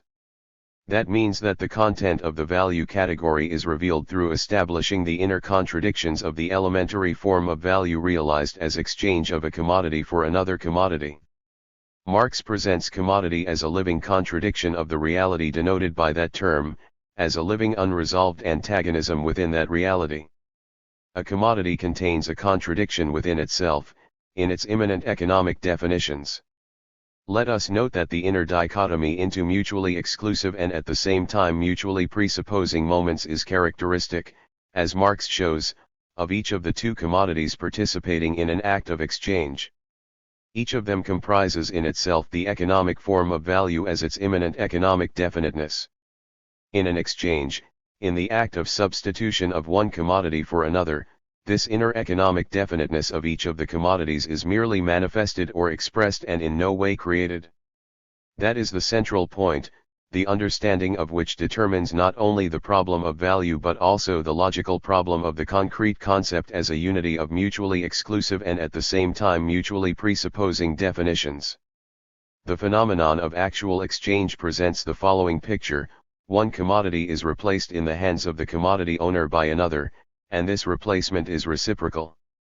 The replacement can only take place when both mutually substitutable commodities are equated as values. The question therefore arises in this form: what is value? What is the economic reality the nature of which is revealed in an exchange? How is it to be expressed in a concept? The actual exchange shows that each of the commodities is, vis-a-vis its owner, exchange value only, and in no way use value. In the hands of the other owner each of the participants in the exchange sees use value only, that is, a thing that can satisfy his needs. That is the reason why he endeavors to possess it. And this relation is absolutely identical on both sides. From the point of view of one commodity owner each of the commodities appears in different, and namely in directly opposed forms. The commodity he owns, linen, is only exchange value and by no means use value, otherwise he would not alienate, that is, exchange it. The other commodity, the coat, is, on the contrary, only a use value for him, with regard to him, only an equivalent of his own commodity. The meaning of actual exchange lies in mutual substitution of the exchange and use values, of the relative and equivalent forms. This mutual substitution, mutual transformation of polar, mutually exclusive and opposed economic forms of the product of labor is a true and factual transformation taking place outside the theoretician's head and completely independent from it. Value is realized and implemented in this mutual transformation of opposites. Exchange emerges as the only possible form in which the value nature of each of the commodities is manifested or expressed in a phenomenon. It is factually obvious that this mysterious nature can only be manifested or revealed through mutual conversion of the opposites, exchange and use values, through mutual substitution of the relative and equivalent forms. In other words, the only way is this: one commodity, linen, appears as exchange value, while another, coat, as use value. One of them assumes the relative form of expression of value, and the other, the opposite, the equivalent form. Both of these forms cannot be combined in one commodity, for in this case the need for exchange disappears. Only that is alienated through exchange which does not constitute a direct use value but only an exchange value. Marx gives theoretical expression to this actual state of things. A single commodity cannot, therefore, simultaneously assume, in the same expression of value, both forms. The very polarity of these forms makes them mutually exclusive. Vol. IP 56. The metaphysician will undoubtedly be overjoyed at reading this proposition. Two mutually exclusive definitions cannot in reality be combined in one commodity. A commodity can only assume one of the mutually exclusive economic forms and by no means both of them simultaneously. Does that mean that the dialectician Marx rejects the possibility of combining polar definitions in a concept? It may appear to be so, at first glance. However, a closer analysis of the movement of Marx's thought shows that the matter is not so simple as that. The point here is that the passage quoted here crowns an analysis of the empirical form of manifestation of value and merely leads up to the problem of value as immanent content of each of the commodities. The task of working out a concept expressing this latter still lies ahead. Reasoning, which so far registers the mere form of empirical manifestation of value rather than the inner content of this category, indicates the fact that each of the commodities may assume, in this manifestation of value, only one of its polar forms and not both of them simultaneously. But the form assumed by each of the commodities confronting each other is not value at all but merely an abstract one-sided manifestation of the latter. Value in itself, the concept of which is yet to be established, is a third quantity, something that does not coincide with either of the polar forms taken separately or with their mechanical combination. A closer consideration of exchange shows that the above-mentioned impossibility of coincidence in one commodity of two polar mutually exclusive economic characteristics is nothing but a necessary form of manifestation of value on the surface of phenomena. The opposition or contrast existing internally in each commodity between use value and value, is, therefore, made evident externally by two commodities being placed in such relation to each other, that the commodity whose value it is sought to express, figures directly as a mere use value, while the commodity in which that value is to be expressed, figures directly as mere exchange value. Hence the elementary form of value of a commodity is the elementary form in which the contrast contained in that commodity, between use value and value, becomes apparent.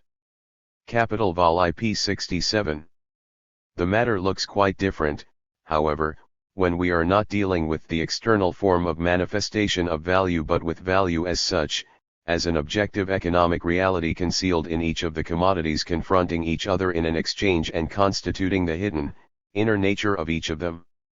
The principle forbidding direct coincidence of mutually exclusive forms of being in one and the same thing and at one and the same time, and consequently in the theoretical expression of this thing, applies, it appears, to the external empirical form of manifestation of analyzed reality, value, in this case, but is directly rejected with respect to the inner content of this reality, to the theoretical definitions of value as such. The inner nature of value is theoretically expressed only in the concept of value. The distinctive feature of the Marxian concept of value is that it is revealed through identity of mutually exclusive theoretical definitions. The value concept expresses the inner relation of the commodity form rather than the external relation of one commodity to another. In the latter, the inner contradiction is not directly manifested but split into contradictions in different relations. In one relation, in relation to the owner, the commodity appears as exchange value only; in another, in relation to the owner of the other commodity, it appears as use value, although objectively there is one, not two relations. To put it differently, a commodity is here considered not in relation to another commodity but in relation to itself reflected through the relation to another commodity. This point contains the mystery of Marxian dialectics, and it is impossible to understand anything either in capital or in its logic unless this point, this kernel of the logic of capital, is properly understood. Value, the inner essence of each commodity, is only manifested or revealed, reflected, in the relation to another commodity. This value, this objective economic reality, is not created or born in the exchange but only manifested in it, being one-sidedly reflected in the other commodity as in a mirror that is only capable of reflecting that side that is turned to it. In the same way, the real mirror reflects only man's face, although he also has the back of the head. Being reflected outside, value appears in the form of external opposites that do not coincide in one commodity, as exchange and use values, the relative and the equivalent forms of expression. However, each of the commodities, inasmuch as it is a value, is a direct unity of mutually exclusive and at the same time mutually assuming economic forms. In the phenomenon, in the exchange act, and in its theoretical expression, this concrete dual economic nature always appears divided, as it were, into its two abstract moments confronting each other, each of which mutually excludes the other and at the same time assumes it as a necessary condition of its existence, a condition that is not within but outside it.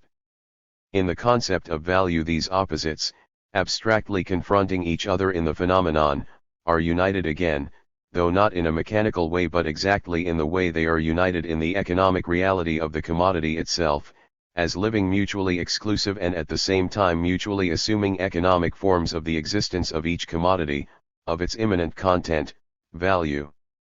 To phrase it differently, the concept of value registers the inner unrest of the commodity form, the inner stimulus of its movement, its self-development, the economic content that is inherent in a commodity prior to any exchange and in no relation to other commodities.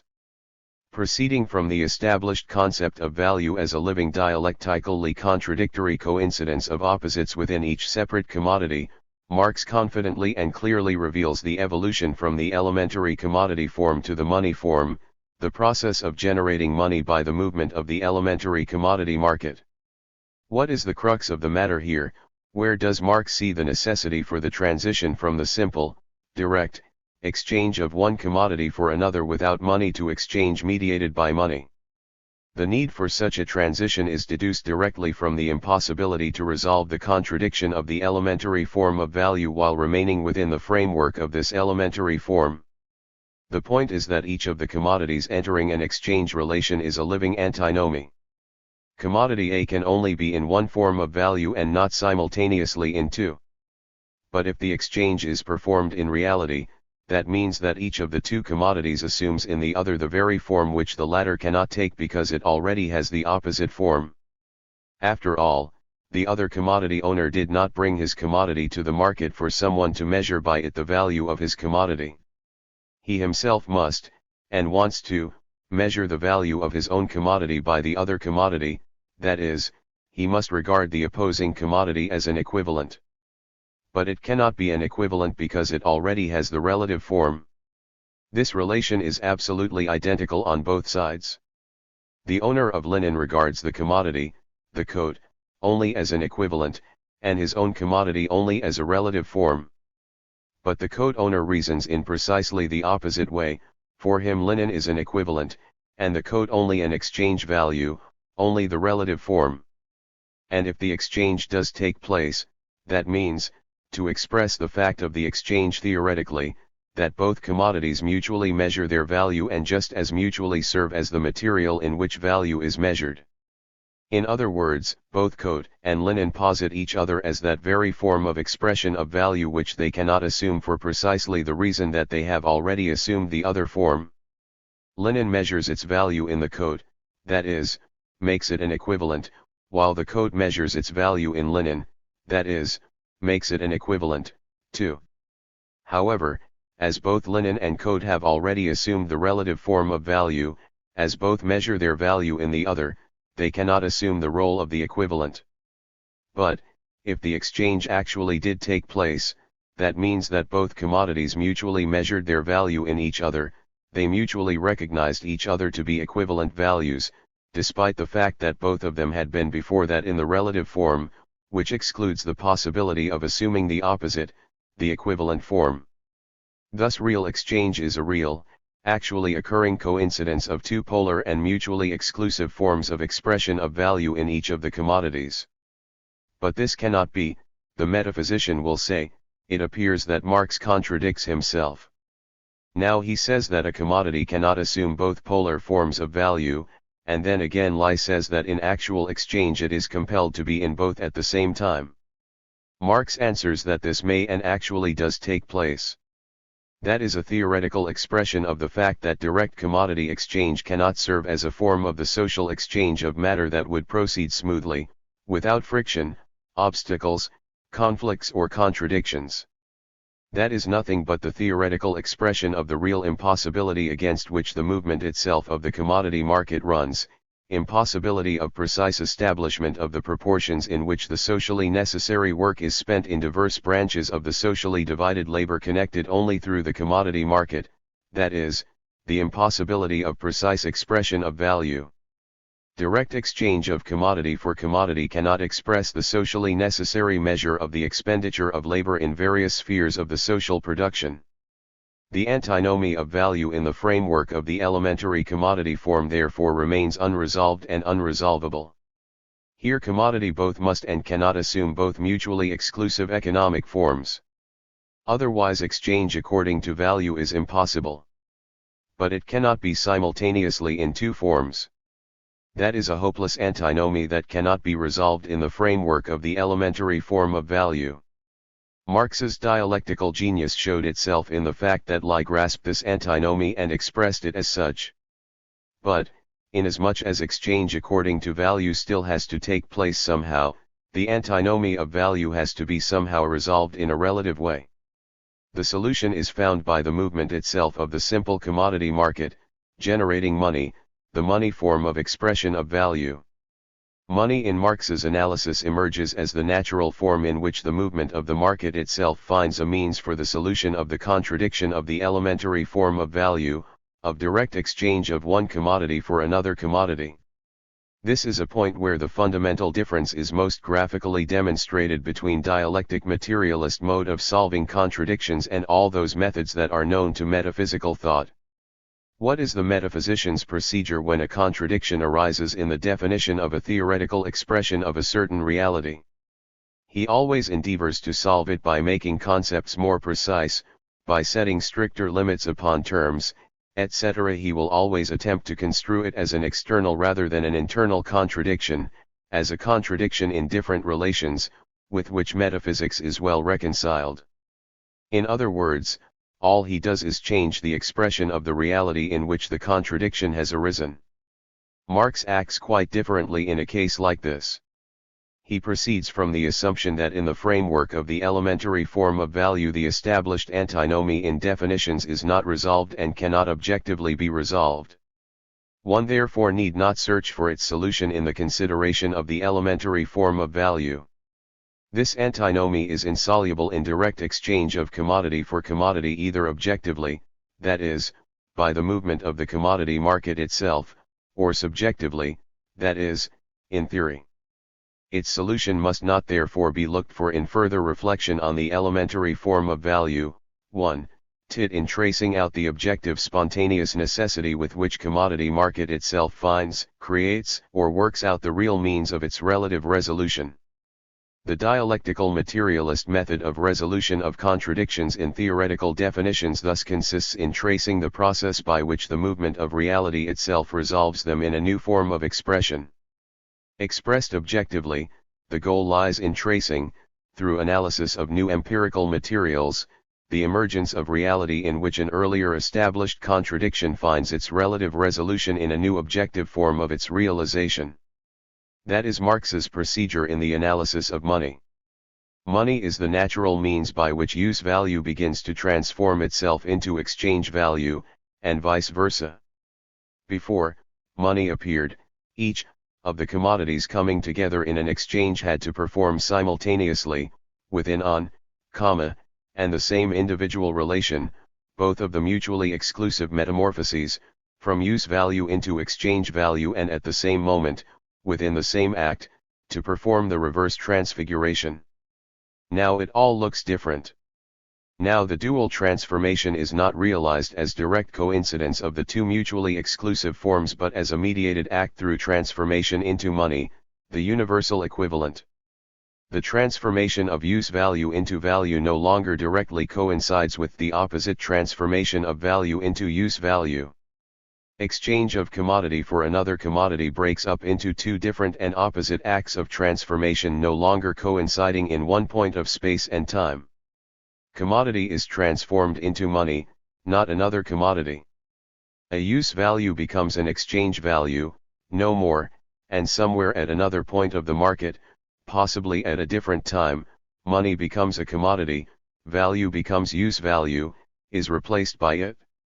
The coincidence of two transformations in two diametrically opposed directions now falls, in the reality of exchange itself, into two different transformations no longer coinciding in time or place, the act of selling, transformation of use value into value, and the act of buying, transformation of value into use value.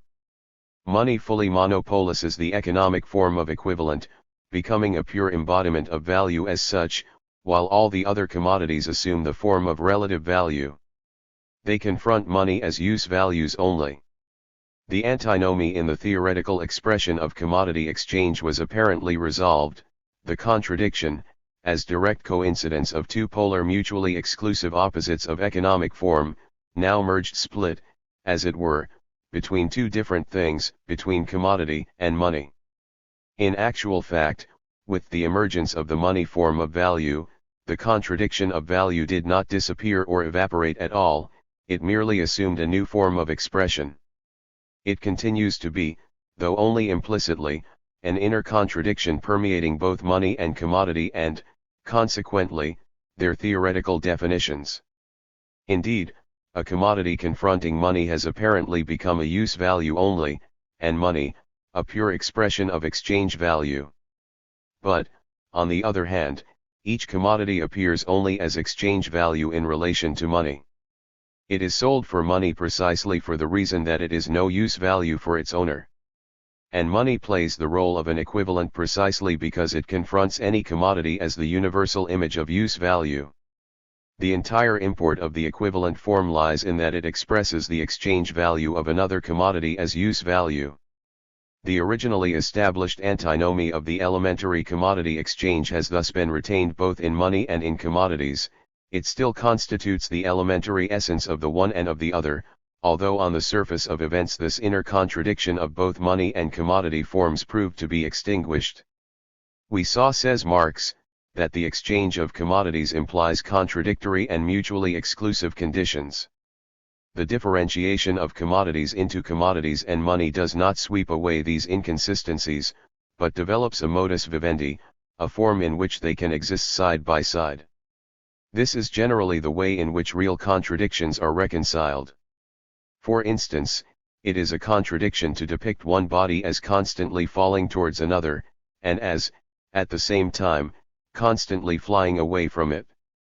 The ellipse is a form of motion which, while allowing this contradiction to go on, at the same time reconciles it. Vol. IP 106. From the external contradiction of use value and exchange value, Marx proceeds to the fixing of the internal contradiction contained in each of the two commodities. The fact that the contradiction first arises as contradiction in different relations, exchange value in relation to one of the commodity owners and use value in relation to the other, is for him an indication of abstractness, of insufficient completeness and concreteness of knowledge. The concreteness of knowledge is manifested in comprehending this external contradiction as a superficial mode of revelation of something quite different, namely, an internal contradiction, a coincidence of mutually exclusive theoretical definitions in the concrete concept of value.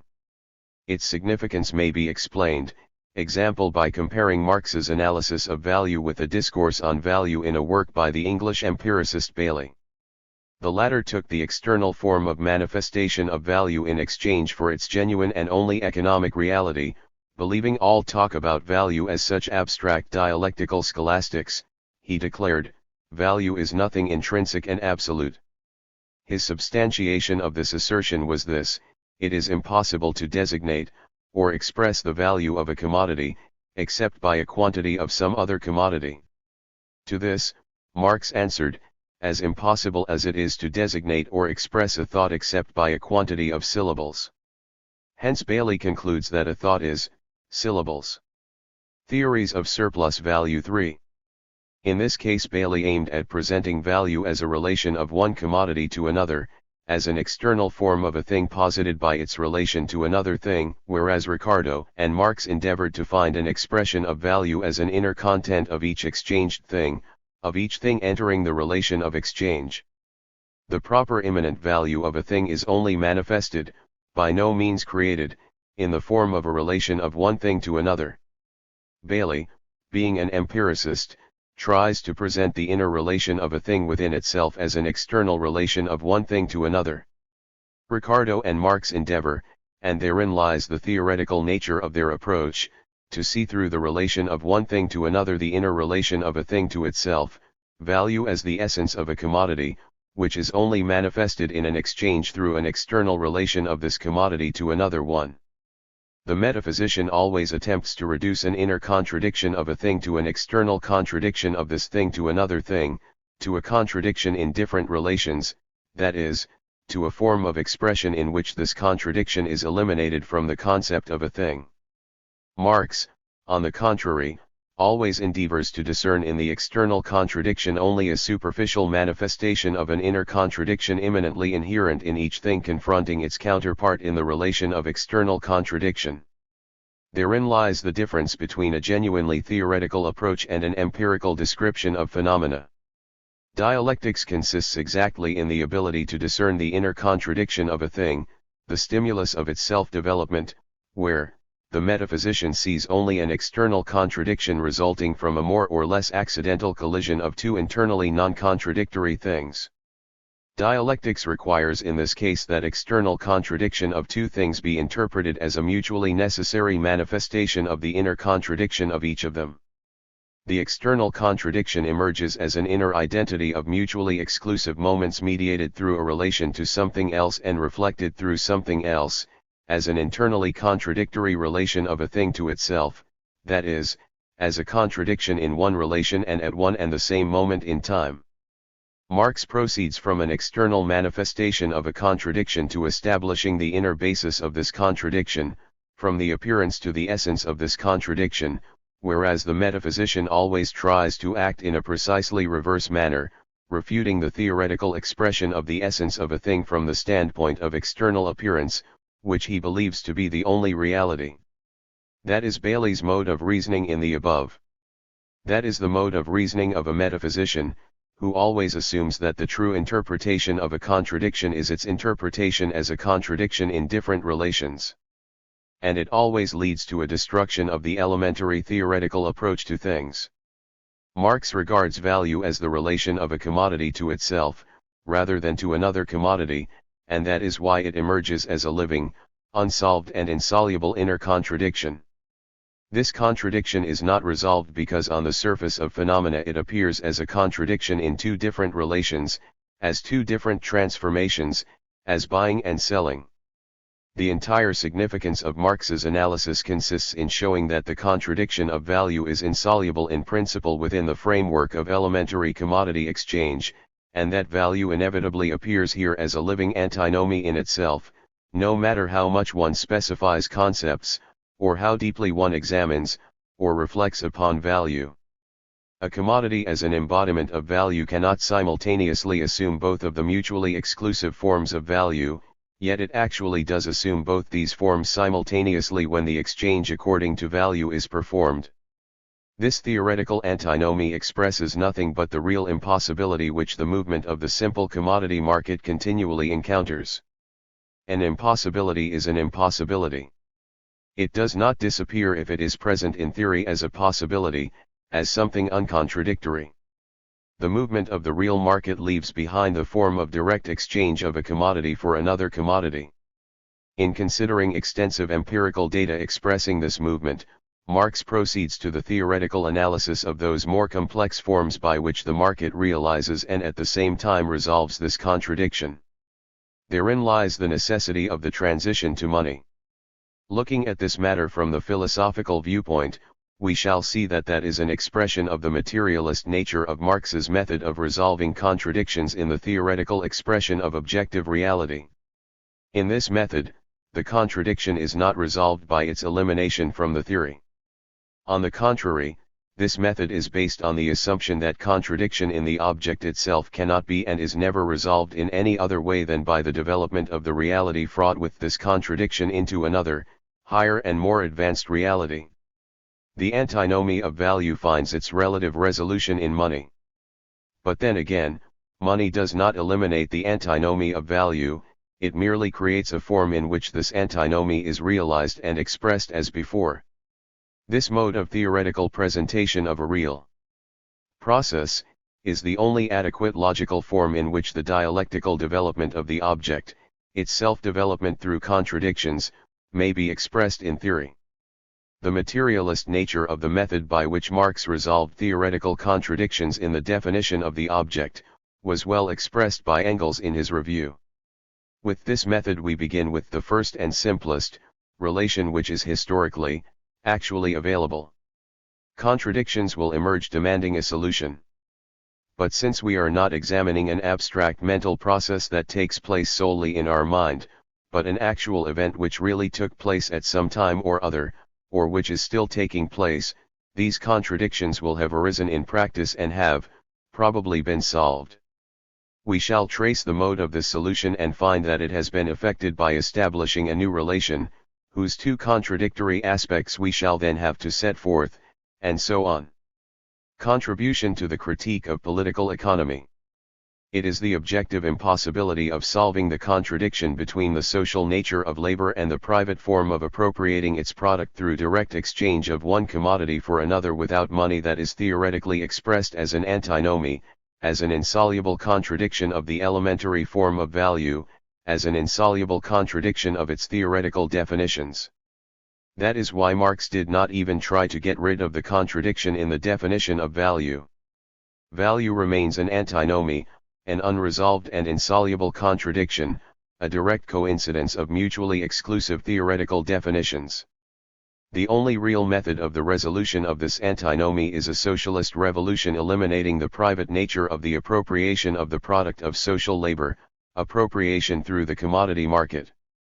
The objective impossibility of resolving the contradiction between the social nature of labor and the private form of appropriation of its products, given the daily need for realizing the social exchange of matter through the commodity market, stimulates the search for natural means and methods of doing so. It is this factor that ultimately leads to the emergence of money. In the same way as money emerges in the real movement of the commodity market as a natural means of resolving the contradictions of direct commodity exchange, the theoretical definitions of money in capital are worked out as a means of resolving the contradiction in the definition of value. Here we are dealing with the most important element of Marx's dialectical method of ascent from the abstract to the concrete, with the dialectical materialist deduction of categories. The stimulus of theoretical development, the motive force behind the unfolding of a system of theoretical definitions of a thing, is the theory's inner contradiction.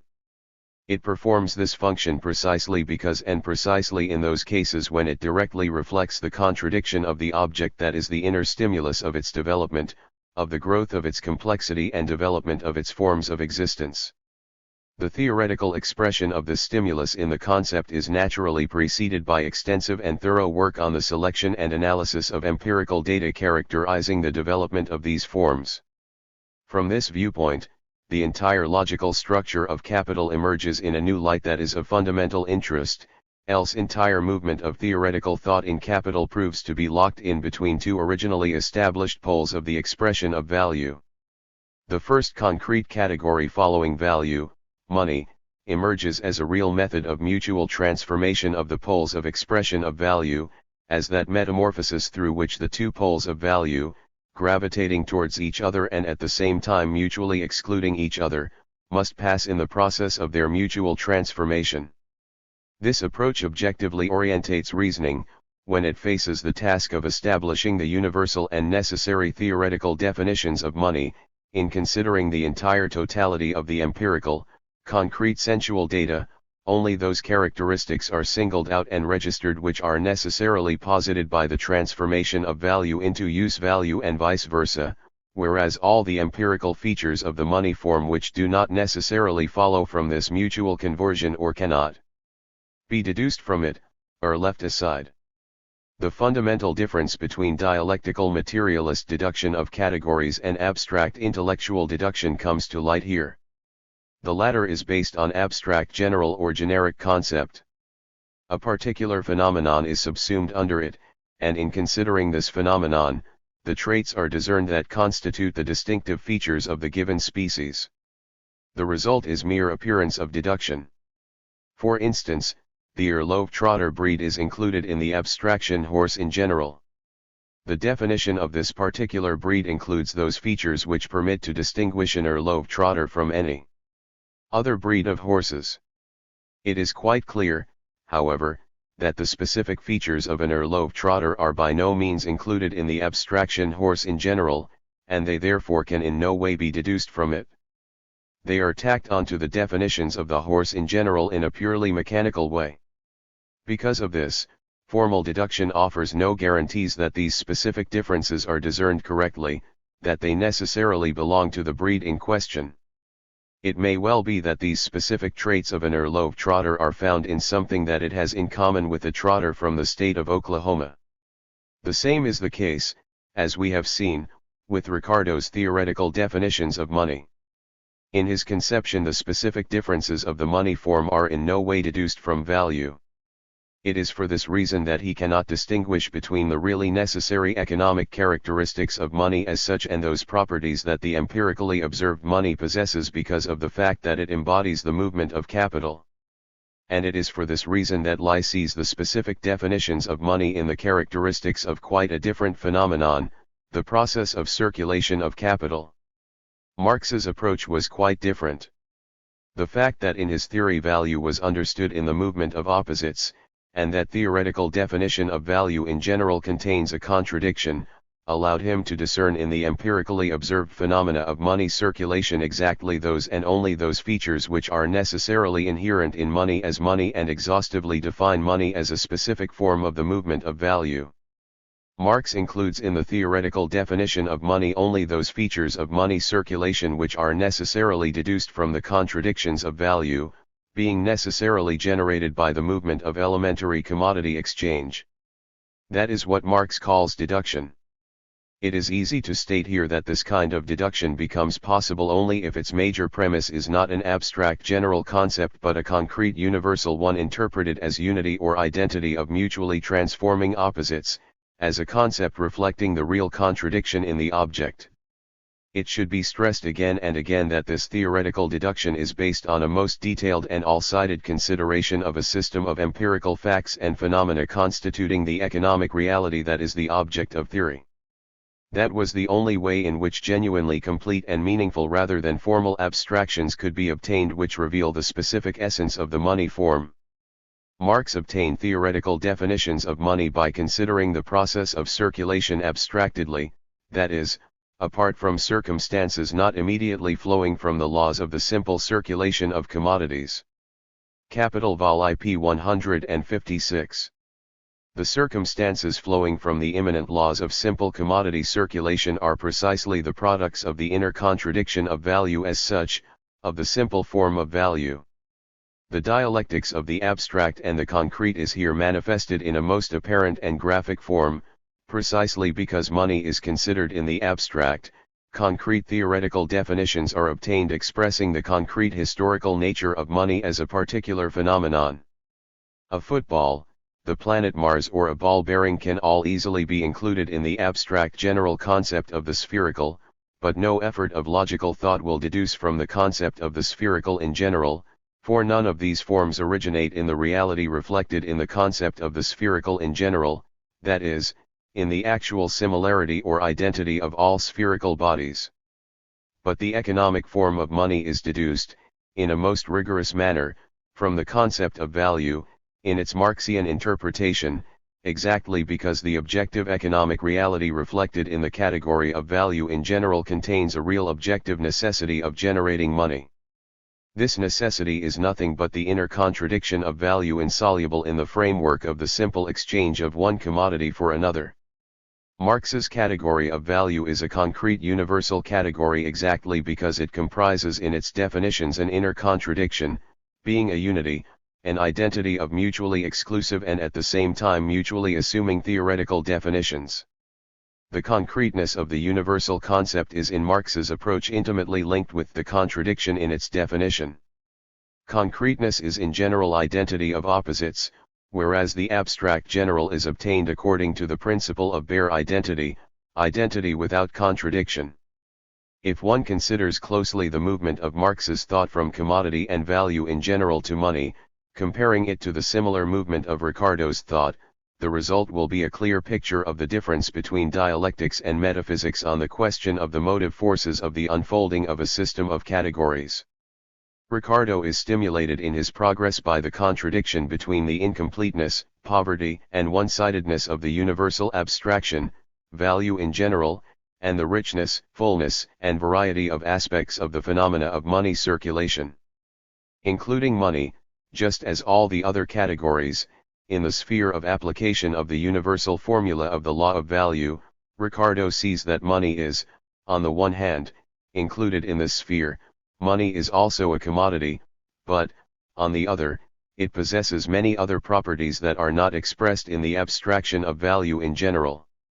In short, he sees that money, apart from the general features registered in the category of value, possesses specific distinctions which he proceeds to establish. In this way he handles all of the developed categories. We have already seen what that entails. Empirical data are assimilated in a theoretically undigested form. Marx's results are different. In Capital, the progress of thought towards new definitions is not stimulated by any contradiction between incomplete abstraction and fullness of the sensually concrete image of reality. Such a conception of the motivating contradiction of theory would not take us a single step beyond the Lockean comprehension of theoretical interpretation of reality, fully identifying the methods of Marx and of Ricardo. The theoretical development of categories in Capital is based on a more concrete understanding of the contradiction stimulating the progress of thought. Reasoning is here guided by the following principle: an objective contradiction is reflected as a subjective, theoretical, or logical task for reasoning, which may only be solved through further study of empirical facts, of sensual data.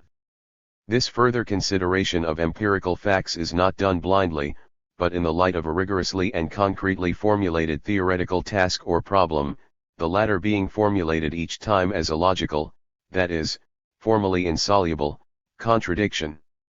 We have already analyzed the transition from the consideration of value to the consideration of money, establishing that in the real empirically given phenomena of developed money circulation Marx singles out only those and exactly those definitions which make money understandable as a means of relative resolution of the inner contradiction of commodity exchange.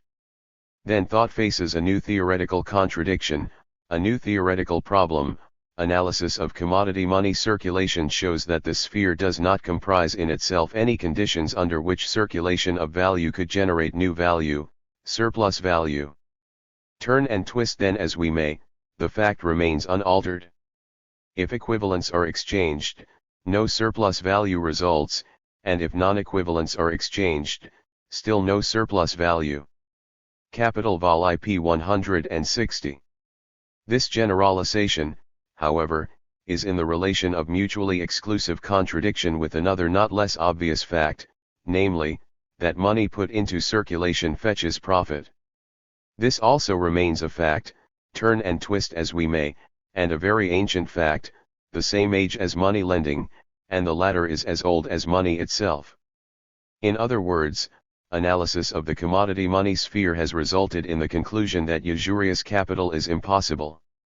But, far from being impossible, it remains a pervading fact not only under capitalism but in all the earlier systems, too, under the slave-owning system and feudalism. This new antinomy, the contradiction of the theoretical thought to itself, contained a formulation of the problem, of the theoretical task which Marx was capable of solving, for the first time in the history of economic thought, exactly because he was the first to formulate the problem correctly. He who has formulated the problem correctly has half the answer to it. Old logic, as is well known, did not in general study the question as a logical form, as the necessary form of the logical process. Idealism skillfully speculated on this drawback of old logic. Thus Kant stated that nature answers only those questions that we ask it, making this an argument in favor of his a priori conception of theoretical cognition. The answer to a question essentially depends on the manner of formulating it, and the formulation is done by the subject. The ability to ask the right question and to formulate the problem correctly is one of the most important tasks of dialectical materialist logic. Marx concretely showed in Capital what it meant to formulate a concrete question and how to find a concrete answer to it. Marx's logic is brought into relief in the way he formulated and answered the question of the origin of surplus value.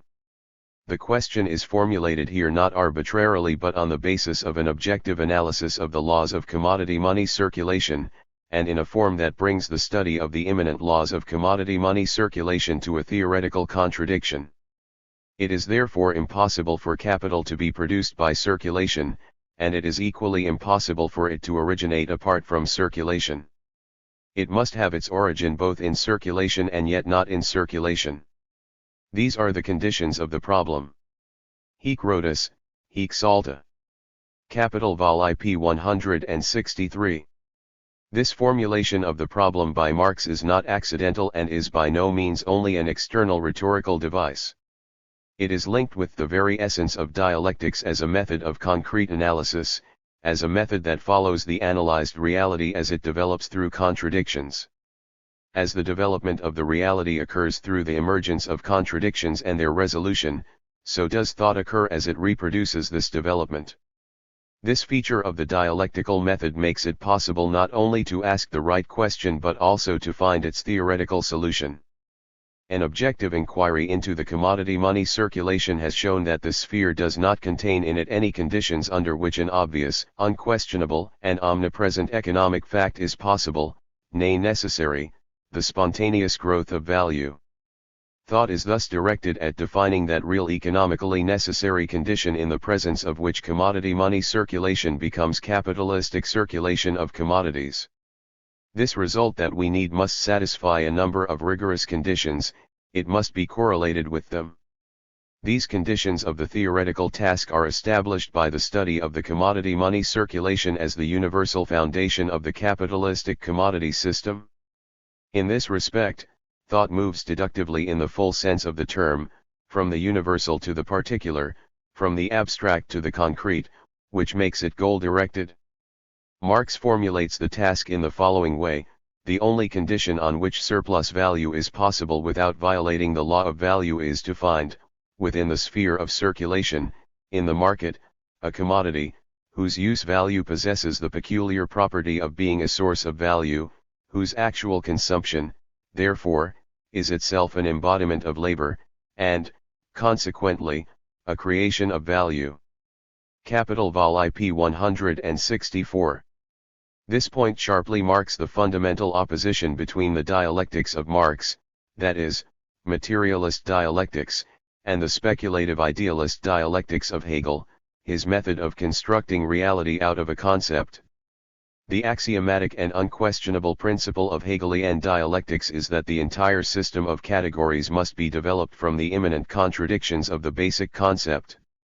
if the development of commodity money circulation into capitalistic commodity circulation had been presented by an orthodox follower of Hegelian logic, he would have had to prove, in the spirit of this logic, that the immanent contradictions of the commodity sphere generate by themselves all the conditions under which value becomes spontaneously growing value.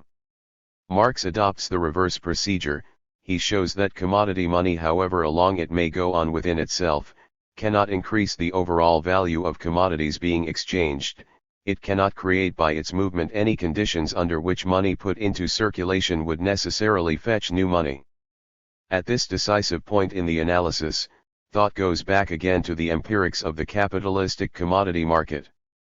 It is in the empirics that the economic reality is found which transforms the movement of the commodity money market into production and accumulation of surplus value. Labor power is the only commodity which, at one and the same time, is included in the sphere of application of the law of value and, without any violation of this law, makes surplus value, which directly contradicts the law of value, both possible and necessary. Here we again see the enormous theoretical importance of the fact that commodity was revealed by Marx to be a direct unity, an identity of the opposites of value and use value. The essence of labor power as commodity is also revealed in capital as a direct identity of mutually exclusive definitions of value and use value. The use value of labor power, its specific property, consists only in the fact that in the course of its consumption it is transformed into its counterpart, value. The economic definitions of labor power within the capitalistic commodity system of conditions of production derive from this unity of mutually excluding opposites, from their antinomical combination in one and the same commodity, the use value of which exclusively consists in its ability to be transformed into value in the act of consumption itself. When labor power figures as use value, the act of its consumption by the capitalist, it emerges at the same time as value materialiste in the product of labor. That is again a contradiction in one and the same relation, in relation to the process of production and accumulation of surplus value, an inner contradiction of the capitalist process. From the logical point of view, one most significant circumstance must be noted here: any concrete category of capital emerges as one of the forms of mutual transformation of value and use value, that is, of those two mutually exclusive poles that were established at the beginning of the research, in the analysis of the cell of the organism under study, of those two poles which in their antagonistic unity constitute the content of the basic universal category underlying the entire subsequent. Deduction of categories. The whole deduction of categories emerges from this angle as a complication of the chain of mediating links through which both poles of value must pass in their transformation into each other. The formation of the capitalist organism emerges as the process of growing tension between the two poles of the original category. The transformation of the opposites of value and use value into each other becomes ever more complicated. In simple exchange of one commodity for another, the mutual transformation of value and use value is performed as a direct act, whereas with the emergence of money each of the poles must first become money and only later its own counterpart. Labor power emerges as a new mediating link of the mutual transformation of forms of value, as a new form of its realization. The poles of value gravitating towards each other remain two extreme points between whichever new economic forms emerge. Any new economic reality assumes a meaning and significance only if it serves the mutual transformation of value and use value, if it becomes a form of realization of value as a living antagonistic unity of its inner opposites. Value becomes the supreme judge of all the economic destinies, the highest criterion of the economic necessity of any phenomenon involved in its movement. Man himself, the subject of the production process, becomes a passive plaything, an object of value, the latter assuming an automatically active character, being the active factor in such a process. Capital Vol. IP 152. In simple circulation, C. The value of commodities attained at the most a form independent of their use values, i.e., the form of money, but that same value now in the circulation or the circulation of capital, suddenly presents itself as an independent substance, endowed with a motion of its own, passing through a life process of its own, in which money and commodities are mere forms which it assumes and casts off in turn. Capital Vol. IP 152-3, that is what Marx says. Of the role of value in the capitalistic commodity mode of production. It is not difficult to discern here a concealed polemics with the very essence of Hegelian philosophy, its fundamental substantiation in the phenomenology of the spirit. In this work, containing the whole secret of Hegelian philosophy, the idealist dialectician propounded this requirement to be imposed on science, to conceive and to express the truth not as substance but in the same degree as a subject. Hegel Phenomenology of Spirit, 12-13. For Hegel, the subject is tantamount to reality developing through contradictions, to the self-developing reality. The whole point is, however, that Hegel did not recognize this as a property of the objective reality existing outside the spirit and independently from it. For him, the only self-developing substance is the logical idea, and it is therefore assumed and substantiated that the requirement to conceive and express the truth not as substance but in the same degree as a subject can only be realized in the science of thought, only in philosophy and in objective idealist philosophy at that. Using Hegel's terminology in Capital, Marx emphasizes thereby the fundamental opposition of his philosophical standpoint to that of Hegelianism, demonstrating a model of materialist dialectics as the science of development through inner contradictions. The essence of the Marxian upheaval in political economy may be expressed in philosophical terms in the following manner: in Marx's theory, not only the substance of value, labor, was understood, Ricardo also attained this understanding, but, for the first time, value was simultaneously understood as the subject of the entire development, that is, as a reality developing through its inner contradictions into a whole system of economic forms.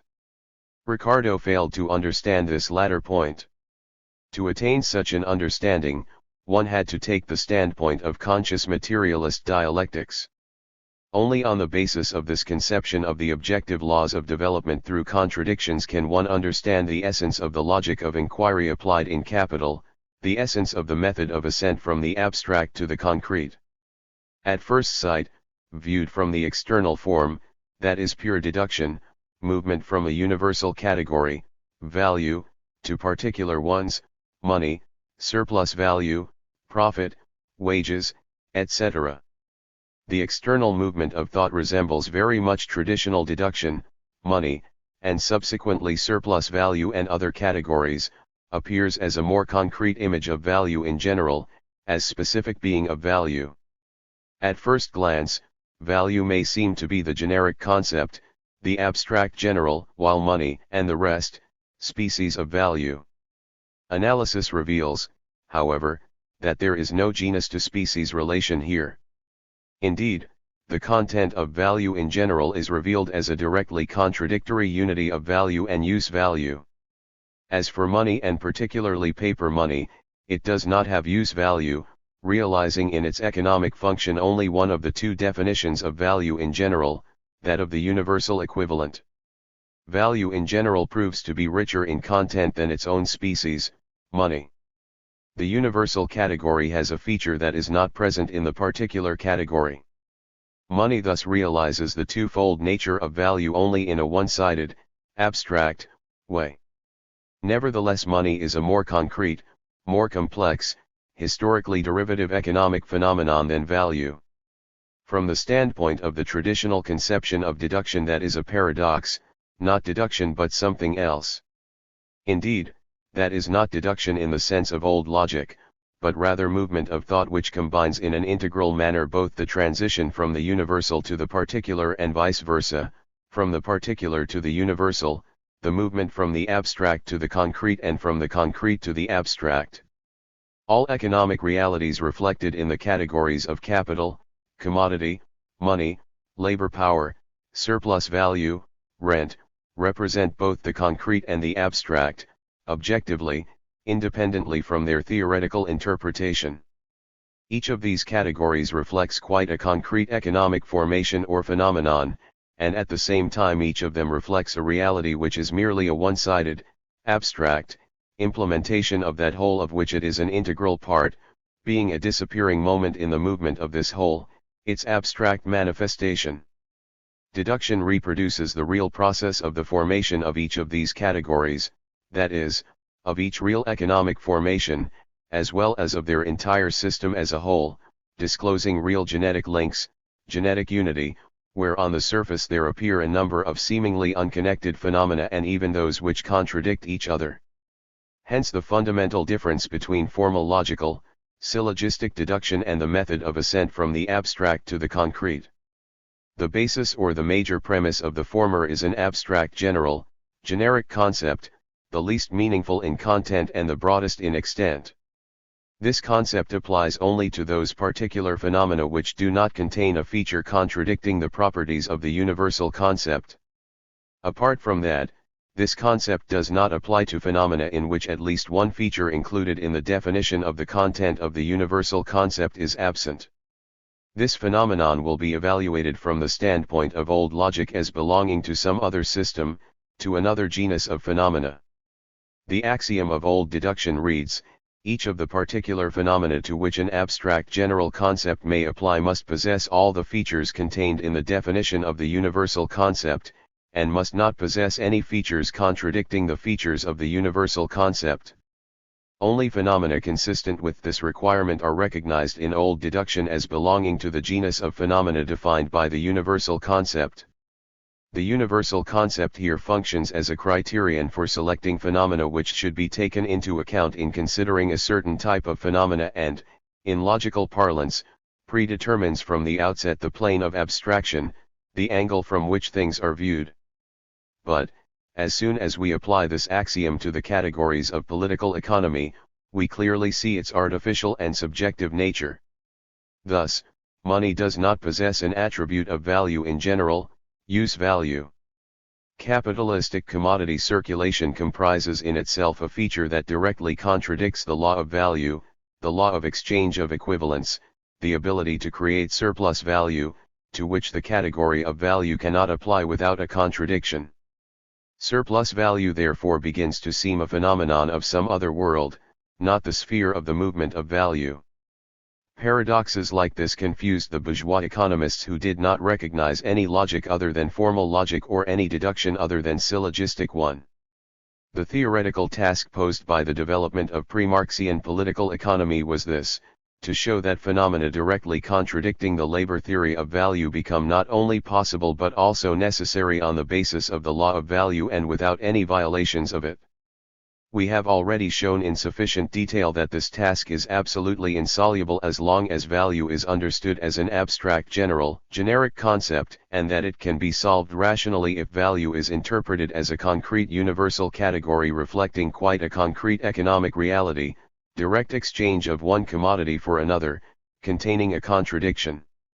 This conception of value gave Marx a key to the solution of all those theoretical difficulties that always present an obstacle to theoretical analysis of living reality developing through contradictions.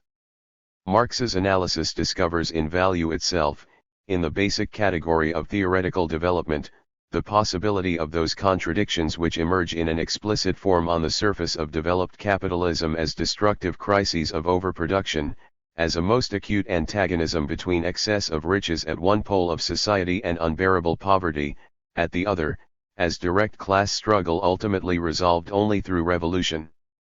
Theoretically presented, this emerges as the inevitable result of the development of that very contradiction which is contained in simple commodity exchange, in the cell of the whole system, value, as in an embryo or kernel.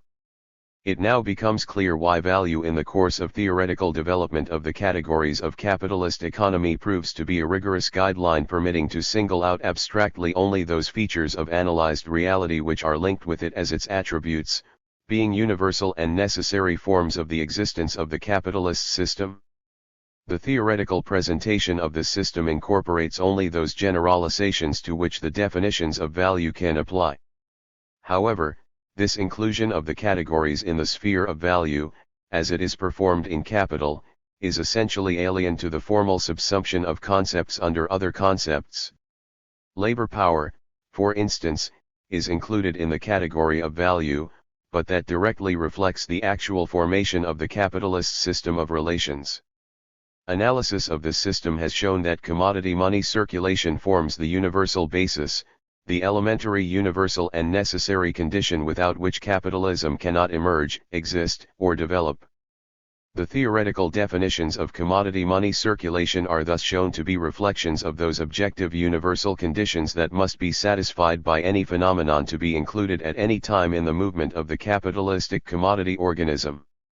If a phenomenon does not satisfy the conditions dictated by the laws of commodity money circulation, that means that it could not and in general cannot be included in this process, it cannot become a form of the capitalistic commodity metabolism in society. Definitions of value thus become for theoretical thought a rigorous criterion of discerning and selecting those phenomena and economic forms that are inherent in capitalism. Only that which actually, independently of thought, satisfies the conditions dictated by the immanent laws of the commodity money sphere, only that which may be assimilated by the sphere and may assume the economic form of value, may become a form of movement of the capitalist system. Therefore reasoning, which abstracts from the boundless ocean of empirical facts only that concrete historical definiteness of these facts which they owe to capitalism as an economic system, is justified in abstracting only those features of the analyzed reality which are included in the definitions of value. If a certain fact does not satisfy these definitions and requirements established in the analysis of the commodity money sphere and theoretically expressed in the category of value, that is a clear and categorical indication that, objectively, it does not belong to the kind of facts the generalization of which must serve as the basis for constructing a theory, a system of concrete historical definitions of capital. Everything that cannot assume the form of value, cannot become capital either. The entire significance of the category of value in Marx's theory is contained in the fact that it reflects the universal and necessary element, a cell of capital, constituting the universal and most abstract expression of the specific nature of capital, and simultaneously quite a concrete economic fact, direct exchange of a commodity for another commodity. Extremely indicative in this light is the theoretical transition from the consideration of the commodity money sphere to the analysis of the production of surplus value. What is the basis for the strictest logical necessity of this transition? It is founded, first of all, on the fact that the analysis of production of surplus value is approached from the definitions established by the analysis of the commodity money sphere. Second, what is analytically studied here is a real fact, the fact that money put in capitalist circulation, passing through all of its metamorphoses, brings a return, surplus value. Then one has to go back to establish the conditions which make this fact possible. One of the conditions of this possibility, and an absolutely necessary one, is already established by the analysis of the commodity money form. It is the law of value, with regard to which it has been shown that, on the one hand, it is an absolutely universal law of the analyzed whole and, on the other, that it does not contain all the necessary conditions under which surplus value is objectively necessary. A certain necessary condition of the analytically studied economic fact is still missing. Thought is then purposefully directed at finding this missing condition, the necessary condition of the possibility of surplus value. The task is formulated in this form: the unknown quantity must be found not by logical construction but among a number of real economic facts, in the empirical reality of developed capitalism. We do not yet know what that fact is. At the same time we know something very important about it. It must in any case be a commodity, that is, an economic reality entirely subject to the law of value, to its indisputable requirements. This commodity, however, must possess one specific feature: its use value must consist exactly in its ability to be transformed into value in the act of consumption itself. This second requirement imposed on the unknown quantity is, as is easy to see, an analytically established condition of the possibility of surplus value, of capital. Empirical consideration of developed capitalistic commodity circulation shows that only one economic reality satisfies these conditions, namely, labor power. The logically correctly formulated question here yields the only possible solution: the unknown quantity satisfying the theoretically established conditions is labor power. This conclusion, This theoretical generalization of actual facts has all the merits of the most perfect induction. If the latter is to be interpreted as generalization proceeding from actual facts. This generalization, however, simultaneously satisfies the most stringent demands of the adherents of the deductive character of scientific theoretical knowledge. The mode of ascent from the abstract to the concrete permits to establish strictly and to express abstractedly only the absolutely necessary conditions of the possibility of the object given in contemplation. Capital shows in detail the necessity with which surplus value is realized, given developed commodity money circulation and free labor power. The totality of all the necessary conditions appears in this method of analysis as a real and concrete possibility, while developed commodity money circulation is shown as an abstract possibility of surplus value. For logical reasoning, however, this abstract possibility appears as impossibility. Analysis of the commodity money sphere shows that its immanent laws are in mutually exclusive contradiction to surplus value. In the same way, the study of the nature of labor power as such reveals that it cannot be considered as a source of surplus value. Labor in general creates a product, a use value, and by no means value. The scientific theoretical conception of surplus value is in this methodological framework focused on discovering the necessary conditions which make it possible only in their concrete historical interaction. Each of them, considered abstractedly, outside concrete interactions with others, rules out in principle the very possibility of surplus value. In thought, this appears as a mutually exclusive contradiction between the law of value, as an abstract possibility of a fact, and the fact itself, surplus value. Only concrete possibility is real, only the totality of all the necessary conditions of the being of a thing in their concrete historical mutual conditioning. A real solution of the contradiction between the universal law and the empirical form of its realization, between abstraction and concrete fact, can only be found through revealing this concrete totality of conditions. The abstractly expressed universal law inevitably stands in relations of mutually exclusive contradiction to the fact under study. From the standpoint of dialectical logic, there is nothing to be afraid of here. On the contrary, logical contradiction is in this case only an indication and feature of the fact that the analyzed object is understood abstractedly and not concretely, that not all the necessary conditions of its being are as yet discovered.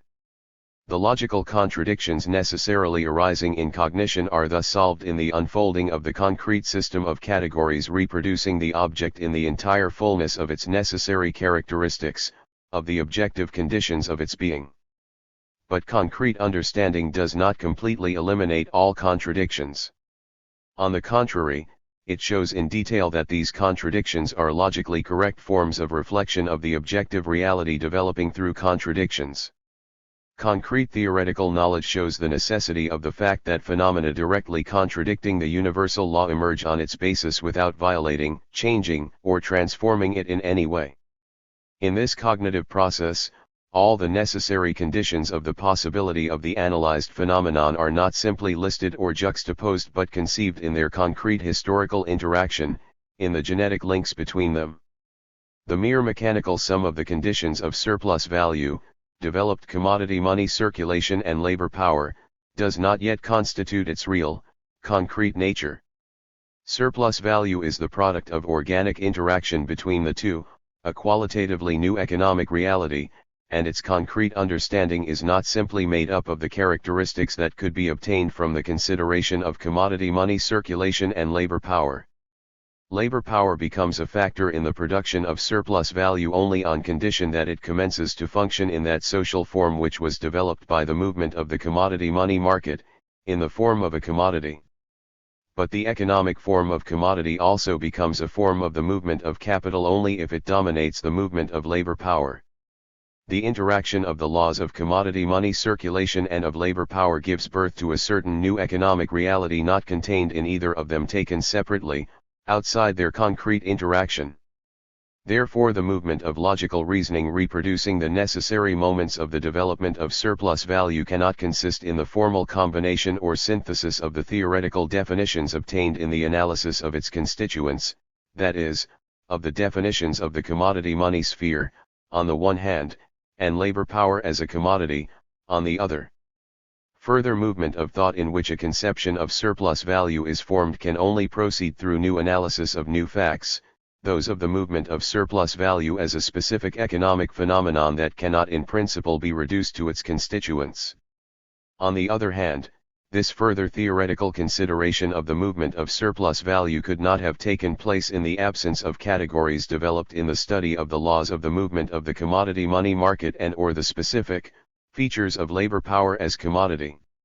Unless these categories are previously developed, theoretical analysis of the empirical facts of the movement of surplus value is impossible. In this case, only abstract characteristics of the production of surplus value will be obtained, reflecting merely the external appearance of this process rather than concrete theoretical definitions. Theoretical analysis directly coinciding with the theoretical synthesis of the abstract definitions of surplus value established earlier does not express the abstract superficial forms of its movement but rather the necessary changes that take place in the movement of the commodity money market when this movement involves such an unusual commodity as labor power. This commodity introduces in the movement of commodity money circulation precisely those changes which transform the commodity money circulation into the sphere of production of surplus value. Labor power itself is not here regarded as an eternal characteristic identical for all formations but in its concrete historical definiteness as commodity. That means that the first thing that is discovered in it, and recorded in a concept, is the historically definite form which it assumes only in the sphere of commodity money circulation. That is what distinguishes scientific theoretical reproduction of the creation of surplus value from an abstract description of this process, from a mere abstract expression of its superficial phenomena. To understand and express in concepts the essence of capitalist production, of labor producing surplus value, one must first establish the entire totality of the necessary conditions on the basis of which such labor becomes possible in general, and further trace the changes it introduces into the very conditions of its realization. Analysis of changes introduced by labor power in commodity money circulation, in the production of value, therefore assumes preliminary analysis of the conditions that undergo these changes, that is, analysis of the production of value, the process which wage labor finds in existence. Without this, the origin of surplus value is in principle impossible to understand. This method of interpreting phenomena permits more than a mere description of the aspect in which they emerge before direct contemplation on the surface of the developed stage in their existence. It permits to reproduce, in the full sense of the term, their origination, to trace their emergence and development into the present state through the strictly necessary stages. The method of ascent from the abstract to the concrete is founded at this point on the real circumstance that the actually necessary and universal conditions of the origin and development of the object are retained at each given moment as forms of its existence. That is why thought can discern, in the analysis of a developed object, its sublated history. A historical approach to the study of an object cannot be realized other than by the method of ascent from the abstract to the concrete. Therefore the picture presented in the most abstract parts of the theory, example the first chapter of Capital, differs most radically from the picture as it appears in the direct contemplation and in the notions of the developed stage of the process. Contrariwise, the greater the number of law-governed influences, tendencies, and stimuli taken into account in the ascent from the abstract to the concrete and the more concrete the picture, the closer it comes to complete coincidence with the picture given in direct contemplation and notion. As a result, Marx's Capital shows more than the economic skeleton of the social organism, more than its inner structure. Lenin believed it to be a great advantage of Marx's method that, in explaining the structure and development of the given formation of society exclusively through production relations, he nevertheless everywhere and incessantly scrutinized the superstructure corresponding to these production relations and clothed the skeleton in flesh and blood. Capital, as Lenin pointed out, showed the whole capitalist social formation to the reader as a living thing, with its everyday aspects, with the actual social manifestation of the class antagonism inherent in production relations, with the bourgeois political superstructure that protects the rule of the capitalist class, with the bourgeois ideas of liberty, equality, and so forth, with the bourgeois family relationships.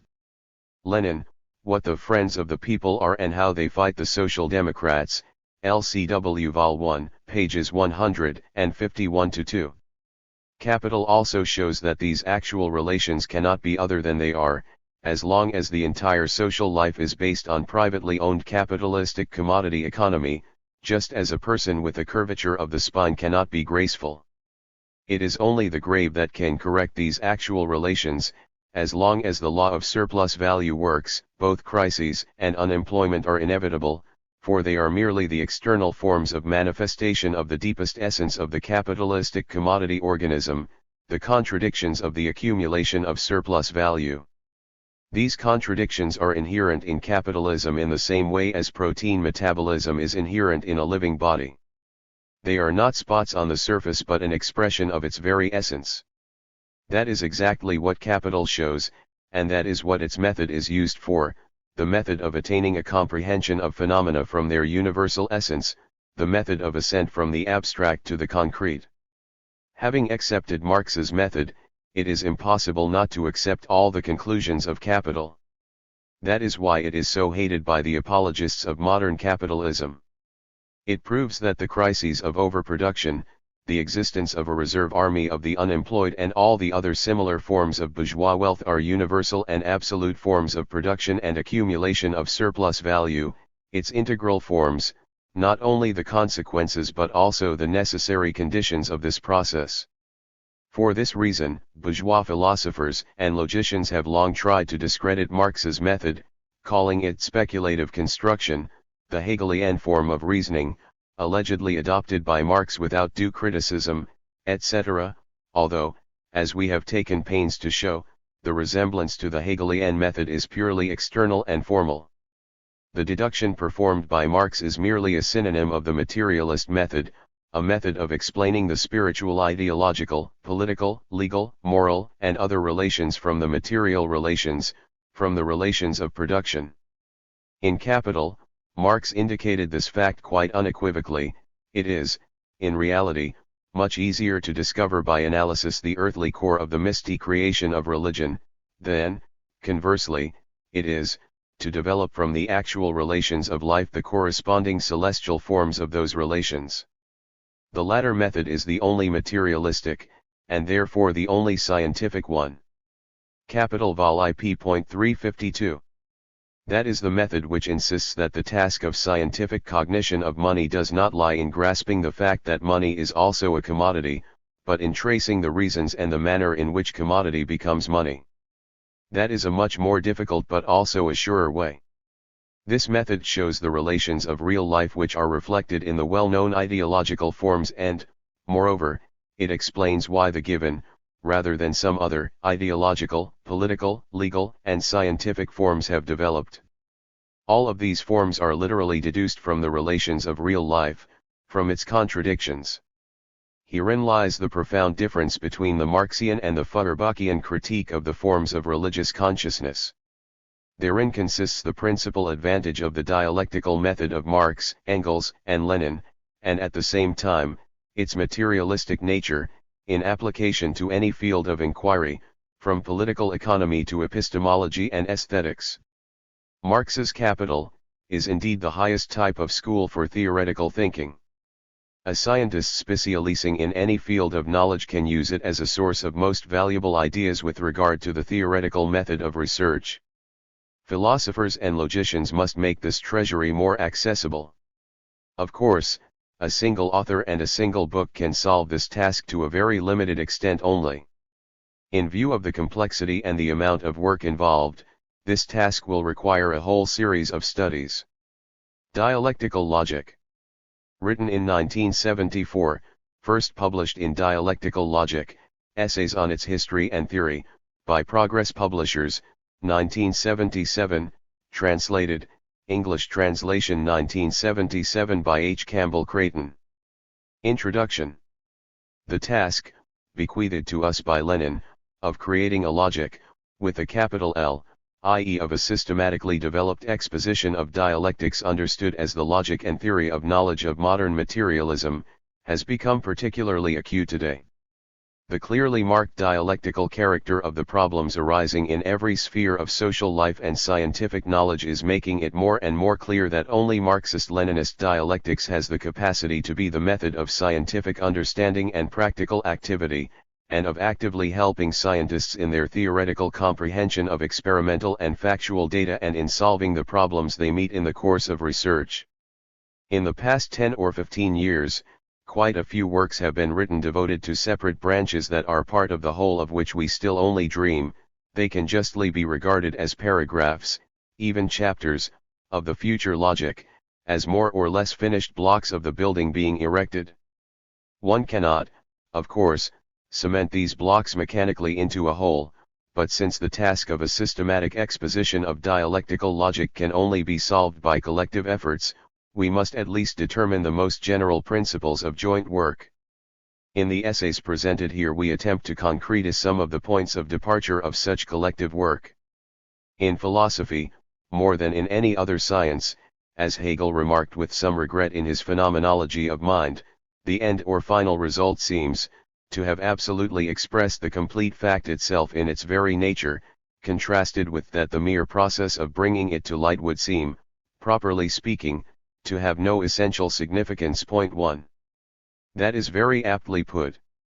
So long as dialectics, dialectical logic, is looked upon as a simple tool for proving a previously accepted thesis, irrespective of whether it was initially advanced as the rules of medieval disputes required, or only disclosed at the end of the argument, in order to create the illusion of not being preconceived, that is, of saying, look, here is what we have obtained although we did not assume it, it will remain something of no essential significance. When dialectics is converted into a simple tool for proving a previously accepted, or given, thesis, it becomes a sophistry only outwardly resembling dialectics, but empty of content. And if it is true that real dialectical logic takes on life not in naked results, and not in the tendency of the movement of thought, but only in the form of the result along with the process of arriving at it too, then during the exposition of dialectics as logic, we must reckon with this truth. For it is impossible to go to the other extreme, taking the view that we had allegedly not set ourselves any aim determining the means and character of our activity from the very outset in the course of our analysis of the problem, but had set out swimming at random.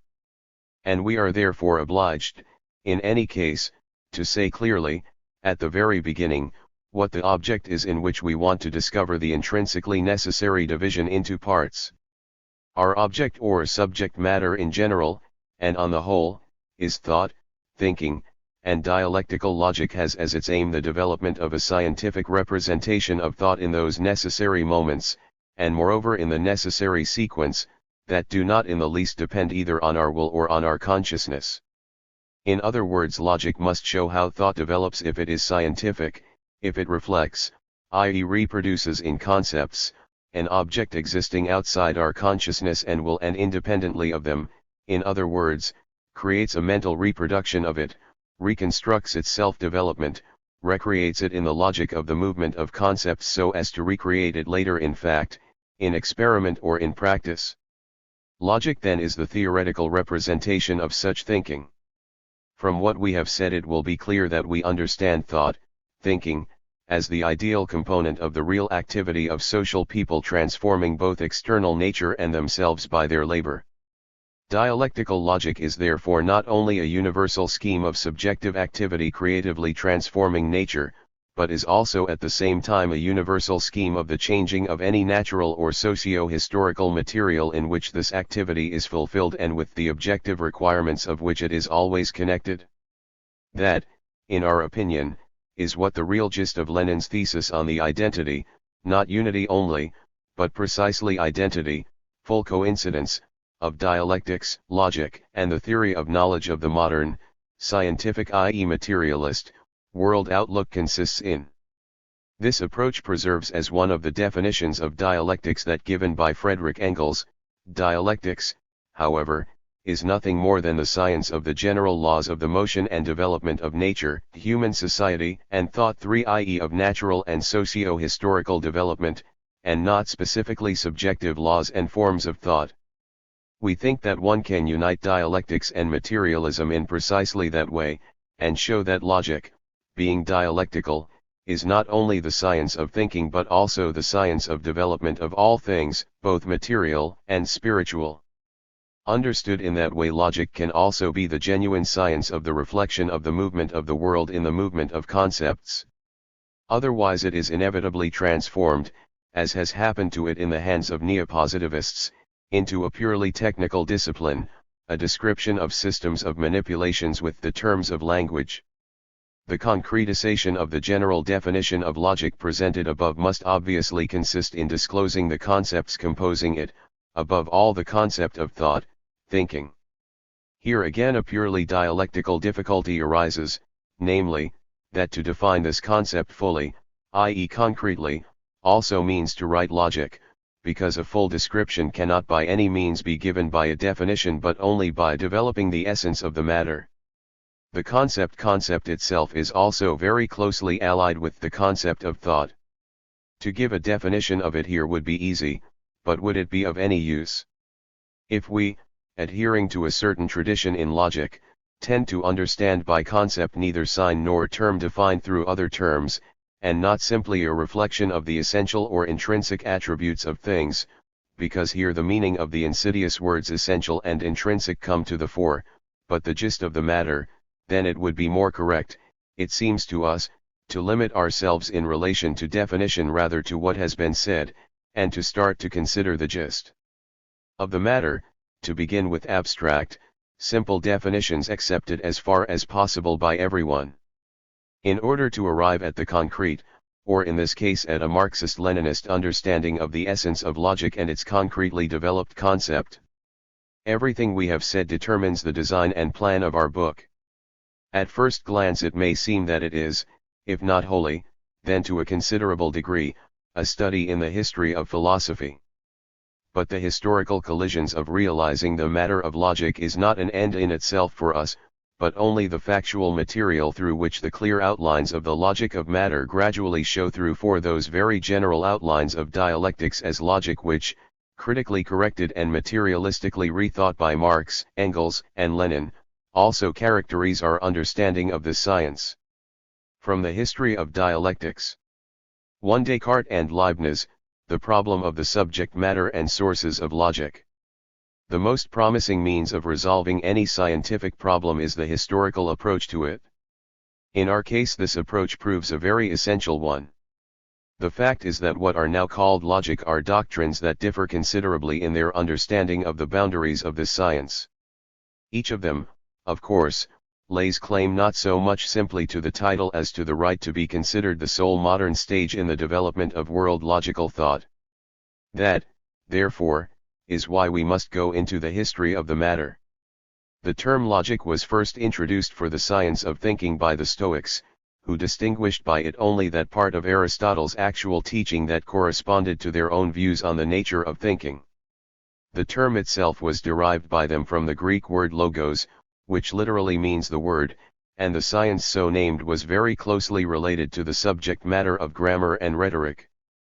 The medieval scholastics, who finally shaped and canonized the tradition, simply converted logic into a mere instrument, organon, for conducting verbal disputes, a tool for interpreting the texts of the Holy Writ, and a purely formal apparatus. As a result, not only did the official interpretation of logic become discredited, but also its very name. The emasculated Aristotelian logic therefore also became discredited in the eyes of all leading scientists and philosophers of the new times, which is the reason why most of the philosophers of the 16th to 18th centuries generally avoided using the term logic as the name for the science of thought, intellect, and reason. Recognition of the uselessness of the official, formal, scholastic version of logic as the organon of real thought and of the development of scientific knowledge was the leitmotif of all the advanced, progressive philosophers of the time. The logic now in use serves rather to fix and give stability to the errors which have their foundation in commonly received notions than to help the search after truth. So it does more harm than good, Francis Bacon said. 1. I observed in respect to logic, said Descartes, that the syllogisms and the greater part of the other teaching served better in explaining to others those things that one knows, or like the art of lully, in enabling one to speak without judgment of those things of which one is ignorant, than in learning what is new. 2 John Locke suggested that syllogism, at best, is but the art of fencing with the little knowledge we have, without making any addition to it. 3 On this basis Descartes and Locke considered it necessary to classify all the problems of the old logic in the sphere of rhetoric. And insofar as logic was preserved as a special science, it was unanimously treated not as the science of thinking but as the science of the correct use of words, names, and signs. Hobbes, for example, developed a conception of logic as the calculation of word signs. 4. In concluding his essay concerning human understanding, Locke defined the subject matter and task of logic as follows: the business of logic is to consider the nature of signs the mind makes use of for the understanding of things, or conveying its knowledge to others. 5 He treated logic as the doctrine of signs, i.e. as semiotics. But philosophy, fortunately, did not gel at that level. The best brains of the period understood very well that it might be all right for logic to be interpreted in that spirit, but not for the science of thinking. True, in general, the representatives of purely mechanistic views of the world and of thinking held such a view of logic. Since they interpreted objective reality in an abstract, geometrical way, i.e. only purely quantitative characteristics were considered objective and scientific, the principles of thinking in mathematical science merged in their eyes with the logical principles of thinking in general, a tendency that took final form in Hobbes. The approach of Descartes and Leibniz was much more careful. They too took to the idea of creating a universal mathematics in place of the old, ridiculed, and discredited logic, and they dreamed of instituting a universal language, a system of terms strictly and unambiguously defined, and therefore admitting of purely formal operations in it. Both Descartes and Leibniz, unlike Hobbes, were well aware of the difficulties of principle standing in the way of realizing such an idea. Descartes understood that the definition of terms in the universal language could not be arrived at by amicable agreement, but must only be the result of careful analysis of the simple ideas, the bricks, from which the whole intellectual edifice of man was built, and that the exact language of universal mathematics could only be something derived from true philosophy. Only then would one succeed in replacing thinking about the things given in reflection or imagination, i.e. in the terminology of the day, in contemplation, and in general in people's real sense experience, by a kind of calculus of terms and statements, and in drawing conclusions and inferences as infallible as the solutions of equations. In supporting this point of Descartes, Leibniz categorically limited the field of application of the universal mathematics solely to those things that belong to the sphere of the powers of imagination. The universal mathematics should also, in his view, be only, so to say, a logic of the powers of imagination. But that was precisely why all metaphysics was excluded from its province, and also such things as thought and action and the field of ordinary mathematics, commensurate only in reason. A very essential reservation. Thought, in any case, thus remained outside the competence of the universal mathematics. It is not surprising that Leibniz, with unconcealed irony, classified Locke's treatment of logic, by which it was understood as a special doctrine of signs, as purely nominalist. Leibniz revealed the difficulties associated with such an understanding of logic.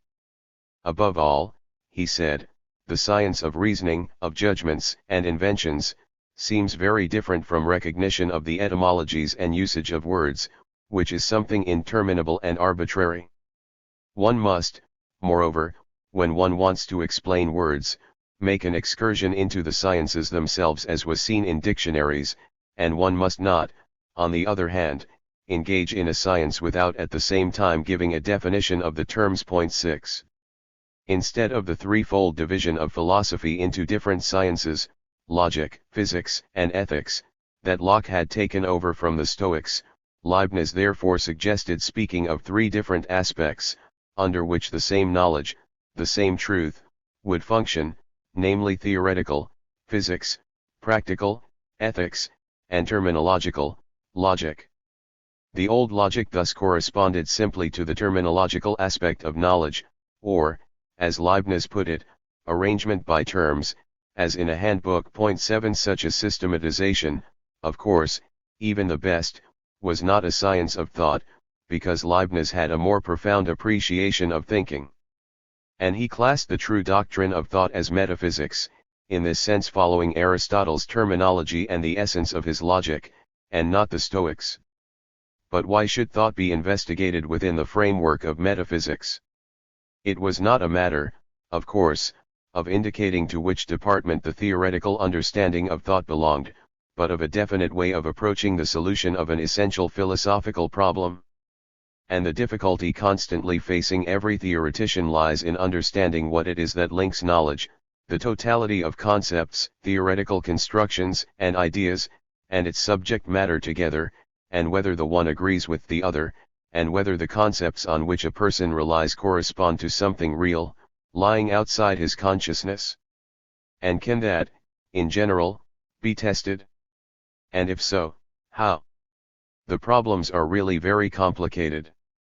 An affirmative answer, for all its seeming obviousness, is not quite so simple to prove, and as for a negative answer, it proves possible to back it up with very weighty arguments, such as that, since an object is refracted in the course of its apprehension through the prism of the specific nature of the organs of perception and reason, we know any object only in the form it acquires as a result of this refraction. The existence of things outside consciousness is thus by no means necessarily rejected. One thing only is rejected, the possibility of verifying whether or not such things are in reality as we know and understand them. It is impossible to compare the thing as it is given in consciousness with the thing outside consciousness, because it is impossible to compare what I know with what I don't know, what I do not see, what I do not perceive, what I am not aware of. Before I can compare my idea of a thing with the thing, I must also be aware of the thing, i.e. must also transform it into an idea. As a result, I am always comparing and contrasting only ideas with ideas, although I may think that I am comparing the idea with the thing.